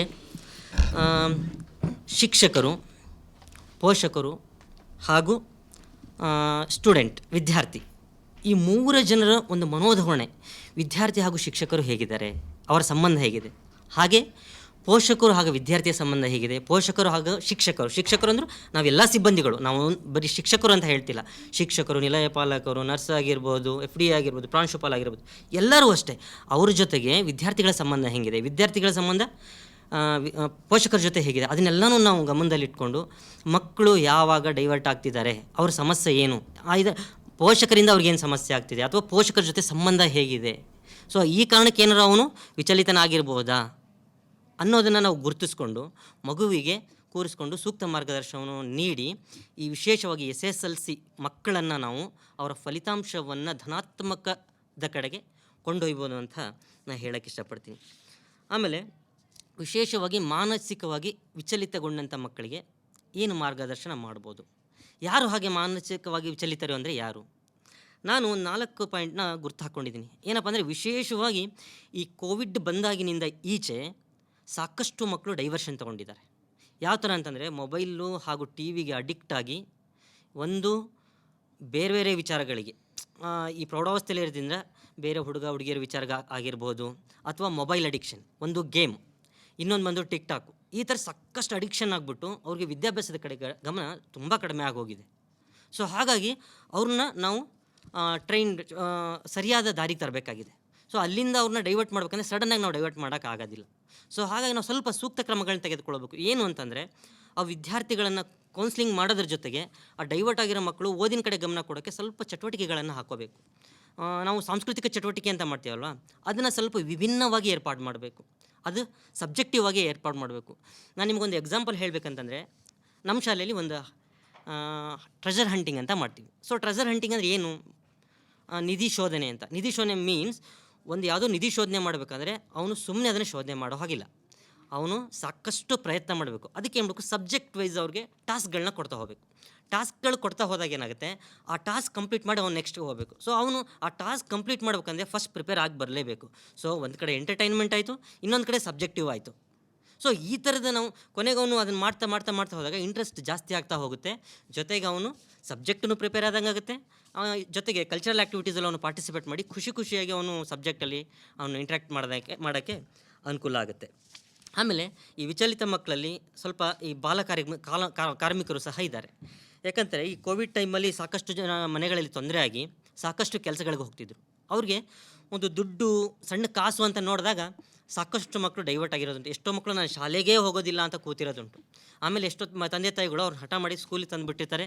ಸೊ ಅದು ನಮ್ಮ ಒಂದು ಅದೃಷ್ಟ, ಮಕ್ಕಳ ಅದೃಷ್ಟ, ಭಾಗ್ಯ ಅಂತ ನಾವು ಯೋಚಿಸೋಣ. ಸೊ ಬಂದುಬಿಟ್ಟಿದ್ದಾರೆ, ಮೇನ್ ಸ್ಟ್ರೀಮಿಗೆ ಬಂದಿದ್ದಾರೆ ಅಂದಮೇಲೆ ಅವ್ರನ್ನ ಕೊಂಡೊಯ್ಯೋದು ನಮ್ಮ ಒಂದು ನಮಗೆ ಒಂದು ನಮ್ಮ ಶಕ್ತಿಗೆ ಒಂದು ಚಾಲೆಂಜ್ ಆಗಿದೆ. ಸೊ ಅದಕ್ಕೆ ನಾವೇನು ಮಾಡಬೇಕು, ಆ ಬಾಲಕಾರ್ಮಿಕರು ಅವರ ಹಣದ ಆಸೆ ಎಲ್ಲಿದೆ, ಅವ್ರ ಚಿಲ್ಲರೆ ಕಾಸಿನ ಮೇಲೆ ಹಣದ ಆಸೆ ಇದೆ. ಸೊ ಅದನ್ನು ನಾವು ತಡೆದು ನಿಲ್ಲಿಸಬೇಕು. ನೋಡು, ಇದು ಆರಂಭ ಅಷ್ಟೇ. ನೀನು ಮಾಡಬೇಕಾಗಿರೋದು ಚಿಲ್ಲರೆ ಹಣ ಅಲ್ಲ, ನೀನು ಸಂಪಾದನೆ ಮಾಡಬೇಕಾಗಿರೋದು ತುಂಬ ದೊಡ್ಡ ವಿಚಾರವಾಗಿದೆ. ತುಂಬ ವಿದ್ಯೆ ಪಡಿಬೇಕು. ನೀನು ಮೇನ್ ಸ್ಟ್ರೀಮಿಗೆ ಬಂದು ಅಗತ್ಯವಾದ ಶಿಕ್ಷಣವನ್ನು ಪಡೆದು ನೀನು ಅಂಬೇಡ್ಕರ್ನಂತನೋ ಅಬ್ದುಲ್ ಕಲಾಂನಂತನೋ IAS ಆಫೀಸರ್, KAS ಆಫೀಸರ್ ಅಂತ ಸಾಕಷ್ಟು ಉತ್ತಮ ವ್ಯಕ್ತಿಗಳ ಒಂದು ನಾವು ಅವ್ರಿಗೆ ಮಾದರಿಯನ್ನು ನೀಡೋದ್ರ ಮೂಲಕ, ಕಥೆಗಳನ್ನು ಹೇಳೋದ್ರ ಮೂಲಕ, ಪೂರಕವಾಗಿರುವಂತಹ ಕಥಾಗುಚ್ಛಗಳನ್ನು ಅವ್ರಿಗೆ ನಾವು ಅರ್ಥೈಸಿ ಅದನ್ನು ಹಳೆಯದನ್ನು ಮರೆಸಿ ಮೇನ್ ಸ್ಟ್ರೀಮಿಗೆ ಬರಬೇಕು. SSLC ಎಕ್ಸಾಮನ್ನು ಫೋಕಸ್ ಮಾಡೋ ಥರ ಅವ್ರಿಗೆ ನಾವು ರೆಡಿ ಮಾಡೋ ಕೆಲಸನ ನಾವು ಮಾಡಬೇಕಾಗಿದೆ. ಕೊನೆಯದಾಗಿ ಇನ್ನೊಂದು ವಿಚಾರ ಏನಪ್ಪ ಅಂತಂದರೆ, ಕೆಲವೊಂದು ಶಾಲೆಯಲ್ಲಿ ಸಾಂದರ್ಭಿಕವಾಗಿ ಕೆಲವೊಂದು ಘಟನೆಗಳೇ ನಡೀತಾ ಇದ್ದಾವೆ. ಯಾವ ಥರಪ್ಪ ಅಂತಂದರೆ, ಮಕ್ಕಳು ಕೆಲವೊಂದು ಶಾಲೆಯಲ್ಲಿ ಗಲಾಟೆ ಮಾಡ್ಕೊಂಡ್ಬಿಟ್ಟಿರ್ತಾರೆ, ಕೆಲವೊಂದು ಶಾಲೆಯಲ್ಲಿ ಡಿ ಗ್ರೂಪ್ ಅವ್ರು ಗಲಾಟೆ ಮಾಡ್ಕೊಂಡಿರ್ತಾರೆ, ಕೆಲವೊಂದು ಶಾಲೆಯಲ್ಲಿ ನಮ್ಮ ಮಧ್ಯೆ ಕೆಲವೊಂದು ಗಲಾಟೆ ಆಗಿರುತ್ತೆ. ಸೊ ಅದು ಎಲ್ಲ ಮಕ್ಕಳ ಮೇಲೆ ತುಂಬ ಪರಿಣಾಮ ಬೀರಿರುತ್ತೆ. ಜೊತೆಗೆ ಎಷ್ಟೋ ಶಾಲೆಯಲ್ಲಿ ಏನೋ ಅಚಾನಕ್ಕಾಗಿ ಸಾವುಗಳು ಸಹ ಸಂಭವಿಸಿದೆ. ಆ ಸಾವುಗಳು ಶಾಲೆಯಲ್ಲಿ ಸಂಭವಿಸಿದಾಗ ಏನಾಗುತ್ತಂದರೆ ಅದು ಶಾಲೆಯ ಎಲ್ಲ ಮಕ್ಕಳ ಮೇಲೂ ಸಹ ಪರಿಣಾಮ ಬೀರ್ತಾ ಇರುತ್ತೆ. ಸೊ ಅಂತಹ ಸನ್ನಿವೇಶದಲ್ಲಿ ನಾವು ಸಾಧ್ಯವಾದಷ್ಟು ಮಕ್ಕಳನ್ನು ಬರೀ ಓದಿನ ಕಡೆ ಗಮನ ಕೊಡದೆ, ನಾನು ಹೇಳಿದ್ನಲ್ಲ, ಎಂಟರ್ಟೈನ್ಮೆಂಟ್ ಆಗಿರ್ಬೋದು ಅಥವಾ ಬೇರೆ ಚಟುವಟಿಕೆಗಳನ್ನ ಮೂಲಕ ಮಕ್ಕಳನ್ನ ಪರೀಕ್ಷೆ ಕಡೆ ನಾವು ತೆಗೆದುಕೊಂಡು ಹೋಗುವಂಥ ಒಂದು ಕಾರ್ಯವನ್ನು ಮಾಡಿದಾಗ ಮಕ್ಕಳು ಆಟೋಮೆಟಿಕ್ಕು ಹಳೆಯದನ್ನು ಅಥವಾ ಒಂದು ಸಾಂದರ್ಭಿಕ ಘಟನೆಗಳನ್ನು ಮರೆತು ಯಾರೋ ಕಿತ್ತಾಡಿರೋದನ್ನ ಮರೆತು, ಅವ್ರವ್ರು ಕಿತ್ತಾಡಿರೋದು ಮರೆತು, ಜಗಳಾಡಿರೋದು ಮರೆತು, ಯಾವುದೋ ಒಂದು ಸಾವನ್ನು ಮರೆತು ತಮ್ಮ ವಿದ್ಯಾಭ್ಯಾಸದ ಕಡೆ ಅವರ ಗಮನವನ್ನು ಕೊಡೋಕ್ಕೆ ಸಹಾಯವಾಗುತ್ತೆ. ಹಾಗೆ ನಮ್ಮ ಒಂದು ವಿದ್ಯಾರ್ಥಿಗಳ ಜೊತೆ ಬಾಂಧವ್ಯ ತುಂಬ ಚೆನ್ನಾಗಿರಬೇಕು. ಅದು ಶಿಕ್ಷಕರಾಗಿರಲಿ, ನಿಲಯ ಪಾಲಕರಾಗಿರಲಿ, ಎಲ್ಲರೂ ಕೂಡ ಆ ಒಂದು ಮಾತೃಸ್ಥಾನ ಅಥವಾ ತಂದೆಯ ಸ್ಥಾನವನ್ನು ಮಕ್ಕಳಿಗೆ ನೀಡಿದಾಗ ಮಾತ್ರ ಅವ್ರ ಮಕ್ಕಳು ಚೆನ್ನಾಗಿ ಇಂಟ್ರ್ಯಾಕ್ಟ್ ಮಾಡೋಕ್ಕೆ ಸಾಧ್ಯ ಆಗುತ್ತೆ. ಆಮೇಲೆ ನಾವು ಬಂದಾಗ ಭಯ ಇರಬೇಕು, ಜೊತೆಗೆ ನಮ್ಮ ಪ್ರೀತಿನೂ ಕೂಡ ಅವರಿಗೆ ಕಾಣಿಸ್ಬೇಕು. ಆ ಥರ ಅವ್ರ ಜೊತೆ ನಾವು ಬಿಹೇವ್ ಮಾಡಬೇಕು. ನಾವು ಹೋದಾಗ ಅವನಲ್ಲಿರೋ ಸಮಸ್ಯೆ ನಮ್ಮಲ್ಲಿ ಹೇಳ್ಕೊಳ್ಳೋ ಥರ ನಮ್ಮ ಬಿಹೇವಿಯರ್ ಇರಬೇಕು. ಆ್ಯಸ್ ಅ ನಿಲಯ ಪಾಲಕರು, ಆ್ಯಸ್ ಅ ನಾನು ವಾರ್ಡನ್ ಆಗಿ ಆ ಮಗುವಿನ ನಾನು ಅವನ ಸಮಸ್ಯೆನ ತೆಗೆಯುವಂಥ ಶಕ್ತಿ ನನ್ನ ಹತ್ರ ಇರಬೇಕು. ಸೊ ಆ ಥರ ಒಂದು ಉತ್ತಮವಾದ ಪ್ರೀತಿಯುಳ್ಳಂತಹ ಬಾಂಧವ್ಯವನ್ನು ಇಟ್ಕೊಂಡು ನಾವು ಅವ್ರಿಗೆ ಮಾನಸಿಕವಾಗಿ SSLC ಪರೀಕ್ಷೆಯ ಫಲಿತಾಂಶವನ್ನು ಫಲಿತಾಂಶದ ಗುಣಮಟ್ಟವನ್ನು ಉತ್ತಮಪಡಿಸುವಲ್ಲಿ ನಮ್ಮ ಪಾತ್ರವನ್ನು ನಾವು ಅಭಿವೃದ್ಧಿಪಡಿಸ್ಬೋದು ಅಂತ ನಾನು ಹೇಳೋಕ್ಕೆ ಇಷ್ಟಪಡ್ತೀನಿ. ಸೊ ಇದಿಷ್ಟು ಮಾನಸಿಕವಾಗಿ ನಾವು ವಿದ್ಯಾರ್ಥಿಗಳನ್ನು ತಯಾರು ಮಾಡುವಲ್ಲಿ ನಾವು ಇಷ್ಟೆಲ್ಲ ಪಾತ್ರವನ್ನು ನಿಭಾಯಿಸ್ಬೋದು ಅಂತ ನಾನು ಹೇಳ್ತಾ, ಈಗ ಮುಂದಿನದಾಗಿ ದೈಹಿಕ ಆರೋಗ್ಯ ಕಾಪಾಡೋದು ಹೇಗೆ ಅಂತ ಹೇಳಿ ನಮ್ಮ ಸ್ನೇಹಿತರ ಅಂತ ಗುರುನಾಥ್ ಅವ್ರಿಗೆ ನಾನು ಹೇಳೋದಕ್ಕೆ ಅವಕಾಶ ಮಾಡಿಕೊಡ್ತಾ ಇದ್ದೀನಿ. ಧನ್ಯವಾದಗಳು. ಎಲ್ರಿಗೂ ನಮಸ್ಕಾರ. ನಮಗೆ ಮುಖ್ಯವಾಗಿ ಅಂದರೆ ನಿಲಯ ಪಾಲಕರಾಗಿ ನಾವು ಶಾಲೆಯಲ್ಲಿ ಏನು ಕೆಲಸ ಮಾಡಬೇಕು ಅಂತ ನೋಡ್ತಿರ್ಬೇಕಾದ್ರೆ ಒಬ್ಬ ತಾಯಿ ತಂದೆ ಏನು ಮಾಡ್ತಾರಪ್ಪ ಅಂತಂದರೆ ಮಕ್ಕಳನ್ನು ಯಾವ ರೀತಿಯಾಗಿ ಪಾಲನೆ ಮಾಡ್ತಾರೆ, ಅವ್ರ ಆರೋಗ್ಯನ ಯಾವ ರೀತಿಯಾಗಿ ನೋಡ್ತಾರೆ, ಅದೇ ರೀತಿಯಾಗಿ ನಿಲಯ ಪಾಲಕನ ಕೂಡ ಏನಾಗಿರ್ತಾನಪ್ಪ ಅಂತಂದರೆ ತಾಯಿ ಮತ್ತು ತಂದೆಯ ಸ್ಥಾನದಲ್ಲಿರ್ತಾನೆ. ನೋಡಿರಿ, ಆರೋಗ್ಯವೇ ಭಾಗ್ಯ.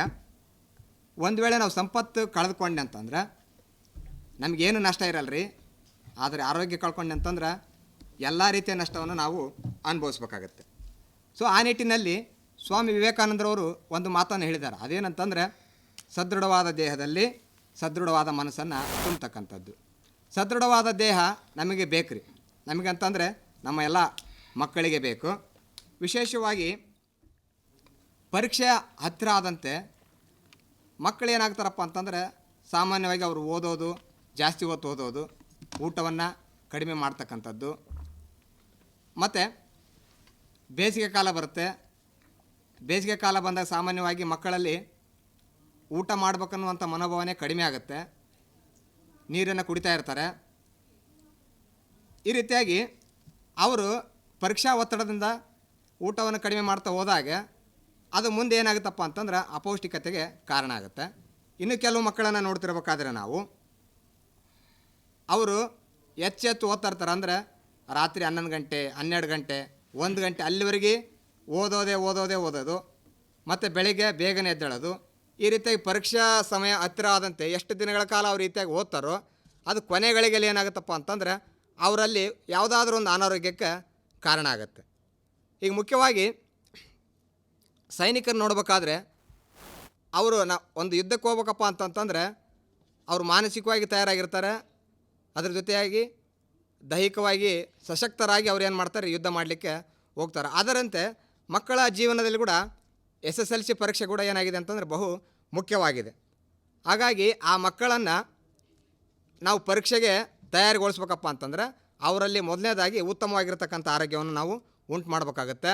ಅದು ಯಾವ ರೀತಿಯಾಗಪ್ಪ ಅಂತಂದರೆ ಪ್ರತಿನಿತ್ಯ ನಾವು ಶಾಲೆಯಲ್ಲಿ ಇರಬೇಕಾದ್ರೆ ಅನೇಕ ಮಕ್ಕಳನ್ನು ನಾವೇನು ಮಾಡ್ಬೇಕು, ಸೂಕ್ಷ್ಮವಾಗಿ ಅವರನ್ನು ಅಬ್ಸರ್ವ್ ಮಾಡ್ಬೇಕು. ಯಾವ ಮಕ್ಕಳು ಸರಿಯಾಗಿ ಊಟ ಮಾಡ್ತಾ ಇದ್ದಾರೋ ಇಲ್ವೋ ಅಂಥ ಮಕ್ಕಳನ್ನು ಗುರುತಿಸಿ ಅವರಿಗೆ ಸಮತೋಲನವಾಗಿರ್ತಕ್ಕಂಥ ಆಹಾರವನ್ನು ಏನು ಮಾಡ್ಬೇಕ್ರಿ ನಾವು ನೀಡಬೇಕಾಗುತ್ತೆ. ಬೆಳಗಿನ ಅವಧಿ ಇರ್ಬೋದು, ಸಂಜೆ ಅವಧಿ ಇರ್ಬೋದು, ಅವರು ಕೇಳಿದಂಥ ಕೆಲವೊಂದು ಆಹಾರ ಪದಾರ್ಥಗಳನ್ನು ನೀಡಬೇಕಾಗುತ್ತೆ. ಇನ್ನು ಮುಖ್ಯವಾಗಿ ನಾವು ಸಾಮಾನ್ಯವಾಗಿ ನೋಡ್ಬೇಕಾದ್ರೆ ಶಾಲೆಯಲ್ಲಿ ಪಾಲಕರುಗಳು ಏನು ಮಾಡ್ತಾರಪ್ಪ ಅಂತಂದರೆ ಅವ್ರು ಯಾವುದೋ ಒಂದು ಭೇಟಿಗಾಗಿ ಬಂದಿರ್ತಾರೆ, ಮಕ್ಕಳನ್ನು ಭೇಟಿ ಮಾಡಲಿಕ್ಕೆ ಬಂದಾಗ ಅವ್ರು ಏನು ಮಾಡ್ತಾರೆ ರೀ, ಕರಿದ ಪದಾರ್ಥಗಳು, ಬೇರೆ ರೀತಿಯ ಪದಾರ್ಥಗಳು ಅವುಗಳನ್ನು ತಂದು ಕೊಟ್ಟಾಗ ಏನಾಗುತ್ತಪ್ಪ ಅಂತಂದರೆ ಅದು ಎಷ್ಟು ದಿನ ಇರುತ್ತೋ ಅಥವಾ ಅದರ ಎಕ್ಸ್ಪೈರ್ ಆಗಿರುತ್ತೋ ಅದನ್ನ ಯಾವುದೂ ನೋಡಿರೋದಿಲ್ಲ ಅವರು.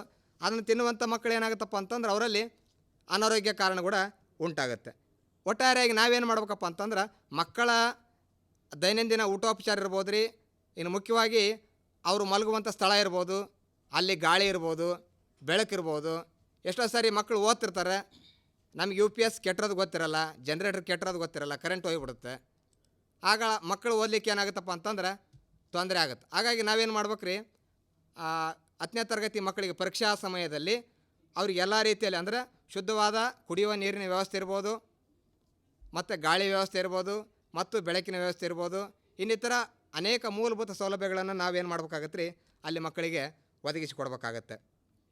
ಇನ್ನು ಅದ್ರ ಜೊತೆಯಾಗಿ ಏನಪ್ಪ ಅಂತಂದ್ರೆ ಮಕ್ಕಳಲ್ಲಿ ನಾವು ದೈಹಿಕವಾಗಿ ಅವ್ರನ್ನ ಸದೃಢ ಮಾಡ್ಬೇಕಪ್ಪ ಅಂತಂತಂದ್ರೆ ಎಲ್ಲರೂ ಹೇಳ್ತಿರ್ತಾರೆ ರೀ, ಮೊದಲೇ ಕನ್ನಡ ಶಿಕ್ಷಕರು ಬರ್ತಾರೆ ಓದ್ರಿ ಅಂತಾರೆ, ಹಿಂದಿ ಶಿಕ್ಷಕರು ಬರ್ತಾರೆ ಓದ್ರಿ ಅಂತಾರೆ, ಪಾಲಕರು ಭೇಟಿಗಾಗಿ ಬಂದಿರ್ತಾರೆ ಓದ್ರಿ ಅಂತಾರೆ.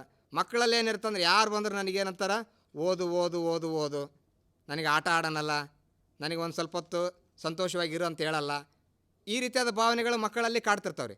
ಹಾಗಾಗಿ ನಾವು ಪಾಲಕರ ಸ್ಥಾನದಲ್ಲಿದ್ದಂಥ ನಾವು ಆ ಮಕ್ಕಳ ಮನಸ್ಸುಗಳನ್ನು ಅರಿತುಕೊಂಡು ಅವರಿಗೆ ಕೆಲವೊಂದು ರಿಲ್ಯಾಕ್ಸ್ ಆಗಲಿಕ್ಕೆ, ಅವರು ಮನಸ್ಥಿತಿ ವಿಶ್ರಾಂತಿಯನ್ನು ಪಡೆದು ಒಂದು ಒಳ್ಳೆಯ ಸ್ಥಿತಿಗೆ ಬರಲಿಕ್ಕೆ ನಾವೇನು ಮಾಡ್ಬೇಕಪ್ಪ ಅಂತಂದ್ರೆ ದೈಹಿಕ ಶಿಕ್ಷಕರ ಜೊತೆಗಾಗಿರ್ಬೋದು, ಇತರೆ ಶಿಕ್ಷಕರ ಜೊತೆಗಾಗಿರ್ಬೋದು, ಮತ್ತು ಸ್ಟಾಫ್ ನರ್ಸ್ ಅವ್ರ ಜೊತೆಗಾಗಿರ್ಬೋದು, ಅವ್ರ ಸಹಕಾರದೊಂದಿಗೆ ಮಕ್ಕಳಿಗೆ ದೈನಂದಿನ ಆರೋಗ್ಯ ತಪಾಸಣೆ ಮಾಡುವಂಥದ್ದು, ಅದ್ರ ಜೊತೆಯಾಗಿ ಅವರಿಗೆ ಧ್ಯಾನ ಮಾಡಿಸ್ತಕ್ಕಂಥದ್ದು, ಯೋಗಾಸನ ಮಾಡಿಸ್ತಕ್ಕಂಥದ್ದು, ವ್ಯಾಯಾಮ ಮಾಡಿಸ್ತಕ್ಕಂಥದ್ದು, ಇನ್ನಿತರ ಚಟುವಟಿಕೆಗಳ ಮುಖಾಂತರ ಮಕ್ಕಳ ಮನಸ್ಸನ್ನು, ಅವರ ದೇಹವನ್ನು ಸುಸ್ಥಿತಿಯಲ್ಲಿ ನೋಡ್ಕೊಂಡು ಹೋಗ್ಬೇಕಾಗತ್ತೆ.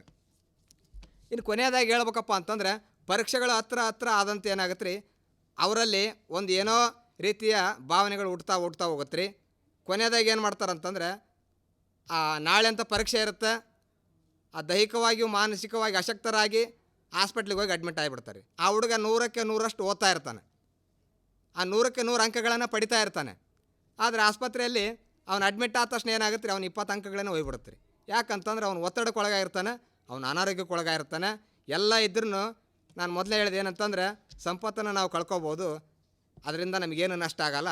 ಆದರೆ ಆರೋಗ್ಯವನ್ನು ನಾವು ಏನು ಮಾಡಬಾರ್ದು ರೀ, ಕಳ್ಕೊಳ್ಬಾರ್ದು. ಆರೋಗ್ಯವನ್ನು ಚೆನ್ನಾಗಿ ನಾವು ನೋಡ್ಕೋಬೇಕಾಗತ್ತೆ. ಹಾಗಾಗಿ ಪಾಲಕರ ಸ್ಥಾನದಲ್ಲಿರ್ತಕ್ಕಂಥ ನಾವು ಎಲ್ಲ ಮಕ್ಕಳ ಆರೋಗ್ಯದ ಕಡೆಗೆ ಹೆಚ್ಚಿನ ಕಾಳಜಿಯನ್ನು ವಹಿಸ್ಬೇಕು. ಈ ಒಂದು 45 ದಿನಗಳ ಕಾಲ ಏನು ಉಳಿದಿದೆ ಪರೀಕ್ಷೆ ಬರಲಿಕ್ಕೆ, ಆ 45 ದಿನಗಳ ಕಾಲ ಪ್ರತಿನಿತ್ಯ ನಾವೇನು ಮಾಡ್ಬೇಕು ರೀ, ಮಕ್ಕಳ ಒಂದು ಯೋಗಕ್ಷೇಮ ನೋಡ್ಕೊಳ್ಳೋದ್ರಲ್ಲಿ ಬಹುಮುಖ್ಯ ಪಾತ್ರವನ್ನು ನಾವು ವಹಿಸ್ಬೇಕಾಗತ್ತೆ. ಹಾಗಾಗಿ ನಾನು ಒಟ್ಟಾರೆಯಾಗಿ ನಿಮಗೆ ಹೇಳ್ತಕ್ಕಂಥದ್ದು ಏನಪ್ಪ ಅಂತಂತಂದರೆ ವಿದ್ಯಾರ್ಥಿಗಳ ದೈಹಿಕ ನ್ಯೂನತೆಯನ್ನು ಆಗುವುದನ್ನು ನಾವು ತಡೆಗಟ್ಟಿ ಒಂದು ಶೈಕ್ಷಣಿಕವಾಗಿರ್ತಕ್ಕಂಥ ಒಳ್ಳೆಯ ಪರಿಸರವನ್ನು ಅವರಲ್ಲಿ ಉಂಟು ಮಾಡಿ ನಮ್ಮ ಕರ್ನಾಟಕ ವಸತಿ ಶಿಕ್ಷಣ ಸಂಸ್ಥೆಗಳ ಸಂಘದ ಒಂದು ಧ್ಯೇಯೋದ್ದೇಶ ಏನಿದೆಯಪ್ಪ ಅಂತಂತಂದರೆ ಅತ್ಯುತ್ತಮ ಫಲಿತಾಂಶ, ಗುಣಮಟ್ಟದ ಫಲಿತಾಂಶ.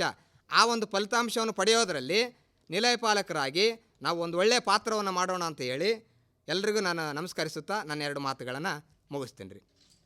ಸ್ನೇಹಿತರೆ, ಇಲ್ಲಿವರೆಗೂ ದೈಹಿಕ ಆರೋಗ್ಯವನ್ನು ಕಾಪಾಡುವ ಪಾತ್ರ ಹೇಗೆ, ನಾವು ಏನೆಲ್ಲ ವ್ಯವಸ್ಥೆ ಮಾಡಬೇಕು, ಅವರಿಗೆ ಊಟ ತಿಂಡಿ ವ್ಯವಸ್ಥೆ ಹೇಗಿರಬೇಕು, ಗಾಳಿ ಬೆಳಕಿನ ವ್ಯವಸ್ಥೆ ಹೇಗಿರಬೇಕು, ಹಾಗಾದ್ರ ಜೊತೆಗೆ ನಾವು ಅವ್ರಿಗೆ ಮಾನಸಿಕವಾಗಿ ಯಾವ ರೀತಿ ಸ್ಥೈರ್ಯವನ್ನು ತುಂಬಿ ಪರೀಕ್ಷೆಗಳಿಗೆ ಅವ್ರಿಗೆ ನಾವು ತಯಾರು ಮಾಡಬೇಕು ಅನ್ನೋದನ್ನು ಕುರಿತು ಇಷ್ಟೊತ್ತು ಶ್ರೀಯುತ ಗುರುನಾಥ್ ಅವರು ತಿಳಿಸ್ಕೊಟ್ಟಿದ್ದಾರೆ. ಈಗ ಮುಂದಿನದಾಗಿ ಶೈಕ್ಷಣಿಕವಾಗಿ ಅವ್ರಿಗೆ ನಾವು ಮಾರ್ಗದರ್ಶನವನ್ನು ನೀಡೋದು ಹೇಗೆ ಅನ್ನೋದನ್ನು ಸುರೇಶ್ ಗುಂಡಣ್ಣ ಅವರು ನಿಮಗೆ ತಿಳಿಸ್ಕೊಡ್ತಿದ್ದಾರೆ. Up to Suresh. ಎಲ್ಲರಿಗೂ ನಮಸ್ಕಾರ. SSLC ವಿದ್ಯಾರ್ಥಿಗಳ ಗುಣಮಟ್ಟದ ಫಲಿತಾಂಶ ಸುಧಾರಣೆಯಲ್ಲಿ ಶೈಕ್ಷಣಿಕ ಮಾರ್ಗದರ್ಶನ ನೀಡುವುದು ಮತ್ತು ವಿದ್ಯಾಭ್ಯಾಸದ ಮೇಲ್ವಿಚಾರಣೆ ನಾವು ನಿಲಯ ಪಾಲಕರಾಗಿ ಹೇಗೆ ಮಾಡಬೇಕನ್ನುವಂಥ ವಿಚಾರವನ್ನು ಕುರಿತು ತಮ್ಮ ಮುಂದೆ ಕೆಲವೊಂದಿಷ್ಟು ಅಂಶಗಳನ್ನು ಸಾದರಪಡಿಸ್ತಾ ಇದ್ದೇನೆ. ವಸತಿ ಶಾಲೆಯಲ್ಲಿ ಕಾರ್ಯನಿರ್ವಹಿಸ್ತಾ ಇರುವಂಥ ನಿಲಯ ಪಾಲಕರು ಡಾಕ್ಟರೇಟ್, MSc, MA, MEd, B.Edನಂಥ ಉನ್ನತ ಪದವಿಗಳನ್ನು ಪಡೆದು ಕಾರ್ಯನಿರ್ವಹಿಸ್ತಾ ಇರೋದರಿಂದ SSLC ಫಲಿತಾಂಶ ಸುಧಾರಣೆಯಲ್ಲಿ ಅವರು ಬಹುಮುಖ್ಯ ಪಾತ್ರವನ್ನು ನಿರ್ವಹಿಸಿ ಒಂದು ಕಾರ್ಯವನ್ನು ಮಾಡ್ಬೋದು ಅಂತ ನಮ್ಮೆಲ್ಲರ ಒಂದು ಅಭಿಪ್ರಾಯ. ಪ್ರಾರಂಭದಲ್ಲಿ ವಸತಿ ಶಾಲೆಯಲ್ಲಿ ಇರುವಂಥ SSLC ಮಕ್ಕಳಿಗೆ ಶಿಕ್ಷಣದ ಮಹತ್ವವನ್ನು ನಾವು ತಿಳಿಸ್ಕೊಡ್ಬೇಕಾಗುತ್ತೆ. ನಹಿ ಜ್ಞಾನೇನ ಸದೃಶ್ಯಂ, ಜ್ಞಾನಕ್ಕಿಂತ ಮಿಗಿಲಾದದ್ದು ಮತ್ತೊಂದಿಲ್ಲ. SSLC ಎಂಬುದು ಪ್ರೌಢ ಶಿಕ್ಷಣ ಎಂಬ ಕೋಟೆಯ ಹೆಬ್ಬಾಗಿಲು. ಈ ಹೆಬ್ಬಾಗಿಲಿನಲ್ಲಿ ಉತ್ತಮವಾದಂಥ ಜ್ಞಾನ ಮತ್ತು ಉತ್ತಮವಾದಂಥ ಅಂಕಗಳನ್ನು ವಿದ್ಯಾರ್ಥಿ ಪಡೆದರೆ ಅವನು ಮುಂದಿನ ಶಿಕ್ಷಣವನ್ನು, ಶೈಕ್ಷಣಿಕ ವ್ಯವಸ್ಥೆಯನ್ನು ಸರಳೀಕರಣ ಮಾಡಿಕೊಂಡು ಉತ್ತಮ ಶಿಕ್ಷಣವನ್ನು ಪಡಿಬೋದು ಅಂತೇಳಿ ನಾವೆಲ್ಲ ಶಿಕ್ಷಣದ ಮಹತ್ವವನ್ನು ವಿದ್ಯಾರ್ಥಿಗಳಿಗೆ ವಸತಿ ಶಾಲೆಯಲ್ಲಿ ತಿಳಿಸ್ಕೊಡ್ಬೇಕಾಗುತ್ತೆ. ಅನಂತರ ವಸತಿ ಶಾಲೆಯಲ್ಲಿ ಹೆಚ್ಚು ಮಕ್ಕಳು ವಸತಿ ನಿಲಯದಲ್ಲೇ ಹೆಚ್ಚು ಸಮಯವನ್ನು ವಸತಿ ನಿಲಯದಲ್ಲೇ ಕಳೆಯುವುದರಿಂದ ಈ ವಿದ್ಯಾರ್ಥಿಗಳಿಗೆ, SSLC ವಿದ್ಯಾರ್ಥಿಗಳಿಗೆ ನಾವು ಒಂದು ಬೆಳಿಗ್ಗೆ ಏಳುವುದರಿಂದ ಹಿಡಿದು ರಾತ್ರಿಯ ಮಲಗುವವರೆಗೆ ಒಂದು ವೇಳಾಪಟ್ಟಿಯನ್ನು ದೈಹಿಕ ಶಿಕ್ಷಕರು ಸ್ಟಾಫ್ ನರ್ಸು ಮತ್ತು MOD ಶಿಕ್ಷಕರ ಸಂಯೋಗದೊಂದಿಗೆ ಅವರಿಗೆ ಒಂದು ವೇಳಾಪಟ್ಟಿಯನ್ನು ತಯಾರು ಮಾಡಿಕೊಟ್ಟು ಸಂಪೂರ್ಣವಾಗಿ ವಸತಿ ಶಾಲೆಯಲ್ಲಿ ಶೈಕ್ಷಣಿಕ ಎನ್ವಿರಾನ್ಮೆಂಟ್ ಏನಂತೀವಲ್ಲ, ವಾತಾವರಣವನ್ನು ನಾವು ಕ್ರಿಯೇಟ್ ಮಾಡಬೇಕಾಗುತ್ತೆ.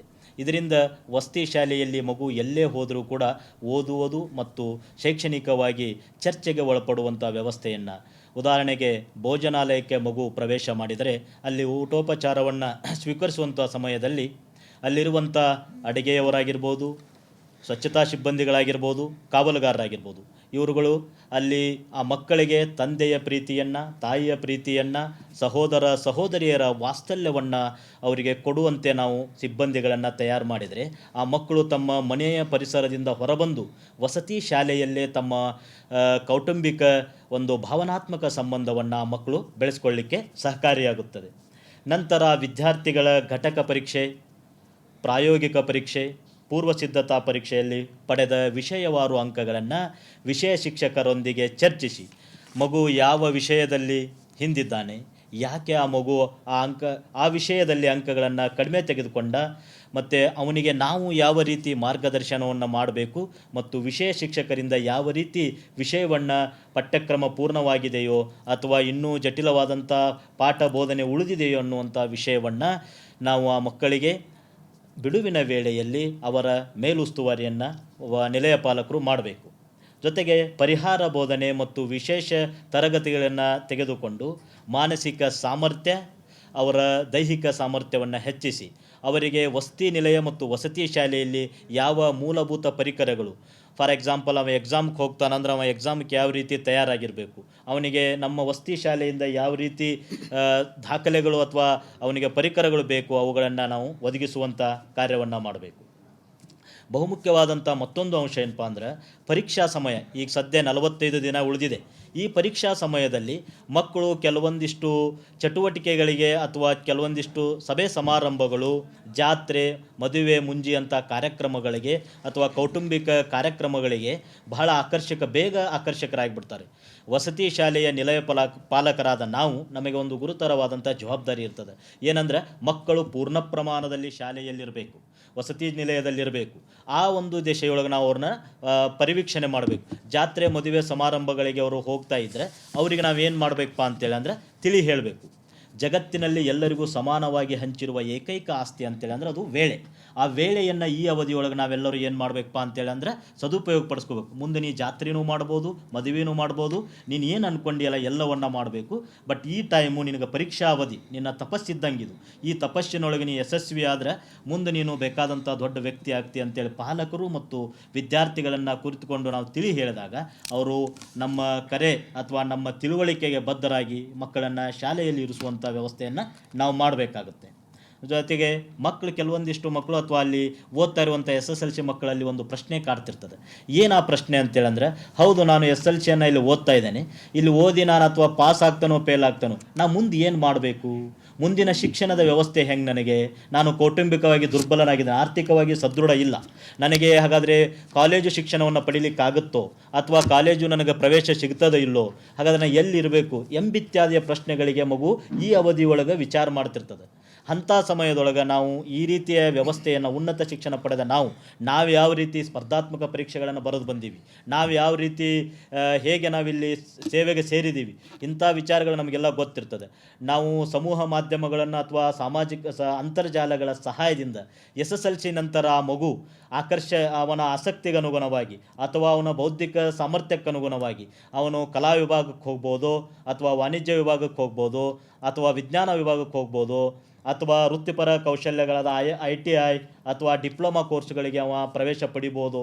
ಈ ಎಲ್ಲ ವಿಚಾರಗಳನ್ನು ಜೊತೆಗೆ ಅವನಿಗೆ ವೃತ್ತಿಪರ ಕೋರ್ಸುಗಳಾದಂಥ ಮೆಡಿಕಲ್ಲು, JEE, ನೀಟ್ನಂಥ ಪರೀಕ್ಷೆಗಳ ಒಂದು ತಿಳುವಳಿಕೆಯನ್ನು ಮಗುವಿಗೆ ಕೊಟ್ಟು, ನೀನು ಇಷ್ಟು ಪರ್ಸೆಂಟೇಜನ್ನು ಮಾಡಿದರೆ ಅಥವಾ ಇಷ್ಟು ಜ್ಞಾನವನ್ನು ಆಳವಾಗಿ ಓದಿದೆ ಅಂತೇಳಿ ಅಂದರೆ ನೀನು ಸ್ಥಳೀಯವಾಗಿ ಲಭ್ಯ ಇರುವ ಕಾಲೇಜುಗಳಲ್ಲಿ ಅಥವಾ ಅಂತರ್ಜಿಲ್ಲೆಗಳಲ್ಲಿ ಇಂತಿಂಥ ಕಾಲೇಜುಗಳಿದ್ದಾವೆ, ಅಲ್ಲಿ ಪ್ರವೇಶ ಪಡಿಬೋದು.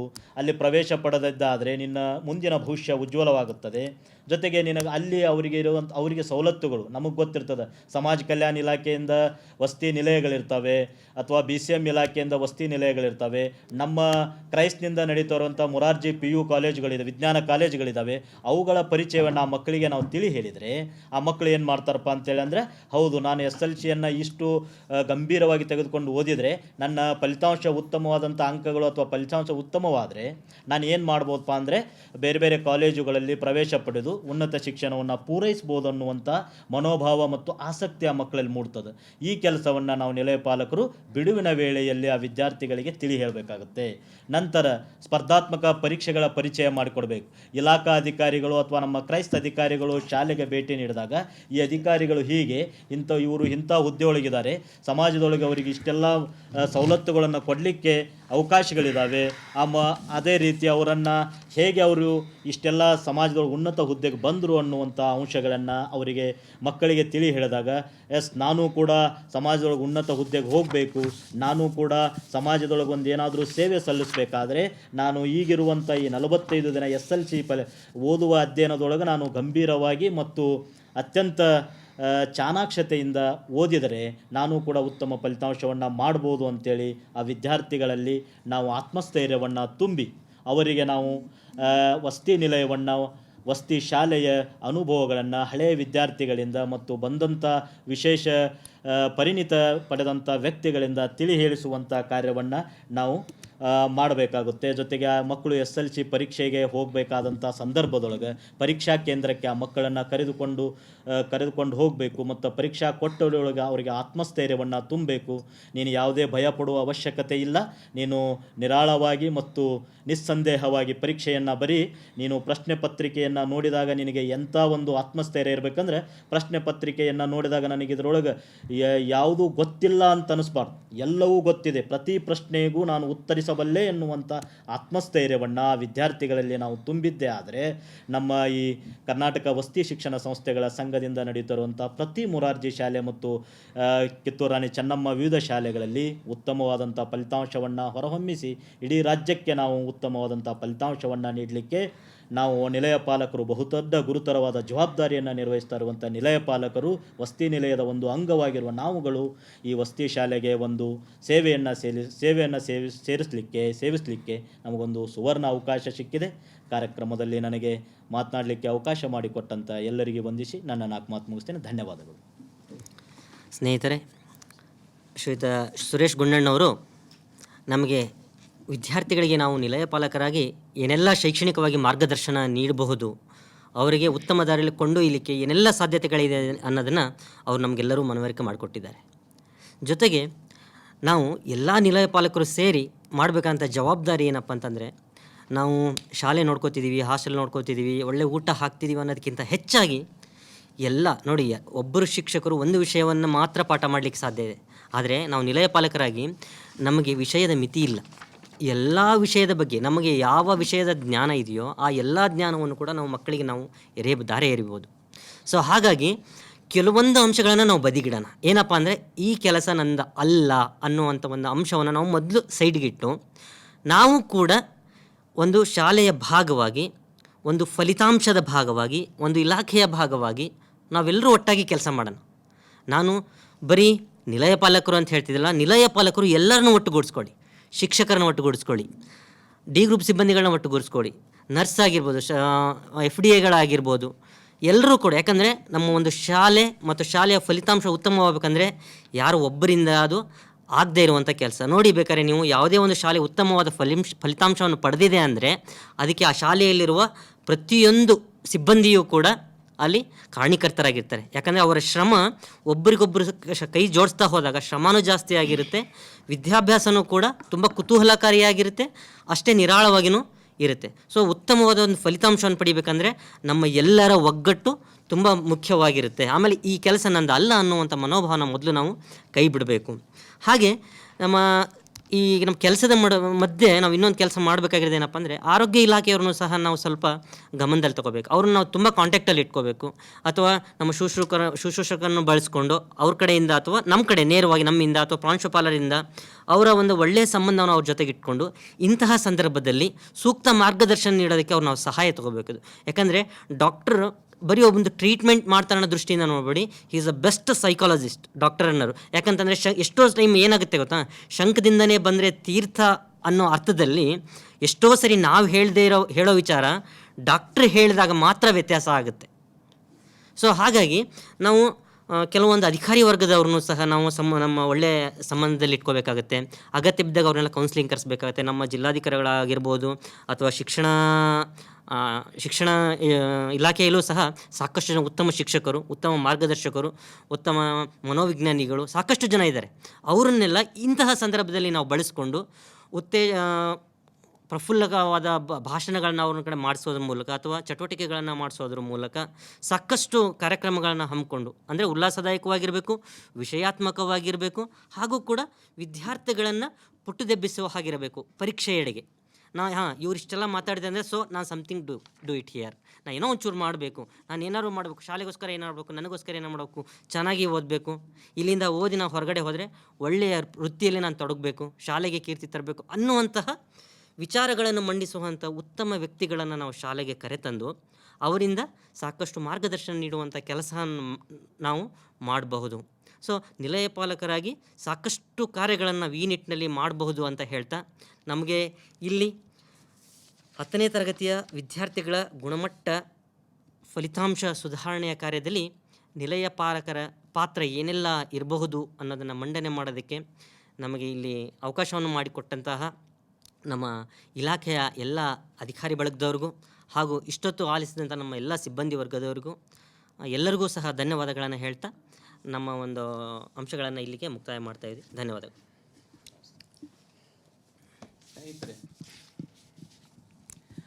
ಖಾಲಿ ಹೊಟ್ಟೆಯಲ್ಲಿ ಏನೂ ಕೂಡ ಪ್ರವೇಶ ಮಾಡಲಿಕ್ಕೆ ಅವಕಾಶ ಇಲ್ಲ. ಆ ಉದ್ದೇಶಕ್ಕೆ ಎಲ್ಲ ವಿಷಯಗಳನ್ನು ನಾವು ಅವ್ರ ತಲೆಯೊಳಗೆ ತುಂಬಬೇಕಂತಂದ್ರೆ ಮೊದಲಕ್ಕೆ ಅವ್ರ ಹೊಟ್ಟೆ ತುಂಬಿಸುವಂಥ ಕೆಲಸ ಮಾಡಬೇಕಾದದ್ದು ನಮ್ಮ ಧರ್ಮ. ಸುರೇಶ, ಸಮೀರ್, ಗುರುನಾಥ ಆ ಕೆಲಸವನ್ನು ಮನಮುಟ್ಟುವಂತೆ ತಮಗೆ ತಲುಪಿಸಲಿಕ್ಕೆ ವ್ಯವಸ್ಥೆ ಮಾಡಿದ್ದಾರೆ. ನಮ್ಮಲ್ಲಿ ಏನು ಲಭ್ಯ ಐತಲ್ಲ ಅದನ್ನು ಉತ್ತಮ ರೀತಿಯೊಳಗೆ ಹಂಚಿಕೆ ಮಾಡೋದ್ರ ಮೂಲಕ ನಾವು ಬಹುಶಃ ನಮ್ಮ ಹಾಸ್ಟೆಲನ್ನು ಅಥವಾ ಶಾಲಾ ವಾತಾವರಣವನ್ನು ಅತ್ಯುತ್ತಮವಾಗಿ ನಿರ್ವಹಿಸಲಿಕ್ಕೆ ಸಾಧ್ಯ ಐತೆ ಅಂತ ತಿಳ್ಕೊಂಡು, ಜೊತೆಗೆ ನಾವು ಬರೀ ವಾರ್ಡನ್ ಅಂದ್ರೆ ಊಟ ಹಾಕೋದು ಅಷ್ಟೇ ನಮ್ಮ ಕೆಲಸ ಅಲ್ಲ, ಅದ್ರ ಜೊತೆಗೆ ನಾವು ಗ್ರ್ಯಾಜುಯೇಟ್ಸು, ಡಬಲ್ ಗ್ರ್ಯಾಜುಯೇಟ್ಸು ಮತ್ತು BEd ಆಗಿರೋದ್ರಿಂದ ನಮಗೆ ಲಿಂಕೇಜ್ ಇರ್ತಕ್ಕಂಥ ಬೇರೆ ಬೇರೆ ಸಬ್ಜೆಕ್ಟ್ ಟೀಚರ್ಸು ನಮಗೆ ಗಮನಕ್ಕೆ ಬಂದಿರ್ತಾರಲ್ಲ, ಅವರುಗಳನ್ನು ನಮ್ಮ ಸಾಮೀಪ್ಯಕ್ಕೆ ತರುವಂಥ ಕೆಲಸವನ್ನು ಅವ್ರು ಮಾಡಬೇಕು ಅಂತ ಆಶಿಸ್ತೀವಿ. ಒಂದು ವಾರ್ಡನ್ಗಳು ಮತ್ತೊಂದು ಕೆಲಸ ಏನಂತಂದ್ರೆ, ಸಾಮಾನ್ಯವಾಗಿ ಅವರು ಸಂಡೇ ದಿವಸ ಸ್ವಲ್ಪ ಹುಡುಗರಿಗೆ ರಿಲ್ಯಾಕ್ಸ್ ಆಗಲಿಕ್ಕೆ ಮೊದಲಕ್ಕೆ ನಾವು ಕೇಳ್ದಂಗೆ ಸಿನಿಮಾ ತೋರಿಸ್ತಿದ್ರು. ಯಾಕಂತ ಕೇಳಿದ್ರೆ ಹುಡುಗನಿಗೆ ಓದು ಅಂದ್ರೆ ಅವನಿಗೆ ಸ್ವಲ್ಪ ಬೋರ್ ಆಗಬಾರ್ದು ಅನ್ನೋ ಉದ್ದೇಶಕ್ಕೆ ಒಂದು 2-3 ತಾಸರ ಅಟ್ಲೀಸ್ಟ್ ಎಂಟರ್ಟೈನ್ಮೆಂಟ್ ಕೊಡೋನು, ಏನಾದರೂ ಅವ್ರಿಗೆ ಮಾಡಿಸೋಣ ಅನ್ನೋ ಆಸೆ ಅವರಲ್ಲಿತ್ತು. ಈ ಮೂಲಕ ಒಳ್ಳೆಯ ಜ್ಞಾನಾರ್ಜನೆಯನ್ನು ಮಾಡಲಿಕ್ಕೆ ಒಂದು ಅವಕಾಶ ಮತ್ತು 24/7 ಸರ್ವಿಸ್ ಇರೋದೇ ನಮ್ಮ ವಾರ್ಡನ್ಗಳದ್ದು. ಈ ಉದ್ದೇಶಕ್ಕೆ ಅಲ್ಲಿ ನಡೀತಕ್ಕಂಥ ಎಲ್ಲ ಪ್ರಕ್ರಿಯೆಗೂ ಬಹುಶಃ ಸಾಕ್ಷೀಭೂತ ಯಾರು ಅಂತ ಕೇಳಿದ್ರೆ ವಾರ್ಡನ್ಗಳು. ಸೆಕ್ಯೂರಿಟಿ ಒಳಗೆ ಹೋಗೋದಿಲ್ಲ, ವಾರ್ಡನ್ ಎಲ್ಲ ಕಡೆ ಸುತ್ತ ಹಾಕಬೇಕಾಗತ್ತೆ. ಇಂಥ ಒಂದು ಪರಿಸ್ಥಿತಿ ಒಳಗೆ ಬ್ರಿಡ್ಜ್ ಬಿಟ್ವೀನ್ ಟೀಚರ್ಸು, ಮಕ್ಕಳು ಮತ್ತು ಪ್ರಿನ್ಸಿಪಾಲ್ರ ಮಧ್ಯದೊಳಗನ ಹೆಣಿತಕ್ಕಂಥ ಕೆಲಸನ ಅವರು ಮಾಡಿದ್ದಾರೆ. ಇನ್ನು ಮುಂದೂ ಕೂಡ ಏನು ನಮ್ಮ ಬರುವಂಥ ದಿನಮಾನಗಳು ಬರ್ತಾವಲ್ಲ, ಕೆಲವು ಕಡೆ ಸೀಸನೇಬಲ್ ಹಣ್ಣುಗಳು ಸಿಗ್ತಾವೆ. ನಾವು ಬಾಳೆಹಣ್ಣು ಕೊಟ್ಟಿವ್ರಿ ಅಂದ್ಕೊಂಡು ಬಾಳೆಹಣ್ಣು ಕೊಡೋಕೆ ಸ್ಟಾರ್ಟ್ ಮಾಡಿಬಿಡ್ತೀವಿ. ಕಲ್ಲಂಗಡಿಯನ್ನು ನಾವು ಬರೆದಿಲ್ಲ, ಬಟ್ ಸಿಗ್ತಿತ್ತಂದ್ರೆ ಯಾಕೆ ಕೊಡಿಸ್ಬಾರ್ದು.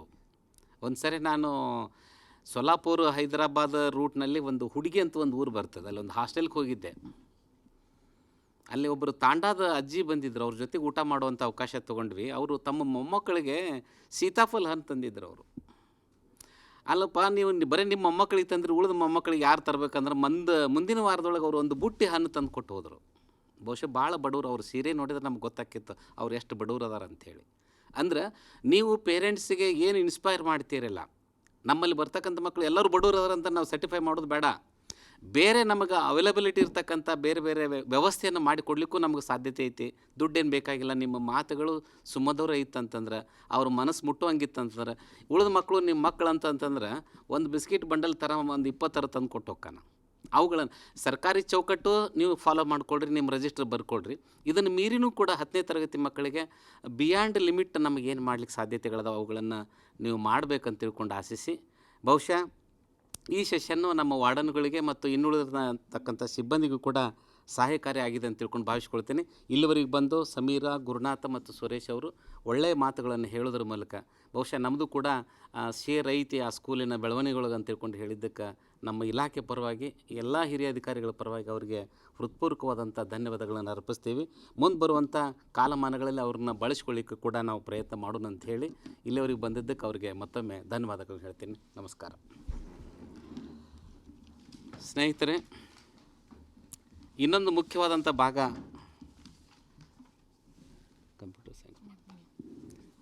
Computer science. ಅದಕ್ಕೆ ಜನಾರ್ದನ, ನಟರಾಜ ಮತ್ತು ಗೋಪಾಲ್ ದಾಸ್ ಅವರು ಈಗ ಚೇರನ್ನು ಅಕ್ಯುಪೈ ಮಾಡ್ಕೊಳ್ತಾರೆ. ಇವರುಗಳು ನಮ್ಮ ವಿಷಯ ಶಿಕ್ಷಕರಿಗೆ ಯಾವ ರೀತಿ ಸಹಕಾರಿಯಾಗಿ ಕೆಲಸ ಮಾಡ್ಬೋದು, CS ಅನ್ನೋದೊಂದು ವಿಷಯನೂ ಕೂಡ ಹೌದು. ಅದರ ಜೊತೆಗೆ ಈ 6 ವಿಷಯಗಳನ್ನು ಬೋಧನೆ ಮಾಡ್ತಕ್ಕಂಥ ಸಂದರ್ಭದೊಳಗೆ optimum utilisation of computer science, ಕಂಪ್ಯೂಟರ್ಗಳನ್ನು ಯಾವ ಥರ ಬಳಸ್ಕೋಬೇಕು ಅನ್ನೋದ್ರ ಬಗ್ಗೆ ಅವರು ತಮ್ಮ ಜೊತೆಗೆ ವಿಚಾರಗಳನ್ನು ಹಂಚ್ಕೊಳ್ಳಿಕ್ಕೆ ಬಂದಿದ್ದಾರೆ. ಬಹುಶಃ ವಿಷಯ ಶಿಕ್ಷಕರು ತಮ್ಮಲ್ಲಿರುವಂಥ ಗಣಕಯಂತ್ರ ಶಿಕ್ಷಕರನ್ನು ಯಾವ ರೀತಿ ನಾವು ಬಳಸ್ಕೋಬೋದು. ಕೆಲವು ಜನ MS ಆದವ್ರು ಅದಾರ, PG ಕೋರ್ಸ್ ಆದವರೇ ನಮ್ಮಲ್ಲಿ ಜಾಸ್ತಿ ಇರೋದ್ರಿಂದ MNC ಕಂಪ್ನಿಯೊಳಗೆ ಕೆಲಸ ಮಾಡೋದನ್ನು ಬಿಟ್ಟು ಇಲ್ಲಿ ಬಂದು ನಮ್ಮಲ್ಲಿ ಜಾಯ್ನ್ ಆಗ್ಯಾರ. ಅವ್ರ ವಿದ್ವತ್ತು ಬಹುಶಃ ಒಂದು ತಮ್ಮ ಕ್ಷೇತ್ರಕ್ಕಷ್ಟು ಸೀಮಿತ ಆಗಬಾರ್ದು. ಲ್ಯಾಂಗ್ವೇಜಿಗಾಗಲಿ, ಕೋರ್ಸ್ ಸಬ್ಜೆಕ್ಟಿಗಾಗಲಿ ಮಕ್ಕಳಿಗೆ ಇನ್ನಷ್ಟು ಇಂಪ್ರೂವ್ಮೆಂಟ್ ಮಾಡ್ಕೊಳ್ಳಿಕ್ಕೆ ಅಥವಾ ನಮ್ಮ ಯೂಟ್ಯೂಬ್ ಚಾನಲ್ಗಳನ್ನು ಉತ್ತಮ ರೀತಿಯೊಳಗೆ ಬಳಸ್ಕೊಳ್ಳಿಕ್ಕೆ ಏನು ಅವಕಾಶಗಳನ್ನು ಮಾಡ್ಬೋದು ಅಂತ ತಿಳ್ಕೊಂಡು ಹೇಳಿಕ್ಕೆ ಬಂದಿದ್ದಾರೆ. ಇದು ಬಹುಶಃ ಯಾವುದೇ ವಿಷಯಕ್ಕೆ ಚೌಕಟ್ಟಿಗೆ ಸೀಮಿತ ಅಂತ ನಾವು ಅಂದ್ಕೊಂಡಿಲ್ಲ. ಇದನ್ನು ನಮ್ಮ ಶಾಲಾ ಏನು ಒಂದು ವಾತಾವರಣದೊಳಗೆ ನಡೀತಕ್ಕಂಥ ಎಲ್ಲ ಚಟುವಟಿಕೆಗಳಿಗೂ ಕೂಡ ಇವತ್ತಿನ ವಿದ್ಯುನ್ಮಾನ ಹೆಂಗೆ ಕೆಲಸ ಮಾಡ್ತೈತಿ, ಸ್ಪೋರ್ಟ್ಸ್ನೊಳಗೆ ಹೆಂಗೆ ಕೆಲಸ ಮಾಡ್ತೈತಿ, ಸಂಗೀತದೊಳಗೆ ಹೆಂಗೆ ಕೆಲಸ ಮಾಡ್ತೈತಿ, ಅದನ್ನು ತಿಳಿಸ್ಕೊಡ್ಲಿಕ್ಕೆ ಬಂದಿರತಕ್ಕಂಥ ಜನಾರ್ದನ್ ಅವ್ರಿಗೆ ಇಲಾಖೆ ಪರವಾಗಿ ಸ್ವಾಗತವನ್ನು ಕೋರ್ತೇನೆ. ಜೊತೆಗೆ ನಟರಾಜ್ ಅವರು ಬಂದಿದ್ದಾರೆ, ಅವ್ರಿಗೂ ಕೂಡ ಸ್ವಾಗತವನ್ನು ಕೋರ್ತೇನೆ. ಗೋಪಾಲ್ ದಾಸ್ ಕೂಡ ಬಂದಿದ್ದಾರೆ, ಅವ್ರಿಗೂ ಕೂಡ ಸ್ವಾಗತವನ್ನು ಕೋರೋದ್ರ ಮೂಲಕ ಹ್ಯಾಂಡ್ ಓವರ್ ಟು ಜನಾರ್ದನ್ ಅವ್ರು ಮಾಡ್ತಾರಲ್ಲ, ನೀವು ಮಾಡಿ. ಓಕೆ, ಜನಾರ್ದನ್ ಅವರು ಸೆಷನನ್ನು ಪ್ರಾರಂಭ ಮಾಡ್ತಾರೆ. ಎಲ್ರಿಗೂ ನಮಸ್ಕಾರ. ಇದು ಬರ್ತಾ ಇಲ್ಲ. ಇನ್ನೊಂದು ಮೈಕ್ ತಗೊಳ್ಳಿ. ಮೈಕ್ ಇದೆ ಮೇಡಮ್, PPT ಬರ್ತಾ ಇಲ್ಲ.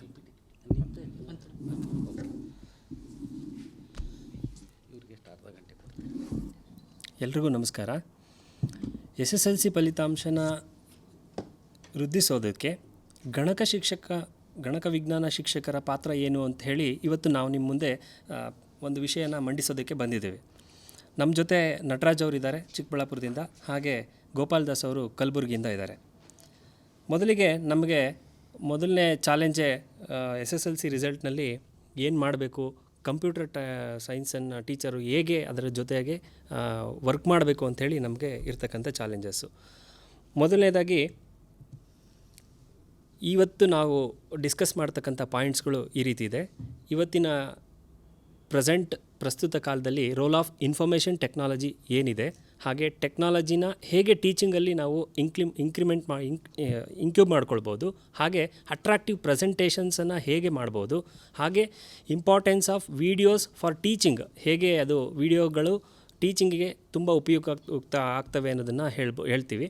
ಅದೇ ರೀತಿ ಡೌನ್ಲೋಡ್ ಮಾಡ್ಕೊಳ್ಳೋದು ಹೇಗೆ, ವೀಡಿಯೋಸ್ಗಳನ್ನ ನಾವಿವಾಗ ಯೂಟ್ಯೂಬಲ್ಲಿ ಸಿಗೋಂಥ ವೀಡಿಯೋಸ್ನ ಹೇಗೆ ಡೌನ್ಲೋಡ್ ಮಾಡ್ಕೊಳ್ಬೋದು ಅಂತ, ಹಾಗೆ ಅನಿಮೇಷನ್ ಎಫೆಕ್ಟಿವ್ನೆಸ್ನ ನಾವು ಇಲ್ಲಿ ಚರ್ಚೆ ಮಾಡ್ತಾಯಿದ್ದೀವಿ. ಅದೇ ರೀತಿ ಆ್ಯಪ್ಸ್ ಫಾರ್ ಕ್ವಿಝನ್ನು ಕಂಡಕ್ಟ್ ಮಾಡೋದಕ್ಕೆ ಉಚಿತವಾಗಿ ಸಿಗ್ತಕ್ಕಂಥ ಆ್ಯಪ್ಗಳ ಬಗ್ಗೆ ನಾವು ಚರ್ಚಿಸೋರಿದ್ದೀವಿ. ಹಾಗೆ ಮೆಮೊರೈಸೇಷನ್ ಟೆಕ್ನಿಕ್ ಬಗ್ಗೆ ಕೂಡ ನಾವು ಚರ್ಚೆ ಮಾಡೋರಿದ್ದೇವೆ.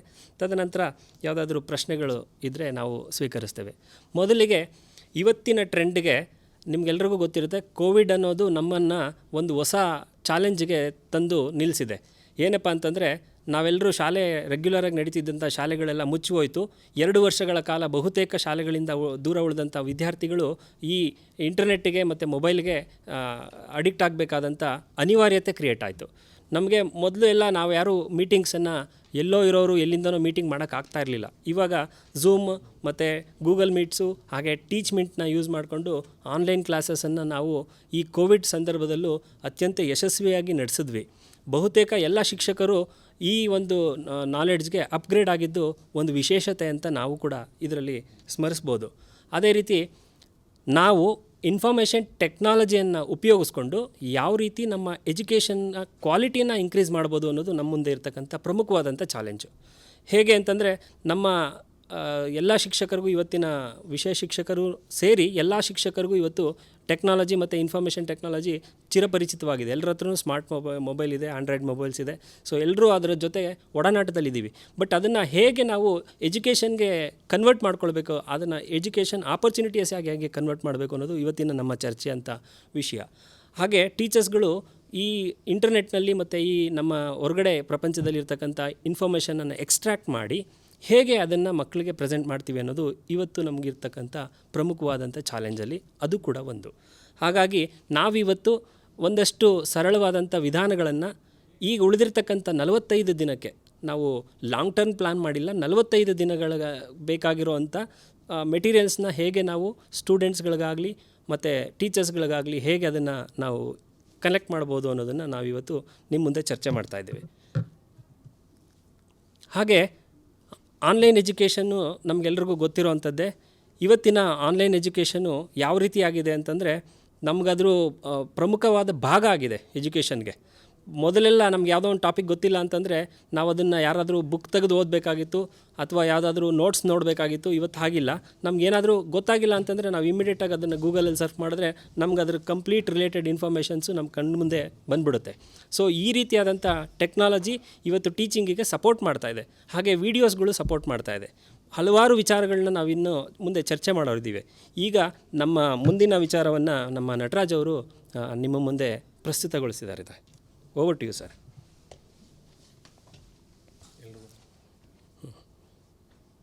ಸ್ಟಾರ್ಟ್ ಮಾಡಿ. ಎಲ್ರಿಗೂ ನಮಸ್ಕಾರ. ಎಲ್ರಿಗೂ ನಮಸ್ಕಾರ. ನಮ್ಮ ಪ್ರೆಸೆಂಟೇಷನ್ಸ್ನು ನಾವು ಟೀಚಿಂಗಲ್ಲಿ ಎಫೆಕ್ಟಿವ್ ಆಗಿ ಯಾವ ರೀತಿ ಬಳಸ್ಕೋಬೋದು ಅಂತೇಳಿ ನಾನು ಹೇಳಲಿಕ್ಕೆ ಇಷ್ಟಪಡ್ತೀನಿ. ಈಗ ಯಾಕಾಗಿ ನಿಮಗೆಲ್ರಿಗೂ ತಿಳಿದಿದೆ, ಮೈಕ್ರೋಸಾಫ್ಟ್ ಆಫೀಸ್ ಸಾಫ್ಟ್ವೇರ್ ಎಲ್ಲ ಸಿಸ್ಟಮ್ಸಲ್ಲಿದೆ. ಅದರಲ್ಲಿ ಪ್ರೆಸೆಂಟೇಷನ್ PPT ನಮ್ಮ ಪವರ್ ಪಾಯಿಂಟ್ ಪ್ರೆಸೆಂಟೇಷನ್ ಒಂದು ಟೂಲ್ ಇದೆ. ಅದನ್ನು ಉಪಯೋಗಿಸ್ಕೊಂಡು ಟೀಚಿಂಗಲ್ಲಿ ಬಹಳ ಪರಿಣಾಮಕಾರಿಯಾಗಿ ಉಪಯೋಗಿಸ್ಕೋಬೋದು. ಟೀಚಿಂಗ್ ಮಾಡುವಾಗ ಪವರ್ ಪಾಯಿಂಟ್ ಪ್ರೆಸೆಂಟೇಷನ್ ಸಹಾಯದಿಂದ ಸ್ಲೈಡ್ಸ್ ನಾವು ನೆಟ್ಟಲ್ಲಿ ಡೌನ್ಲೋಡ್ ಮಾಡ್ಬೋದು. ರೆಡಿಮೇಡ್ ಸ್ಲೈಡ್ಸ್ ಇದ್ದಾವೆ. ನಾವೇ ಪ್ರಿಪ್ರೇಷನ್ ಮಾಡ್ಬೋದು. ನಾವು ಪ್ರಿಪ್ರೇಷನ್ ಮಾಡಿಕೊಂಡು ಸ್ಲೈಡ್ಸ್ನ ಟೀಚ್ ಮಾಡೋ ಮಕ್ಕಳಿಗೆ ಪವರ್ ಪಾಯಿಂಟ್ ಪ್ರೆಸೆಂಟೇಷನ್ ಮೂಲಕ ಟೀಚ್ ಮಾಡಿದ್ರೆ ತುಂಬ ಎಫೆಕ್ಟಿವ್ ಆಗಿ ಮಕ್ಳಿಗೂ ಅರ್ಥ ಆಗುತ್ತೆ. ಆಮೇಲೆ ನಾವು ಟೀಚಿಂಗ್ ಮಾಡೋದಕ್ಕೂ ಈಸಿ ಆಗುತ್ತೆ. ನಾವು ಒಂದು ವರ್ಷ ಒಂದು ಸಲ ಡೌನ್ಲೋಡ್ ಮಾಡಿ ಎಲ್ಲನೂ ಸ್ಲೈಡ್ಸ್ ಇಟ್ಕೊಂಡ್ರೆ ಆಮೇಲೆ ಎಡಿಟ್ ಮಾಡೋ ಸಣ್ಣ ಪುಟ್ಟ ಎಡಿಟೇಷನ್ ಬೇಕಾದರೆ ಪ್ರತಿ ವರ್ಷ ಅದನ್ನು ಬಳಸ್ಕೋಬೋದು. ಅದನ್ನು ವಿಡಿಯೋಸು ಅದರಲ್ಲಿ ನಾವು ಇನ್ಕ್ಲೂಡ್ ಮಾಡ್ಬೋದು, ಆ್ಯನಿಮೇಷನ್ಸ್ ಇನ್ಕ್ಲೂಡ್ ಮಾಡ್ಬೋದು, ಆಡಿಯೋ ಇನ್ಕ್ಲೂಡ್ ಮಾಡ್ಬೋದು. ಯಾವುದಾದ್ರೂ ಪಾಠ ಮಾಡುವಾಗ ಒಂದು ವಿಡಿಯೋ ಅವಶ್ಯಕತೆ ಇರ್ತದೆ. ಆಗ ನಾವು ಬ್ಲಾಕ್ ಬೋರ್ಡ್ ಮುಂದೆ ಪಾಠ ಮಾಡ್ತಾ ಇರಬೇಕಾದ್ರೆ ನಾವು ಅದನ್ನು ಡೈರೆಕ್ಟಾಗಿ ಹಂಗೆ ತೋರಿಸೋದಕ್ಕೆ ಆಗೋದಿಲ್ಲ. ಮಕ್ಕಳಿಗೆ ನಾವು ಹೇಳ್ತೀವಿ, ಅವ್ರ ಇಮ್ಯಾಜಿನೇಷನ್ನೇ ಬೇರೆ ಥರ ಇಮ್ಯಾಜಿನೇಷನ್ ಮಾಡ್ಕೊತಾರೆ. ಸೊ ಅದು ವಿಡಿಯೋ ಇನ್ಕ್ಲೂಡ್ ಮಾಡಿ PPTಯಲ್ಲಿ ಪಾಠ ಮಾಡುವಾಗ ಇನ್ಕ್ಲೂಡ್ ಮಾಡಿ ವಿಡಿಯೋ ಪ್ಲೇ ಮಾಡಿದ್ರೆ ಅವ್ರಿಗೆ ನೀಟಾಗಿ ಕರೆಕ್ಟಾಗಿ ಪರ್ಫೆಕ್ಟಾಗಿ ಅರ್ಥ ಆಗುತ್ತೆ. ಫಾರ್ ಎಕ್ಸಾಂಪಲ್ ಸೋಲಾರ್ ಸಿಸ್ಟಮ್ ಪಾಠ ಮಾಡುವಾಗ ಸೈನ್ಸ್ ಟೀಚರ್ ಸೋಲಾರ್ ಸಿಸ್ಟಮ್ ಪಾಠ ಮಾಡುವಾಗ ಒಂದು ಸೋಲಾರ್ ಸಿಸ್ಟಮ್ ಬಗ್ಗೆ ನಾವು ಬೋರ್ಡ್ ಮೇಲೆ ಬರೆದ್ರೆ 2 dimensional board is A 2 dimensional ಅದರಲ್ಲಿ ಅವ್ರಿಗೆ ಎಲ್ಲಿ ಯಾವ ಥರ ಇರ್ತದೆ ಹೇಗೆ ಅಂತ ಗೊತ್ತಾಗೋದಿಲ್ಲ. ಅದೇ ನಾವು ವಿಡಿಯೋ ಪ್ಲೇ ಮಾಡಿ ತೋರಿಸಿದಾಗ ಒಂದು 5 ಮಿನಿಟ್ಸ್ ವಿಡಿಯೋ ಬೇಜಾನ್ ವೀಡಿಯೋಸ್ ಅವೈಲೇಬಲ್ ಇದ್ದಾವೆ. ಅದನ್ನು ತೋರಿಸಿದಾಗ ಅವ್ರಿಗೆ ಸೋಲಾರ್ ಸಿಸ್ಟಮ್ ಈ ಥರ ಇರ್ತದೆ, ಭೂಮಿ ಈ ಥರ ಸುತ್ತಾ ಇರ್ತದೆ, ತನ್ನ ಸುತ್ತಲೂ ಸುತ್ತೋದು ಅಂದರೆ ಏನು, revolving around its own Axis ಅಂದರೆ ಏನು, ರಿವಾಲ್ವಿಂಗ್ ಅರೌಂಡ್ ದಿ ಸನ್ ಅಂದರೆ ಏನು, ಮಕ್ಕಳಿಗೆ ಪರ್ಫೆಕ್ಟಾಗಿ ಮನದಟ್ಟಾಗುತ್ತೆ, ಅರ್ಥ ಆಗುತ್ತೆ. ಆಮೇಲೆ ನೆನಪಿರ್ತದೆ. ಯಾವ್ದು ನಾವು ಎಲ್ಲರೂ ಹೇಳ್ತಾರೆ ವಿಜುವಲೈಸೇಷನ್ ನಾವು ಕೇಳಿಸ್ಕೊಳ್ಳೋದಕ್ಕಿಂತಲ್ಲ, ಗುಡ್ ಲರ್ನರ್ಸ್ ಆಗಿದ್ದರೂ ಕೂಡ ಕೇಳಿಸ್ಕೊಳ್ಳೋಕ್ಕಿಂತ ವಿಜುವಲೈಸೇಷನ್ ಇದ್ದರೆ ಪರ್ಫೆಕ್ಟಾಗಿ ನೆನಪಿರ್ತದೆ ಮಕ್ಕಳಿಗೆ. ಆಮೇಲೆ ಅದು ಚೆನ್ನಾಗಿ ನೆನಪಿದ್ರೆ ಅವರು ಓದ್ತಾ ಇದ್ದಾಗ ಅದೆಲ್ಲ ನೆನಪು ಬರ್ತದೆ. ವಿಡಿಯೋ ನೋಡಿದ್ದೀವಿ, ಹಿಂಗಿತ್ತು. ಆವಾಗ ಮಕ್ಕಳಿಗೆ ಎಕ್ಸಾಮಲ್ಲಿ ಚೆನ್ನಾಗಿ ಪರ್ಫಾರ್ಮೆನ್ಸ್ ಮಾಡೋದಕ್ಕೂ ಅನುಕೂಲ ಆಗ್ತದೆ. ಈಗ ಆಲ್ರೆಡಿ ಸಿಲೆಬಸ್ ಎಲ್ಲರೂ ಕಂಪ್ಲೀಟ್ ಮಾಡಿದ್ದಾರೆ. ಒಂದು ಎಕ್ಸಾಮ್ ಒಂದು ಜೀವಕೋಶ ಅದ್ರ ಬಗ್ಗೆ ಪಾಠ ಮಾಡಬೇಕು. ಆವಾಗ ಮತ್ತೆ ಬೋರ್ಡ್ ಮೇಲೆ ಬರೋದು ಎಲ್ಲ ಸುಮಾರು 15 ನಿಮಿಷ 20 ನಿಮಿಷ ಟೈಮ್ ತೊಗೊಳ್ತದೆ ಅದಕ್ಕೆ. ಅದೇ ನಮ್ಮ ಹತ್ರ ಪವರ್ ಪಾಯಿಂಟ್ ಪ್ರೆಸೆಂಟೇಷನ್ನು ನಾವು ರೆಡಿ ಮಾಡಿ ಇಟ್ಕೊಂಡಿದ್ರೆ ಅದನ್ನು ಹಾಕಿ ಮಕ್ಕಳಿಗೆ ಅಲ್ಲೇ ಒಂದು 5 ನಿಮಿಷದಲ್ಲಿ ಅದನ್ನು ಎಕ್ಸ್ಪ್ಲೇನ್ ಮಾಡ್ಬೋದು. ಈಗ ಆಲ್ರೆಡಿ ಸಿಲೆಬಸ್ ಕಂಪ್ಲೀಟ್ ಮಾಡಿರೋದ್ರಿಂದ ನಮ್ಗೆ ಸಮಯ ತುಂಬ ಕಡಿಮೆ ಇದೆ. 49 ಡೇಸ್ ಜಸ್ಟ್ 50 ಡೇಸ್ ಅಷ್ಟೇ ಇದೆ. ಇದರಲ್ಲಿ ನಾವು ಎಫೆಕ್ಟಿವ್ ಆಗಿ ಯಾವ ಥರ ಬಳಸ್ಕೋಬೋದು ಆ ಥರನೇ ಬಳಸ್ಕೊಂಡು ಪವರ್ ಪಾಯಿಂಟ್ ಪ್ರೆಸೆಂಟೇಷನ್ ತೋರಿಸಿ ಮಕ್ಕಳಿಗೆ ಒಂದು ಸಲ ರಿವಿಷನ್ ಮಾಡುವಾಗ ಅದನ್ನು ಬಳಸ್ಕೋಬೋದು. ಈಗ ಆಲ್ರೆಡಿ ಹಲವಾರು ಶಿಕ್ಷಕರಿಗೆ ಇದ್ರ ಬಗ್ಗೆ ಎಲ್ಲ ಪವರ್ ಪಾಯಿಂಟ್ ಪ್ರೆಸೆಂಟೇಷನ್ ಡೌನ್ಲೋಡ್ ಮಾಡೋದು ಗೊತ್ತಿದೆ, ರೆಡಿ ಮಾಡೋದು ಗೊತ್ತಿದೆ, ರೆಡಿ ಮಾಡ್ಕೊಂಡಿದ್ದಾರೆ. ಗೊತ್ತಿಲ್ಲದೆ ಇರೋರು ನಮ್ಮ ಯಾರೋ ಟೀಚರ್ ಸಹಾಯದಿಂದನೂ, ನಮ್ಮ ಕಂಪ್ಯೂಟರ್ ಟೀಚರ್ ಸಹಾಯದಿಂದನೂ ತಯಾರು ಮಾಡ್ಬೋದು. ಒಂದು ಸಲ ನಾವು ಮಾಡ್ಕೊಂಡ್ರೆ ಸಾಕದು ಯಾವಾಗೂ ಉಳ್ಕೊಳ್ಳುತ್ತದೆ. ಪ್ರತಿ ಸಲ ಅದನ್ನು ಮಾಡಬೇಕು ಅಂತ ಅವ್ರ ಮೇಲೆ ಡಿಪೆಂಡ್ ಆಗೋ ಅವಶ್ಯಕತೆಯೂ ಇಲ್ಲ. ಒಂದು ಸಲ ಕಲ್ತ್ಕೋಬೇಕಷ್ಟೆ. ಪವರ್ ಪಾಯಿಂಟ್ ಪ್ರೆಸೆಂಟೇಷನ್ ತಯಾರು ಮಾಡೋದು ಯಾವುದಿದೆ ಅಂತ ಕಲಿಸ್ಕೊಂಡ್ರೆ ಸಾಕು. ಆಮೇಲೆ ನಂತರ ಏನು ಮಾಡ್ಬೋದು ಅಂದರೆ ಮಕ್ಕಳ ಹತ್ರ ಪವರ್ ಪಾಯಿಂಟ್ ಪ್ರೆಸೆಂಟೇಷನ್ ತಯಾರು ಮಾಡೋದು. ಈಗ ನಮ್ಮ ಕಂಪ್ಯೂಟರ್ ಸೈನ್ಸ್ ಸಿಲೆಬಸ್ಸಲ್ಲಿ ಪವರ್ ಪಾಯಿಂಟ್ ಪ್ರೆಸೆಂಟೇಷನ್ SSLC ಮಕ್ಕಳಿಗಿದೆ. ಅವರು ಕಲ್ತ್ಕೊಂಡಿದ್ದಾರೆ, ಸುಮಾರು ಜನ ಕಲ್ತ್ಕೊಂಡಿದ್ದಾರೆ. ಅವ್ರಿಗೆ ಅವರೇ ರೆಡಿ ಮಾಡೋಂಗಿದ್ರೆ ಓಕೆ, ರೆಡಿ ಮಾಡಿ ಹಾಕ್ಬೋದು, ಎಲ್ಲ ರಿಸೋರ್ಸಸ್ ಅವೈಲೇಬಲ್ ಇದ್ದರೆ. ಇಲ್ಲ ಅಂತೇಳಿದ್ರೆ ಆನ್ಲೈನಲ್ಲಿ ಡೌನ್ಲೋಡ್ ಮಾಡಿ, ಅವ್ನು ಲ್ಯಾಪ್ಟಾಪ್ ಡೌನ್ಲೋಡ್ ಮಾಡಿ ಮಕ್ಕಳಿಗೆ ಅದನ್ನು ತೋರಿಸಿ ಅವ್ರಿಗೆ ಪ್ರಿಪ್ರೇಷನ್ ಮಾಡೋಕ್ಕೆ ಒಂದು ಟಾಪಿಕ್, ಒಬ್ಬೊಬ್ಬ ಮಕ್ಕಳಿಗೆ ಒಂದೊಂದು ಟಾಪಿಕ್ ಕೊಟ್ಬಿಟ್ಟು ಪ್ರಿಪ್ರೇಷನ್ ಮಾಡೋಕ್ಕೆ ಹೇಳಿದರೆ ಮಕ್ಕಳು ಪ್ರಿಪ್ರೇಷನ್ ಮಾಡಿಕೊಂಡು ಅವ್ರ ಹತ್ರ ಪ್ರೆಸೆಂಟೇಷನ್ ಕೊಡಬೇಕು. ಈಗ 8 ಆ್ಯಕ್ಟಿವಿಟೀಸ್ ಕೊಡಬೇಕು. ಅದರಲ್ಲಿ ಒಂದು ಆ್ಯಕ್ಟಿವಿಟಿ PPT ಆ್ಯಕ್ಟಿವಿಟಿ ಅಂತ ಕೊಡ್ಬೋದು. ಅದರಲ್ಲಿ ಕೊಟ್ಟು ಮಕ್ಕಳಿಗೆ ನೀವೇ ಅಲ್ಲೇ ಸೆಮಿನಾರ್ ಮಾಡಿ ಅಂತೇಳಿ ಮಕ್ಕಳಿಗೆ ಕೊಟ್ಟರೆ ಅದೆಲ್ಲ ಟೀಚರ್ಸ್ ಇದ್ಕೊಂಡು ಇರುವಾಗ ಮಾಡೋ ಥರ ನೋಡ್ಕೋಬೇಕು. ಒಂದು ಸೆಮಿನಾರ್ ಒಂದೊಂದು ಮಗು ಒಂದೊಂದು ಟಾಪಿಕ್, ಅದ ಇಬ್ಬರಿಬ್ಬರಿಗೆ ಒಂದೊಂದು ಟಾಪಿಕ್ ಕೊಟ್ಟು ಅಲೋಕೇಟ್ ಮಾಡಿ ಅವ್ರಿಗೆ ಪ್ರಿಪೇರ್ ಮಾಡಿ ಬನ್ನಿ ಅಂತೇಳಿ ಎಲ್ಲ ಕೊಟ್ಟು ಅವ್ರ ಹತ್ರ ಪಾಠ ಹೇಳಿಸಿದ್ರೆ ಅವ್ರಿಗೆ ನಾವು ಪ್ರಿಪ್ರೇಷನ್ ಚೆನ್ನಾಗಿದ್ದೀವಿ, ನಾವು ಪಾಠ ಮಾಡಿದ್ದೀವಿ ಈ ಸಬ್ಜೆಕ್ಟ್ ಬಗ್ಗೆ, ಕಾನ್ಫಿಡೆನ್ಸ್ ಬೆಳೆಯುತ್ತೆ. ಕಾನ್ಫಿಡೆನ್ಸು ಚೆನ್ನಾಗಿ ಬೆಳೆದಾಗ ಅವರು ಎಕ್ಸಾಮಲ್ಲಿ ಚೆನ್ನಾಗಿ ಪರ್ಫಾರ್ಮೆನ್ಸ್ ಮಾಡ್ತಾರೆ. ಇನ್ನೊಂದು ವಿಚಾರ ಅಂದರೆ ಅವರು ಪಾಠ ಮಾಡೋ ಮಕ್ಕಳು ಸೆಮಿನಾರ್ ಹತ್ರ ಮಾಡಿಸಿದ್ರೆ ನಾವು ಮಾಡಿರೋ ಪಾಠ ಮಕ್ಕಳು ಎಷ್ಟು ಮಟ್ಟಿಗೆ ಅರ್ಥ ಮಾಡ್ಕೊಂಡಿದ್ದಾರೆ, ಎಷ್ಟು ಮಟ್ಟಿಗೆ ಪ್ರೆಸೆಂಟೇಷನ್ ಕೊಡ್ತಿದ್ದಾರೆ ಅಂಥೇಳಿ ನಮಗೆ ಅಲ್ಲೇ ಅರ್ಥ ಆಗುತ್ತೆ. ನಾವು ಫ್ಯೂಚರಲ್ಲಿ ಇಂಪ್ರೂವ್ಮೆಂಟ್ ಮಾಡ್ಕೊಳ್ಳೋಕ್ಕೆ ಅಥವಾ ಇನ್ನೂ ಚೆನ್ನಾಗಿ ಎಫೆಕ್ಟಿವಾಗಿ ಟೀಚ್ ಮಾಡೋಕ್ಕೆ ನಾವೇನೇನು ಕ್ರಮ ತಗೊಳ್ಬೋದು ಅಂತ ನಮಗೂ ಟೀಚರ್ಸ್ಗೂ ಅನುಕೂಲ ಆಗುತ್ತೆ. ಮಕ್ಳಿಗೂ ಮನದಟ್ಟಾಗುತ್ತೆ. Next importance of videos in teaching. ನಾವು ಟೀಚಿಂಗ್ ಮಾಡೋದ್ರಲ್ಲಿ ವಿಡಿಯೋಸ್ ಇಂಪಾರ್ಟೆನ್ಸ್ ಏನು ಅಂತೇಳಿ ಹೇಳಲಿಕ್ಕೆ ಇಚ್ಛೆಪಡ್ತೀನಿ. ನಾವಿವಾಗ ಇದಾಗಲೇ ಎಲ್ಲರಿಗೆ PPT ಮಾಡುವಾಗ ವಿಡಿಯೋಸಲ್ಲಿ ಯೂಸ್ ಮಾಡ್ಕೋಬೋದು ಅಂತ ನಾನು ಹೇಳಿದೆ. ನಾವು ಎಷ್ಟೋ ಸಮಯದಲ್ಲಿ ಪಾಠ ಮಾಡುವಾಗ ಜಸ್ಟ್ ಎಕ್ಸ್ಪ್ಲೇನ್ ಮಾಡ್ತಾನೇ ಇದ್ದರೆ ಮಕ್ಕಳಿಗೆ ಎಷ್ಟೋ ವಿದ್ಯಾರ್ಥಿಗಳಿಗೆ ಕಾನ್ಸಂಟ್ರೇಷನ್ ಕಡಿಮೆ ಆಗುತ್ತೆ. ನಾವೆಲ್ಲ ತಿಳ್ಕೊಂಡಿದ್ದೀವಿ. ಕರೆಕ್ಟಾಗಿ ಕಾನ್ಸಂಟ್ರೇಷನ್ ಮಾಡಿದ್ರೆ 7 to 10 ಸೆಕೆಂಡ್ಸ್ ಮಾತ್ರ ಒಂದೇ ವಿಷಯದ ಬಗ್ಗೆ ಕಾನ್ಸಂಟ್ರೇಷನ್ ಮಾಡೋಕ್ಕೆ ಸಾಧ್ಯ ಇದೆ ಅಂತೆ. ಮತ್ತೆ ಮೈಂಡ್ ಡೈವರ್ಟ್ ಆಗುತ್ತೆ. ಯಾರಿಗೇ ಆಗಲಿ ಅಷ್ಟೇ, ನಿಮಗಾಗಲಿ ನಮಗಾಗಲಿ ವಿದ್ಯಾರ್ಥಿಗಳಿಗೆ ಇನ್ನೂ ಜಾಸ್ತಿ ಇರ್ತದೆ. ಮೈಂಡ್ ಡೈವರ್ಟ್ ಆಗುತ್ತೆ. ಮತ್ತೆ ಈ ಕಡೆ ಮೈಂಡ್ ಡೈವರ್ಟ್ ಎಳೆಯೋ ಥರ ನಾವು ಮಾಡಬೇಕಾಗತ್ತೆ. ಆ ಥರ ಎಫೆಕ್ಟಿವ್ ಟೀಚಿಂಗ್ ಮಾಡಬೇಕಾಗತ್ತೆ. ಅದರಲ್ಲಿ ನಮಗೆ ಹೆಲ್ಪ್ಫುಲ್ ಆಗೋದು ವಿಡಿಯೋಸ್. ಈಗ ಆಲ್ರೆಡಿ ನಾವು ಸಿಲೆಬಸ್ ಎಲ್ಲ ಕಂಪ್ಲೀಟು ಮಾಡಿರೋದ್ರಿಂದ ಈಗ ಮತ್ತೆ ರಿವಿಷನ್ ಮಾಡುವಾಗ ಎಲೆಕ್ಟ್ರಿಸಿಟಿ ಒಂದು ಎಕ್ಸಾಂಪಲ್, ಒಂದು ಚಾಪ್ಟರ್, ಅದು ಸುಮಾರು ನಮಗೆ 10 ಕ್ಲಾಸಸ್ ಬೇಕಾಗ್ತದೆ ಕಂಪ್ಲೀಟ್ ಮಾಡೋಕ್ಕೆ. ವಿಡಿಯೋಸು 1 hour 1.5 hour ವೀಡಿಯೋಸ್ ಇದ್ದಾವೆ. ಅದನ್ನು ತೋರಿಸಿದ್ರೆ ಕಂಪ್ಲೀಟ್ ರಿವಿಷನ್ ಆಗುತ್ತೆ. 1.5 hour ರಿವಿಷನಲ್ಲಿ ಕಂಪ್ಲೀಟು ವೀಡಿಯೋಸು ನಾವು ಡೌನ್ಲೋಡ್ ಮಾಡ್ಬೋದು. ವೀಡಿಯೋಸ್ ತೋರಿಸಿದ್ರೆ ಮಕ್ಕಳಿಗೆ ಕಂಪ್ಲೀಟ್ ರಿವಿಷನ್ ಆಗುತ್ತೆ. ನೆಕ್ಸ್ಟು ಈಗ ಕನ್ನಡದು ಪದ್ಯಗಳದು ಅದಕ್ಕೆ ಸಂಬಂಧಪಟ್ಟಿದ್ದು ವಿಡಿಯೋಸ್ ಅವೈಲೇಬಲ್ ಇದೆ. ಮಕ್ಕಳು ಕಂಠಪಾಠ ಇರ್ತದೆ ಒಂದು ಪದ್ಯ, ಆ ಪದ್ಯನ ನಾವು ವಿಡಿಯೋಸ್ ಹಾಕಿ ಮಕ್ಕಳಿಗೆ ಅದು ಆಡಿಯೋ ವಿಡಿಯೋಸ್ ಹಾಕಿ ಜೊತೆಗೆ ಮಕ್ಕಳನ್ನ ಹಾಡಿಸಿದ್ರೆ ಅವ್ರಿಗೆ ರಿಲ್ಯಾಕ್ಸೇಷನ್ ಸಿಗುತ್ತೆ. ಸಂಗೀತ ಅದನ್ನು ಎಂಜಾಯ್ ಮಾಡ್ದಂಗೆ ಆಗುತ್ತೆ, ಮ್ಯೂಸಿಕ್ ಎಂಜಾಯ್ ಮಾಡ್ದಂಗೆ ಆಗ್ತದೆ, ಪಾಠ ಕಲಿತಂಗೂ ಆಗ್ತದೆ. ಆವಾಗ ಅದು ಆ ಪದ್ಯಕ್ಕೆ ಅವರು ಪರ್ಫೆಕ್ಷನ್ ಬರ್ತದೆ. ಇನ್ನೊಂದು ಇಂಗ್ಲೀಷ್ದು ಯಾವುದೋ ಒಂದು ಡ್ರಾಮಾ, ನಾಟಕ, ತುಂಬ ವಿಡಿಯೋಸು ಅವೈಲೇಬಲ್ ಇದ್ದಾವೆ. ಆ ವಿಡಿಯೋಸ್ನ ಆ ಪಾಠಕ್ಕೆ ಸಂಬಂಧಪಟ್ಟಿದ್ದು ಆ ನಾಟಕನ ತೋರಿಸಿದ್ರೆ, ಫಿಲಮ್ ತೋರಿಸ್ಬಾರ್ದು, ನಾಟಕ ಎಕ್ಸಾಕ್ಟ್ಲಿ ಏನು ಟೆಕ್ಸ್ಟ್ ಬುಕ್ಕಲ್ಲಿ ಪಾಠದಲ್ಲಿ ಏನೇನು ಸೆಂಟೆನ್ಸ್ ಯೂಸ್ ಮಾಡಿದ್ದಾರೆ ಅವ್ರ ಸೇಯಿಂಗ್ಸ್ ಏನೇನಿದೆ ಆ ಡ್ರಾಮಾದಲ್ಲಿ ಅದು ಕರೆಕ್ಟಾಗಿ ಪರ್ಫೆಕ್ಟಾಗಿರ್ತವೆ. ಅಂಥ ಡ್ರಾಮಾಗಳೆಲ್ಲ ಅವೈಲೇಬಲ್ ಇದ್ದಾವೆ. ಅದನ್ನು ಡೌನ್ಲೋಡ್ ಮಾಡಿಕೊಂಡು ವಿದ್ಯಾರ್ಥಿಗಳಿಗೆ ತೋರಿಸಿದಾಗ ಆ ಪಾಠ ಆಲ್ರೆಡಿ ನಾವು ಅವರು ಓದಿನ ಪಾಠ ಮಾಡಿರ್ತೀವಿ, ಎಕ್ಸ್ಪ್ಲೇನ್ ಮಾಡ್ತೀವಿ, ಎಲ್ಲ ಮುಗ್ದಿರ್ತದೆ. ಅಲ್ಲಿ ಡ್ರಾಮಾ ನೋಡಿದಾಗ ಪರ್ಫೆಕ್ಟಾಗಿ ಇನ್ನೊಂದು ಸಲ ಅವರಿಗೆ ರಿವಿಷನ್ ಆಗುತ್ತೆ. ಅವ್ರ ಮೇಲೆ ವಿಜುವಲೈಸೇಷನ್ ಆಗಿರೋದ್ರಿಂದ, ನಾಟಕನೇ ವಿಜುವಲೈಸೇಷನ್ ಆಗಿರುತ್ತೆ, ಫಿಲಮ್ ರೀತಿ ನೋಡಿರೋದ್ರಿಂದ ಇನ್ನೂ ಚೆನ್ನಾಗಿ ಎಕ್ಸಾಮಲ್ಲಿ ಪರ್ಫಾರ್ಮೆನ್ಸ್ ಮಾಡ್ತಾರೆ. ಆಮೇಲೆ ಪೊಯಮ್ಸು ಅಷ್ಟೇ, ಇಂಗ್ಲೀಷ್ ಪೊಯಮ್ಸ್ ಕೂಡ ಎಷ್ಟೊಂದು ಅವೈಲೇಬಲ್ ಇದ್ದಾವೆ. ಅದನ್ನ ವಿತ್ ವಿಡಿಯೋ ಅದನ್ನು ಹೇಳ್ತಾ ಇದ್ದಾರೆ, ಅದು ಎಕ್ಸ್ಪ್ಲನೇಷನ್ನು ಕೊಟ್ಟಂಗಿರ್ತದೆ, ವಿಡಿಯೋ ಸಾಂಗ್ ಹೇಳ್ದಂಗೂ ಇರ್ತದೆ, ಪೊಯಮ್ ಹೇಳ್ದಂಗೂ ಇರ್ತದೆ. ಅಲ್ಲಿ ಮಕ್ಕಳಿಗೂ ಇನ್ನೂ ನಾವು ಪಾಠ ಟೀಚರ್ಸು ಎಫೆಕ್ಟಿವ್ ಮಾಡ್ತಾರೆ, ಜೊತೆಗೆ ಇನ್ನೂ ಎಫೆಕ್ಟಿವ್ ಆಗಿ ವಿಡಿಯೋ ತೋರಿಸೋದನ್ನೇ ಇನ್ನೂ ಎಫೆಕ್ಟಿವ್ ಆಗಿ ಅರ್ಥ ಆಗುತ್ತೆ. ಅದೇ ರೀತಿ ಹಿಂದಿಗೂ ಅದೇ ರೀತಿ ಮಾಡ್ಬೋದು. ಗ್ರಾಮರ್ ಕೆಲವೊಂದು MRP ರಿಸೋರ್ಸ್ ಪರ್ಸನ್ಸ್ ಇರ್ತಾರೆ, ಅವರು ತುಂಬ ಚೆನ್ನಾಗಿ ನಮ್ಮ ಟೀಚರ್ಸು ತುಂಬ ಚೆನ್ನಾಗಿ ಮಾಡ್ತಾರೆ. ಕೆಲವು ವಿದ್ಯಾರ್ಥಿಗಳು ಎಲ್ಲೋ ಒಂದು ಕಡೆ ಕ್ಲಾಸ್ ಮಿಸ್ ಆಗಿರ್ಬೋದು ಅಥವಾ ಅವರು ಮೈಂಡ್ ಡೈವರ್ಟ್ ಆಗಿರ್ಬೋದು. ಅಂಥ ವಿದ್ಯಾರ್ಥಿಗಳಿಗೆ ರಿವಿಷನ್ ಮಾಡುವಾಗ ವೀಡಿಯೋಸನ್ನು ಹಾಕ್ಕೊಂಡ್ರೆ, ನಾವು ವೀಡಿಯೋಸ್ ಹಾಕ್ಕೊಂಡು ತೋರಿಸಿದ್ರೆ ಯಾರೋ ಮಿಸ್ ಆಗಿರ್ತದೆ, ಕ್ಲಾಸ್ ಮಿಸ್ ಆಗಿರ್ತದೆ, ಅಂಥ ವೀಡಿಯೋಸ್ ತೋರಿಸಿ MRP ರಿಸೋರ್ಸ್ ಪರ್ಸನ್ಸ್ ಇರ್ತಾರೆ, ಗ್ರಾಮ್ಯಾಟಿಕಲ್ಸ್ ಇದೆಲ್ಲ ವೀಡಿಯೋಸ್ ತುಂಬ ಅವೈಲೇಬಲ್ ಇದ್ದಾವೆ. ಅದನ್ನು ತೋರಿಸಿದಾಗ ಮಕ್ಕಳಿಗೆ ಪ್ರೊಜೆಕ್ಟರ್ ಸಹಾಯದಿಂದ ಮಕ್ಕಳಿಗೆ ತೋರಿಸಿದಾಗ ಅವ್ರಿಗೆ ಎಫೆಕ್ಟಿವ್ ಆಗಿ ಇನ್ನೂ ಸ್ವಲ್ಪ ಆಲ್ರೆಡಿ ಅರ್ಥ ಆಗಿರೋರಿಗೆ ಇನ್ನೂ ಚೆನ್ನಾಗಿ ಅರ್ಥ ಆಗುತ್ತೆ, ಅರ್ಥ ಆಗದೇ ಇರೋರಿಗೂ ಇನ್ನೊಂದು ಸಲ ಅರ್ಥ ಆಗ್ದಂಗೆ ಆಗುತ್ತೆ, ರಿವಿಷನ್ ಮಾಡ್ದಂಗೆ ಆಗುತ್ತೆ, ಹೊಸದಾಗಿ ಟೀಚಿಂಗ್ ಮಾಡ್ದಂಗೆ ಆಗುತ್ತೆ. ನೆಕ್ಸ್ಟು ಸೈನ್ಸಿಗೆ ಸಂಬಂಧಪಟ್ಟಿದ್ದು ವೀಡಿಯೋಸು, ಸೈನ್ಸು, ಮ್ಯಾಥ್ಸು, ಎಸ್ಪೆಷಲಿ ಸೋಷಿಯಲ್ದೊಂದು ತುಂಬ ಅವೈಲೇಬಲ್, ತುಂಬ ವೀಡಿಯೋಸು ತುಂಬ ಅವೈಲೇಬಲ್ ಇದೆ. CBSE ವೀಡಿಯೋಸ್ ಅಂತ ಹೇಳಿದ್ರೆ ಎಲ್ಲ ಇಡೀ ಥ್ರೂಔಟ್ ಇಂಡಿಯಾ ಸೇಮ್ ಆಗಿರೋದ್ರಿಂದ ಸಿಲೆಬಸ್ ನಿಮಗೆಲ್ಲ ಗೊತ್ತಿದೆ, ಆಗಿರೋದ್ರಿಂದ ತುಂಬ ವೀಡಿಯೋಸ್ ಅವೈಲೇಬಲ್ ಇದೆ. ಸೈನ್ಸ್ದು ಕ್ಲಾಸ್ 9 CBSE ಸೈನ್ಸ್ ವೀಡಿಯೋಸ್ ಅಂತ ಹೊಡೆದ್ರೆ ಗೂಗಲ್ ಸರ್ಚ್ ಮಾಡಿದೆ ತುಂಬ ವೀಡಿಯೋಸ್ ಅವೈಲೇಬಲ್ ಇದೆ. ಯೂಟ್ಯೂಬಲ್ಲಿ ತುಂಬ ವೀಡಿಯೋಸ್ ಅವೈಲೇಬಲ್ ಇದೆ. ವಿಮಿಯೋ ಅಂತಿದೆ, ಅದರಲ್ಲೆಲ್ಲ ವೀಡಿಯೋಸು ಅವೈಲೇಬಲ್ ಇದೆ. ಅದರಲ್ಲಿ ಯಾವ ವಿಡಿಯೋ ನಮ್ಮ ಮಕ್ಕಳಿಗೆ ತೋರಿಸಿದ್ರೆ ಚೆನ್ನಾಗಿ ಅರ್ಥ ಆಗುತ್ತೆ, ಯಾವ ವಿಡಿಯೋ ಚೆನ್ನಾಗಿದೆ, ಯಾವ ವಿಡಿಯೋ ಚೆನ್ನಾಗಿಲ್ಲ ಅಂತ ಡಿಸೈಡ್ ಮಾಡಿರೋದು ಎಗೇನ್ ಸಬ್ಜೆಕ್ಟ್ ಟೀಚರ್ಸ್ ಡಿಸೈಡ್ ಮಾಡಿ ವಿದ್ಯಾರ್ಥಿಗಳಿಗೆ ಅದನ್ನು ಯಾವುದನ್ನು ತೋರಿಸಿದ್ರೆ ಬೆಸ್ಟ್ ಅಂತೇಳಿ ಅದನ್ನು ಡೌನ್ಲೋಡ್ ಮಾಡಿ ಇಟ್ಕೊಂಡು ನೆಕ್ಸ್ಟ್ ಯಾವ ತೋರಿಸ್ಬೋದು. ಒಂದು ಸಲ ಡೌನ್ಲೋಡ್ ಮಾಡಿ ಸ್ಟೋರ್ ಮಾಡಿ ಇಟ್ಕೋಬೇಕು ನಾವು ಕಂಪ್ಯೂಟರ್ ಸಿಸ್ಟಮ್ನಲ್ಲಿ. ನೆಕ್ಸ್ಟ್ ಫ್ಯೂಚರ್ಗೂ ಅದನ್ನೇ ಇದು ಥರ ಅದನ್ನು ಯೂಸ್ ಮಾಡೋ ಥರ ಮಾಡ್ಕೋಬೇಕು.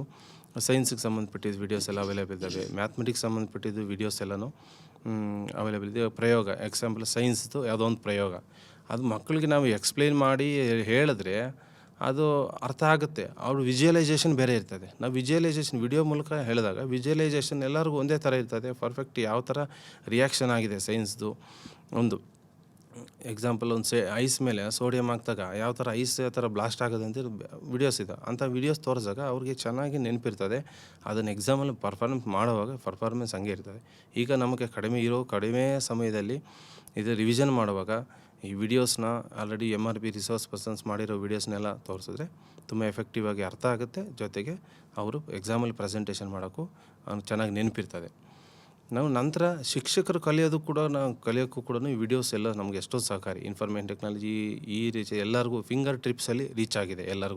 ಎಲ್ಲರ ಹತ್ರ ಮೊಬೈಲ್ ಇದೆ. It's also type of computer. Finger ಟಿಪ್ಸಲ್ಲಿ ಇನ್ಫಾರ್ಮೇಷನ್ ಅವೈಲೇಬಲ್ ಇದೆ. ಈ ಇನ್ಫಾರ್ಮೇಷನ್ ವ್ಯಾಸ್ಟ್ ಇನ್ಫಾರ್ಮೇಷನ್ ಇದೆ. ವಿಡಿಯೋಸ್ ಆಗಲಿ ಯಾವುದು ಪ್ರತಿಯೊಂದು ಅವೈಲೇಬಲ್ ಇದೆ. ಟೀಚರ್ಸು ಕೂಡ ಅದನ್ನು ನೋಡಿ ಟೀಚರ್ಸ್ಗೆ ಯಾವುದಾದ್ರೂ ಡೌಟ್ ಇರೋ ಸಬ್ಜೆಕ್ಟ್ ರಿಲೇಟೆಡ್ ಆ ವಿಡಿಯೋಸ್ನ ನೋಡ್ಕೋಬೋದು ಟೀಚರ್ಸ್ ಕೂಡ. ಈಗ ನಾವು ಆಲ್ರೆಡಿ ಕೊಟ್ಟಿದ್ದೀವಿ ವಿಡಿಯೋಸ್ ಯೂಟ್ಯೂಬಲ್ಲಿ ಎಲೆಕ್ಟ್ರಿಸಿಟಿ ಬಗ್ಗೆ ವಿಡಿಯೋಸ್ ಎಲ್ಲ ಇದ್ದಾವೆ. ಪ್ರತಿಯೊಂದೂ ಟ್ರಿಗ್ನೋಮೆಟ್ರಿ ಅದರದ್ದು ಯಾವ ಥರ ಒಂದು ಮ್ಯಾಥಮೆಟಿಕ್ಸಲ್ಲಿ ಯಾವ ಥರ ಡಯಾಗ್ರಾಮ್ ಎಲ್ಲ ಹಾಕಬೇಕು ಅದನ್ನೆಲ್ಲನೂ ಎಕ್ಸ್ಪ್ಲೇನ್ ಮಾಡೋ ವೀಡಿಯೋಸ್ ಎಲ್ಲ ಇದ್ದಾವೆ. ಆಮೇಲೆ ಇನ್ನೊಂದು ವಿದ್ಯಾರ್ಥಿಗಳೇನಾದ್ರು ನಾವು ಇವಾಗ ಎಕ್ಸಾಮ್ ಟೈಮಲ್ಲಿ ಆಗದೇ ಇದ್ರೂ ನೆಕ್ಸ್ಟ್ ಅಕಾಡೆಮಿಕ್ ಯಾರಾಗಾದರೂ ವಿದ್ಯಾರ್ಥಿಗಳು ರಜೆಗಳ ಟೈಮಲ್ಲಿ 2 ದಿನ 3 ದಿನ ಹೋಗ್ತಾರೆ, ಯಾವಾಗಾದ್ರೂ ಹಬ್ಬಗಳಿಗೆ ಇಲ್ಲ ಹುಷಾರಿಲ್ದಾಗ ಹೋಗ್ತಾರೆ. ಅಲ್ಲಿ ವಿದ್ಯಾರ್ಥಿಗಳಿಗೆ ನಾವು ಎನ್ಕರೇಜ್ ಮಾಡಬೇಕು. ನೀವು ಇದಕ್ಕೆ ಸಂಬಂಧಪಟ್ಟಿದ್ದು ವೀಡಿಯೋಸು ನಿಮ್ಮ ಅಕಾಡೆಮಿಗೆ ಸಂಬಂಧಪಟ್ಟಿದ್ದು ವೀಡಿಯೋಸ್ ನೋಡಿ ಓದೋದೇ ಅಂದರೆ ಬರೀ ಓದೋದೇ ಅಂತಾರೆ, ಬರೀ ಮೊಬೈಲ್ ಯೂಸ್ ಮಾಡ್ಕೊಂಡು ಗೇಮ್ ಮಾಡ್ತಾರೆ. ಅದನ್ನು ಆಲ್ರೆಡಿ ನಾವು ಎಕ್ಸ್ಪ್ಲೇನ್ ಮಾಡಿ ಮಕ್ಕಳಿಗೆ ಅವ್ರು ಕನ್ವಿನ್ಸ್ ಮಾಡಬೇಕು. ಬರೀ ಗೇಮ್ ಆಡೋದೆಲ್ಲ ಬೇರೆ ವೀಡಿಯೋಸು ಇದಕ್ಕೆ ಸಂಬಂಧಪಟ್ಟಿದ್ದು ವೀಡಿಯೋಸ್ ಇರ್ತವೆ, ಅದನ್ನು ವೀಡಿಯೋಸ್ ನೋಡಿ ಅಂತೇಳಿ ಮಕ್ಕಳಿಗೆ ಹೇಳ್ಕೊಡ್ಬೇಕು. ನಾವು ಎಲ್ಲ ಟೀಚರ್ಸು ಅವ್ರಿಗೆ ಯಾವ ಥರ ಯೂಸ್ ಮಾಡಬೇಕು ವೀಡಿಯೋಸು, ಯಾವ ಥರ ಸರ್ಚ್ ಮಾಡಬೇಕು, ಯೂಟ್ಯೂಬಲ್ಲಿ ಯಾವ ಥರ ಸರ್ಚ್ ಮಾಡಬೇಕು, ಗೂಗಲಲ್ಲಿ ಯಾವ ಥರ ಸರ್ಚ್ ಮಾಡಬೇಕು, ಇದನ್ನೆಲ್ಲನೂ ನಾವು ಹೇಳ್ಕೊಡ್ಬೇಕು. ನೆಕ್ಸ್ಟು ಅಮೆಜಾನಲ್ಲಿ ಇದರಲ್ಲಿ ಫ್ಲಿಪ್ಕಾರ್ಟ್ ಎಲ್ಲನೂ CBSE ಕಂಪ್ಲೀಟ್ ಸಿಲೆಬಸ್ ಸೈನ್ಸ್ದು ಕಂಪ್ಲೀಟ್ ಸಂಬಂಧಪಟ್ಟಿದ್ದೆಲ್ಲನೂ ಒಂದು ಸಾಫ್ಟ್ವೇರಲ್ಲಿ ಪೆನ್ ಡ್ರೈವಲ್ಲಿ ಹಾಕಿ ಕೊಡ್ತಾರೆ. ಕಂಪ್ಲೀಟ್ ವೀಡಿಯೋಸು ಎಲ್ಲನೂ ಪೆನ್ ಡ್ರೈವಲ್ಲಿ ಹಾಕಿ ಕೊಡೋದು ಅವೈಲೇಬಿಲಿಟಿ ಇದ್ದಾವೆ. 2,500 ಇರ್ತವೆ. ನಮ್ಮ ಪ್ರಿನ್ಸಿಪಾಲ್ ಹತ್ರ ಮಾತಾಡಿ ಅದನ್ನು ಪರ್ಚೇಸ್ ಮಾಡಿದ್ರೆ ಒಂದು ಸಲ ಇಟ್ಕೊಂಡು ಪೆನ್ ಡ್ರೈವ್ ಇಟ್ಕೊಂಡು ನಾವು any time plug and play ಮೂಲಕ ವಿದ್ಯಾರ್ಥಿಗಳಿಗೆ ರಿವಿಷನ್ ಮಾಡೋಕ್ಕಾಗಲಿ ಮುಂದಿನ ದಿನ ಪಾಠ ಮಾಡೋಕ್ಕೋದಕ್ಕೆ ಅನುಕೂಲ ಆಗ್ತದೆ. ನೆಕ್ಸ್ಟು ಡೌನ್ಲೋಡಿಂಗ್ ಈ ವಿಡಿಯೋಸನ್ನು ಡೌನ್ಲೋಡ್ ಮಾಡಬೇಕಾದ್ರೆ ನಮಗೆ ಯೂಟ್ಯೂಬ್ ಎಲ್ಲರಿಗೂ ಗೊತ್ತಿದೆ. ಆಮೇಲೆ ವಿಮಿಯೋ ಅಂತ ಆ್ಯಪ್ ಇದೆ. ನೆಕ್ಸ್ಟ್ ವಿಡ್ಮೇಟ್ ಅಂತ ಒಂದು ಆ್ಯಪ್ ಇದೆ. ಇದರಲ್ಲೆಲ್ಲನೂ ನಮಗೆ ಸಂಬಂಧಪಟ್ಟಿದ್ದ ವೀಡಿಯೋಸು, ಸೂಕ್ತವಾದ ವೀಡಿಯೋಸು ಸರ್ಚ್ ಮಾಡಿ ಅದರಲ್ಲಿ ಯಾವ ವೀಡಿಯೋ ಬೆಸ್ಟ್ ಇದೆ ಅಂತೇಳಿ ಅದರಲ್ಲೆಲ್ಲ ಡೌನ್ಲೋಡ್ ಮಾಡಿ ತೋರಿಸ್ಬೋದು. ಒಬ್ಬೊಬ್ಬರು ವೇ ಆಫ್ ಟೀಚಿಂಗ್ ಬೇರೆ ಬೇರೆ ಥರ ಇರ್ತದೆ. ಸೊ ನಾವು ಟೀಚಿಂಗ್ ಮಾಡಿರ್ತೀವಿ, ಕೆಲವ್ರಿಗೆ 90% ಮಕ್ಳಿಗೆ ಅರ್ಥ ಆಗಿರ್ತದೆ, ಇನ್ನೊಂದು ಕೆಲವ್ರಿಗೆ ಯಾರಿಗೂ ಅರ್ಥ ಆಗಿರಲ್ಲ. ಅಂಥವ್ರಿಗೆ ಇನ್ನೊಬ್ಬರದ್ದು ವೀಡಿಯೋ ತೋರಿಸಿದಾಗ ಅರ್ಥ ಆಗ್ಬೋದು. ಅಥವಾ ಮಕ್ಕಳು ನಾವು ಪಾಠ ಮಾಡುವಾಗ ಕಾನ್ಸಂಟ್ರೇಷನ್ ಇಲ್ಲದೆ ಬೇರೆ ಕಡೆ ಗಮನ ಇರ್ಬೋದು. ಅವಾಗ ವಿಡಿಯೋ ತೋರಿಸಿದಾಗ ಅವರು ಕಾನ್ಸಂಟ್ರೇಷನ್ ಮಾಡ್ಬೋದು. ಈ ವಿಡಿಯೋಸ್ ಡೌನ್ಲೋಡ್ ಮಾಡಿ ಇಟ್ಕೊಂಡ್ರೆ ಈಗ ಅಕಸ್ಮಾತ್ ಮಕ್ಕಳು ಅಬ್ಸೆಂಟ್ ಆಗಿರ್ತಾರೆ, ಆ ಟೈಮಲ್ಲೆಲ್ಲ ಮಕ್ಕಳಿಗೆ ನೆಕ್ಸ್ಟು ನಾವು ಇನ್ನೊಂದು ಸಲ ಪಾಠ ಮಾಡಬೇಕಾದ ಅಗತ್ಯತೆ ಬೀಳಲ್ಲ. ವೀಡಿಯೋಸ್ ತೋರಿಸಿ ಆ ವೀಡಿಯೋಸನ್ನು ನೋಡ್ಕೊಳ್ಳಿ ಅಂತ ನೋಡಿಸ್ಬೋದು. ಅದು ಅನುಕೂಲ ಆಗುತ್ತೆ. ವಿಡಿಯೋಸ್ನ ನಾವು ನಾನು ಈಗಾಗಲೇ ಹೇಳಿದಂಗೆ ಅಮೆಜಾನು ಇದರಲ್ಲಿ ಕೂಡ ನಾವು ಪೆನ್ ಡ್ರೈವ್ ಮೂಲಕ ಪರ್ಚೇಸ್ ಮಾಡ್ಬೋದು. ಅಷ್ಟೊಂದೆಲ್ಲ ರಿಸೋರ್ಸಸ್ ಇವಾಗ ಇನ್ಫಾರ್ಮೇಷನ್ ಟೆಕ್ನಾಲಜಿ ತುಂಬ ಬೆಳವಣಿಗೆ ಆಗಿರೋದ್ರಿಂದ ನಮ್ಮ ದೇಶದಲ್ಲಿ ತುಂಬ ಇನ್ಫಾರ್ಮೇಷನ್ ಅವೈಲೇಬಿಲಿಟಿ ಇದೆ, ಅಲ್ಲಿ ಡೌನ್ಲೋಡ್ ಮಾಡ್ಕೋಬೋದು. ನೆಕ್ಸ್ಟ್ ವೇದಾಂತು, ಬೈಜೂಸ್ ಎಲ್ಲನೂ ವಿಡಿಯೋಸ್ ಎಲ್ಲ ಅವೈಲೇಬಿಲಿಟಿ ಇದ್ದಾವೆ. ಅದರಲ್ಲಿ ನಾವು ಕಲಿಕೆಗೆ ಪರ್ಪಸ್ಗೋಸ್ಕರ ನಾವು ಇಟ್ಕೋಬೋದು. ಇಲ್ಲ ಸ್ಟೂಡೆಂಟ್ಸ್ಗೆ ನಾವು ಗಮನ ಇಟ್ಕೊಡು ಸ್ಟೂಡೆಂಟ್ಸ್ಗೆ ನಾವು ವಿದ್ಯಾರ್ಥಿಗಳಿಗೆ ನಾವು ಹೇಳಿಕೊಟ್ಟಾಗ ಅದರ ಮೂಲಕ ಅವರೇನೋ ಮನೆಯಲ್ಲಿ ಅವೈಲೇಬಿಲಿಟಿ ಸಾಧ್ಯ ಆದವರು ಯಾರನ್ನು ನೋಡ್ಕೋಬೇಕು. ಧನ್ಯವಾದಗಳು. Thank you. ಇದುವರೆಗೂ ಹೇಗೆ ಪ್ರೆಸೆಂಟೇಷನನ್ನು ಮಾಡಬೇಕು ಮತ್ತು ಅಟ್ರಾಕ್ಟಿವ್ ಪ್ರೆಸೆಂಟೇಷನ್ ಮುಖಾಂತರ ವಿಡಿಯೋಸ್ ಮುಖಾಂತರ ವಿದ್ಯಾರ್ಥಿಗಳಿಗೆ ಹೆಚ್ಚಿನ ಮನವರಿಕೆಯನ್ನು ಮಾಡಬೇಕು ಅಂತ ತಿಳಿಸ್ಕೊಟ್ಟಿದ್ದಾರೆ ನಟರಾಜ್ ಅವರು. ಇನ್ನು ಉಳಿದಿರ್ತಕ್ಕಂಥ ವಿಚಾರಗಳಲ್ಲಿ ಪ್ರಮುಖವಾಗಿ ಅನಿಮೇಷನನ್ನು ಹೇಗೆ ಬೆಳೆಸಬೇಕು ಮತ್ತು ಕ್ವಿಝನ್ನು ಹೇಗೆ ಕಂಡಕ್ಟ್ ಮಾಡಬಹುದು ಇನ್ನಿತರ ವಿಚಾರಗಳನ್ನ ತಿಳಿಸ್ಬೇಕು ಅಂತೇಳಿ ಗೋಪಾಲ್ ದಾಸ್ ಅವರನ್ನು ವಿನಂತಿಸ್ತಾ ಇದ್ದೀನಿ. Over to you sir. ಧನ್ಯವಾದಗಳು ಜನಾರ್ದನ್ ಸರ್. ಇವಾಗ ಮುಖ್ಯವಾಗಿ ನಟರಾಜ್ ಸರ್ ಹೇಳಿದಾಗೆ ವೀಡಿಯೋಸು ಡೌನ್ಲೋಡ್ ಮಾಡೋದು, ಅಲ್ಲಿ ಒಂದಿಷ್ಟು ಶಾರ್ಟಲ್ಲಿ ಹೇಳ್ಬಿಡ್ತೀನಿ. ಇರೋಂಥ ವೀಡಿಯೋಸ್ನ ಯಾವ ರೀತಿ ಡೌನ್ಲೋಡ್ ಮಾಡ್ಕೊಳ್ಬೇಕು. ಈಗ ವಿಡ್ಮೇಟ್ ಅನ್ನೋದೊಂದು ಅಪ್ಲಿಕೇಶನ್ನು, ಅದನ್ನು ಮೊಬೈಲಲ್ಲೂ ಡೌನ್ಲೋಡ್ ಮಾಡ್ಕೊಂಡು ಇನ್ಸ್ಟಾಲ್ ಮಾಡ್ಕೊಳ್ಬೋದು ಮತ್ತು ಕಂಪ್ಯೂಟ್ರಲ್ಲೂ ಡೌನ್ಲೋಡ್ ಮಾಡಿಕೊಂಡು ಇನ್ಸ್ಟಾಲ್ ಮಾಡ್ಕೊಳ್ಬೋದು. ಆ ವಿಡ್ಮೇಟ್ ಅನ್ನೋ ಅಪ್ಲಿಕೇಶನ್ನಲ್ಲಿ ನಮಗೆ ಬೇಕಾದಂಥ ವೀಡಿಯೋದ URLನ ಕಾಪಿ ಮಾಡ್ಕೊಂಬಿಟ್ಟು ಅಲ್ಲಿ ಪೇಸ್ಟ್ ಮಾಡಿಬಿಟ್ಟು ಎಂಟರ್ ಪ್ರೆಸ್ ಮಾಡಿಬಿಟ್ರೆ ಆಯಿತು, ಅಲ್ಲಿ ಆ ವಿಡಿಯೋ ಡೌನ್ಲೋಡ್ ಆಗುತ್ತೆ. ಆ ವಿಡಿಯೋ ಡೌನ್ಲೋಡ್ ಮಾಡೋದು ಏನು ಉಪಯೋಗ ಅಂತ ಹೇಳಿದ್ರೆ, ಈವನ್ ಇಂಟರ್ನೆಟ್ ಇಲ್ಲದೆ ಸಮಯದಲ್ಲೂ ಕೂಡ ವೀಡಿಯೋಸ್ನ ಹುಡುಗರು ನೋಡ್ಕೊಳ್ಬೋದು. ಈ ಥರ ವೀಡಿಯೋಸ್ನ ಯಾವಾಗ ಮಕ್ಕಳಿಗೆ ಬೇಜಾರಾಗುತ್ತೆ ಕ್ಲಾಸಿಂದ, ಆ ಟೈಮಲ್ಲಿ ಸಿನಿಮಾ ತೋರಿಸೋ ಬದಲು ಇಂಥ ವೀಡಿಯೋಸ್ನ ತೋರಿಸೋದ್ರಿಂದ ಉಪಯುಕ್ತವಾಗುತ್ತೆ. ಮತ್ತು ಇಂಥ ವೀಡಿಯೋಸ್ ಏನಪ್ಪ ಅಂತ ಹೇಳಿದ್ರೆ ನಮ್ಮ ಮೇನ್ ಟಾರ್ಗೆಟೆಡ್ ಏರಿಯಾ ಯಾವುದು ಅಂತಂದರೆ ಸ್ಲೋ ಲರ್ನರ್ಸ್ ಏನಪ್ಪ ಅಂದರೆ ಭಾಳ ಇಂಟ್ರೆಸ್ಟಿಂದ ಇಂಥ ವೀಡಿಯೋಸ್ ನೋಡಿಬಿಟ್ಟು ಕಾನ್ಸೆಪ್ಟ್ ಅರ್ಥ ಮಾಡ್ಕೊಳ್ತಾರೆ. ಇಷ್ಟನ್ನು ನಾನು ಹೇಳಿಬಿಟ್ಟು ನೆಕ್ಸ್ಟು ನನ್ನ ಟಾಪಿಕಿಗೆ ಹೋಗ್ತೀನಿ. Animation is a very attractive topic. ಯಾಕಪ್ಪ ಅಂತ ಹೇಳಂತಂದ್ರೆ ಮಕ್ಕಳಿಗೆ ಅಟ್ರಾಕ್ಟ್ ಮಾಡೋಂಥದ್ದು ಆ್ಯನಿಮೇಷನ್. ಈ ಆ್ಯನಿಮೇಷನ್ ಇಂದ ನಾವು ಟೀಚಿಂಗ್ ಮಾಡಿದ್ದೇ ಆದರೆ ಕಾನ್ಸೆಪ್ಟು ಪರ್ಮನೆಂಟಾಗಿ ಮಕ್ಕಳ ಮನಸ್ಸಲ್ಲಿ ಉಳ್ಕೊಂಡ್ಬಿಡುತ್ತೆ. ಸೊ ಇದು ಈ ರೀತಿಯಿಂದ ಮಕ್ಕಳು ಎಕ್ಸಾಮಲ್ಲಿ ಪ್ರೆಸೆಂಟ್ ಮಾಡೋಕ್ಕೆ ಭಾಳ ಹೆಲ್ಪ್ ಆಗುತ್ತೆ. ಫಾರ್ ಎಕ್ಸಾಂಪಲ್, ಒಂದು ಆ್ಯನಿಮೇಟೆಡ್ ವಿಡಿಯೋ ಸೈನ್ಸಲ್ಲಿ ಯಾವ ರೀತಿ ಒಂದು ಲ್ಯಾಬಲ್ಲಿ ಮಾಡದೇ ಇರೋಂಥ ಕೆಲವು ಗೊತ್ತಾಗದೇ ಇರೋಂಥ ಅಂಶಗಳನ್ನೂ ಕೂಡ ಆ್ಯನಿಮೇಷನಲ್ಲಿ ತೋರಿಸ್ಬೋದು. ಅಂಥ ಕೆಲವೊಂದು ಲಿಂಕ್ಗಳನ್ನ ಇಲ್ಲಿ ನಮ್ಮ ಸ್ಕ್ರೀನ್ ಮೇಲೆ ಬರ್ತಾ ಇದೆ. ಇವಾಗ for example refraction of light ಒಂದು ಆ್ಯನಿಮೇಟೆಡ್ ವಿಡಿಯೋ ಯಾವ ರೀತಿ ಅದು ಮನದಟ್ಟಾಗುತ್ತೆ ಮಕ್ಕಳಿಗೆ ಅನ್ನೋದು ಒಂದು ಕೂಡ ತೋರಿಸ್ಬೋದು. ಅದೇ ರೀತಿ ಲೈಫ್ ಪ್ರೋಸೆಸ್ಸಲ್ಲಿ ಬಯಾಲಜಿಯಲ್ಲಿ ತೋರಿಸ್ಕೊಳ್ಬೋದು. ಈ ಆ್ಯನಿಮೇಟೆಡ್ ವಿಡಿಯೋ ತೋರಿಸೋದ್ರಿಂದ ಕಾನ್ಸೆಪ್ಟು ಸ್ಲೋ ಲರ್ನರ್ಸ್ಗೆ, ನಮ್ಮ ಟಾರ್ಗೆಟ್ ಏರಿಯಾದಂಥ ಸ್ಲೋ ಲರ್ನರ್ಸ್ಗೆ ಭಾಳ ಹೆಲ್ಪ್ ಆಗುತ್ತೆ. ಮತ್ತು ಈ ರೀತಿ ವೀಡಿಯೋಸ್ ಯಾಕೆ ನಾವು ಯೂಸ್ ಮಾಡ್ಕೊಳ್ಬೇಕು ಅಂದರೆ, ನಮ್ಮ ಇರೋಂಥದ್ದು ಚಾಲೆಂಜ್ ಏನಪ್ಪ ಅಂದರೆ ಓನ್ಲಿ 45 ಡೇಸ್. ಈ 45 ಡೇಸಲ್ಲಿ ನಾವು ಕಂಪ್ಲೀಟ್ ಸಿಲೆಬಸ್ನ ಒಂದು ರಿವಿಷನ್ ಮೂಲಕ ಮಾಡಿದ್ದೇ ಆದರೆ ಭಾಳ ಉಪಯುಕ್ತ ಕಡಿಮೆ ಟೈಮಲ್ಲಿ ನಾವು ರಿವಿಷನ್ ಮಾಡ್ಕೊಳ್ಬೋದು. ಆಮೇಲೆ ಸ್ಲೋ ಲರ್ನರ್ಸ್ಗೂ ಏನಪ್ಪ ಅಂದರೆ ಕಲಿಸ್ಕೊಡೋಂಥ ಒಂದು ಸಾಧನ ಇದು ಆಗಿದೆ. ನೆಕ್ಸ್ಟು ಇದಾದಮೇಲೆ ಇಷ್ಟೆಲ್ಲ ಕಲ್ತಾದಮೇಲೆ ನಮಗೆ ಎಕ್ಸಾಮಲ್ಲಿ 8 ಮಾರ್ಕ್ಸ್ಗೆ ಒಂದು MCQs ಇರುತ್ತೆ. ಅಂಥ ಇದನ್ನು ಯಾವಾಗ ಟೀಚರ್ಸ್ ಏನು ಮಾಡ್ಕೊಳ್ಬೋದು ಅಂದರೆ, ಕಂಪ್ಯೂಟ್ರಲ್ಲೂ ಕೂಡ ಈ ಸಾಫ್ಟ್ವೇರ್ನ ಡೌನ್ಲೋಡ್ ಮಾಡ್ಕೊಳ್ಬೋದು. ಮೇಲೆ ಟ್ಯಾಕ್ಸ್ ಸಾಫ್ಟ್ ಅಂತ ಇದೆಯಲ್ಲ, ಅದನ್ನು ಯೂಸ್ ಮಾಡ್ಕೊಂಡು ಡೌನ್ಲೋಡ್ ಮಾಡ್ಕೊಳ್ಬೋದು. ಅದಾಗಲಿಲ್ಲ ಅಂದ್ರೂ ಮೊಬೈಲಲ್ಲಿ ಡೌನ್ಲೋಡ್ ಮಾಡಿಕೊಂಡು ಒಂದು MCQ ರೆಡಿ ಮಾಡಿಕೊಂಡು ಫ್ರೀ ಟೈಮಲ್ಲಿ ರೆಡಿ ಮಾಡಿಕೊಂಡು ಮಕ್ಕಳು ಗ್ರೌಂಡಲ್ಲಿ ಇರಬೇಕಾದಾಗ ಒಂದು ಆಟದ ಥರ ಇದನ್ನು ತೋರಿಸ್ಬಿಟ್ಟು ಅವ್ರಿಗೆ ಕಾನ್ಸೆಪ್ಟು ಅಥವಾ ಈ MCQಸಲ್ಲಿ ಮಾರ್ಕ್ಸ್ ಫೆಚ್ ಮಾಡೋಕ್ಕೆ ಏನಪ್ಪ ಅಂದರೆ ಹೆಲ್ಪ್ ಮಾಡ್ಕೊಳ್ಬೋದು ಅಂತ ಹೇಳ್ತೀನಿ. ಇದಾದಮೇಲೆ ನೆಕ್ಸ್ಟು ಇಂಪಾರ್ಟೆಂಟು ಅಂತಂದರೆ ಮಕ್ಕಳಿಗೆ ಮೆಮೊರೈಸೇಷನ್ ಮಾಡ್ಕೊಳ್ಳೋಂಥದ್ದು. ಈ ಮೆಮೊರೈಸೇಷನ್ ಟೆಕ್ನಿಕ್ಸು ಇದು ತುಂಬ ಇಂಪಾರ್ಟೆಂಟು. ಈ ಎಕ್ಸಾಮ್ ಟೈಮಲ್ಲಿ ಏನು ಮಾಡ್ಬೋದು ಅಂತೇಳಿದ್ರೆ, ಈ ಇದ್ದಂಥ ಕಾನ್ಸೆಪ್ಟನ್ನ ಇಮೇಜಸ್ ರೂಪದಲ್ಲಿ ಕನ್ವರ್ಟ್ ಮಾಡ್ಕೊಳ್ಬೇಕು. ನೆಕ್ಸ್ಟು ಕಲರ್ಸ್ ರೂಪದಲ್ಲಿ ಅವ್ರಿಗೆ ಅಟ್ರ್ಯಾಕ್ಟ್ ಮಾಡ್ಕೊಳ್ಳೋಕ್ಕೆ ಹೇಳಬೇಕು. ನೆಕ್ಸ್ಟು ಲಾಂಗ್ ಆನ್ಸರ್ಸ್ನ ಶಾರ್ಟ್ ಫ್ರೇಸಲ್ಲಿ ಕನ್ವರ್ಟ್ ಮಾಡಿಕೊಂಡು ಕ್ಯಾಪಿಟಲ್ ಇದರಲ್ಲಿ ಅದನ್ನು ಪ್ರಿಪೇರ್ ಮಾಡಿಸ್ಬಿಟ್ಟು ಅವ್ರನ್ನ ರಿವೈಸ್ ಮಾಡ್ಕೊಳ್ಳೋಕ್ಕೆ, ನೆನ್ಪು ಮಾಡ್ಕೊಳ್ಳೋಕ್ಕೆ ಅದನ್ನು ಹೇಳ್ಕೊಡ್ಬೋದು. ಮೇನ್ ಐಡಿಯಾಸ್ ಯಾವ್ದ್ಯಾವ್ದು ಇರುತ್ತೆ ಅದನ್ನು ಹೈಲೈಟ್ ಮಾಡ್ಕೊಂಬಿಟ್ಟು ಹೇಳ್ಬೋದು. ಫಾರ್ ಎಕ್ಸಾಂಪಲ್, ಇವಾಗ ನಾವು ಚಿಕ್ಕವ್ರು ಇರಬೇಕಾದಾಗ ನಮಗೆ ನಮ್ಮ ಟೀಚರ್ಸ್ ಹೇಳ್ತಿದ್ರು ಮುಂಗಟ್ಟುಗಳನ್ನ ಮಾಡಿಬಿಟ್ಟು ಯಾವ ರೀತಿ ನಾವು ಯಾವ ಮಂತಲ್ಲಿ 31st ಇರುತ್ತೆ, ಯಾವ ಮಂತಲ್ಲಿ 30 ಇರುತ್ತೆ ಅಂತ. ಸೊ ಇನ್ನೂವರೆಗೂ ನಾವು ಆರಾಮಾಗಿ ಎಫೆಕ್ಟಿವ್ ಆಗಿ ನಾವು ಅದನ್ನು ಏನು ಮಾಡ್ಕೊಳ್ಳೋದು, ನೆನ್ಪಿಟ್ಕೊಂಡು ಈಗಲೂ ನಾವು ಅದನ್ನು ನೋಡ್ಬೋದು. ಸೊ ಈ ರೀತಿ ಮೆಮೊರೈಸೇಷನ್ ಟೆಕ್ನಿಕ್ಸ್ ಯೂಸ್ ಮಾಡಿಬಿಟ್ಟು ನಾವೇನಪ್ಪ ಅಂದ್ರೆ ಮಕ್ಕಳಿಗೆ ಹೇಳ್ಕೊಡೋದ್ರಿಂದ ಅವ್ರು ಪರ್ಮನೆಂಟಾಗಿ ಈ ವಿಷಯಗಳು, ಈ ಕಾನ್ಸೆಪ್ಟ್ಗಳು ಅವ್ರ ಹತ್ರ ಪರ್ಮನೆಂಟಾಗಿ ಉಳ್ಕೊಂಡ್ಬಿಡುತ್ತೆ. ಅದಲ್ಲದೆ ಅವರು ಮುಂದಿನ ದಿನಗಳಲ್ಲಿ ಒಳ್ಳೆ ರಿಸಲ್ಟ್ನು ತಗೊಳ್ಳೋಕ್ಕೆ ಸಹಕಾರಿಯಾಗುತ್ತೆ. ಇಷ್ಟು ಹೇಳೋಕ್ಕೆ ನನಗೆ ಅವಕಾಶ ಕೊಟ್ಟಂಥ ಈ ನಮ್ಮ ಕ್ರೈಸ್ ಅಧಿಕಾರಿಗಳಿಗೆ ಧನ್ಯವಾದ ಹೇಳಿ ಇಷ್ಟು ನನ್ನ ಮಾತನ್ನ ಇಲ್ಲಿ ಮುಗಿಸಿ. ಧನ್ಯವಾದಗಳು. ಧನ್ಯವಾದಗಳು ಗೋಪಾಲ್ ದಾಸ್ ಸರ್ ಅವರಿಗೆ. ಈ ಹೇಗೆ ಅನಿಮೇಷನ್ಸನ್ನು ನಮ್ಮ ಪ್ರೆಸೆಂಟೇಷನ್ನಲ್ಲಿ ಯುಟಿಲೈಸ್ ಮಾಡ್ಕೊಳ್ಬೇಕು ಮತ್ತು ಆ ವೀಡಿಯೋಸ್ಗಳ ಎಲ್ಲಿ ಸಿಗುತ್ತೆ, ಯಾವ್ಯಾವ ಸಬ್ಜೆಕ್ಟಿಂದು ವೀಡಿಯೋಸ್ ಇದೆ, ಒಂದಷ್ಟು ಎಕ್ಸಾಂಪಲ್ ವೀಡಿಯೋಗಳನ್ನ, ಸ್ಯಾಂಪಲ್ ವೀಡಿಯೋಗಳನ್ನ, ಲಿಂಕ್ಗಳನ್ನ ಈ ಒಂದು ಪ್ರೆಸೆಂಟೇಷನಲ್ಲಿ ಮಾಡಿದ್ದೇವೆ. ಅದನ್ನು ಪಿ ಪಿ ಟಿನಲ್ಲಿ ನೀವು ಲಿಂಕನ್ನ ಕ್ಲಿಕ್ ಮಾಡಿದ್ರೆ ಸಾಕು, ಆ ಪರ್ಟಿಕ್ಯುಲರ್ ವೀಡಿಯೋ ನಿಮ್ಮ ಕಣ್ಮುಂದೆ ಓಪನ್ ಆಗುತ್ತೆ. ಇಂಟರ್ನೆಟ್ ಕನೆಕ್ಷನ್ ಇರಬೇಕು. ಆದಷ್ಟು ಎಲ್ಲ ಶಿಕ್ಷಕರಲ್ಲಿ ವಿನಂತಿ ಏನಂತಂದರೆ, ನಿಮ್ಮ ಮೊಬೈಲ್ಗಳಲ್ಲಿ ನಮ್ಮ ಶಾಲೆಯಲ್ಲಿ ಅವೈಲಬಲ್ ಇರ್ತಕ್ಕಂಥ ರಿಸೋರ್ಸಸನ್ನು ಯೂಸ್ ಮಾಡ್ಕೊಂಡು ಮಾಡುವಂಥ ಪ್ರಯತ್ನ ಮಾಡಿ. 45 ದಿನದಲ್ಲಿ ಏನು ಮಾಡಬೇಕು ಅನ್ನೋ ಚಾಲೆಂಜು ನಮ್ಮ ಮುಂದೆ ಇರೋವಂಥದ್ದು. ಹೆಚ್ಚು ಸಮಯ ಇದ್ದಿದ್ದರೆ ಏನಾದರೂ ಯೋಚನೆ ಮಾಡ್ಬೋದಾಗಿತ್ತು. 45 ದಿನಕ್ಕೆ ನಿಮ್ಮ ಮೊಬೈಲ್ನೇ ಯೂಸ್ ಮಾಡ್ಕೊಳ್ಳಿ, ಅಥವಾ ಇನ್ನೊಬ್ಬರು ನಿಮ್ಮ ಶಿಕ್ಷಕರ ಮೊಬೈಲ್ನ ಯೂಸ್ ಮಾಡ್ಕೊಳ್ಳಿ. ಮಕ್ಕಳಿಗೆ ಆ ಕ್ವಿಝನ್ನು ಆ್ಯಪನ್ನು ಇನ್ಸ್ಟಾಲ್ ಮಾಡಿ ಅವ್ರಿಗೆ ಪ್ರಯತ್ನ ಮಾಡೋದಕ್ಕೆ ಹೇಳಿ. ಒಂದು ಸರಿ 10 ಮಾರ್ಕ್ಸ್ ತೊಗೊಳ್ತಾರೆ, ಒಂದು ಸರಿ ಆಮೇಲೆ ಇಂಪ್ರೂವ್ ಆಗಿ ಅವ್ರಿಗೆ ಗೊತ್ತಾದ ಮೇಲೆ 15 ತೊಗೊಳ್ತಾರೆ. ಆ ರೀತಿ ಅವರ MCQ ನಾಲೆಡ್ಜನ್ನು ಇಂಪ್ರೂವ್ ಮಾಡ್ಕೊಳ್ತಾ ಹೋಗ್ಬೋದು.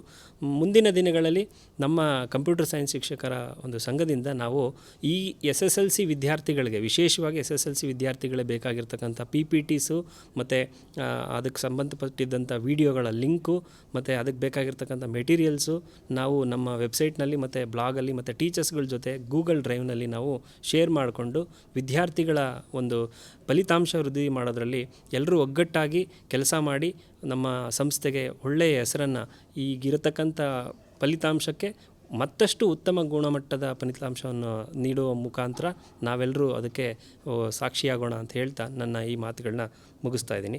ಮತ್ತಿನ್ನೇನಾದರೂ ನಿಮ್ಮಲ್ಲಿ ಸಮಸ್ಯೆಗಳು ಅಥವಾ ಯಾವುದಾದ್ರೂ ವೀಡಿಯೋಸ್ ಬೇಕಾಗಿದ್ದರೆ ಅಥವಾ ಡೌನ್ಲೋಡ್ ಆಗ್ತಿಲ್ಲ ಅಂತ ಏನಾದರೂ ಇದ್ದರೆ, ನಾವೀಗ ಸ್ಕ್ರೀನಲ್ಲಿ ಕೊಟ್ಟಿರ್ತಕ್ಕಂಥ PPTನಲ್ಲಿ ಕೊಟ್ಟಿರ್ತಕ್ಕಂಥ 3 ಮೊಬೈಲ್ ನಂಬರ್ಗಳಿದೆ ಮತ್ತು ಒಂದು ಇಮೇಲ್ ID ಇದೆ. ಆ ಇಮೇಲ್ IDಗೆ ಅಥವಾ ನಿಮ್ಮ ಮೊಬೈಲ್ಗೆ ಕನೆಕ್ಟ್ ಮಾಡ್ಕೊಂಡು ನಮ್ಮನ್ನು ಕೇಳಿದ್ರೆ ನಾವು ನಿಮಗೆ ಖಂಡಿತವಾಗಿಯೂ ಯಾವುದೇ ಶಾಲೆ ಆಗಿದ್ದರೂ, ಕರ್ನಾಟಕದಲ್ಲಿರೋ ಯಾವುದೇ ಶಾಲೆಯ ಶಿಕ್ಷಕರು, ಯಾವುದೇ ಸಬ್ಜೆಕ್ಟ್ ಶಿಕ್ಷಕರು ನಮ್ಮನ್ನು ಸಂಪರ್ಕಿಸಿದ್ರು ನಾವು ಅವರಿಗೆ ಹೆಲ್ಪ್ ಮಾಡೋದಕ್ಕೆ ಸಿದ್ಧರಿರ್ತೇವೆ. ಈ ಟೆಕ್ನಾಲಜಿನ ನಿಮ್ಮ ಸಬ್ಜೆಕ್ಟಿಗೆ ಇನ್ಕ್ಲೂಡ್ ಮಾಡ್ಕೊಳ್ಳೋದಕ್ಕೆ ಎರಡರ ಮಧ್ಯದಲ್ಲಿ ಇರ್ತಕ್ಕಂಥವ್ರು ನೀವು. ಟೆಕ್ನಾಲಜಿ ಒಂದು ಕಡೆ ಇದೆ ಮತ್ತು ಎಜುಕೇಷನ್ ಒಂದು ಕಡೆ ಇದೆ. ಇವೆರಡನ್ನೂ ನೀವು ಒಂದು ಮಾಡಿಕೊಂಡು ಅದನ್ನು ಒಗ್ಗಟ್ಟಾಗಿ ನಾವು ಕೆಲಸ ಮಾಡೋದಕ್ಕೆ ಸಹಕಾರ ಮಾಡಬೇಕು ಅಂತೇಳಿ ಎಲ್ಲ ವಿಷಯ ಶಿಕ್ಷಕರಲ್ಲೂ ವಿನಂತಿಸ್ಕೊಳ್ತಾ, ನಮಗೆ ಈ ಒಂದು ಅವಕಾಶವನ್ನು ನೀಡಿದಂತಹ ನಮ್ಮ ಕರ್ನಾಟಕ ವಸತಿ ಶಿಕ್ಷಣ ಸಂಸ್ಥೆಯ ಎಲ್ಲ ಅಧಿಕಾರಿ ವೃಂದದವರಿಗೂ ನಮ್ಮ ಅನಂತ ಧನ್ಯವಾದಗಳನ್ನ ತಿಳಿಸ್ತಾ ನಮ್ಮ ಈ ಪ್ರೆಸೆಂಟೇಷನನ್ನು ಇಲ್ಲಿಗೆ ಮುಗಿಸ್ತಾ ಇದ್ದೀವಿ. Thank you so much sir. ಇಲ್ಲಿಯವರೆಗೆ ಗಣಕಯಂತ್ರ ವಿಜ್ಞಾನ ಸಂಪನ್ಮೂಲ ವ್ಯಕ್ತಿಗಳು ನಮಗೆ ಟೆಕ್ನಾಲಜಿನ ಬಳಸ್ಕೊಂಡು ವಿದ್ಯಾರ್ಥಿಗಳ ಕಲಿಕಾ ಮಟ್ಟವನ್ನು ಹೇಗೆ ಹೆಚ್ಚಿಸೋದು ಅನ್ನೋದ್ರ ಬಗ್ಗೆ ವಿವರವಾಗಿ ಹೇಳಿದ್ದಾರೆ. ಸೊ ಇದರಲ್ಲಿ ಅವರು ಮೈಂಡ್ ಮ್ಯಾಪ್ಸ್ ಬಗ್ಗೆ ಹೆಚ್ಚು ಹೇಳಲಿಲ್ಲ. ಮೈಂಡ್ ಮ್ಯಾಪ್ಸ್ ಬಂದುಬಿಟ್ಟು ಎಲ್ಲ ವಿದ್ಯಾರ್ಥಿಗಳು ತುಂಬ ಹೆಲ್ಪ್ ಆಗುತ್ತೆ. ಯಾಕಂದರೆ ಅವರು ಓದಿದ ನಂತರ ಒಂದೊಂದು ಚಾಪ್ಟರ್ಗೆ ಕೂಡ ಅವರು ಆ ಚಾಪ್ಟರ್ಗೆ ಒಂದು ಮೈಂಡ್ ಮ್ಯಾಪ್ ಮಾಡ್ಕೊಂಡ್ಬಿಟ್ರೆ ಎಕ್ಸಾಮ್ಗೆ ಹೋಗ್ಲಿಕ್ಕೆ ಮುಂಚೆ ಒಂದು 5 ನಿಮಿಷ ನೋಡಿಕೊಂಡ್ರೂ ಸಾಕು, they will be able to recall all the points of that chapter. So mind maps ಮತ್ತು revision as many times as possible they should revise, otherwise they'll not be able to recall during exams. So ಇದನ್ನು ಹೆಚ್ಚು ವಿದ್ಯಾರ್ಥಿಗಳಿಗೆ ಬಳಸಲಿಕ್ಕೆ ನೀವು ಪ್ರೋತ್ಸಾಹನೆ ನೀಡಿ. ಮತ್ತು below average ಮಕ್ಕಳು ಯಾರಿರ್ತಾರೆ ಅವ್ರಿಗೆ ಟೆಕ್ನಾಲಜಿ ಯೂಸ್ ಮಾಡಿಕೊಂಡು ಓಪನ್ ಸೋರ್ಸಸಲ್ಲಿರುವಂಥ ವೀಡಿಯೋಸ್ ತೋರಿಸೋದಾಗಲಿ, ದೀಕ್ಷಾ ಪೋರ್ಟಲ್ಲಿರುವಂಥ ವೀಡಿಯೋಸ್ ತೋರಿಸೋದಾಗಲಿ, ಖಾನ್ ಅಕಾಡೆಮಿ ಆ್ಯಪ್ ಇದೆ. ಸೊ ಇದರಲ್ಲಿ ತುಂಬ ಉತ್ತಮವಾದಂತಹ ಕಲಿಕಾ ವಿಡಿಯೋಸ್ ಇದೆ. ಸೊ ಅದನ್ನು ತೋರಿಸಿ ಅವ್ರಿಗೆ ಇಂಟ್ರೆಸ್ಟ್ ಕೂಡ ಬರುತ್ತೆ ಮತ್ತು ಒಂದು ಸ್ವಲ್ಪ ಕಾನ್ಸೆಪ್ಟ್ಸ್ ಅರ್ಥ ಆಗುತ್ತೆ. ಸೊ ಇದನ್ನು ಕೂಡ ನೀವು ಬಳಸ್ಕೋಬೋದು ಅಂತ ಹೇಳ್ತಾ, ನಮ್ಮ ಸಂಪನ್ಮೂಲ ವ್ಯಕ್ತಿಗಳಾದ ಜನಾರ್ದನ್, ನಟರಾಜ್ ಮತ್ತು ಗೋಪಾಲ್ ಅವ್ರಿಗೆ ಧನ್ಯವಾದಗಳನ್ನ ಹೇಳ್ತಾ, ಸೊ ಈ ಸೆಷನ್ನ ಇಲ್ಲಿ ಮುಕ್ತಾಯಗೊಳಿಸ್ತೇವೆ. ಈಗ 3:15 3:45ವರೆಗೂ ಚಹಾ ವಿರಾಮ ಇರುತ್ತೆ. ನಂತರ ದೈಹಿಕ ಶಿಕ್ಷಣ ಸಂಪನ್ಮೂಲ ವ್ಯಕ್ತಿಗಳು ಅವರ ಸೆಷನ್ನ ನಡೆಸ್ಕೊಡ್ತಾರೆ. Thank you. ಸೊ 3:45 ಬರೋಣ ಎಲ್ಲರೂ. ಓಕೆ.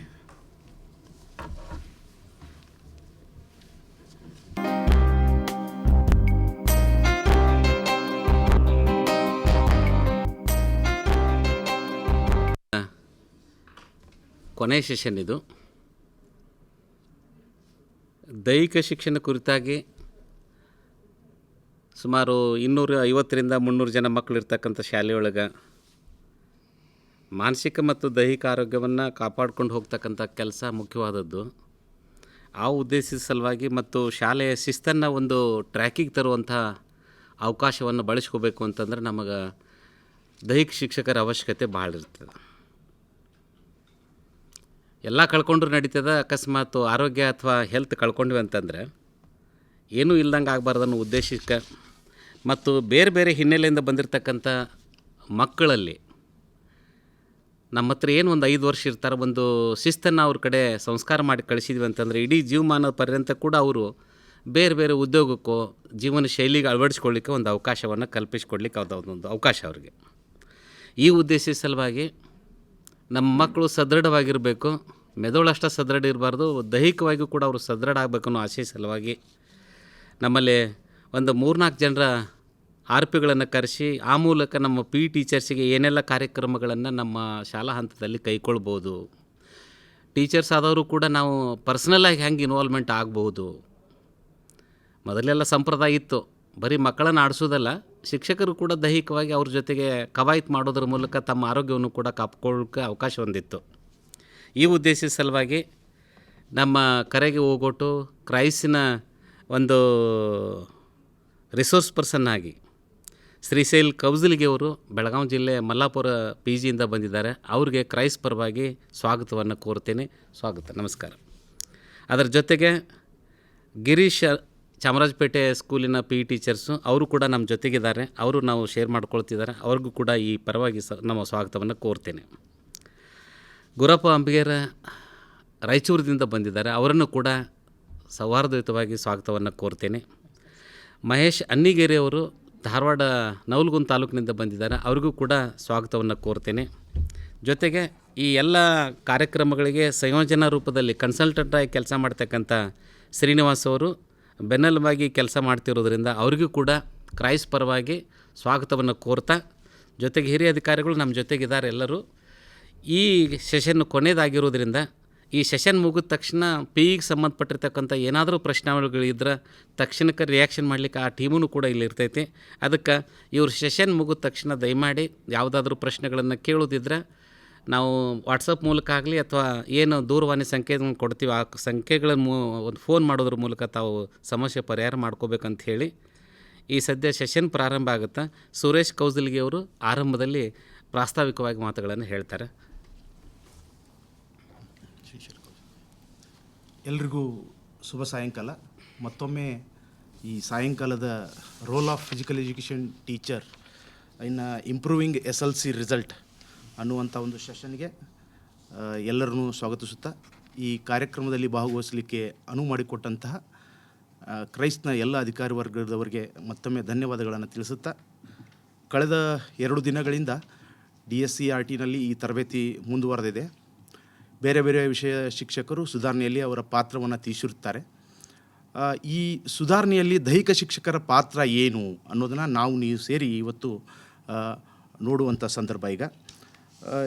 ಈಗಾಗಲೇ ಇದರ ಕುರಿತಾಗಿ ನಮ್ಮ ಜೊತೆ ಚರ್ಚಿಸಲಿಕ್ಕೆ ನನ್ನ ಜೊತೆಗೆ ನನ್ನ ತಂಡದ ಸಹಪಾಠಿಗಳಾಗಿ ಶ್ರೀಶೈಲ್ ಕೌಜಲಗಿ ಅವರು, ಗಿರೀಶ್ ಸರ್ ಅವರು, ಗುರಪ್ಪ ಸರ್ ಅವರು ನನ್ನ ಜೊತೆಗಿದ್ದಾರೆ.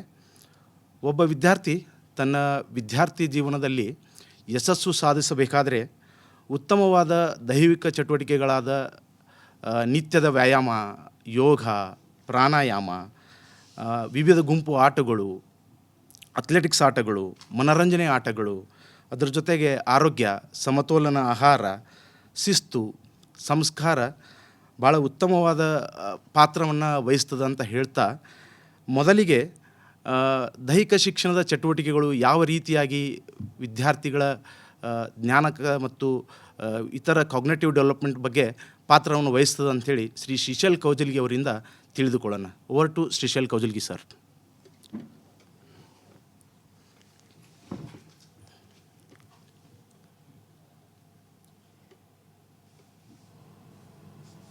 Good evening to everyone. For the very first, I welcoming you all for this teleconference. Dear all respected teachers, as you know that we are all gathered here for this teleconference for discussing a role of physical education teacher in improving SSLC result. And one thing, our all respected teachers already preparing our students in various ways, and we have hardly 45 days remaining. So here what we have to do as a physical education teacher in improving SSLC result. So ಇನ್ನು ಉಳಿದಿರ್ತಕ್ಕಂತಹ 45 ದಿನಗಳಲ್ಲಿ ದೈನಂದಿನ ಚಟುವಟಿಕೆಗಳ ಜೊತೆಗೆ ವಿಶೇಷವಾಗಿ SSLC ವಿದ್ಯಾರ್ಥಿಗಳಿಗೆ ಆರೋಗ್ಯದ ಬಗ್ಗೆ, ಅವರ ಏಕಾಗ್ರತೆಯನ್ನು ಹೆಚ್ಚಿಸುವಂತಹ ಚಟುವಟಿಕೆಗಳ ಬಗ್ಗೆ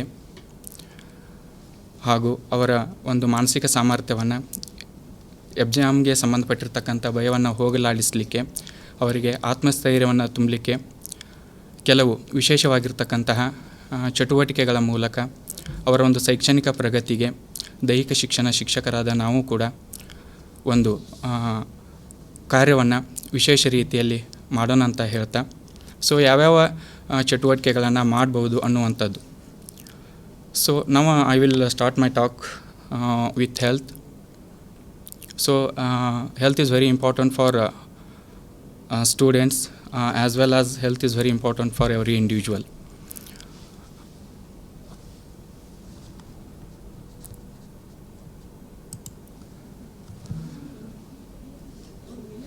So, and as you know that only a healthy person can be energetic and a healthy person can be resourceful. WHO also defines that health is not merely the absence of disease, but being in a state of physical, mental, and social well-being. So that's why we called health is wealth. So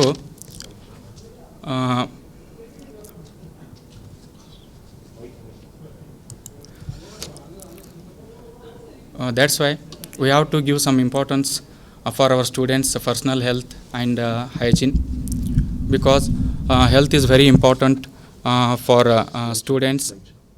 So nowadays we have in this pandemic situation, so personal health and hygiene is very important.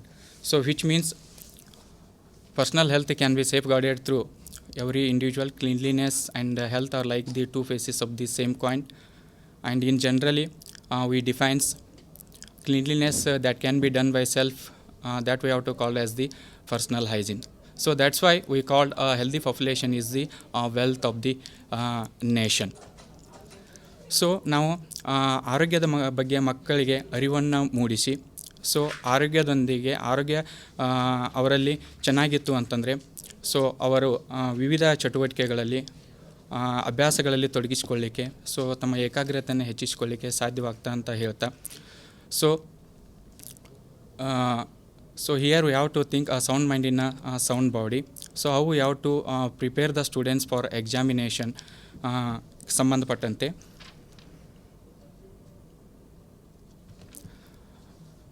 So here once we glance the importance of health, growth and development of various body organs according to age is possible only with good health.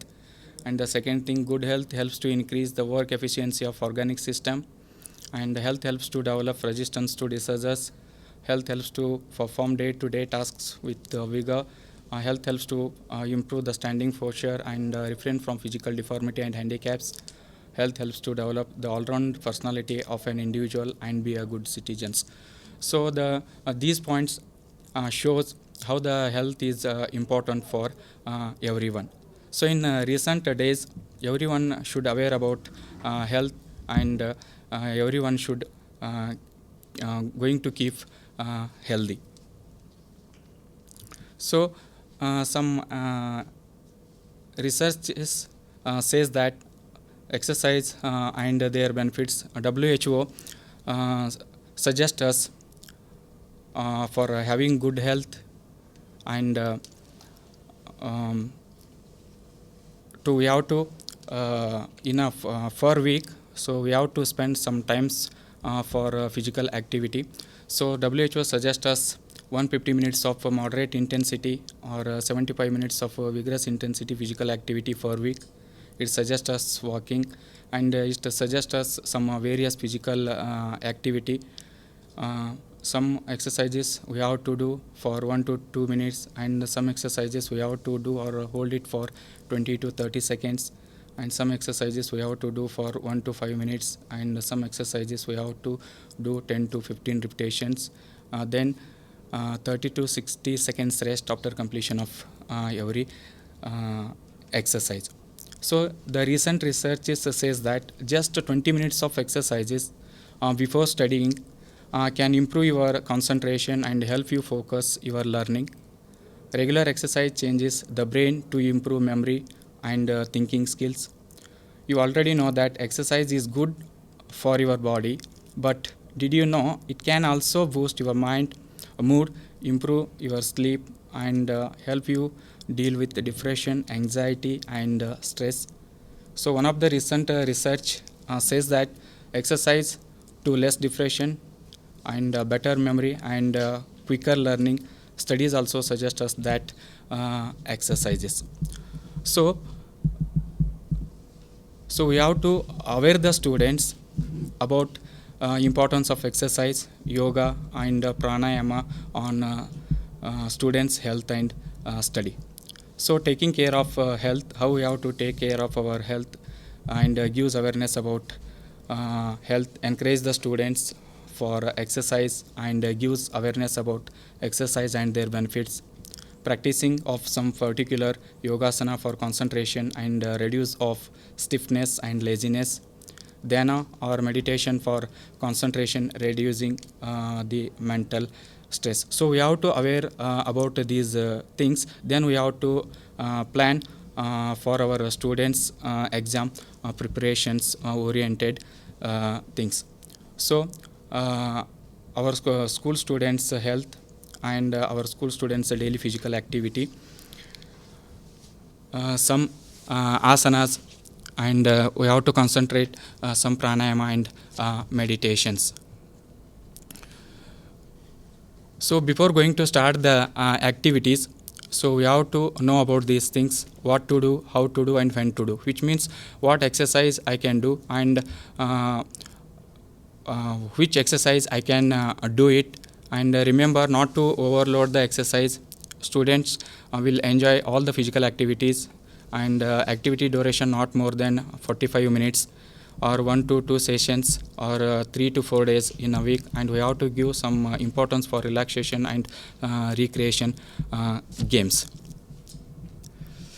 So WHO suggests us for having good health, and these are the some exercises which is WHO suggests us for overall body exercise. So the first one is jumping jack, 10 repetitions of 3 sets, push-ups 5 repetitions of 3 sets, cobra pose 8 repetitions of 3 sets, or we have to still in this posture for 1 to 2 minutes, wall sit 2-3 minutes, chair triceps 10 repetitions for 3 sets, sit-ups 8 repetitions of 3 sets. So these are the some important exercise which the WHO suggests us for having good health. So it's a kind of exercise for having good health, and improves the concentration and improves the memory power of our students. So the second thing is yogasana. So as you know that it's our ancient art, and every June 21st we are going to celebrate International Yoga Day. So here we concentrate some concentration improving and memory power improving yoga poses. So 5 yoga poses to increase concentration and memory power. So the first one is Padmasana. So that we have to call lotus pose, Sarvangasana, shoulder stand pose, Paschimottanasana, Padmasana, Halasana, and change of activity means that we have to call the rest. So ಪದೇ ಪದೇ ಒಂದೇ ರೀತಿಯ ಚಟುವಟಿಕೆಗಳನ್ನು ಮಾಡಿಸೋ ಬದಲಾಗಿ ಒಂದು ದಿನ ಲಭ್ಯವಿರುವಂತಹ ಅವಧಿಗಳಲ್ಲಿ ಒಂದು ದಿನ ಮೇಲೆ ಹೇಳಲಾಗಿರ್ತಕ್ಕಂತಹ ದೈಹಿಕ ಚಟುವಟಿಕೆಗಳನ್ನು, ಒಂದು ದಿನ ಇಲ್ಲಿ ಸೂಚಿಸಿರ್ತಕ್ಕಂಥ ಯೋಗಾಸನಗಳನ್ನು, ಹಾಗೂ ಒಂದು ದಿನ ಸೂರ್ಯ ನಮಸ್ಕಾರಗಳನ್ನು 5 to 10 ರಿಪಿಟೇಷನ್ಸ್. ಸೊ ಈ ರೀತಿ ಮಾಡೋದ್ರಿಂದ every activity refresh the students and it motivates to students learning. So these are two things I suggest the students' exam preparations. Over to Mahesh sir. ಆತ್ಮೀಯರೇ, ನಮ್ಮ ಜೊತೆಗೆ ಶ್ರೀಶೈಲ್ ಅವರು WHO ಸಜೆಸ್ಟ್ ಮಾಡಿರುವಂತಹ ವ್ಯಾಯಾಮಗಳ ಪಟ್ಟಿಯನ್ನು, ಅದರ ಜೊತೆಗೆ ಬೇರೆ ಬೇರೆ ಸೈನ್ಸ್ ಫಿಸಿಕಲ್ ಎಜುಕೇಷನ್ ಇದರಲ್ಲಿ ರಿಸರ್ಚ್ ಮಾಡಿದಂತಹ ಕೆಲವು ವಿಷಯಗಳನ್ನು ನಮ್ಮ ಜೊತೆ ಹಂಚಿಕೊಂಡು ಇವುಗಳನ್ನು ನಾವು ದೈಹಿಕ ಶಿಕ್ಷಕರಾದಂಥವರು ನಿತ್ಯದಲ್ಲಿ ವಿದ್ಯಾರ್ಥಿಗಳಿಗೆ ಅದನ್ನು ರೂಢಿ ಮಾಡಿಸಿದ್ದೇ ಆದರೆ ಅವರ ಜ್ಞಾನದ ಅರ್ಜನೆಯಲ್ಲಿ, ಅವರ ಮೆಮರಿ ಪವರ್ನಲ್ಲಿ, ಅವರ ಏಕಾಗ್ರತೆಯಲ್ಲಿ ಬದಲಾವಣೆ ತರಬಹುದು ಅಂಥೇಳಿ ಹೇಳಿಕೊಟ್ಟಂಥ ಶ್ರೀಶೈಲ್ ಸರ್ ಅವರಿಗೆ ಧನ್ಯವಾದಗಳು. ಈಗ ನಮ್ಮ ಜೊತೆ ಇರತಕ್ಕಂಥ ಮತ್ತೊಬ್ಬ ಸಹಪಾಠಿಯಾದಂಥ ಶ್ರೀ ಗುರಪ್ಪ ಸರ್ ಅವರು ಮುಂದಿನ ಭಾಗವನ್ನು ಮುಂದುವರಿಸಬೇಕಂತ ಹೇಳಿ ಅವರಲ್ಲಿ ಕೇಳ್ಕೊಳ್ತೇನೆ. ಎಲ್ಲರಿಗೂ ನಮಸ್ಕಾರ. ಈಗಾಗಲೇ ಅನೇಕ ವಿಷಯಗಳನ್ನ ಚರ್ಚೆ ಮಾಡಿದಂಥ ಶ್ರೀಶೈಲ ಕೌಜಲಿ ಸರ್ ಅವ್ರಿಗೂ ಮತ್ತು ಮಹೇಶ್ ಸರ್ಗೆ ಧನ್ಯವಾದಗಳು. ಈಗಾಗಲೇ ತಿಳಿಸಿರಂಗೆ ಇದರ ಇವತ್ತಿನ ಮುಖ್ಯ ಕಾರ್ಯಾಗಾರದ ಮುಖ್ಯ ಉದ್ದೇಶ ಏನಪ್ಪ ಅಂತಂದರೆ SSLC ಮಕ್ಕಳನ್ನು ಯಾವ ರೀತಿ ನಾವು ಫಲಿತಾಂಶದಲ್ಲಿ ಹೆಚ್ಚಿಗೆ ತರಿಸ್ಬೋದು ಅನ್ನೋ ಒಂದು ಉದ್ದೇಶದಿಂದ ನಮ್ಮ ಕೇಂದ್ರ ಕಚೇರಿ ಇವತ್ತು ಹಮ್ಮಿಕೊಂಡಂಥ ಒಂದು ಕಾರ್ಯಾಗಾರದಲ್ಲಿ ನಮ್ಮ ದೈಹಿಕ ಶಿಕ್ಷಣದ ಯಾವ ರೀತಿ ನೀವು ದೈಹಿಕ ಶಿಕ್ಷಕರಾಗಿ ನಿಮ್ಮ SSLC ಮಕ್ಕಳಿಗೆ ಯಾವ ರೀತಿ ನಮ್ಮ ಫಲಿತಾಂಶದಲ್ಲಿ ನಿಮ್ಮ ಕೊಡುಗೆ ಏನು ಕೊಡ್ತೀರಾ ಅನ್ನೋ ಒಂದು ಕಾನ್ಸೆಪ್ಟ್ನಲ್ಲೇ ಇವತ್ತು ಸರ್ ಅವರು ನಮ್ಮ ಭರವಸೆಯನ್ನು ಕೊಟ್ಟು ನಮ್ಮನ್ನು ಇವತ್ತು ಕರೆಸ್ಕೊಂಡು ಮಾತಾಡಲಿಕ್ಕೆ ಹಚ್ಚಿದ್ದಾರೆ. ನಾವು ಅದನ್ನು ಹೇಳ್ಬೋದು, ನಮ್ಮ ಕೈಲಾದ ಮಟ್ಟಿಗೆ ನಾವು ಕೂಡ ನಮ್ಮ ಸಂಸ್ಥೆಗಳಿಗೆ ಫಲಿತಾಂಶ ಹೆಚ್ಚು ಮಾಡಲಿಕ್ಕೆ ನಮ್ಮ ಕೊಡುಗೆನ ಕೊಡ್ಬೋದು. ಹೆಂಗೆ ಅಂತಂದರೆ, ಈಗ ಯೋಗ ಎಷ್ಟೊಂದು ಪ್ರಸಿದ್ಧಿಯನ್ನು ಪಡ್ಕೊಂಡಿದೆ. ಯೋಗದಿಂದ ನಾವೆಲ್ಲ ಏನೆಲ್ಲ ಸಾಧನೆ ಮಾಡ್ಬೋದು ಅಂತಂದರೆ, ಅದರ ಉದಾಹರಣೆಯಾಗಿ ನಮ್ಮ ದೇಶದ ಪ್ರಧಾನಿ ಅವರು ಏನು ಮಾಡ್ಯಾರ ಅಂತಂದರೆ ಜೂನ್ 21 ಅಂತಾರಾಷ್ಟ್ರೀಯ ಮಟ್ಟದಲ್ಲಿ ಯೋಗ ಡೇ ಅಂತ ಮಾಡ್ತಾರೆ.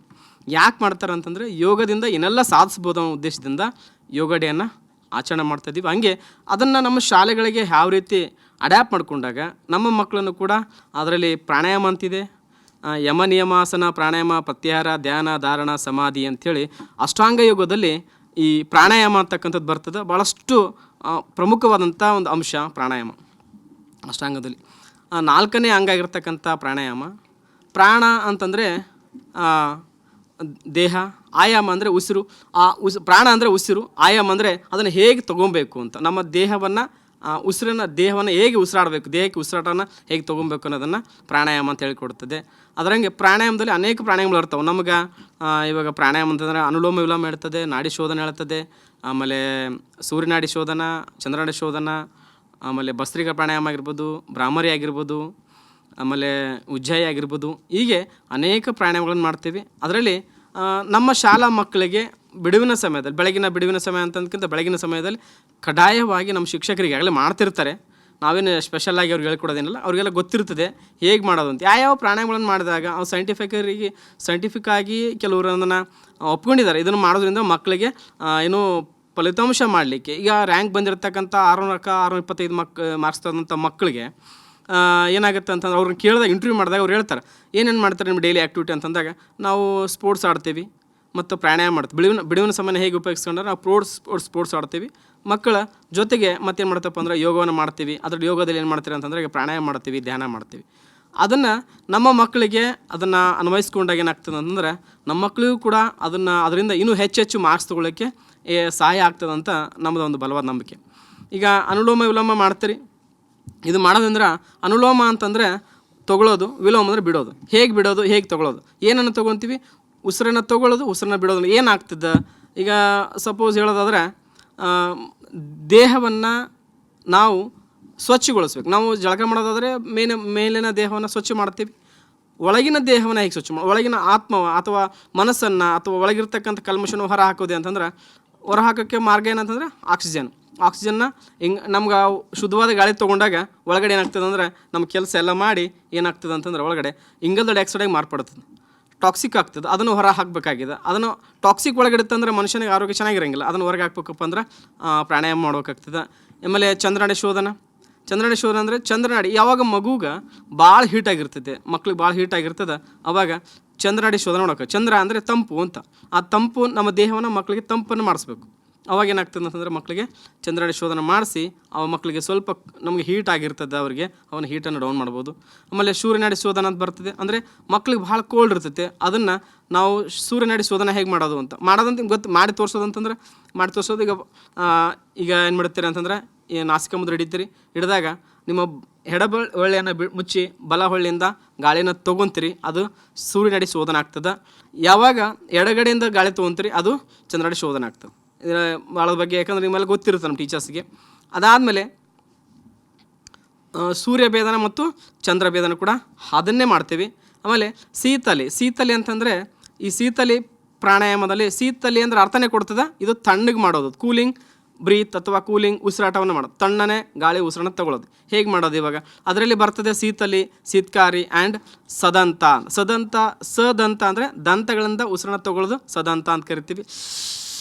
ಅಂತ ಮಾಡೋದು ಹಲ್ಲಿಗಂದು ಮಾಡೋದು ಸದಂತ ಆಗ್ತದೆ. ಈಗ ಮಾಡಿ ತೊಗೊಳೋದೆಲ್ಲ ಶೀತಲಿ ಆಗ್ತದೆ. ಶೀತ್ಕಾರಿ ಅಂತಂದ್ರೆ ನಾಲಿಗೆನ ಒಳಗೆ ತೊಗೊತೀವಿ, ಒಳಗೆ ತೊಗೊಂಡು ಗಾಳಿನ ತೊಗೊಳ್ತೀವಿ. ಒಂದ್ಸಲ ಮಾಡೋ ಅನ್ನೋ ಫೀಲ್ ಆಗ್ತದೆ ನೋಡಿ. ಒಂದ್ಸಲ ಮಾಡ್ತೀನಿ,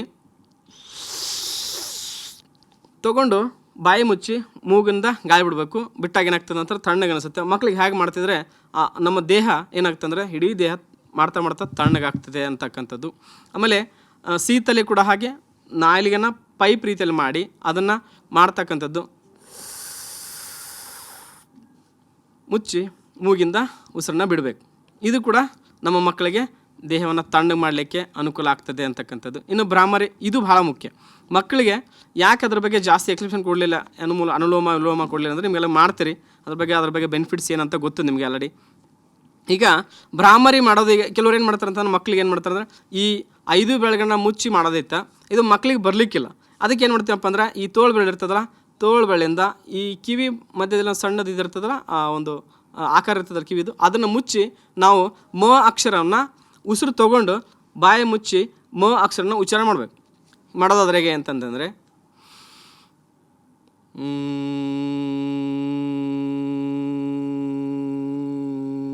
ಹೀಗೆ ಮಾಡಿದ್ರೆ ಏನಾಗುತ್ತಪ್ಪ ಅಂತಂದರೆ ಮಕ್ಕಳಿಗೆ ಇನ್ನರ್ ಸೈಡ್ ವೈಬ್ರೇಟ್ ಆಗ್ತದೆ, ಆ ಮನಸ್ಸಲ್ಲಿ ಅವರಿಗೆ ವೈಬ್ರೇಟ್ ಆಗ್ತದೆ, ಮೆದುಳು ಕೂಡ ವೈಬ್ರೇಟ್ ಆಗ್ತದೆ. ಹಂಗಾಗಿ ಮಕ್ಕಳಿಗೆ ಶಾರ್ಪ್ನೆಸ್ ಬರ್ತಾವ ಅಂತಕ್ಕಂಥದ್ದು ನಾವು ಹೇಳ್ತಿಲ್ಲ, ವೈಜ್ಞಾನಿಕವಾಗಿ ಇದು ಪ್ರೂವ್ ಆಗಿದೆ. ಹೀಗಾಗಿ ಈ ಒಂದು ಪ್ರಾಣಾಯಾಮ ಮಾಡೋದ್ರಿಂದ ಮಕ್ಕಳಿಗೆ ಭಾಳಷ್ಟು ಅನುಕೂಲ ಆಗ್ತದೆ ಅಂಥೇಳಿ ಯೋಗ ಗುರುಗಳು ಮತ್ತು ಯೋಗದಲ್ಲಿ ತಿಳಿದಂಥ ಪಂಡಿತರುಗಳು ಹೇಳ್ತಾ ಹೋಗ್ತಾರೆ. ಹಾಗಾಗಿ ಅದನ್ನು ಅಡಾಪ್ಟ್ ಮಾಡಿ ನಮ್ಮ ಮಕ್ಕಳಿಗೆ ನಮ್ಮ ಕೈಲಾದ ಮಟ್ಟಿಗೆ ಬೆಳಗ್ಗೆ ನಮ್ಮ ಮಕ್ಕಳಿಗೆ ಮಾಡಿಸೋದು ಏನಾಗ್ತದೆ ಅಂತಂದ್ರೆ ಇದು ಭಾಳಷ್ಟು ನಮ್ಮ SSLC ಫಲಿತಾಂಶ ಉತ್ತಮಪಡಿಸಲಿಕ್ಕೆ ಇದು ಸಹಾಯ ಆಗ್ತದೆ. ಇದ್ರ ಜೊತೆಗೆ ಧ್ಯಾನ, ನಾವು ಈಗ ಅಷ್ಟಾಂಗ ಯೋಗದಲ್ಲಿ ಧ್ಯಾನ ಕೂಡ ಭಾಳ ಮುಖ್ಯ ಆಗ್ತದೆ. ಧ್ಯಾನ ಅಂತಂದ ಹೇಳ್ತಾ ಹೋಗ್ತಾರೆ, ಯೋಗ ಎಷ್ಟು ಮುಖ್ಯ ಅದಪ್ಪ ಅಂತಂದರೆ ಹೇಳ್ತಾ ಹೋಗ್ತಾರೆ ಏನಂತಂದರೆ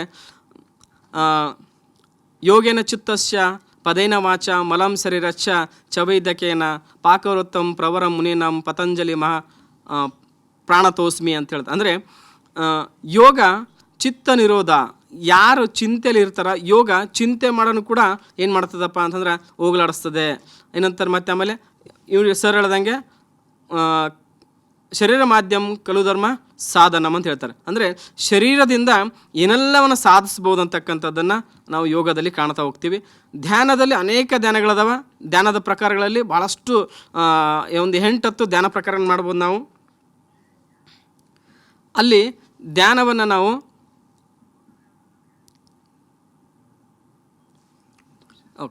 ಧ್ಯಾನ ಹೇಳ್ತೀವಿ, ಜ್ಯೋತಿರ್ಧ್ಯಾನ ಮಾಡ್ತೀವಿ, ಆಮೇಲೆ ಈಗ ಒಂದು ಧ್ಯಾನ ಅಂತಂದ್ರೆ ಒಂದು ಮನಸ್ಸನ್ನು, ನಮ್ಮ ಮನಸ್ಸನ್ನು ಏಕ ಚಿತ್ತದಿಂದ ಒಂದು ಆಕೃತಿ ಕಡೆಗೆ ನಮ್ಮ ಮನಸ್ಸನ್ನು ಕೇಂದ್ರೀಕರಿಸೋದು.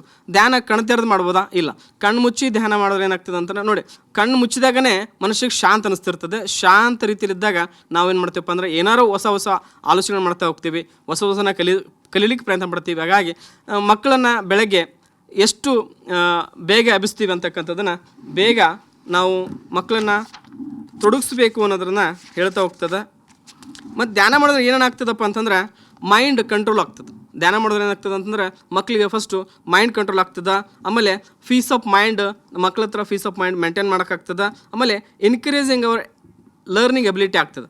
ಧ್ಯಾನ ಮಾಡೋದ್ರಿಂದ ಇನ್ಕ್ರೀಸಿಂಗ್ ಅವರ್ ಲರ್ನಿಂಗ್ ಎಬಿಲಿಟಿ ಆಗ್ತದೆ. ಆಮೇಲೆ ಕಾನ್ಸಂಟ್ರೇಷನ್ ಜಾಸ್ತಿ ಆಗ್ತಾ ಹೋಗ್ತದೆ, ಎಮೋಷನ್ ಕಂಟ್ರೋಲ್ ಆಗ್ತದೆ. ಅದ ನಂತರ ಕಾನ್ಫಿಡೆಂಟ್ ಲೆವೆಲ್ ಬಿಲ್ಡ್ ಆಗ್ತದೆ. ಈಗ ಧ್ಯಾನ ಮಾಡೋದ್ರಿಂದ ಕಾನ್ಫಿಡೆಂಟ್ ಲೆವೆಲ್ ಕೂಡ ಮಕ್ಕಳ ಹತ್ರ ಬಿಲ್ಡ್ ಆಗ್ತದೆ. ಆಮೇಲೆ ಇದು ಸಾಧನೆ ಮಾಡಿರ್ತಕ್ಕಂಥ ಅನೇಕ ಮಕ್ಕಳಲ್ಲಿ ಕೇಳಿದಾಗ ಏನಪ್ಪ ಅಂತಂದರೆ ಅವರು ಧ್ಯಾನಕ್ಕೆ ಭಾಳಷ್ಟು ಧ್ಯಾನದ ಒಂದು ಕೆಲಸವನ್ನು, ಧ್ಯಾನದ ಕಡೆ ಭಾಳಷ್ಟು ಗಮನ ಹರಿಸಿರ್ತಾರೆ ಅಂತಕ್ಕಂಥದ್ದು. ಆಮೇಲೆ ಧ್ಯಾನ ಮಾಡ್ತಾ ಏನಾಗ್ತದೆ ಅಂತಂದ್ರೆ ಮಕ್ಕಳಿಗೆ ಕಾನ್ಸಂಟ್ರೇಷನ್ ಜಾಸ್ತಿ ಆಗ್ತದೆ ಗೊತ್ತದ. ಜೊತೆಗೆ ಧ್ಯಾನ ಎಷ್ಟು ಪ್ರಕಾರ ಅದಾವ ಅಂತಂತಂದ್ರೆ ಸುಮಾರು 8-10 ಪ್ರಕಾರಗಳದಾವ ಧ್ಯಾನದಲ್ಲಿ. ನಮಗೆ ವಿದ್ಯಾರ್ಥಿಗಳಿಗಾಗಿ ಜ್ಞಾನಕ್ಕಾಗಿ ಧ್ಯಾನ ಅಂತಕ್ಕಂಥದ್ದು ಒಂದು ಧ್ಯಾನ ಅದ. ಜ್ಞಾನಕ್ಕಾಗಿ ಮಕ್ಕಳನ್ನು ಯಾವ ರೀತಿ ನಾವು ಅವರನ್ನು ತೊಡಗಿಸ್ಬೇಕು ಅನ್ನೋದನ್ನು ಜ್ಞಾನದಲ್ಲಿ ಕಲಿತಾ ಹೋಗ್ತೀವಿ, ಧ್ಯಾನದಲ್ಲಿ ಕಲಿತಾ ಹೋಗ್ತೀವಿ. ಹೀಗೆ ಮಕ್ಕಳನ್ನು ನಾವು ಪ್ರಾಣಾಯಾಮ, ಧ್ಯಾನ ಮತ್ತು ಯೋಗದಲ್ಲಿ ತೊಡಗಿಸಿದಾಗ ಅವು ಮಕ್ಕಳನ್ನು ಕೂಡ ಫಲಿತಾಂಶದಲ್ಲಿ ಉನ್ನತೀಕರಿಸ್ಬೋದು. ಅವ್ರನ್ನ ಫಲಿತಾಂಶಕ್ಕಾಗಿ ಹೆಚ್ಚೆಚ್ಚು ನಮ್ಮ ಯೋಗದಿಂದ ಮತ್ತು ಧ್ಯಾನದಿಂದ, ಪ್ರಾಣಾಯಾಮದಿಂದ ಮಕ್ಕಳನ್ನು SSLC ಮಕ್ಕಳಿಗೆ ಇನ್ನೂ ಜಾಸ್ತಿ ಫಲಿತಾಂಶಕ್ಕೆ ಹಣಿ ಮಾಡ್ಬೋದು ಅಂತೇಳಿ ನನ್ನ ಅಭಿಪ್ರಾಯ. Over to Mahesh. ಓಕೆ, ನಮ್ಮ ಜೊತೆ ಶ್ರೀ ಗುರಪ್ಪ ಸರ್ ಅವರು ಪ್ರಾಣಾಯಾಮ ಮಾಡುವುದರಿಂದ ಹೇಗೆ ಮಾನಸಿಕ ಸಮತೋಲನವನ್ನು ಪಡ್ಕೊಳ್ಬಹುದು ಅಂತ ವಿಷಯವನ್ನು ನಮಗೆ ಭಾಳ ವಿವರವಾಗಿ ತಿಳಿಸಿದ್ದಾರೆ. ಮುಂದುವರೆದು ಮುದ್ರೆಗಳಲ್ಲಿ ನಮ್ಮ ಬೆರಳುಗಳನ್ನು, ಹೆಬ್ಬೆರಳನ್ನು ಅಗ್ನಿ ಅಂಥೇಳಿ, ತೋರ್ಬೆರಳನ್ನು ವಾಯು ಅಂಥೇಳಿ, ಮಧ್ಯದ ಬೆರಳನ್ನು ಆಕಾಶ ಅಂಥೇಳಿ, ಉಂಗುರದ ಬೆರಳನ್ನು ಭೂಮಿ ಅಂಥೇಳಿ, ಕಿರುಬೆರಳನ್ನು ಜಲ ಅಂಥೇಳಿ ನಾವು ಡಿಫೈನ್ ಮಾಡ್ತೀವಿ. ಇವುಗಳನ್ನು ಉಪಯೋಗಿಸಿಕೊಂಡು ನಾವು ಬೇರೆ ಬೇರೆ ಮುದ್ರೆಗಳನ್ನು ಹಾಕಿದ್ದೇ ಆಯ್ತಂದರೆ ಮನುಷ್ಯನ ಮಾನಸಿಕ ಒತ್ತಡದಲ್ಲಿ ಹಾಗೂ ಮನುಷ್ಯನಿಗೆ ಸಹಾಯಕವಾಗುವಂಥ ದಿನನಿತ್ಯದ ಚಟುವಟಿಕೆಗಳ ಕೆಲವೊಂದು ಬದಲಾವಣೆಗಳು ದೇಹದಲ್ಲಿ ಆಗ್ತವೆ. ಅದರೊಳಗೆ ಜ್ಞಾನ ಮುದ್ರೆಯನ್ನೇ ಹೆಬ್ಬೆರಳು ಮತ್ತು ತೋರ್ಬೆರಳನ್ನು ತೆಗೆದುಕೊಂಡು ಸಾಮಾನ್ಯ ಉಸಿರಾಟ ಕ್ರಿಯೆಯಲ್ಲಿ ಪದ್ಮಾಸನ, ವಜ್ರಾಸನದಲ್ಲಿ ನಾವು ಕುಳಿತಿದ್ದೇ ಆಯ್ತಂದರೆ ಇದಕ್ಕೆ ಕನಿಷ್ಠ ನಾವು 30 ನಿಮಿಷ ಯಾವುದೇ ಯೋಗಾಸನ ಆಗಲಿ, ಪ್ರಾಣಾಯಾಮಗಳಾಗಲಿ, ಧ್ಯಾನವನ್ನು ನಾವು ಸಿಸ್ಟಮೆಟಿಕ್ ಆಗಿ ರೆಗ್ಯುಲರ್ ಆಗಿ ಮಾಡ್ಕೊತ ಬಂದವಾಗ ಅದರಲ್ಲಿ ಒಂದು ಸಾಧನೆಯನ್ನು ಮಾಡಬಹುದು. ಹಾಗೆ ಮಾಡಿದಾಗ ಇದನ್ನು ಕನಿಷ್ಠ 30 ನಿಮಿಷ ನಾವು ಪ್ರತಿದಿನ ಈ ಜ್ಞಾನ ಮುದ್ರೆಯನ್ನು ಹಾಕಿದಾಗ ವಿಶೇಷವಾಗಿ ಮೆದುಳು ಮತ್ತು ಸ್ನಾಯುಗಳಿಗೆ ಚೈತನ್ಯ ಸಿಗ್ತದೆ, ಮಾನಸಿಕ ಒತ್ತಡ ನಿವಾರಣೆ ಆಗ್ತದೆ. ಇದ್ರ ಜೊತೆಗೆ ಇನ್ನು ಆಕಾಶ ಮುದ್ರೆ, ಹೆಬ್ಬೆರಳು ಮತ್ತು ಮಧ್ಯದ ಬೆರಳುಗಳನ್ನು ಉಪಯೋಗಿಸಿಕೊಂಡು ಅವಶ್ಯವಿದ್ದಾಗ, ಅಂದರೆ ವಿಶೇಷವಾಗಿ ದೇಹದಲ್ಲಿ ಆಕಾಶ ತತ್ವ ವೃದ್ಧಿ ಅಂದರೆ ಕಾರ್ಬನ್ ಡೈಆಕ್ಸೈಡ್ ನಮಗೆ ಹಿಚ್ಕಿ ಎಲ್ಲ ಬರ್ತಿರ್ತದೆ. ಸೊ ಅದು ಭಾಳ ಪ್ರಾಬ್ಲಮ್ ಆಗ್ತಾ ಇರ್ತದೆ. ಅಂದರೆ ಇಂಗಾಲದ ಡೈಆಕ್ಸೈಡ್ ದೇಹದೊಳಗೆ ಕಡಿಮೆ ಆಯಿತು ಅಂತಂದ್ರೆ ನಮ್ಗೆ ಹಿಚ್ಕಿ ಬರ್ತದೆ. ಅದರ ಸಲುವಾಗಿ ಈ ಆಕಾಶ ವೃದ್ಧಿ ಅಂತೇಳಿ, ಆಕಾಶ ಮುದ್ರಾ ಅಂತೇಳಿ ನಾವು ಕರಿತೀವಿ. ಹೆಬ್ಬೆರಳು ಮತ್ತು ಮಧ್ಯದ ಬೆರಳನ್ನು ಉಪಯೋಗಿಸಿಕೊಂಡು ದೇಹದಲ್ಲಿ ಇರ್ತಕ್ಕಂಥ ಈ ತೊಂದರೆಯನ್ನು ನಿವಾರಿಸಬಹುದು. ಇನ್ನು ಪೃಥ್ವಿ ಮುದ್ರದೊಳಗೆ ಹೆಬ್ಬೆರಳು ಮತ್ತು ಅನಾಮಿಕ ಇದಕ್ಕೂ ಕೂಡ 30 ನಿಮಿಷದ ಸಮಯದ ಮಿತಿಯನ್ನು ಇಲ್ಲಿ ಹಾಕ್ತೇವೆ. ಸೇಮ್ ಪದ್ಮಾಸನ, ವಜ್ರಾಸನದಲ್ಲಿ ಸಾಮಾನ್ಯ ಉಸಿರಾಟ ಕ್ರಿಯೆ ಒಂದೊಳಗೆ ನಾವು ಮುದ್ರೆಯನ್ನು ಹಾಕಿ ಕುಳಿತಾಗ ವಿಶೇಷವಾಗಿ ದುರ್ಬಲರು ಅಂತೇಳಿ, ದುರ್ಬಲರು ಅಂತ ನಾವು ಯಾರಿಗೂ ಪರ್ಟಿಕ್ಯುಲರ್ ಕರಿಬಾರ್ದು, ಆದರೂ ಕೂಡ ಅವರಲ್ಲಿ ಕಲಿಕೆಯಲ್ಲಿ ಸ್ವಲ್ಪ ಹಿಂದುಳಿದಿದ್ದೇ ಆದರೆ ಅವರಿಗೆ ಈ ಧ್ಯಾನ ಮುದ್ರೆಯನ್ನು, ಪೃಥ್ವಿ ಮುದ್ರೆಯನ್ನು ನಾವು ಯೋಗಾಸನ ನಮಗೆ ಸಜೆಸ್ಟ್ ಮಾಡ್ತದೆ. ಅವರಿಗೆ ಚೈತನ್ಯ ತುಂಬುತ್ತದೆ, ದೇಹದ ತೂಕದಲ್ಲಿ ಬದಲಾವಣೆ ಆಗ್ತದೆ, ಚರ್ಮ ಆರೋಗ್ಯಕರ ಆಗ್ತದೆ, ಅದರ ಜೊತೆಗೆ ಒಳ್ಳೆಯ ಆರೋಗ್ಯ ಸಿಗ್ತದೆ. ಇನ್ನು ಮುಂದಿನದು ವರುಣ ಮುದ್ರಾ, ಹೆಬ್ಬೆರಳು ಮತ್ತು ಕಿರುಳು ಬೆರಳನ್ನು ನಾವು ಹಿಡಿದುಕೊಂಡು ಮಾಡುವಂಥದ್ದಕ್ಕೆ ನಾವು ವರುಣ ಮುದ್ರಾ ಅಂತೇಳಿ ಕರಿತೀವಿ. ಇದಕ್ಕೆ ಕಾಲಮಿತಿಯನ್ನು 20 ನಿಮಿಷಗಳ ಕಾಲ ನಾವು ಯೋಗದಲ್ಲಿ ನೋಡ್ತಾ ಬರ್ತಿದ್ವಿ. ಇದರಿಂದ ಕೂಡ ಶರೀರ ಒಣಗುವಿಕೆ ಅಂದರೆ ಡಿಹೈಡ್ರೇಷನ್ ಅಂತ ಏನು ಕರಿತೇವೆ ಅದು ಕೂಡ ಕಡಿಮೆ ಆಗುವುದನ್ನು ಇಲ್ಲಿ ನೋಡ್ತೀವಿ. ಶರೀರ ಚೈತನ್ಯವಾಗಿ ಜಲ ಪೂರೈಕೆ ಆಗ್ತದೆ. ಅದರ ಜೊತೆಗೆ ವಿಶೇಷವಾಗಿ ಈ ಮುದ್ರೆಯಿಂದ ರಕ್ತ ಶುದ್ಧೀಕರಣವಾಗ್ತದೆ. ಹೀಗೆ ಇದರ ಜೊತೆಗೆ ವಾಯು ಸಂಬಂಧಿ ರೋಗಗಳು ಕೂಡ ಗುಣಮುಖವಾಗ್ತದೆ. ಇನ್ನು ಕೊನೆಯದಾಗಿ ವಾಯು ಮುದ್ರೆ, ಹೆಬ್ಬೆರಳು, ತೋರ್ಬೆರಳು ಮತ್ತು ಹೆಬ್ಬೆರಳನ್ನು ಕೂಡ ಮತ್ತೆ ಇಲ್ಲಿ ಉಪಯೋಗಿಸ್ಕೊಳ್ತೇವೆ. 30ರಿಂದ 45 ನಿಮಿಷಗಳ ಕಾಲ ಇದರ ಒಂದು ಮಾಡುವಂಥ ಅವಧಿಯಾಗಿರ್ತದೆ. ದೇಹದಲ್ಲಿ ವಾಯುವಿನ ಪ್ರಮಾಣ ಕಡಿಮೆಯಾದಾಗ ಈ ಒಂದು ಆಸನವನ್ನು ಮುದ್ರೆಯನ್ನು ಉಪಯೋಗಿಸಿಕೊಂಡು ನಾವು ಯೋಗವನ್ನು ಮಾಡಿದ್ದೇ ಆಯ್ತಂದರೆ ಕಡಿಮೆ ಆಗ್ತದೆ. ಇದ್ರ ಜೊತೆಗೆ ಮಂಡಿ ನೋವು, ಸರ್ವಿಕಲ್ ಬೋನ್ಗೆ ಸಂಬಂಧಿಸಿದಂಥ ರೋಗಗಳು, ಮುಖದ ಪಾರ್ಶ್ವವಾಯು ಇವುಗಳನ್ನು ನಿವಾರಣೆ ಮಾಡಲಿಕ್ಕೆ ಸಾಧ್ಯ ಆಗ್ತದೆ. ಇನ್ನು ಕೊನೆಯದಾಗಿ ಶೂನ್ಯ ಮುದ್ರಾ, ಬೆರಳು ಮಧ್ಯದ ಬೆರಳು ಮತ್ತು ಹೆಬ್ಬೆರಳನ್ನು ಈ ಒಂದು ಶೂನ್ಯ ಮುದ್ರಕ್ಕೆ ನಾವು ಉಪಯೋಗಿಸ್ಕೊಳ್ತೇವೆ. 25ರಿಂದ 30 ನಿಮಿಷದವರೆಗೆ ಈ ಶೂನ್ಯ ಮುದ್ರವನ್ನು ಉಪಯೋಗಿಸಿಕೊಂಡು ಆಸನಗಳನ್ನು ಮಾಡಬೇಕು.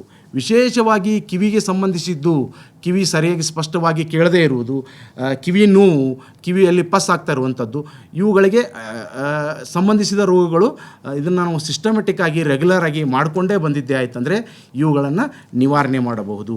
ಹೀಗೆ ನಿತ್ಯವೂ ಈ ಎಲ್ಲ ಆಸನಗಳ ಜೊತೆಗೆ ಈ ಮುದ್ರೆಗಳನ್ನು ಉಪಯೋಗಿಸಿದಾಗಿದ್ದರೆ ಮಾನಸಿಕ ಒತ್ತಡ, ನಿದ್ರಾಹೀನತೆ, ಚರ್ಮ ಸಂಬಂಧಿಸಿದ ಕಾಯಿಲೆಗಳು ಕಡಿಮೆ ಆಗ್ತಾವಂತ ಹೇಳ್ತಾ, ಕೊನೆಯದಾಗಿ ನಮ್ಮ ಜೊತೆ ಮತ್ತೊಬ್ಬ ಸಹಪಾಠಿಯಾದಂಥ ಶ್ರೀ ಗಿರೀಶ್ ಸರ್ ಅವರು ಇದನ್ನು ಮುಂದುವರಿಸ್ಬೇಕಂತೇಳಿ ಅವರಲ್ಲಿ ಕೇಳ್ಕೊಳ್ತೇನೆ. ಎಲ್ಲರಿಗೂ ನಮಸ್ಕಾರ.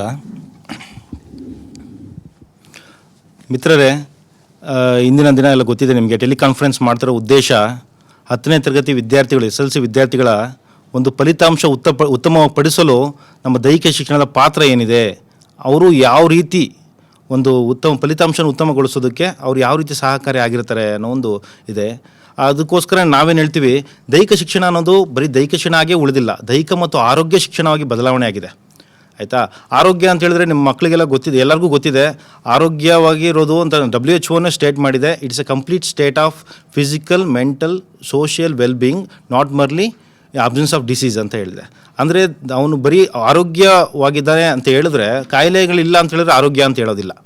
ಅವನು ದೈಹಿಕವಾಗಿ, ಮಾನಸಿಕವಾಗಿ ಮತ್ತು ಸಾಮಾಜಿಕವಾಗಿ ಅವನು ವೆಲ್ ಬೀಯಿಂಗ್ ಇರಬೇಕು. ಹಾಗಾದರೆ ಮಾತ್ರನೇ ಅವನು ಒಂದು ಆರೋಗ್ಯವಾಗಿದ್ದಾನೆ ಅಂತ ಹೇಳ್ತಾರೆ. ಸೌಂಡ್ ಮೈಂಡಿನೇ ಸೌಂಡ್ ಬಾಡಿ ಅಂತೆಲ್ಲ ಹೇಳ್ಬಿಟ್ಟಿದ್ದಾರೆ ಆಲ್ರೆಡಿ. ಎಲ್ಲ ನಮ್ಮ ಇಷ್ಟೊತ್ತು MRPಗಳು ಅದ್ರ ಬಗ್ಗೆನೇ ಹೇಳಿದ್ದಾರೆ. ಏನೇನು ಮಾಡಿಸ್ಬೋದು. ನಮ್ಮ ವಸತಿ ಶಾಲೆಯಲ್ಲಿ ಮಕ್ಕಳು ನಮ್ಮಲ್ಲೇ ಇರೋದ್ರಿಂದ ಪ್ರತಿದಿನ 30ರಿಂದ 45 ನಿಮಿಷಗಳ ಕಾಲ ಅರ್ಲಿ ಮಾರ್ನಿಂಗ್ ನಾವು ಯೋಗಾಸನ ಅಂತ ಹೇಳಿದ್ರೆ ಅದರಲ್ಲಿ ಇನ್ಕ್ಲೂಡಿಂಗ್ ಪ್ರಾಣಾಯಾಮ, ಧ್ಯಾನ, ಮೆಡಿಟೇಷನ್, ಮುದ್ರಾಸ್ ಎಲ್ಲವನ್ನೂ ಒಳಗೊಂಡಂಥ ನಾವು ಮಾಡಿಸ್ತಾ ಇದ್ದರೆ SSLC ಮಕ್ಕಳಿಗೆ ಇನ್ಕ್ಲೂಡಿಂಗ್ ಸೇರಿಸ್ಬಿಟ್ಟು ಮಾಡಿಸ್ತಾ ಇದ್ದಾಗ ಅವರಲ್ಲಿ ಕಾಗ್ನೇಟಿವ್ ಡೆವಲಪ್ಮೆಂಟು, ಜ್ಞಾನಾತ್ಮಕವಾಗಿ ಕಾಗ್ನೇಟಿವ್ ಲರ್ನಿಂಗ್, ಜ್ಞಾನಾತ್ಮಕ ಒಂದು ಚಟುವಟಿಕೆ ನಡೆಯುತ್ತೆ. ಮತ್ತು ಅದ್ರ ಜೊತೆ ಕಾನ್ಸೆಪ್ಚುಯಲ್ ಡೆವಲಪ್ಮೆಂಟ್ ಆಗುತ್ತೆ. ಸೋ ಮೆನಿ ರಿಸರ್ಚ್ ಹೇಳಿದೆ, ಕೆಲವೊಂದು ತುಂಬ ಸಂಶೋಧನೆಗಳೆಲ್ಲ ಹೇಳಿದೆ. ಆ ಮಕ್ಕಳಲ್ಲಿ memory power, attention, concentration improve ಆಗಬೇಕಾದ್ರೆ ನಮ್ಮಲ್ಲಿ ಮೆಡಿಟೇಷನ್ ಅನ್ನೋದು ಕೂಡ ಇಂಪಾರ್ಟೆಂಟ್ ಆಗಿರುತ್ತೆ. ಹಾಗಾಗಿ ನಮ್ಮ ವಸತಿ ಶಾಲೆಗಳ ಮಕ್ಕಳು ಇರ್ತಾರೆ ಅಲ್ಲೇ 24 hours ಸಿಗೋದ್ರಿಂದ, ಅವೈಲಬಲ್ ಇರೋದ್ರಿಂದ ನಮ್ಮ ಎಲ್ಲ ಮಕ್ಕಳಿಗೂ ಕೂಡ, ಎಸ್ಪೆಷಲಿ SSLC ಮಕ್ಕಳಿಗೆ, ಯಾಕೆಂದರೆ 10ನೇ ತರಗತಿ ಬರ್ತಿದ್ದಂಗೆ ಅವ್ರನ್ನ ನಾವು ತುಂಬ ಒತ್ತಡದಲ್ಲಿರ್ತಾರೆ ಮಕ್ಕಳು. ಎಲ್ಲ ಚಟುವಟಿಕೆಗಳು, ಆ್ಯಕ್ಟಿವಿಟೀಸು ಮತ್ತು ಸಬ್ಜೆಕ್ಟು, ಟೀಚರ್ಸ್ಗಳ ಒತ್ತಡದಿಂದ ಫಲಿತಾಂಶ ಉತ್ತಮಪಡಿಸೋದಕ್ಕೋಸ್ಕರ ನಾವು ಒತ್ತಡ ಆಗಿರುತ್ತೆ. ಆ ಒತ್ತಡವನ್ನು ನಿವಾರಣೆ ಮಾಡಿ ಇನ್ನೂ ಉತ್ತಮ ಫಲಿತಾಂಶ ನೀಡೋದಕ್ಕೋಸ್ಕರ ಈ ಮೆಡಿಟೇಷನ್ನು, ಧ್ಯಾನ ಮತ್ತು ಈ ಮುದ್ರಾಸು, ಯೋಗಾಸನ, ಸೂರ್ಯ ನಮಸ್ಕಾರ ಇವನ್ನೆಲ್ಲವನ್ನು ಇಂಪ್ಲಿಮೆಂಟ್ ಮಾಡಿದಾಗ ಫಲಿತಾಂಶ ಉತ್ತಮ ಆಗುತ್ತೆ ಇನ್ನೂ ಅನ್ನೋ ಒಂದು ಕಾನ್ಸೆಪ್ಟ್ ಇದೆ. ಅದ್ರ ಜೊತೆಗೆ ನಮ್ಮ ಪಠ್ಯ ಏನಿದೆ, ಎಕ್ಸ್ಟ್ರಾ ಕರಿಕ್ಯುಲರ್ ಆ್ಯಕ್ಟಿವಿಟಿ, ಪಠ್ಯೇತರ ಚಟುವಟಿಕೆ ಅಂತ ಇತ್ತು ದೈಹಿಕ ಶಿಕ್ಷಣನ. ಈ ಎಷ್ಟೊಂದು ಮಂಡಳಿಗಳು, ಸಂಸ್ಥೆಗಳೆಲ್ಲ ಈ ಚೇಂಜ್ ಮಾಡಿ ಇತ್ತೀಚಿನ ದಿನಗಳಲ್ಲಿ ಸಹಪಠ್ಯ, ಕರಿಕ್ಯುಲರ್ ಆ್ಯಕ್ಟಿವಿಟಿ ಅಂತ ಮಾಡಿದ್ದಾರೆ. ಇದನ್ನು ಮನಗೊಂಡೇ ಕರಿಕ್ಯುಲರ್ ಆ್ಯಕ್ಟಿವಿಟಿ ಮಾಡಿರೋದು. ಎಲ್ಲರಿಗೂ ಕೂಡ ದೈಹಿಕ ಶಿಕ್ಷಣ ಅವಶ್ಯಕತೆ ಇದೆ ಅಂದ್ಬಿಟ್ಟೆ. ಮತ್ತು ನಾವು ಇದನ್ನು ಕನ್ಕ್ಲೂಡ್ ಮಾಡೋದಾದರೆ, ನಮ್ಮ ವಸತಿ ಶಾಲೆಗಳಲ್ಲಿ 2019-20ನೇ ಸಾಲಲ್ಲಿ ನಮ್ಮ ಶಾಲೆ ಇರುವಂತಹ ಮಕ್ಕಳು 750ಕ್ಕೂ ಹೆಚ್ಚು ಮಕ್ಕಳು ರಾಜ್ಯ ಮಟ್ಟದ ಒಂದು ಕ್ರೀಡಾಕೂಟದಲ್ಲಿ ಭಾಗವಹಿಸಿದ್ದಾರೆ. ಮತ್ತು 40ಕ್ಕೂ ಹೆಚ್ಚು ಮಕ್ಕಳು ರಾಷ್ಟ್ರ ಮಟ್ಟದಲ್ಲಿ ಅದನ್ನು ಪಾರ್ಟಿಸಿಪೇಟ್ ಮಾಡಿದ್ದಾರೆ. ಹೆಚ್ಚು ಮಕ್ಕಳು ಅದನ್ನು ಪಾರ್ಟಿಸಿಪೇಟ್ ಮಾಡ್ತಾರೆ. ಮತ್ತು ಏಕಲವ್ಯ ವಸತಿ ಶಾಲೆ ಇದೆ. ಆ ಏಕಲವ್ಯ ವಸತಿ ಶಾಲೆಗಳಲ್ಲಿ 200ಕ್ಕೂ ಹೆಚ್ಚು ಮಕ್ಕಳು ರಾಷ್ಟ್ರಮಟ್ಟದ ಮಧ್ಯಪ್ರದೇಶದ ಭೂಪಾಲಲ್ಲಿ ನಡೆದಂಥ ರಾಷ್ಟ್ರಮಟ್ಟದ ಕ್ರೀಡಾಕೂಟದಲ್ಲಿ ಭಾಗವಹಿಸಿ 70ಕ್ಕೂ ಹೆಚ್ಚು ಮಕ್ಕಳು ವಿನ್ ಆಗಿದ್ದಾರೆ.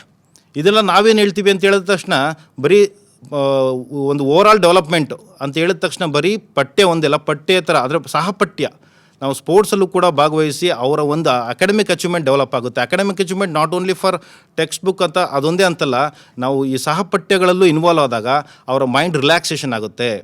ನಾವು ಓವರಾಲಿ ನಾವು ಇವತ್ತು ಏನು ಹೇಳಕ್ಕೆ ಬಿಟ್ಟಿದ್ದೀವಿ ಅಂತ ಹೇಳಿದ್ರೆ, ಯೋಗ, ಧ್ಯಾನ, ಮೆಡಿಟೇಷನ್ ಇವನ್ನೆಲ್ಲ ಮಾಡಿಸೋದ್ರ ಮೂಲಕ ನಾವು ಮಕ್ಕಳಲ್ಲಿ ಉತ್ತಮ SSLCಯ ಉತ್ತಮವಾದ ಫಲಿತಾಂಶವನ್ನು ನೀಡಬಹುದು ಅನ್ನೋ ಒಂದು ವಿಚಾರವನ್ನು ನಾವಿಲ್ಲಿ ಹೇಳ್ತಾ ಇದ್ದೀವಿ. Thank you sir, thank you very much. ಇದು ಆಪರ್ಚುನಿಟಿ ಕೊಟ್ಟಿದ್ದಕ್ಕೆ ನಾವು ಕ್ರೈಸ್ನ ಎಲ್ಲ ಅಧಿಕಾರಿ ವರ್ಗದವರೆಗೂ ಕೂಡ ನಮ್ಮ ದೈಹಿಕ ಶಿಕ್ಷಕರ ಪರವಾಗಿ ಧನ್ಯವಾದಗಳನ್ನ ನಾನು ಹೇಳ್ತಾ ಇದ್ದೀನಿ. ಎಲ್ಲರಿಗೂ ನಮಸ್ಕಾರ. ಗಿರೀಶ್ ಹೇಳ್ದಂಗೆ ದೈಹಿಕ ಶಿಕ್ಷಣ ಬಹಳ ಮುಖ್ಯ ಮಕ್ಕಳಿಗೆ. ಯಾಕಂದರೆ ಕಾನ್ಸಂಟ್ರೇಷನ್ ಮಾಡೋಕ್ಕೆ, ಓದೋದ್ರಲ್ಲಿ ಒಂದು ಕಂಟಿನ್ಯೂಯಸ್ ಆಗಿ ಮೆಮೊರಿ ವಿಥೆಲ್ಡ್ ಮಾಡೋಕ್ಕೆ, ಮತ್ತು ಮೆಡಿಟೇಷನ್ನಿಂದ ತುಂಬ ಮೈಂಡ್ ರಿಲ್ಯಾಕ್ಸ್ ಆಗುತ್ತೆ. ಆಮೇಲೆ ಬೇರೆ ಥರ ಇದೇ ಪಠ್ಯೇತರ ಚಟುವಟಿಕೆಗಳಿಗಿಂತ ಓದೋದ್ರಲ್ಲಿ ತುಂಬ ಮುಖ್ಯ ವಹಿಸುತ್ತೆ. ಸೊ ಎಲ್ಲ ಸಂಪನ್ಮೂಲ ವ್ಯಕ್ತಿಗಳಿಗೂ ಧನ್ಯವಾದ ಹೇಳುತ್ತಾ ಹೊರಟು ಉಮೇಶ್ ಸರ್. ಸ್ನೇಹಿತರೆ, ಈ 2 ದಿವಸದ ಟೆಲಿಕಾನ್ಫರೆನ್ಸ್ನಲ್ಲಿ ಕೋರ್ಸ್ ಸಬ್ಜೆಕ್ಟು, ಲ್ಯಾಂಗ್ವೇಜಸ್ಸು ಮತ್ತು ಈ ಸಹಪಠ್ಯ ಚಟುವಟಿಕೆಗಳ ಕುರಿತಾಗಿರ್ತಕ್ಕಂಥ ವಿಷಯಗಳನ್ನು ಕೂಡ ತಮ್ಮೆದುರಿಗೆ ಪ್ರಸ್ತಾಪ ಮಾಡಲಾಗಿದೆ. ಇವತ್ತಿನ ದಿವಸ ಬಹುಶಃ ನಮ್ಗೆ ಮುದ್ರೆಗಳು ಹೊಸದು, ಕೇಳಿಲ್ಲ ಅಂತಲ್ಲ, ನಾವು ಮಾಡೀವಿ. ಹಿಂದಿನ ಋಷಿಮುನಿಗಳ ಇದನ್ನು ಕೇಳಿದಾಗ ನಮಗೊಂದು ಸರ್ಪ್ರೈಸ್ ಅನ್ನಿಸ್ತಿತ್ತು ಒಂದೊಂದು ಸಾರಿ. ಏನು ಅಂತಂದ್ರೆ ಅವರು ಅಂಥ ಚಳಿಯಲ್ಲೂ ಕೂಡ ಡ್ರೆಸ್ ಇಲ್ಲದೆ ಓಡಾಡ್ತಿದ್ರು. ಅಂದರೆ ಮನುಷ್ಯನಿಗೆ ತನ್ನ ಶರೀರವನ್ನು ತಾನೇ ಹೀಟ್ ಮಾಡ್ಕೋಬೋದು ಅನ್ನೋದು ಮುದ್ರೆಗಳ ಮೇಲೆ ಡಿಸೈಡ್ ಆಗ್ತಕ್ಕಂಥದ್ದು.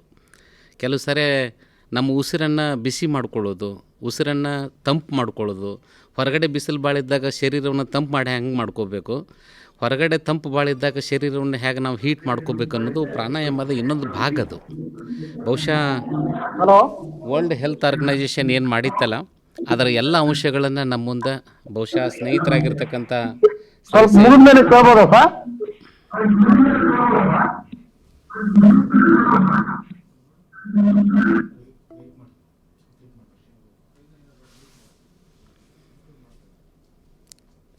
ಶ್ರೀಶೈಲ್ ಅವರು, ಗುರಪ್ಪ, ಮಹೇಶ, ಗಿರೀಶ, ಶ್ರೀನಿವಾಸ ತಮ್ಮದೇ ಆದಂಥ ಶೈಲಿಯಲ್ಲಿ ಬಹುಶಃ ಒಂದು 10 ರೂಪಾಯಿ ವಿಷಲ್ಲೂ ಇಡೀ ಶಾಲೆಯನ್ನು ಕಂಟ್ರೋಲ್ ಮಾಡ್ತೈತಿ. ಒಂದು ವಿಷಲ್ ಹೊಡೆದ್ರೆ ಬಹುಶಃ 250 ಮಕ್ಕಳು ವಿಷಯ ಶಿಕ್ಷಕರ ಮಾತು ಕೇಳ್ತಾರೆ ಇಲ್ಲ ಗೊತ್ತಿಲ್ಲ, ಟೀಚರ್ ಮಾತಂತೂ ಕೇಳ್ತಾರೆ. ಬಹುಶಃ ಅವರನ್ನು ಯಾವ ದಾರಿ ಒಳಗೆ ತೊಗೊಂಡು ಹೋಗ್ಬೇಕು ಅನ್ನೋದು ಅವರೇ ಡಿಸೈಡ್ ಮಾಡಬೇಕು. ಹೆಚ್ಚು ಆ್ಯಕ್ಟಿವ್ ಸ್ಕೂಲ್ನಾಗ ಐತಂತಂದ್ರೆ ಟೀಚರ್ ಆ್ಯಕ್ಟಿವ್ ಅದಾರಂತ ತಿಳ್ಕೊತೀವಿ, ಇಲ್ಲ ಶಾಲೆ ಮಲ್ಕೊಂಡೈತಂದ್ರೆ ಟೀಚರ್ನು ಬಹುಶಃ ಮಲ್ಕೊಂಡಾರಂತ ಭಾವಿಸ್ಕೋಬೇಕಾಗತ್ತೆ. ಸೊ ಶಾಲೆಯನ್ನು ಉತ್ಕೃಷ್ಟ ದರ್ಜೆಯೊಳಗೆ ನಾವು ಇಡಬೇಕು ಅಂತ ಅನ್ನಿಸ್ತಂತಂದ್ರೆ, ಡಿಸಿಪ್ಲಿನನ್ನು ಕಾಕೊಂಡು ಹೋಗ್ಬೇಕು ಅನ್ನಿಸ್ತಂತಂದ್ರೆ ಬಹುಶಃ ಆಗಸ್ಟ್ 15 ಜನವರಿ 26 ನೋಡಿದಾಗ ನಮ್ಮ ಟೀಚರ್ಸ ಬೇಗ ನೆನಪಾಗ್ತಾರೆ ನಮಗೆ.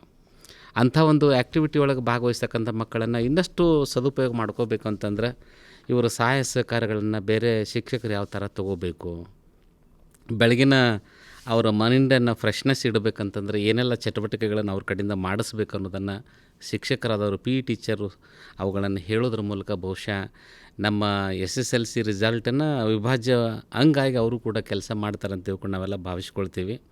ಸೊ ಇಲ್ಲಿವರೆಗೆ ಕ್ರೈಸಿನ ಕರೆಗೆ ಹೋಗೊಟ್ಟು ಈ ಫಿಸಿಕಲ್ ಎಜುಕೇಷನ್ನು ಕೂಡ ನಮ್ಮ ವಿಷಯದ ಒಂದು ಭಾಗ ಅಂತ ತಿಳ್ಕೊಂಡು ನಾವು ಭಾವಿಸಿಕೊಂಡು ನಮ್ಮ ಪಠ್ಯ ಚಟುವಟಿಕೆಗಳಿಗೆ ಪೂರಕವಾಗಿ ಅವರನ್ನು ಕೂಡ ನಾವು ಬಳಸ್ಕೊಳ್ಳೋದ್ರ ಮೂಲಕ ನಮ್ಮ ಎನರ್ಜಿಯನ್ನು ಹೆಚ್ಚು ಮಾಡ್ಕೋಬೇಕನ್ನೋ ಆಶಯ ಸಲುವಾಗಿ ನಮ್ಮ ದೈಹಿಕ ಶಿಕ್ಷಕರ ಶ್ರಮವನ್ನು ಕೂಡ ನಾವಿಲ್ಲಿ ಬಳಸ್ಕೊಳ್ಳಿಕ್ಕೆ ಅವಕಾಶ ತೊಗೊಂಡಿದ್ವಿ. ಇಲ್ಲಿವರೆಗೆ ಬಂದು ಅವರು ನಮಗೆ ಧ್ವನಿಪೂರ್ವಕವಾಗಿ ಈ ಮಾತುಗಳನ್ನು ಹೇಳಿದ್ದಕ್ಕೆ ಅವರಿಗೆ ಕ್ರೈಸು ಪರವಾಗಿ ಮತ್ತು ಇಲಾಖೆ ಎಲ್ಲ ಹಿರಿಯ ಅಧಿಕಾರಿಗಳ ಪರವಾಗಿ ಧನ್ಯವಾದಗಳನ್ನು ಅರ್ಪಿಸ್ತೀವಿ. ನಮಸ್ಕಾರ. ಈಗ ನೇರವಾಗಿ ಪ್ರಶ್ನಾವಳಿ ಸ್ಟಾರ್ಟ್ ಆಗ್ತದೆ. ಯಾರಾದರೂ ಪ್ರಶ್ನೆಗಳನ್ನು ಕೇಳೋರಿದ್ದರೆ ನೇರವಾಗಿ ಕೇಳ್ಬೋದು. ಏನು ಪ್ರಶ್ನೆಗಳು ಇಲ್ಲ ಅಂತಂದ್ರೆ ಈ ಸೆಷನನ್ನು ಇಲ್ಲಿಗೆ ಕ್ಲೋಸ್ ಮಾಡ್ತೀವಿ ನಾವು.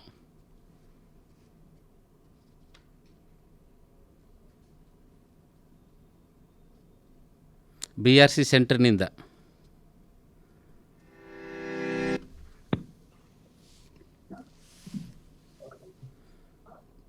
ಹಲೋ. ಹಲೋ.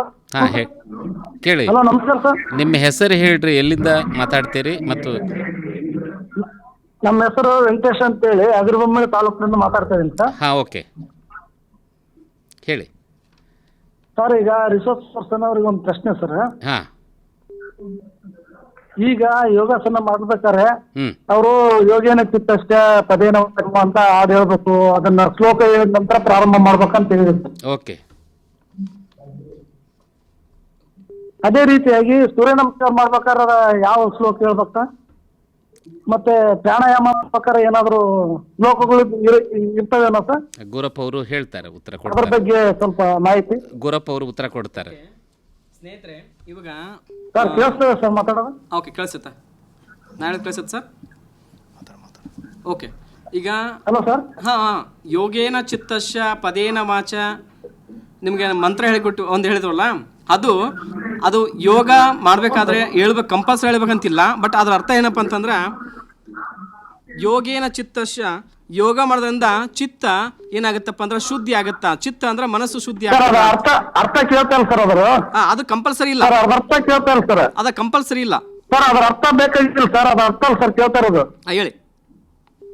ಈಗ ಯೋಗಾಸನ ಮಾಡ್ಬೇಕಾರೆ ಸೂರ್ಯ ನಮಸ್ಕಾರ ಮಾಡ್ಬೇಕಾರೆ ಅದ್ರದ್ದು ಏನಾದ್ರು ಶ್ಲೋಕಗಳದು?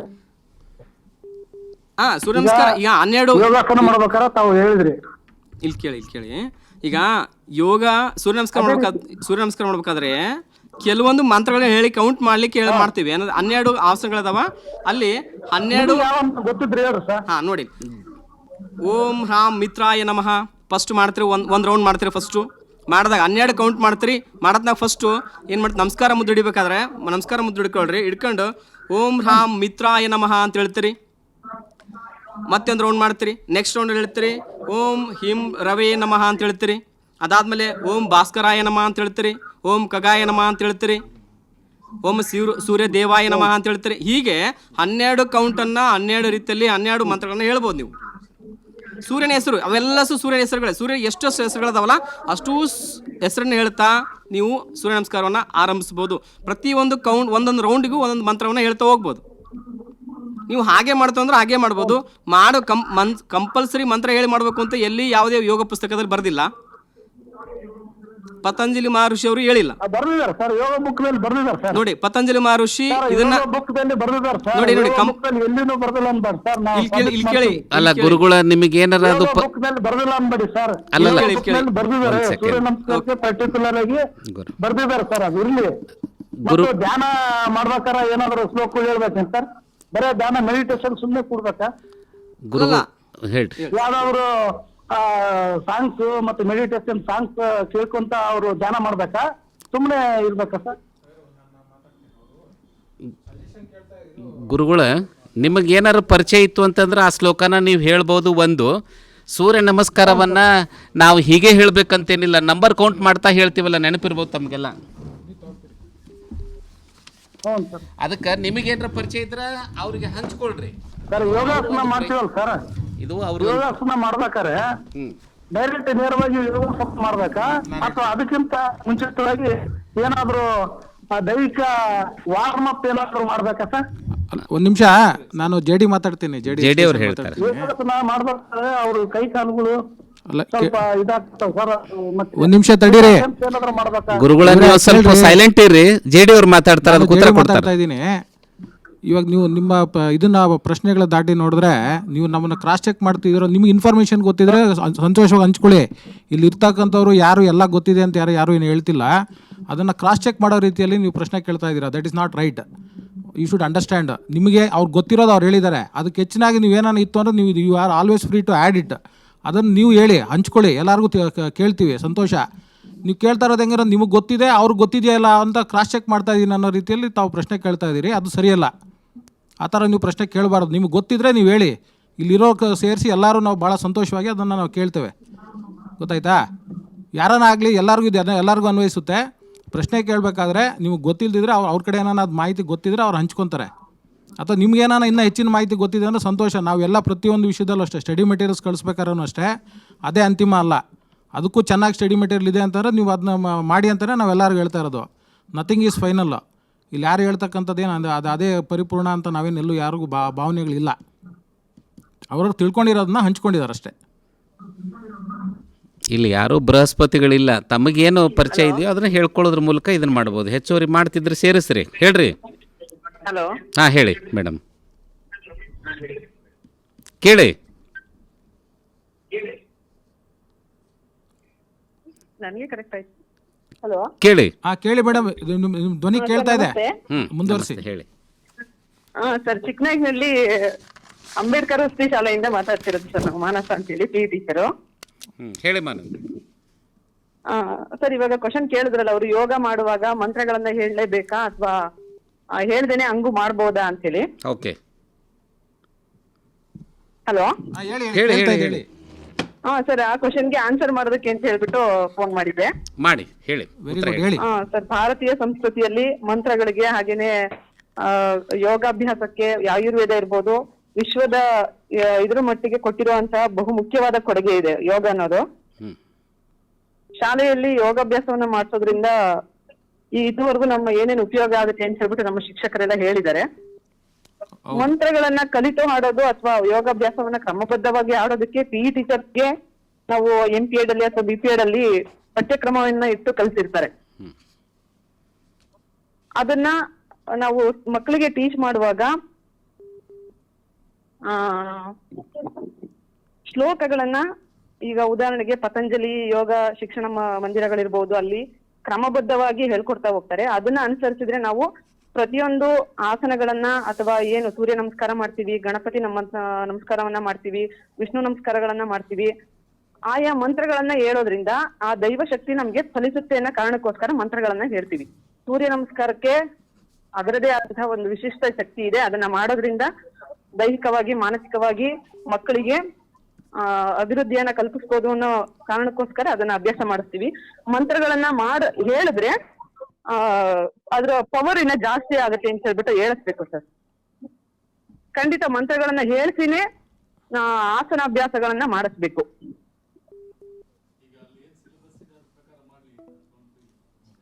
Okay, thank you. ಸರ್, ನಮಸ್ಕಾರ ಸರ್. ಹಲೋ ಸರ್, ನಮಸ್ಕಾರ ಸರ್. ಸರ್, ನಾವು ಬೆಳಗಾಂ ಜಿಲ್ಲೆ ಹುಕ್ಕೇರಿಯಿಂದ ಬಸಾಪುರಿ ಅಂತ ಮಾತಾಡೋದು ಸರ್. ಹೇಳಿ ಸರ್. ಈ ಟೆಲಿಕಾನ್ಫರೆನ್ಸ್ ಮಾಡ್ತಕ್ಕಂಥದ್ದು ತುಂಬಾ ಉತ್ತಮವಾಗಿರ್ತಕ್ಕಂಥದ್ದು ಸರ್. ಯಾಕಂತಂದ್ರೆ ಇಲ್ಲಿವರೆಗೆ ಇಂತಹ ಒಂದು ಚಟುವಟಿಕೆಗಳನ್ನ ಎಲ್ಲೂ ಮಾಡಿಲ್ಲ ಸರ್. ಇದು ಒಳ್ಳೆಯ ಒಂದು ಇದಾಗ್ತಾ ಇದೆ ಸರ್. SSLC ಫಲಿತಾಂಶಕ್ಕೋಸ್ಕರವಾಗಿ ತಾವು ಏನ್ ಮಾಡ್ತಾ ಇದ್ರಿ, ಇದು ತುಂಬಾ ಒಳ್ಳೇದಾಗಿರ್ತಕ್ಕಂಥ ಸರ್. ಸೊ ನನಗೆ ಇನ್ನೊಂದು ಏನಂದ್ರೆ ಸರ್, ಬೇಡಿಕೆ ಅಂದ್ರೆ ಈ ಅದೇ ಒಂದು ರಿಸೋರ್ಸ್ ಪರ್ಸನ್ ಆಗಿರ್ತಕ್ಕಂಥ ಶಿಕ್ಷಕರನ್ನ ಡೈರೆಕ್ಟ್ ವಿದ್ಯಾರ್ಥಿಗಳಿಗೆ ಅದು ಕೊಡ್ತಕ್ಕಂಥದ್ದು ಒಂದು ಮಾಡಿದ್ರೆ ಇನ್ನೂ ಚೆನ್ನಾಗಿರ್ತದೆ ಸರ್ ಅಂತ. ಅದನ್ನು ನಾನು ನಿಮ್ಮ ಪ್ರಶ್ನೆಗೆ ಉತ್ತರ ಕೊಡ್ತೇನೆ. ನಾವು ಭಾಳ ಸಂಕ್ಷಿಪ್ತವಾಗಿ ಅವರು ನಮ್ಮ ರಿಸೋರ್ಸ್ ಪರ್ಸನ್ಸ್ ಏನಿದ್ದಾರೆ ನಿಮಗೆ ಅವ್ರವ್ರ ಸಬ್ಜೆಕ್ಟ್ ಬಗ್ಗೆ ತಿಳಿಸಿ ಹೇಳಿದ್ದಾರೆ. ನಾವು ವೆರಿ ಶಾರ್ಟ್ಲಿ ಅವ್ರನ್ನೆಲ್ಲ ನಮ್ಮ ಸ್ಟುಡಿಯೋಗೆ ಇನ್ವೈಟ್ ಮಾಡಿ ಅದನ್ನು ವಿಡಿಯೋಸ್ ರೆಕಾರ್ಡ್ ಮಾಡಿ ನಮ್ಮ ಯೂಟ್ಯೂಬ್ ಚಾನಲಲ್ಲಿ ನಾವು ಅದನ್ನು ಅಪ್ಲೋಡ್ ಮಾಡ್ತೀವಿ. ಹಲೋ, ನಾವು ಅದನ್ನ ನಮ್ಮ ಮಾಸ್ಟರ್ ರಿಸೋರ್ಸ್ ಪರ್ಸನ್ಸ್ ಏನಿದ್ದಾರೆ ನಮ್ಮ ಸ್ಟುಡಿಯೋಗೆ ಅವ್ರನ್ನೆಲ್ಲ ನಾವು ಆಹ್ವಾನಿಸಿ ಅದನ್ನೆಲ್ಲ ವಿಡಿಯೋಸ್ನ ರೆಕಾರ್ಡ್ ಮಾಡಿಕೊಂಡು ನಾವು ನಮ್ಮ ಯೂಟ್ಯೂಬ್ ಚಾನಲಲ್ಲಿ ಅಪ್ಲೋಡ್ ಮಾಡ್ತೀವಿ. ಸರ್, ಪ್ರಾಣಾಯಾಮ ಮತ್ತು ಯೋಗಾಸನ ಏನಿದೆಯಲ್ಲ ಸರ್, ಅದು ಒಳ್ಳೇದು ಸರ್. ಯಾಕಂತಂದ್ರೆ ವಿದ್ಯಾರ್ಥಿಗಳ ಒಂದು ಕಾನ್ಸಂಟ್ರೇಷನ್ ಮಾಡ್ಲಿಕ್ಕೆ ತುಂಬಾ ಅನುಕೂಲ ಆಗ್ತದೆ ಸರ್. ಅದು ಜೊತೆಗೆ ಬಸಾಪುರ, ನಿಮ್ಮ ಸಲಹೆಯನ್ನು ನಾವು ಸ್ವಾಗತಿಸ್ತೇವೆ. ಇನ್ನು ಬರುವಂಥ ದಿನಮಾನಗಳಲ್ಲಿ ಅವುಗಳನ್ನು ಹಮ್ಮಿಕೊಳ್ಳಿಕ್ಕೆ ಪ್ರಯತ್ನ ಮಾಡ್ತೀವಿ. ಒಳ್ಳೆಯ ಸಲಹೆ. ನೆಕ್ಸ್ಟ್ ಮತ್ತೆ ಯಾರದ್ರಿ?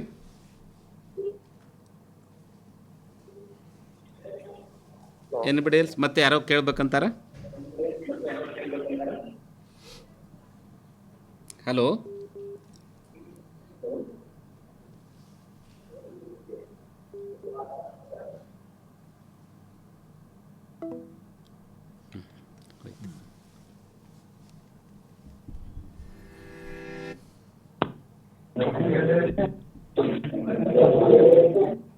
ನಮಸ್ತೆ ಸರ್. ಹಾಂ ಹೇಳಿ.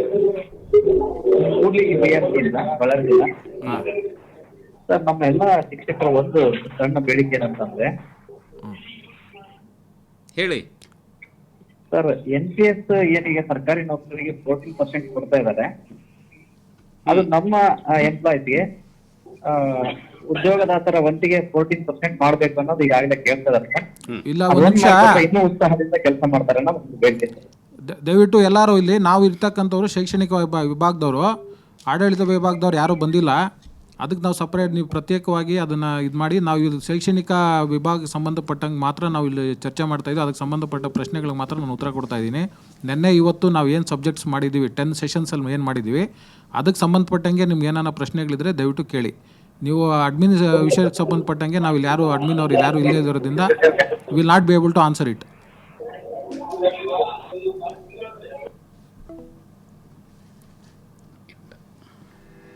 ಎಲ್ಲರಿಗೊಂದು ಸೂಚನೆ, ಶೈಕ್ಷಣಿಕ ವಿಭಾಗಕ್ಕೆ ಸಂಬಂಧಪಟ್ಟ ಪ್ರಶ್ನೆಗಳು ಮಾತ್ರ ಕೇಳಿ. ನಾವೇನು ಸೆಷನ್ಸ್ ಮಾಡಿದ್ದೀವಿ ಅದನ್ನು ಅದಕ್ಕೆ ಸಂಬಂಧಪಟ್ಟಂಗೆ ಮಾತ್ರ ಕೇಳಿ. ಹಾಂ ಹೇಳಿ, ಕೇಳಿಸ್ತೀವಿ, ಹೇಳಿ. ಹಾಂ ಹೇಳಿ, ಕಂಟಿನ್ಯೂ. ಸರ್ ನಮಸ್ತೆ ಸರ್. ನಮಸ್ತೆ, ಹೇಳಿ ಸರ್. ನಾನು ಬೀದರ್ ಜಿಲ್ಲೆ ಹುಮ್ನಾಬಾದ್ ತಾಲೂಕು ಮಂಜುನಾಥ್ ಅಂತ ಮಾತಾಡ್ತಾ ಇದ್ದೀನಿ ಸರ್, ಹುಮ್ನಾಬಾದ್ ತಾಲೂಕಿನಿಂದ. ಹಾಂ ಹೇಳಿ ಸರ್. ಸರ್ ಈಗ ಏನು ಇದು ಟೆಲಿಕಾನ್ಫರೆನ್ಸ್ ಅಂತ ಮಾಡಿದಾರಲ್ಲ ಸರ್, ತುಂಬಾ ಒಳ್ಳೆ ಪ್ರೋಗ್ರಾಮ್ ಸರ್. ಓಕೆ. ತುಂಬಾ ಎಲ್ಲರಿಗೂ, ಎಲ್ಲಾ ಶಿಕ್ಷಕರಿಗೂ ಕೂಡ ಒಳ್ಳೆ ಇದು ಆಗುತ್ತೆ ಸರ್. ಇದನ್ನ ಇದೇ ಏನಪ್ಪಾ ಅಂದ್ರೆ ಇದು ಅಕಾಡೆಮಿಕ್ ಇಯರ್ ಬಿಗಿನಿಂಗ್ ಮಾಡಿದ್ರೆ ಚೆನ್ನಾಗಿರುತ್ತೆ ಸರ್. ಚೆನ್ನಾಗಿರುತ್ತೆ ಸರ್. ಹೌದು, ನೆಕ್ಸ್ಟ್ ಅಕಾಡೆಮಿಕ್ ಇಯರ್ಗೆ ನಾವು ಸ್ಟಾರ್ಟಿಂಗ್ ಅಲ್ಲಿ ಒಂದು, ಮಿಡ್ ಇಯರ್ ಅಲ್ಲಿ ಒಂದು, ಲಾಸ್ಟ್ ಒಂದು 3 ಮಾಡಬೇಕು ಅಂತ ಪ್ಲಾನ್ ಮಾಡಿದ್ದೀವಿ. Okay sir, okay. ಅದೇ ಅದ್ರ ಸಲುವಾಗಿ ಸರ್, ಮತ್ತೇನಿಲ್ಲ ಸರ್. ಉತ್ತಮವಾಗಿ ಬಂದಿದೆ ಸರ್ ಇದು, ಈ ಟೆಲಿಕಾನ್ಫರೆನ್ಸ್ ತುಂಬಾ ಉತ್ತಮವಾಗಿ ಬಂದಿದೆ sir. Okay okay, thank you. Okay sir, welcome.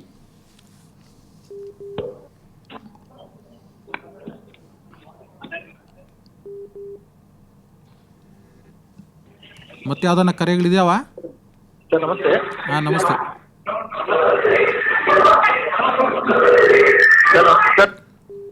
ಹೇಳಿ ಹೇಳಿ, ಭಾಳ ಡಿಸ್ಟರ್ಬೆನ್ಸ್ ಇದ್ದಾಗಿದೆ, ಹೇಳಿ.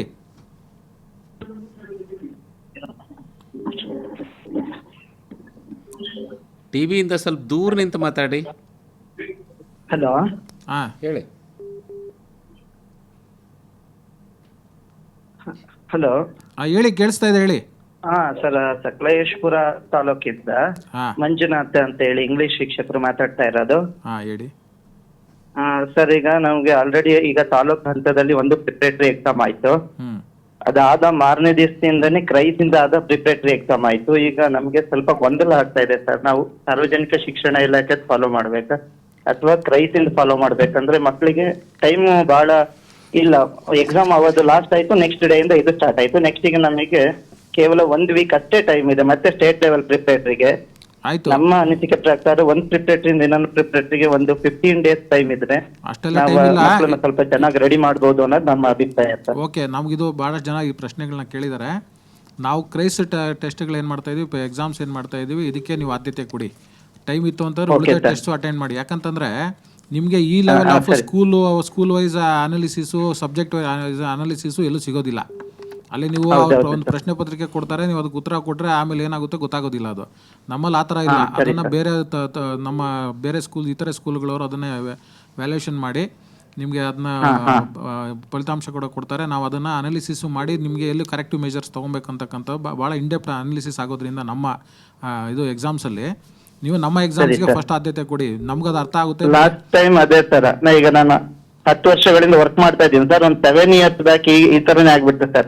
ರೈತಿಂದ ಒಂದು 3 ಪ್ರಿಪರೇಟರಿ ಕೊಟ್ಟರು, ಮತ್ತೆ ಇಲ್ಲಿ ಸ್ಟೇಟ್ ಲೆವೆಲ್ ಡಿಸ್ಟ್ರಿಕ್ಟ್ ಲೆವೆಲ್ ಎಲ್ಲ ಕೊಟ್ಟು ಒಂದು 5 ಪ್ರಿಪರೇಟರಿ ಮಾಡ್ಬಿಟ್ಟಿವಿ ಸರ್. ಅದು ತುಂಬಾ ಹೆವಿ ಅಂತ ಅನ್ನಿಸ್ತು ಸರ್ ಮಕ್ಕಳಿಗೆ. ಮತ್ತೆ ತುಂಬಾ ಟೈಮ್ ಅದಕ್ಕೋಸ್ಕರನೇ ಸ್ಪೆಂಡ್ ಆಯ್ತು, ಅದರಿಂದ ಕೇಳಿದ್ದೆ ಸರ್. ಇಲ್ಲ, ಫಸ್ಟ್ ನಮ್ಮ ಇದು ಎಕ್ಸಾಮ್ಸ್ಗೆ ನೀವು ಆದ್ಯತೆ ಕೊಡಿ. ಸರಿ, ಸಮಯ ಸಿಕ್ಕಿದ್ರೆ ಬೇರೆದು ನೋಡಿ ಅಷ್ಟೇ. Okay sir. ಓಕೆ. ಎಲ್ಲರೂ ಸ್ವಲ್ಪ ಟಿವಿ ನೋಡ್ಕೊಂಡು, ಟಿವಿ ಹತ್ರ ನಿಂತ್ಕೊಂಡು ಕರೆ ಮಾಡಬೇಡಿ.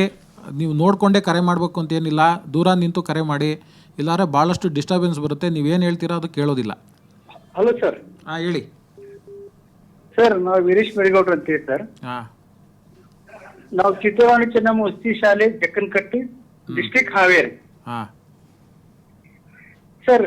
ಏನಿಲ್ಲ ಸರ್, ಇವತ್ತಿನ ಕಾರ್ಯಕ್ರಮ ಬಹಳ ಚೆನ್ನಾಗಿತ್ತು ಸರ್. ಹಾಂ ಸರ್, ಈಗ SSLC ಮಕ್ಕಳ ಪರೀಕ್ಷೆ 45 ದಿವಸ ಬಾಕಿ ಇರೋದ್ರಿಂದ ಒಂದು ಉತ್ತಮವಾದಂತ ಒಂದು ಸ್ಟಡಿ ಟೈಮ್ ಟೇಬಲ್ ಮಾಡಿ ಕಳಿಸಿದ್ರೆ ಕಚೇರಿಯಿಂದ ಬಹಳ ಅನುಕೂಲ ಆಗುತ್ತೆ ಸರ್. ಅಂದ್ರೆ ಅದರಲ್ಲಿ ಮೆಡಿಟೇಷನ್ ಇರಬೇಕು, ಆಮೇಲೆ 2 hours ಆಗಿಂದ ಮತ್ತೊಂದು ಮನೋರಂಜನೆ ಕಾರ್ಯಕ್ರಮ ಒಂದು 10 to 15 minutes ಯಾವ್ದಾದ್ರು ಹಾಡು ಹೇಳೋದು ಈ ತರ ಇಟ್ಕೊಂಡು ಈ ಸಿಲೆಬಸ್ ಮುಗಿದಿದೆ ಸರ್. ಆಮೇಲೆ ಪ್ರತಿ ದಿವಸನೂ ಒಂದು ಸಬ್ಜೆಕ್ಟ್ ಇಂದ ಒಂದು ಕ್ವಶನ್ ಪೇಪರ್ ಬಿಡಿಸೋ ಹಾಗೆ ಟೈಮ್ ಟೇಬಲ್ ರೆಡಿ ಮಾಡಿಕೊಟ್ರೆ ಬಹಳ ಚೆನ್ನಾಗಿ ಆಗುತ್ತೆ ಸರ್. ಇಲ್ಲ ಮಕ್ಕಳು ಯಾವ ಟೀಚರ್ಸ್ ಎದುರಿಗಿರ್ತಾರೆ ಅದೇ ಸಬ್ಜೆಕ್ಟ್ ಓದೋದು, ಕೆಲ ಸಬ್ಜೆಕ್ಟ್ ಹೆಚ್ಚಿಗೆ ಓದೋದು, ಕೆಲ ಸಬ್ಜೆಕ್ಟ್ ಕಡಿಮೆ ಓದೋದು, ಈ ರೀತಿ ಆಗೋದ್ರಿಂದ ಎಲ್ಲ ಸಬ್ಜೆಕ್ಟ್ ಕವರ್ ಮಾಡ್ಲಿಕ್ಕೆ ಆಗೋದಿಲ್ಲ ಸರ್. ಒಂದು ಟೈಮ್ ಟೇಬಲ್ ಕೇಂದ್ರ ಕಚೇರಿಯಿಂದ ಮಾಡಿ ಕಳಿಸಿದ್ರೆ ಬಹಳ ಉತ್ತಮ ಆಗುತ್ತೆ ಸರ್. ಆಯಿತು, your suggestion is well taken. ಅದನ್ನ ಅಕಾಮಡೇಟ್ ಮಾಡ್ಲಿಕ್ಕೆ ನಾವು ಪ್ರಯತ್ನ ಮಾಡ್ತೀವಿ. ವೀರೇಶ್, ನೀನೇ ಒಂದು ಟ್ರೈ ಮಾಡಿ ಕಳಿಸು ನೋಡು. ನಿನ್ನ ತಲೆಯೊಳಗೆ ಏನು ಆಲೋಚನೆ ಐತೆ ಅದನ್ನ ಹಾಕಿ ಕಳಿಸು, ಅದಕ್ಕೆ ನಾವು ರೆಕ್ಟಿಫೈ ಮಾಡಿಬಿಡ್ತೀವಿ. ಮತ್ತೆ ಕಳಿಸ್ಕೊಡ್ರಿ ಶಾಂಪಲ್ಲು ನಮ್ಮ ಆಫೀಸಿಗೆ. ಅದರಲ್ಲಿ ಮತ್ತಷ್ಟು ಒಂದು 2-3 ಕನ್ಸಲ್ಟ್ ಮಾಡಿ ಅದನ್ನು ಸರಿಪಡಿಸಿ ಮತ್ತೆ ಎಲ್ಲರಿಗೂ ಸ್ಟೇಟ್ ತುಂಬ ಅದನ್ನು ಹಂಚಲಿಕ್ಕೆ ಅವಕಾಶ ಇದ್ದರೆ ವೀರೇಶ್ ಅದನ್ನು ಯುಟಿಲೈಸ್ ಮಾಡ್ಕೊಳ್ಳೋಣಂತ. ಓಕೆ, ಥ್ಯಾಂಕ್ ಯು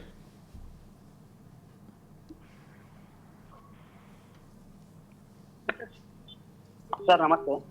ನಮಸ್ತೆ, ಹೇಳಿ ಸರ್. ನಾ MDR ಸರ್ಕಲ್ ಡ್ಯಾಮ್ ಸ್ಕೂಲಿಂದ ಮಾತಾಡೋದು ಸರ್, ಮಯೂರ್ ಶಿವಾಪುರ ಅಂತ.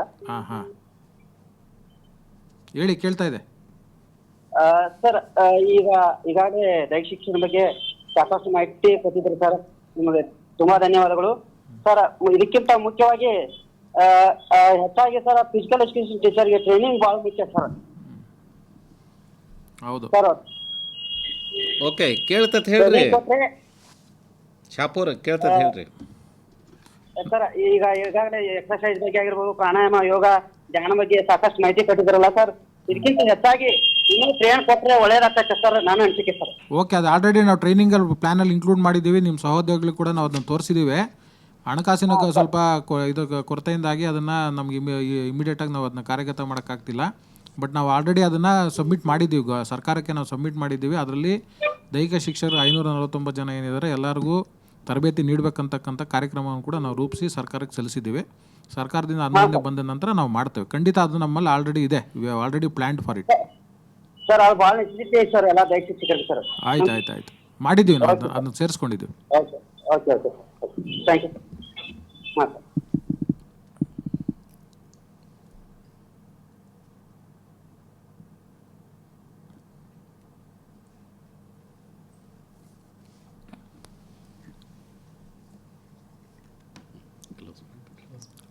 ಐ ಥಿಂಕ್ ಯಾವುದೂ ಪ್ರಶ್ನೆಗಳಿಲ್ಲ ಅಂತಂದರೆ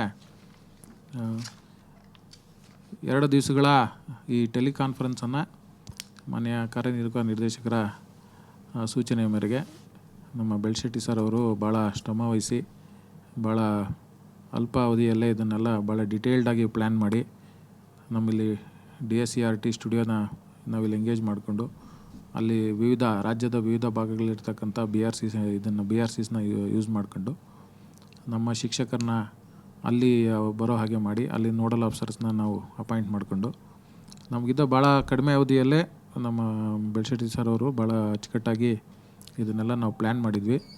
ಸೊ ನಿನ್ನೆ ಇವತ್ತು ಟೋಟಲ್ಲು ಆಲ್ಮೋಸ್ಟು 10 ಸೆಷನ್ಸು ಆಗಿದೆ. 6 ಸಬ್ಜೆಕ್ಟು ಅಂದರೆ science, mathematics, social science, Kannada, Hindi, English, ಜೊತೆಗೆ ಪ್ರಾಂಶುಪಾಲರ ಮಾತಾಡಿದ್ರು, ವಾರ್ಡನ್ಸ್ ಮಾತಾಡಿದ್ರು, ಕಂಪ್ಯೂಟರ್ ಸೈನ್ಸ್ನವ್ರು ಮಾತಾಡಿದ್ರು, ನಮ್ಮ ಲಾಸ್ಟಿಗೆ ಫಿಸಿಕಲ್ ಎಜುಕೇಷನ್ನ ರಿಸೋರ್ಸ್ ಪರ್ಸನ್ಸ್ ಕೂಡ ಮಾತನಾಡಿದ್ದಾರೆ.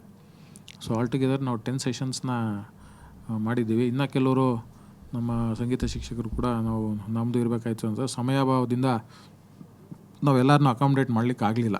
ಯಾಕಂದರೆ ಇವಾಗ ನಾವು ಇವ್ರಿಗೆ ಕೊಟ್ಟಿರ್ತಕ್ಕಂಥ ಅವಧಿನೇ ಭಾಳ ಕಡಿಮೆ ಅಂತ ಕೆಲವರು ಸಂಪನ್ಮೂಲ ವ್ಯಕ್ತಿಗಳು ಹೇಳ್ತಾಯಿದ್ರು. ಸೊ ಹಾಗಾಗಿ ನಾವೆಲ್ಲ ಸಬ್ಜೆಕ್ಟ್ಸ್ನ ಅಕಾಮಡೇಟ್ ಮಾಡಬೇಕಾದ ಕಾರಣಕ್ಕೆ ನಾವು ಇನ್ನೂ ಬೇರೆ ಸಬ್ಜೆಕ್ಟ್ಸು ಇಂಪಾರ್ಟೆಂಟ್ ಅಲ್ಲ ಅಂತಲ್ಲ, ಅದು ಬೇಕು. ಬಟ್ ಸಮಯಾವಕಾಶದ ಅಭಾವದಿಂದಾಗಿ ನಾವು ಅದನ್ನ ಎಲ್ಲರನ್ನೂ ಅಕಾಮಡೇಟ್ ಮಾಡಲಿಕ್ಕೆ ಆಗಲಿಲ್ಲ. ಬಟ್ ಹಾಗಾಗಿ ನಾವೇನು ಮಾಡ್ತಿದ್ವಿ, ನೆಕ್ಸ್ಟು ನಮ್ಮ ಸಂಪನ್ಮೂಲ ವ್ಯಕ್ತಿಗಳನ್ನ ನಮ್ಮ ಸ್ಟುಡಿಯೋಕ್ಕೆ ಕರೆಸಿ ಭಾಳ ಡಿಟೇಲ್ಡಾಗಿ ಅವರು ತಮ್ಮ ಪ್ರೆಸೆಂಟೇಷನ್ಸ್ನ ಕೊಡಲಿದ್ದಾರೆ. ಅದನ್ನು ನಾವು ವಿಡಿಯೋ ರೆಕಾರ್ಡಿಂಗ್ ಮಾಡಿ ನಮ್ಮ ಕ್ರೈಸ್ ಅಕಾಡೆಮಿಕ್ ಮೌತ್ ಯೂಟ್ಯೂಬ್ ಚಾನಲ್ನಲ್ಲಿ ನಾವು ಅದನ್ನು ಅಪ್ಲೋಡ್ ಮಾಡ್ತೇವೆ ವಿಡಿಯೋಸ್ನ. ನಿಮ್ಗೆ ಯಾವಾಗ ಅವಕಾಶ ಆಗ್ತದೆ ಅದನ್ನು ವೀಕ್ಷಿಸ್ಬೋದು. ಸೊ ಹಾಗಾಗಿ ಇದೊಂದು ಪ್ರಯತ್ನ, ಅದೇನೋ ಬೆಟರ್ ಲೇಟ್ ದೆನ್ ನೆವರ್ ಅಂತ. ಅಟ್ಲೀಸ್ಟು ಈ ಅಕಾಡೆಮಿಕ್ ಇಯರ್ನಲ್ಲಿ ಯಾಕಂದರೆ this is a very challenging year. ನಮಗೆ ಕಳೆದ ಒಂದೂವರೆ ವರ್ಷದಿಂದ ಕೋವಿಡ್ನ ಇದರಿಂದಾಗಿ ಮಕ್ಕಳು ನಿಯಮಿತವಾಗಿ ಅವರು ಶಾಲೆಗೆ ಬರಲಿಕ್ಕೆ ಸಾಧ್ಯವಾಗಲಿಲ್ಲ. ಅವರ ಕಲಿಕಾ ಇದರಲ್ಲಿ ಸ್ವಲ್ಪ ಏರ್ಪೇರ್ ಆಗಿದೆ ಅಂತಕ್ಕಂಥದ್ದು ಸಾರ್ವತ್ರಿಕವಾಗಿರ್ತಕ್ಕಂಥ ಅಭಿಪ್ರಾಯ. ಸೊ ಆ ನಿಟ್ಟಿನಲ್ಲಿ ಕಳೆದ ವರ್ಷ ಬಂದಿರತಕ್ಕಂಥ ಫಲಿತಾಂಶನ ಮೇಂಟೈನ್ ಮಾಡಬೇಕಾದ ಚಾಲೆಂಜ್ ನಮ್ಮ ಹತ್ರ ಇದೆ. ಸೊ ಹಾಗಾಗಿ ನಾವು ನಾರ್ಮಲಿ ಏನು ಎಫರ್ಟ್ಸ್ ಆಗ್ತಾಯಿದ್ವಿ ಅದನ್ನು ನಾವು ಡಬಲ್ ಮಾಡಬೇಕಾದ ಅನಿವಾರ್ಯತೆ ಇದೆ. ಸೊ ಹಾಗಾಗಿ ಯಾವುದೇ ಒಂದು ನಾವು ಉತ್ಕೃಷ್ಟ ಫಲಿತಾಂಶ ಪಡಿಬೇಕಾದ್ರೆ ಅದಕ್ಕೊಂದು ಪ್ಲ್ಯಾನ್ ಇಟ್ಕೊಂಡು ಅದಕ್ಕೊಂದು ಪ್ರೋಗ್ರಾಮ್ ಆಫ್ ವರ್ಕ್ ಹಾಕ್ಕೊಂಡು ಅದ್ರ ಪ್ರಕಾರ ನಾವು ಅದನ್ನ ಅನುಷ್ಠಾನ ಮಾಡ್ಕೊಂಡು ಹೋದ್ರೆ ಅಷ್ಟೇ ನಮಗೆ ಒಂದು ಫಲಿತಾಂಶ ಸಿಗಲಿಕ್ಕೆ ಸಾಧ್ಯ ಆಗ್ತದೆ. ಸೊ ಸ್ಟೀಫನ್ ಕೋವಿ ಹೇಳ್ತಿರ್ತಾರೆ, in order to succeed you need not have to do different things. If you do things differently also you can succeed. So ಹಾಗಾಗಿ ನಾವು ಇನ್ನೇನೋ ಯಾರೂ ಮಾಡಲಾರ್ದು ನಾವೇನೋ ಮಾಡಬೇಕಾದ ಅಗತ್ಯ ಇಲ್ಲ. ನಾವೇನೊಂದು ಚೌಕಟ್ಟು ಹಾಕ್ಕೊಂಡಿರ್ತೀವಿ, ವಿತಿನ್ ದ ಬಾಕ್ಸಲ್ಲೇ ನಾವು ಯೋಚನೆ ಮಾಡ್ತಿರ್ತೀವಿ. ಇವೆಲ್ಲ ಕೆಲವೊಂದು out of the box thinkings ಮಾಡಿ, ಅಥವಾ ಇದು ಏನೊಂದು ಸ್ವಲ್ಪ ಇನೋವೇಟಿವ್ ಆಗಿ ಎಲ್ಲರ ಹತ್ರನೂ ಇದೆ ಅದು. ಆದರೆ ಏನು ಅಂತಂದರೆ ನಾವು ಅದನ್ನು ಯಾವತ್ತೂ ಅದ್ರ ಬಗ್ಗೆ ಹೆಚ್ಚಿನ ಗಮನ ಕೊಡೋಕ್ಕೆ ಹೋಗಲಿಲ್ಲ, ಅದನ್ನ ಅನುಷ್ಠಾನ ಮಾಡೋಕ್ಕೆ ಮನಸ್ಸು ಮಾಡಲಿಲ್ಲ ಅಷ್ಟೇ. ಸೊ ಹಾಗಾಗಿ ನಮ್ಮಲ್ಲೇ ಸಾಕಷ್ಟು ಸಂಪನ್ಮೂಲ ವ್ಯಕ್ತಿಗಳಿದ್ದಾರೆ, ಅವ್ರ ಹತ್ರ ಸಾಕಷ್ಟು ಐಡಿಯಾಸ್ ಇದೆ. ಸೊ ಅದನ್ನು ಅವರೆಲ್ಲ ಶೇರ್ ಮಾಡ್ಕೊತಿದ್ದಾರೆ. ಉಳಿದವರು ಶೇರ್ ಮಾಡ್ಕೊಬಾರ್ದು ಅಂತೇನಿಲ್ಲ. ಇವಾಗ ನಾವು ಗ್ರೂಪ್ ಮಾಡಿರ್ತಕ್ಕಂಥದ್ದು ಇಟ್ಸ್ ಎನ್ ಇಂಡಿಕೇಟಿವ್ ಲಿಸ್ಟ್ ಅಷ್ಟೇ.